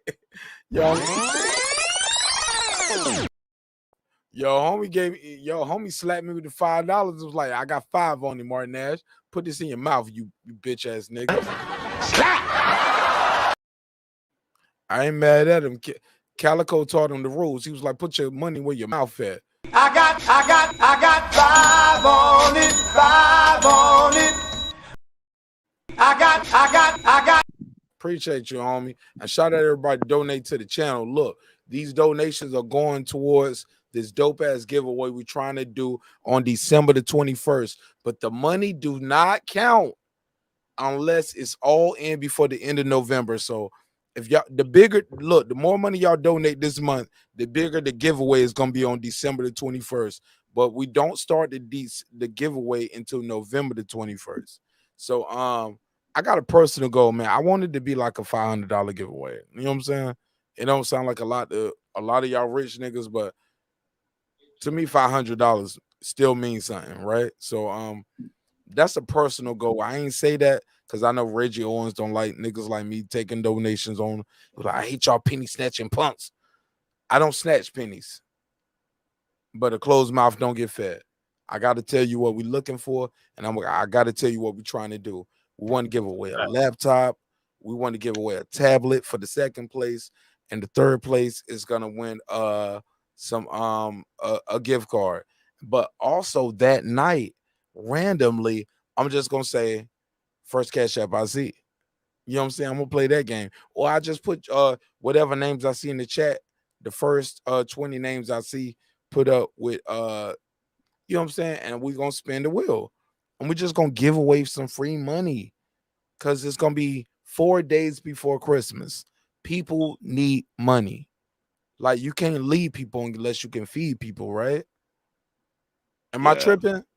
Yeah, you can't even have a standing army unless you can feed that army. Man, I ain't got all the answers, man. I promise I ain't got all the answers, but I know we can't lead people unless we can feed people. So that's gonna be something dope we're gonna do, man. And we're gonna give away some money that night, that weekend, and on Christmas Eve, we're gonna do something dope on Christmas Eve. Like we're gonna give away some money, man. Like, cause people like money, right? You need money, right? So but the money you guys are giving me, I'm giving it back to you. But the cutoff is the 30th because YouTube gonna pay me on the 21st of December. Like, I'm just telling y'all the real for real. They pay us once a month. It's on the 21st. That's when I get my YouTube check. I get my YouTube check every month on the 21st. So based off how much money y'all donate, that's how much money I can do the giveaway on the next month. But I still got to keep the lights on. Far as like paying for the fucking the tube buddy. Y'all know me. I don't keep no secrets. I pay for the tube buddy so we can understand how the algorithms work. I pay for Adobe Premiere Pro because I do graphics, I do design. That's $29 a month. I pay for StreamYard. I've already paid for that for the whole year, but I took that out of my own money because I believe in y'all that I know we can make $16 a month doing the show. You get what I'm saying? So I just paid for it in advance. Like y'all, I hate when people say it seem like you begging, but I'm just investing in myself. And I'm trusting that y'all like the content enough that every now and then y'all gonna do what my guy Moody doing here. And like, man, I'm giving it right back to y'all. Somebody got a laptop. Now the next giveaway, we're not gonna give it to Darla Palooza. You know what I'm saying? Because she's excluded. She won. She's a middle-aged white lady in Pittsburgh. But it's not international no more. It's America only. And I'm gonna find a way to narrow it down even more where you gotta watch our show or just like comment. But I don't want people to flood the comments. Like, man, I'm learning on the job, guys. So bear with me. We're gonna get better, we're gonna get tighter. The giveaway is gonna get doper. But trust me, man, one day y'all gonna look up and y'all gonna be like, that nigga marqnash gave away a Tesla. He gave away a Rolex, or he bought a house, or he bought a building, or you know what I'm saying? Like, that's where we going with the show. Like, it's just gonna get bigger. Our first giveaway was a laptop. How do I go down from there? Pause, right? Like, my first giveaway was a laptop. So I don't know what your favorite YouTuber is giving away, but my first giveaway was a laptop. And we're gonna give away another one, and we're gonna give away. I kind of want to give away some tablets, but I feel like I need it got to be with the number 3 for the 3,000 subscribers, because right after that we're gonna hit the third number. caller. No. That's one person though, and it's bigger than one person.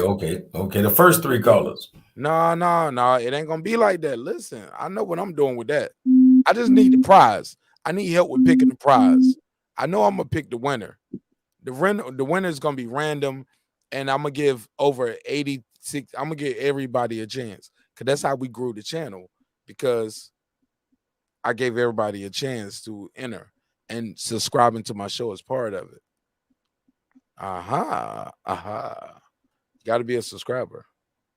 But once you're a subscriber, everything else just gonna flow. So I just need help with picking 3 dope prizes. The prizes will be given away a couple days before Christmas, around December the 21st. We're gonna announce the winner. The winner. We're gonna start this on the November the 21st, the day after Bud Crawford win. Because what's gonna happen is I'm betting the channel on it, homie. We betting the channel on it.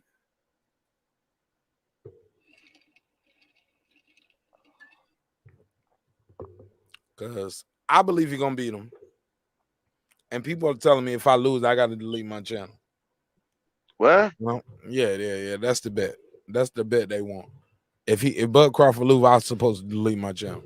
I was like, God damn, you got these other niggas that nervous? Bro, I never agreed to that. I never said that to nobody. But somebody is out here pushing that narrative. I supposed to delete my channel if Terence Crawford lose. But I don't hear nobody saying their channel's supposed to get deleted when he wins. Who made that up? Who made these rules? Man, I swear they hating on the neighborhood. Bro, I'm like, who's the bet against? I never even heard this. But that's what's in my DMs and emails. I can't make this shit up, homie. Hey, when Terence Crawford win, you just reply to all them people in your DM with 3 words: eat a Frank. You just tell them to eat a Frank. I can't make this shit up, homie. These niggas be like, well, goddamn, how y'all brothers doing, man? How y'all doing this fine good morning, man? I see y'all been on for 8 hours. Oh my God. Peace, God. What's going on? Hey, Calico, I seen you turn your camera on earlier last night. I see you, nigga. Yeah. I forgot I'm supposed to end this. You the only one caught me, dog. You the only one caught me. Yeah, I caught your ass. Yeah, I be watching. Mark, no, just because I don't be in the comments or I don't be in the motherfucking chat. Nah, I be watching, man. I watch it. It shows like my homie told me he said I never seen one episode with that I ain't seen from beginning to end. He said I don't care how long the episode is. He said, believe it or not, Mark, I never seen one episode that I ain't seen all the way through. I was like, I gotta be careful when I talk then. I was like, I gotta be careful then, guy. I be talking about you behind your back. I be watching. I be hearing y'all funny. Son, where'd you find this? It's all good though, you know what I'm saying? It's all good shit. That's why sometimes I chime in because I'm the type of person I don't like to talk about somebody behind their back. So if I want to tell Mark he look funny or what I'm saying, clown on Troy's motherfucking face, I just come in and I tell him to their face, respectfully. Hey, Goofy, respectfully. Hey, hold up, Goofy. Respectfully. Hold up, Goofy. I finally found that episode, and I never wanted to play this episode about you because that was the episode I was like. I thought that was the only episode I thought I ever hurt your feelings. When you the one with the turban? Did you bring it to your manhood yet, Eclipse, you midget? No, shut up, Troy. Shut up. Let him say it. Say it again. Because Eclipse, say it real quick because this is gonna be the illest part. Because I'm gonna tag you in there. I'm gonna give you all your links. I'm gonna plug you. Oh my God. I'm gonna blow you up with this part right here, pause. But say what happened, because after you say it in real time, the viewers are gonna hear it cut from you to the clip. But what happened that night? Man, look, I had one of my turbans on. Fucking. Before you do it, hey, look. You dumb, man. You so retarded. Look, no, because Calico, look, I hate Calico. I don't like this goofy. I hate this nigga right here, man. Fuck it. Let me take my cash up off it. I don't want Moody. I don't even want Moody to be. I don't even want Moody to ever be a part of this. Moody, I fuck with you, but motherfucker. See, I love Troy Graham, but his face is just so damn disturbing. I swear to God, man. I'm telling you. Man, you still live in that trash can, boy? Oh man, yeah, man. You already know Oscar the Grouch status. Yeah, exactly. Oscar the Grouch status. You know what I'm saying? I already, I sent your old lady to the store with Big Bird. They're gonna give me some wraps and some motherfucking condoms. About to get it in. We about to get it in. Man, good old time. Why don't you come on camera, man, and take down that that fake, dollar? Come on camera, pause, nigga. Yeah, man, I'm cool. I don't even like the way that invitation got. I don't even like the wording of that, Troy. Silence. Mark, I need an adult. I need a fuck. Where my whistle at? I feel good. Let's bring the beat back. Bring the beat back in. That nigga said, "Come on, camera, Troy. You got Troy. Not with that gay mouth, nigga. Please don't tell nobody come to the camera, nigga. They need to come to the White House for that security, nigga. Like, you need to come to Jesus or do something. Hey, Troy, the only motherfucker make a click get on soft. I ain't lying. Calico was online all night still on that joke, man. He been waiting for a comeback joke. He was like, who can I use this one on? Nah, what was funny was the other night when we was clowning, Calico waited till the end. Slow down, not the other night, last night. Last night. Last night. I heard y'all a little bit last night. I was watching the fight. You was here last night. Yeah, I tapped in and I was tapping in and out because I was watching the fights and doing other shit. You know what I'm saying? No, Mark don't realize it's daytime. So last night was last night. Yeah, it's 8:20 in the morning, Mark. You've been at it nonstop. Yeah. I'm telling you, man. He got sleep in his eyes. He got some crust on the side of his lips. And my he got marriage like is in shambles. Thank you. That nigga My mixes marriage is drugs in with shambles. drugs. Yo, my Yeah, man. hey, don't take my line. Don't take my line. Calico. No, low key, man. My marriage is in shambles behind this shit, man. I can't be fucking with y'all no more, man. I was cleaning my carpet on my hands and knees, talking to him. That guy Eclipse earlier today. On my hands and knees, cleaning my carpet. Hey, you gotta eat, man. You gotta eat the yoni before you go live. And then my wife called me and she wanted me to see her progress of cleaning out the closet. I'm sitting here, but I know when I'm scrubbing the floor in the studio, I'm like, I know all the damage I'm cleaning out here. I'm getting out. Is that what you call it, a studio? The yoni? You call the yoni a studio? I know I call it more than what you got. That's what they tell me. Bang bang, shots fired. I know I ain't up here with my favorite Ace Hood logo. Hey, my name ain't Macaulay Culkin. Nah, yeah, but you slapping your cheeks every night though. You get your cheeks slapped. You get your cheeks slapped every night. And it's your fault because I'm on goddamn live, nigga. As soon as I get off there, nigga, I'm going back to my real life. You do better, nigga. If you can do better, you do better, nigga. But right here, you with your damn, it was a beautiful morning. Then Troy cut his camera on. Oh, it was beautiful. Oh yeah, we gotta look at this goofy nigga right here. Peace, Troy. What's happening, nigga? Hey, look. What's happening, black man? Look, I heard of Ving Rhames. This is called Ving Fangs, nigga. This Ving Fangs, boy. I'm trying to tell you, boy. Ain't there a junkyard you supposed to be guarding or something? God damn. He didn't mean to Precious. Why are you talking Precious? His mom? Why are you talking now you Precious? trying to ride off D. Caligo's bars? Look at you. No, that was I seen the same thing happen to Jay. Hey, yo, I seen the same thing happen to Kane. 3 cuts in your eyebrows, trying to wild out. I get you. Okay, Big Daddy Kane, aka Jay-Z. Pause. That's exactly what I didn't even hit. That was lame. Gotta work. That wasn't even a pause moment. Troy, No, but that was the real history of that line, though. But somebody that was the whole point why I said that line. Hey, look, Troy. Somebody said you the only Dracula that they don't use fangs. You use your front teeth. The so-called. And all the women love it too. I'm a different type of vampire, so we ain't gonna get into that. No, but if you look at the panel, no. Troy don't use fangs. You use your front teeth. No, mom. Oh, okay, look at check out the panel now. It's shaped like my teeth. Troy, you suck the blood out of the neck. Stop it, Troy. Stop it. Suck all the juice out of the apple. Check out the panel now, Mark. It's shaped like my teeth. I'm giving you a freebie. You got. Look at the space. It's shaped just like my teeth, isn't it? Look. Okay, look. See? Hey, my boy Troy got I don't even know. I know I did 8,000 a night. That's what the numbers telling me. You said we did 8. We almost did 8K. Yeah, man, you a good sport, Troy. Man, we're a good sport. Troy, a good sport. Hey, Troy got reverse wisdom teeth. I'm talking about the wisdom teeth in the front. Oh my God. Oh man, I want to slap fly out your neck. Man. Hey Troy, man, get that address. I think you need to pull up. Hey Troy. Hey look. Hey yo. I'm talking about his back teeth look like fangs and shit. Look as you know what I'm saying, them little fangs you got right there. Now all his baby teeth are in the back. He still got his baby teeth in the back. That's why I look back. Yeah. Yo, niggas, back. Yo, hold on.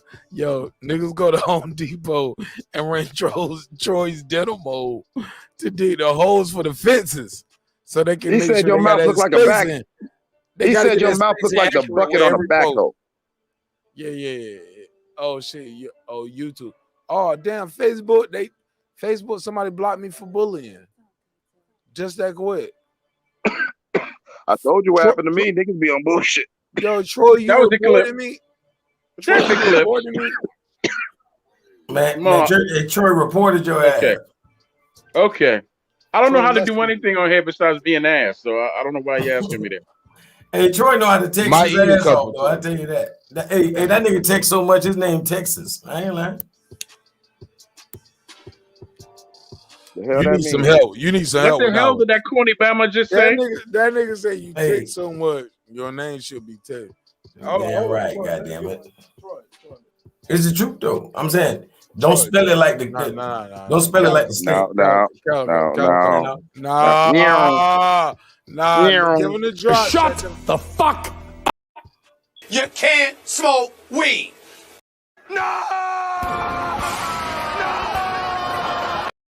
Yeah, Calico, you in Hey, time. imagine Troy doing that last one though. No.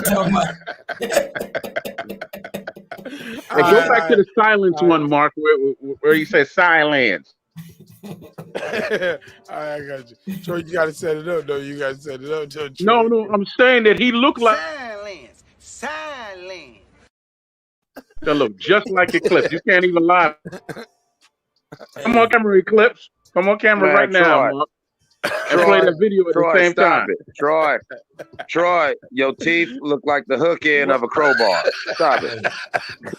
Yeah, I was thinking that too. Damn, you took it out of my mouth. I got no problem flossing. Hey, all I know is that my gap became my one of my tools of pleasure, and I'm gonna leave it like that for certain people. How's that a source of pleasure? Man, you going down there giving bitches hysterectomies with all that shit. Man, I'm trying and it's their pleasure. It's their pleasure, you poopy neck heifer. You can open your gap up. What are you, the predator, nigga? I know your mouth fucked up. Hold on. Let Troy shoot his shot. Troy. Let them hoes know what that gap do. Troy, you ready for the Troy? We about to do our shoot your shot drop. You ready, Troy? I don't date hoes. No. We talking about honorable women. Hey, they better be women. We know that. Respectable bitches. Here we go, Troy. Shoot your shot. Hey, no, Paul. I got no lines this early in the morning, man. You know, every woman is unique, man. Every woman is unique. No, Troy. But forever any woman will us. You know, we got some music for that, Troy. Like, have fun with it. Okay, go ahead, man. You go ahead. I got some wise words for you. Look here, lady. If you want a real honorable man, a loving, charming man, not no roughneck, bumpy ass neck, squirrel-looking man like Eclipse. Man, I know this. I know this guy. He took a shot at the end. He took a shot. He wouldn't let it go. Nigga, you look like a goddamn beaver with a drug habit. Oh, he ain't been in the woods. You he ain't built a dam in months. Shut up. Damn. You've been sitting there. You've been holding a goddamn straight shooter in between your damn teeth and just sitting there, just getting blasted all damn day. Oh shit! Good, get him back, Troy. I got the drops ready. Go. Give him more. I didn't hear a word he says. I was too busy laughing. Oh shit! Come on, little boy. You know, speaking man. Use your man voice. Man, listen. Now you gotta enunciate. Now I know it's hard to get them words past them teeth, but you gotta take your time and enunciate. Now listen. You coming up here stuttering and shit. You already black and ugly. Now come on, quit doing this shit. It's enunciate, Bama. You know, it's not enunciate. Okay, you need to say the word. It's enunciate, dumb motherfucker. Don't you know how to enunciate or say enunciate? Oh, boy, shit. I swear. You can stop putting nothing in your mouth. Hold on. You gotta let him go back. Hold on. You gotta let him rebuttal every time, man. Come on. Oh shit. Get him, Troy. Fight back. What the hell did he say that? Oh shit. What the hell did actually? You know, he ain't saying nothing that even needed a back slap. Man, I ain't even gotta say nothing, man. All you gotta do is cut your camera on and my point's proven. Oh shit. I'm the prettiest thing on 2 feet, man. You probably the ugliest thing on 4. Oh shit! My boy like Carl Winslow. Be honest though. Oh shit! Nigga, you. Nobody knows what you're talking about, Calico. Nobody knows what you're talking about. Yeah. Y'all watch Family Matters, damn it. Goddamn front teeth matter, goddamn it. God damn. Yeah, man. You know, hair grease matters for them dry ass dreads too. Yeah. Man, Troy, you look like somebody's pet rock that motherfucker been lost in '68. Rock hard is right. Exactly. Hey, in look like a panel full of niggas. Ill. You rock hard in a panel full of niggas. Ill. That's a damn shame. It take 2 of y'all to come up with one thought. You and Calico. Oh shit! Hey, goddamn shit, man. Brown. It took a whole village to, you know what I'm saying, fill the gap between your teeth. Oh shit! How many times do I rock on the same thing, man?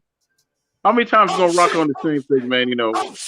Oh man, hey, listen, man, hey, nigga, we gonna, hey, nigga, that's just prime said- real estate. Hey, Troy, That's prime real estate right Troy, there. how many times you gonna run people out the Krusty Krab? What the hell did you just say? I don't speak Geechee Ebonics. What the hell did you say?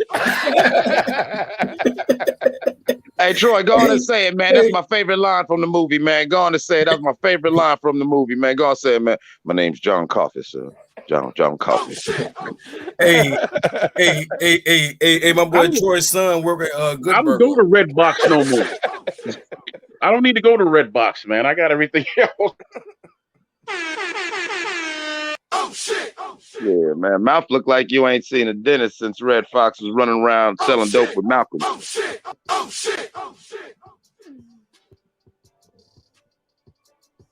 Hey, Troy used to work at the stadium as a field goal. Man, hey, listen, man.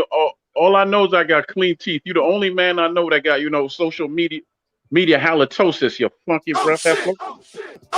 Man, listen, Moto. Listen, man, you better chill out, old big black ass hippo, man. You know your teeth. Oh, Moto looking ass. All I know is your teeth look like piano keys. All right? Hello. Nigga, man, shit. One of your front teeth is about as big as a key. I'm talking about a key of coke. You literally got bricks in your mouth, I'm about nigga. to shoot you into the side pocket with your 8-ball looking head ass. That's what I'm about to do. I know you ain't talking about head looking at. Your head look like a motherfucking cigarette butt after it's been smoked. Hey, my boy Troy was on Ghostbusters. You look like a bowling ball without the holes in it, man. Shut up. I never seen a Michelin man smile till today, goddammit. I ain't lying. Oh, man. Man, I don't even know what to say to Calico. How many pictures you gonna put up today, Effa?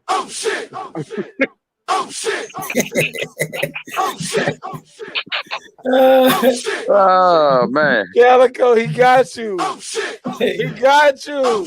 He shut you down. Get him, Troy. Troy, it's 2-on-1. Troy Graham fighting two of them. Yo, the Look link at is him. out there. Oh, I mean, no, God. actually, he's going back and forth with Calico. I'm having a conversation with his teeth because them niggas is ridiculous. Man, it's a fair fight. It is a fair fight. What you need to do, man, is have a deep conversation with a whole bottle of mouthwash.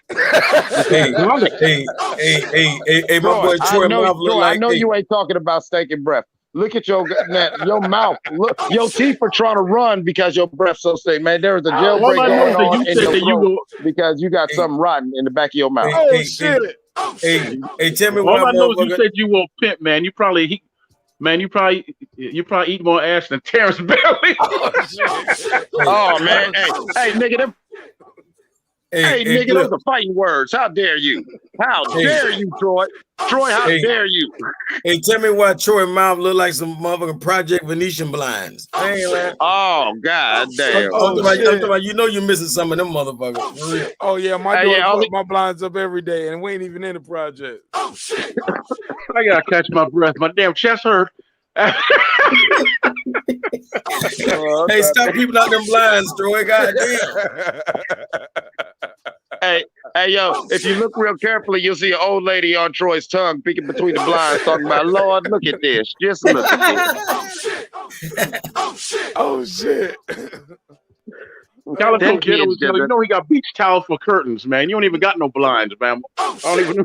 Hey, Troy, it look like your tongue cracked the window. At least my tongue ain't white. At least my tongue ain't white. You need to brush your tongue. Boy, looking like a paved over sidewalk. Oh, shut up. Ooh, shit. Oh man, boy, I am telling you. You is the most hilarious manatee on the whole You need to beach. pay your light bill before you talk. Okay, that's what you need to do with Clip. Oh, nigga, I paid my bills. Fuck you mean, nigga. I'm talking about, hey, it look like Troy mouth be trying to motherfucking line up the scope, man. I'm talking about, for real. Hey, yeah, man. Yeah. Your teeth do look like a gun scope. It looks like I'm looking but you need to line up them. I look like I'm taking aim at the range every time you talk. That's what you need to do. You know, that's what you need to do. Okay. Oh shit! Man, I'm just telling you. Man, every day is Halloween with this big burn ass jack-o'-lantern face. Boy, look like somebody left the refrigerator open. Yeah.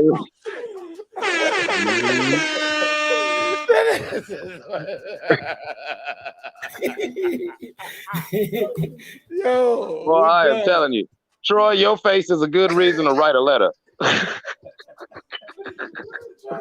Oh shit! Your face would be how I clean my iron cast skillet. Like you hear that, y'all? Like Troy got one of them voices where you hear his voice and you're like, yeah, he sound ugly as fuck. You know what I'm saying? That way, when he turn on the camera, you're like, yeah, damn, that's crazy. Sounding ugly, and being ugly is two different things. Hello, Calico. Precious. There you go. Look at him, boy. He's a crafty one right there.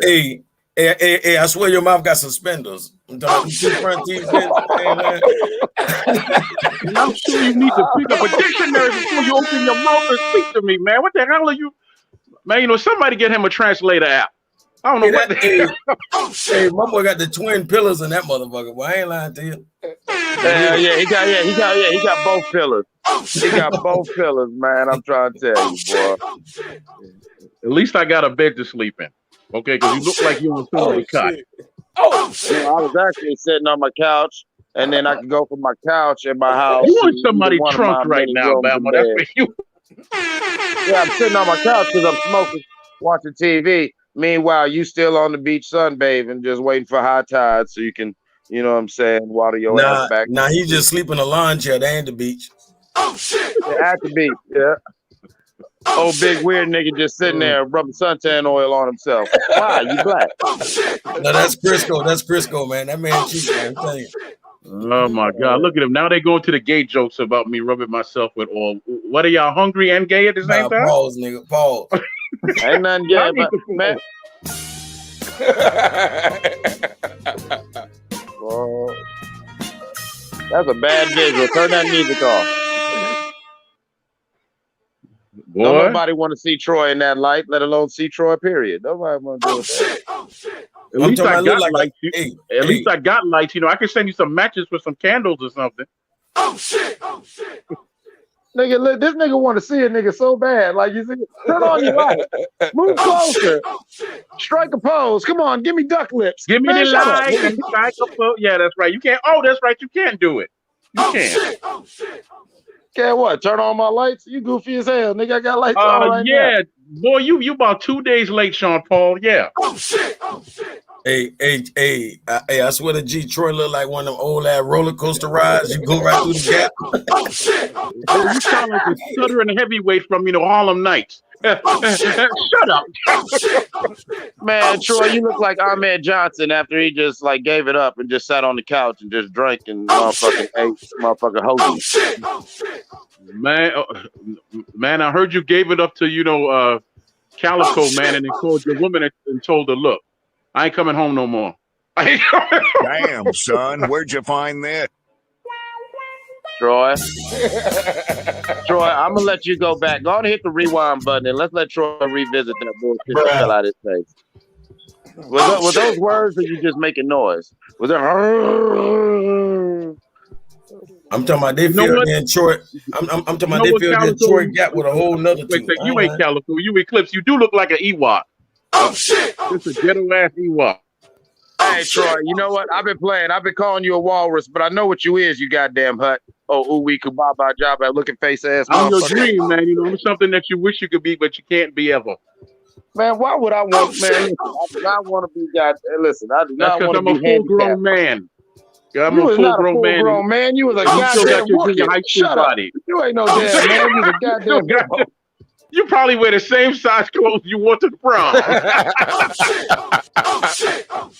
Get him, Troy. At least I can wear clothes. Oh shit! Hey, Troy don't even open his mouth to eat. He just feed it through the gap. I Hey, Troy looks like one of them motherfuckers that when you want to leave the house, they got to cut out the wall for his motherfucking ass. Boy, I'm trying to tell you. Just been sitting on the This motherfucker look like he got a floss with a 4x4. Ain't this a bitch you gonna talk to me, man? Better stop motherfucking with me. Yo, somebody, Calico, read this. This for you, Calico. They supporting you, and they put their money where their mouth at. That's my boy. He was just talking shit earlier, but he steady dropping it. So he keeping it trill in the trill. What'd he say? He said, keep shooting them jokes. You know what I'm saying? Don't let them haters discourage you. And what he got on it though? What he got on it? Oh, he got that them English pound. Then they got euros on this shit. Then they got them euros. And guess what? Every $1 American is 150 in euros. Yeah, so Euro penalty fraud. All right, so what we got to do? Let's on with the Hey Troy, see that? I got 5 on it. What, brother? What? I'm gonna stop shitting on you, man. I'm gonna stop talking about your old basset hound face ass. You know what I'm saying? Because you know what? You've had enough. You deal with enough every day in life. You know what I'm saying? Life is hard and fucked up for a nigga like you, man. You got to deal with that. No. But on some real shit, you donated to the show too. So can I give him your drop? Eclipse. Yeah. Eclipse. Hey, yeah, man.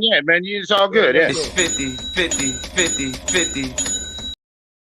Let's drop it again. It's 50.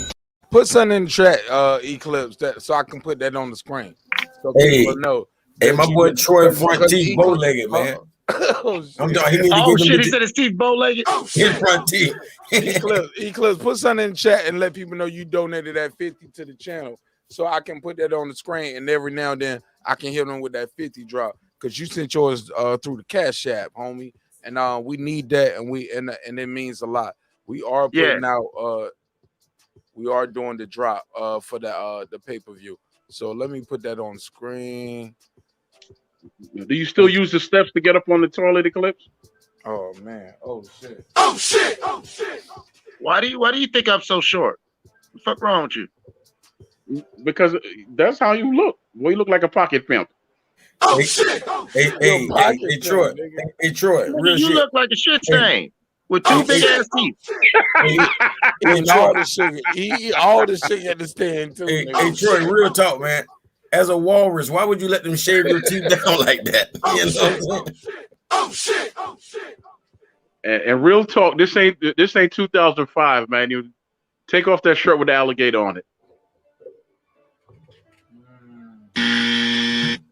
First one. Everybody got to fail sometime. Look at Eclipse and every day. Have you seen you? Calico. There you go, Troy. That's how you get back, Troy. All I know, man, is that my eyes are not as big as my ears, Eclipse. Okay? There you go. And nothing bigger than your gap. That's real. God damn. He got the whole world in his gap. Hey, that nigga be using a whole motherfucking goddamn machete to clean his teeth. I'm talking about for real. I actually use a hairbrush, Bama. Now that you need to know, okay? There you have it. Oh shit! What do you use to clean them dreads? Hey, my boy floss with tug of war rope. I ain't lying. Fine tone? Mean green? Oh shit! I didn't say what you clean them dreads with. Oh shit! What do you use on the back of your neck, Eclipse? Hey, Troy, he don't clean them dreads. That's why he can't reply. He can't reply. That nigga don't clean them. What do you use on the back of your neck, Eclipse? Huh? He used Dawn. Motor Royal, Troy, I know you, Troy. Troy, go WD-50? play. Listen, you goddamn Gila monster. Quit fucking with me. That nigga used a quicker, thicker picker up, but that's all he used. If that don't get the grease and nick off his neck, that nigga walk around looking with the black neck like he been shining boots all day. Oh God, nigga. Oh God. I'm gonna show y'all some mercy now and stop. Okay, I'll show y'all some mercy. Y'all go home and and tighten up your shit, and then come back when you can actually come back on my level. Okay. Short bus riding jokes having. Silence. Damn it, Clips. That's his dad, man. Leave his pops alone, homie. Hey. That's what happened to your dreads, Calico, when they got smacked on? Hey, Calico got 6 dreads up there, and like he down with the Haitian movement and shit. He just ran out of dreads. He was like, maybe they'll Only got sit me 6 in the, months. Only 6. maybe they'll sit me in the community and shit. Yeah. Hey, Eclipse. Goddamn Mark, hey, motherfucking Mark and Troy looking like Ugg and uglier. I ain't lying.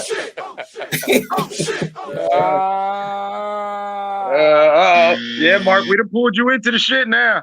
Well, you in this shit now. No, I'm just saying that's all he had was we look like Ugg and uglier Calico. No, yeah. Man. I know what Calico, man. You know, I know who you really are, man. You know, you fell down the steps. You fell down the steps, didn't you, Aunt Bunny? Oh, help me, please, help me, please. You know that. Hey, Troy, man, we probably one of the only 2 people in here that's old enough to get that Eddie Murphy delirious reference. See, well, hey, it worked for me. I don't give a damn about the youngsters. It worked for me. Hey, I got an old one for you too. But I know you ain't talking your goony goo goo face having ass nigga. Hey, I got an old one for you too. Tell me why Martin look like Heathcliff. Oh shit! He look like Inspector Clouseau. He don't look like a clip. I don't even know what that is, but I give you a point for that. That's the Pink Panther, man. That's the original Pink Panther. You can Google that and see that. But I get look. The you know, millennials watch this feed. They don't know what the fuck you talking about, man. I know, man. You know that's the benefits of being 50. That's the benefit of it. Yeah. No, nigga, you should. And you look like the original British Bulldog. I ain't lying. I'm trying to tell you, I've actually heard that before. Hey, Troy, man. You know, I live in Ohio. I thought I recognized you, boy. You that original Canton Bulldogs logo, huh? That's what you is. You that guy. You the original Cleveland Brown, man. I'm trying to tell you, boy. You live in a car, man. You live in a car with the tags that say Ohio. Stop saying you live in Ohio. Hey, Troy, why all you New Yorkers Ohio, man? Watch out. Hey, Troy, why all you New Yorkers got that Michael Strahan gap?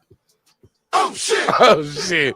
The dental plans. Sure, they got to make space for them rats to live with them. You know what I'm saying? Why are you Florida people got split verbs when you talk? Oh shit!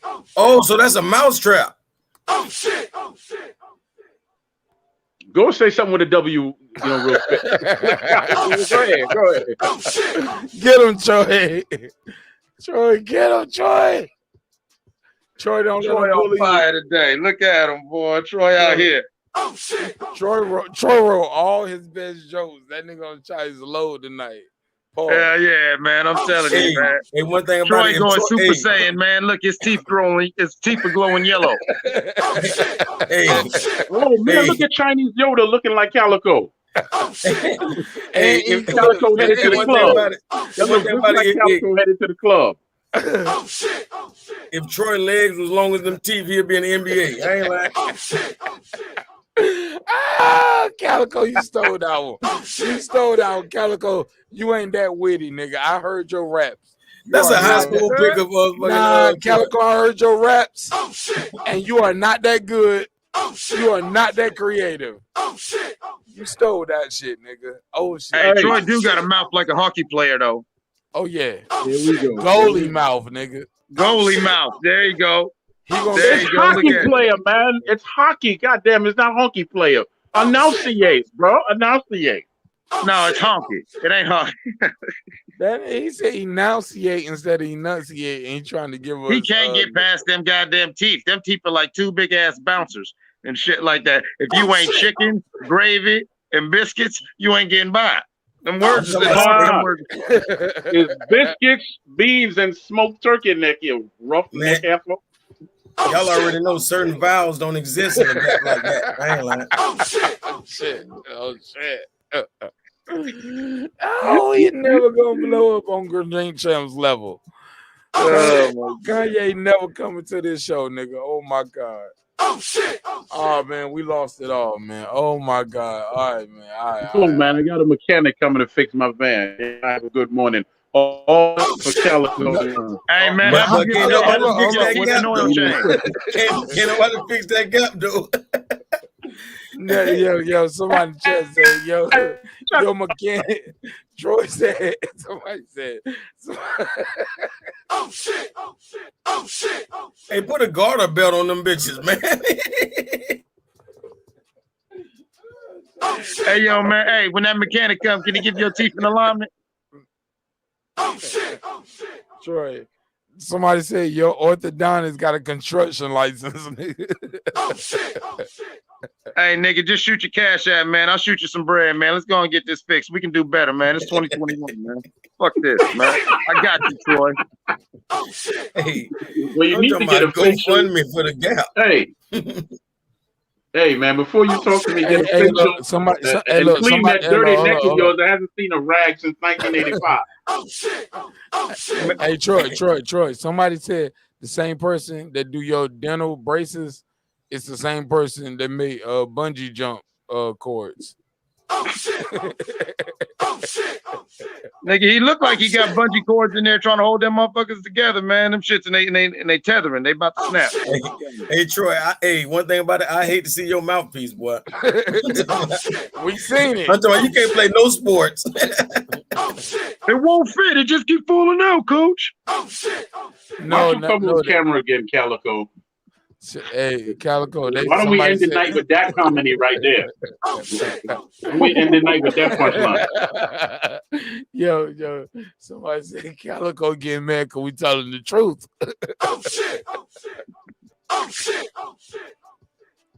Hey, Troy got one of them hidden microphones in between that motherfucker. I ain't lying. Hey.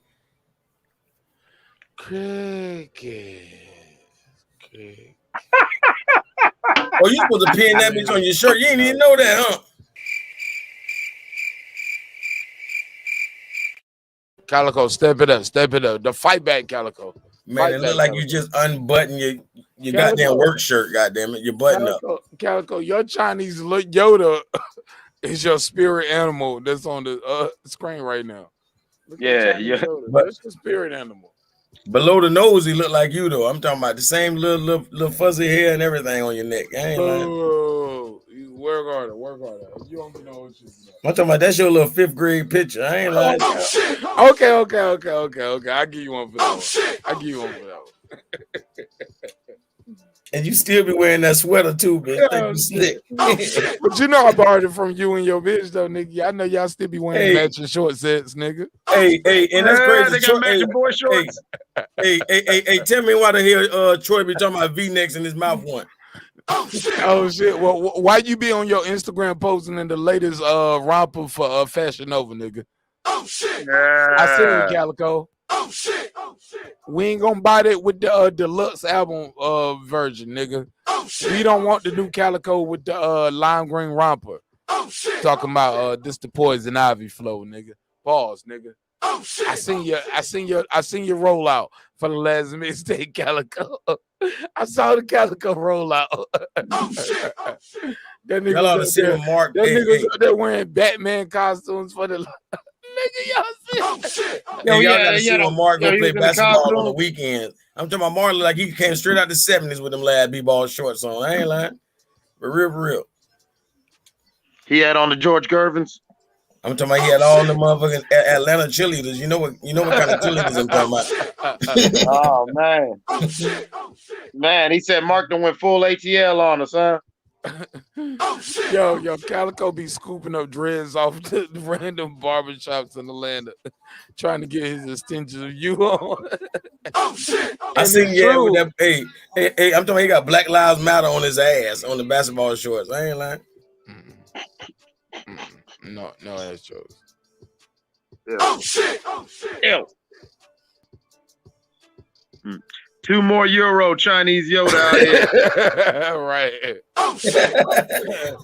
Chinese Yoda fucking with it. $2. Man, that meant he sent you $4. He sent you $3. Actually, $3 and like 78 cents. $3. Okay, let me run the drop. I gotta end the show. I'm having too much fun. I love y'all, man.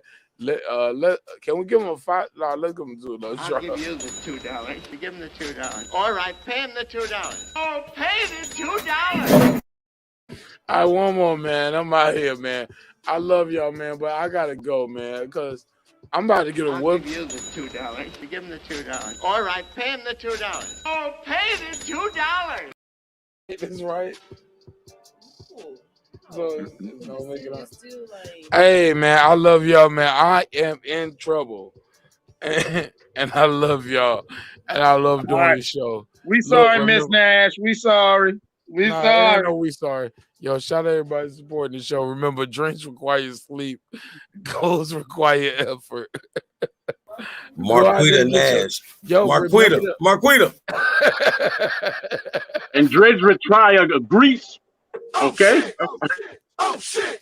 What'd you say, Troya? Oh shit! Oh shit! Now you come on. Troyana. Troyana. Now you turn on your picture, EO. Look at Precious on camera now. Come on. Oh no. I thought we had Calico. Bye, y'all.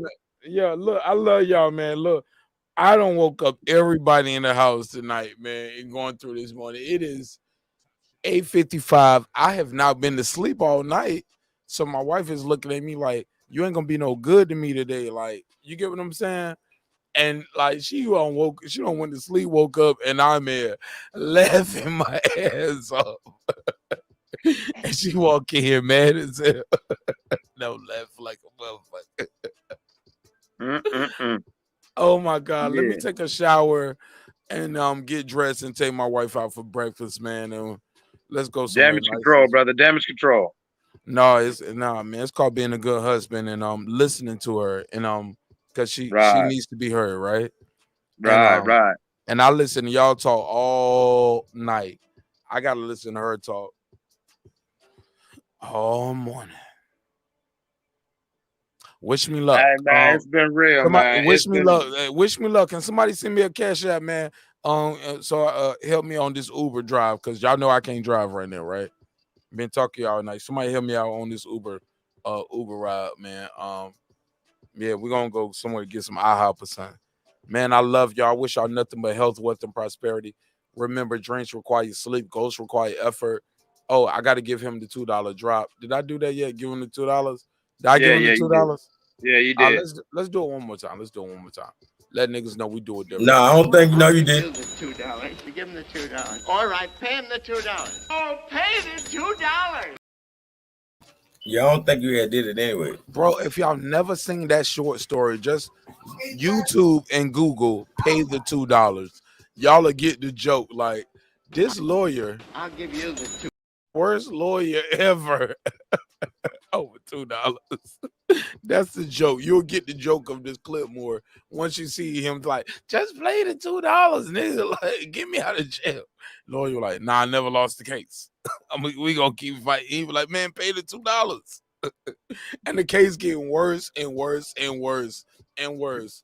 And the lawyer Nigga end up getting triple life. The lawyer, and look, by the time he finally get him off, he was like, I told you I'd get you off, right? I never lost the case. He was like, man, I wish you would have paid the $2. And they smoke a cigar and he bite the tip off. He spit the tip on the floor. And that's what starts everything. Again, he just pay the $2 sometimes. Pay the $2. Look at the stages. You can see him talking to the police. He be like, I'll give you the $2. Like, let's just let this shit go, right? Because he got a big deal going that night. His lawyer's like, nah, fuck that. We fight. Pay the $2 sometimes, man. Mark, end this damn show, man. All right, here we go. I'll give you the $2. Give him the $2. All right, pay him the $2. Oh, pay the $2. Shout out to my brother, that guy Eclipse. He dropped the 50 on me. It's 50, 50, 50, 50. Hey, man, I'm gonna shoot you a little more bell, man, because it's 50, 50, 50, 50. Bell, this more. This, the next few hours gonna get real for you, man. I wish you well, man. I wish you well, brother. I'm about to be in trouble, man. But I Stay always low, tell my keep wife, firing, man. Oh my God. No. At the end of the day, I love my wife, man, and I gotta treat her right. I gotta do the right thing, and I can't give y'all this much energy and then get off here and just go to sleep, right? Right. Nah, man, I gotta put in some more hours, man. So I'm gonna take it to IHOP or somewhere, nigga. I don't know. Wi-Fi still open. Wi-Fi still open, right? Cause them motherfuckers be shutting down. They don't even be 24 hours no more. I'm capping. I'm not about to take my wife there. But I love y'all, man. I wish y'all nothing but health, wealth, prosperity. Shout out you again, that guy Eclipse. It's 50, 50, 50, 50. Oh, that shit is major, bro. We need that because we're giving away a laptop, we're giving away a tablet, and we also are giving away some cash on December 21st. December 21st. Every donation you guys give from now to November the 30th, YouTube don't pay me till the 21st. So we're gonna use that money to give everybody who's fucking with the show a chance to win a marqnash Christmas. And we giving away 3 prizes to celebrate our 3,000 subscriber mark. Some people watching now and they like, it's 11 people in here. Man, you are late, or good morning to you. But at our peak tonight, man, we hit 160 niggas. We was like, we had 160 niggas in this motherfucker that was like, yo, you lit. Yeah, man, I love y'all. Remember, drinks require sleep, goals require effort. Go out there and get your goals. But also go to marqnash.com. Get a hoodie, man. Let me cut my camera on. They tell me I got to promote my own merch more. They tell me I ain't promoting it enough. Hold on, let me cut my camera on. They tell me I don't promote it enough. I think everybody already know, but maybe they don't know. Dreams require sleep. Goals require effort. Go out there and get your goals. I'm about to go in and get it. In trouble with my wife because I've been doing the show for 8 hours and 37 minutes. I love man, you can y'all. hear in his voice. He nervous, man. He nervous in this. I'm telling you, as soon as he Nigga, I I sound like Terence Howard, man. God damn it, man. I love y'all. Silence. Fuck you, bitch. Hey, shout out to my boy Two Fang.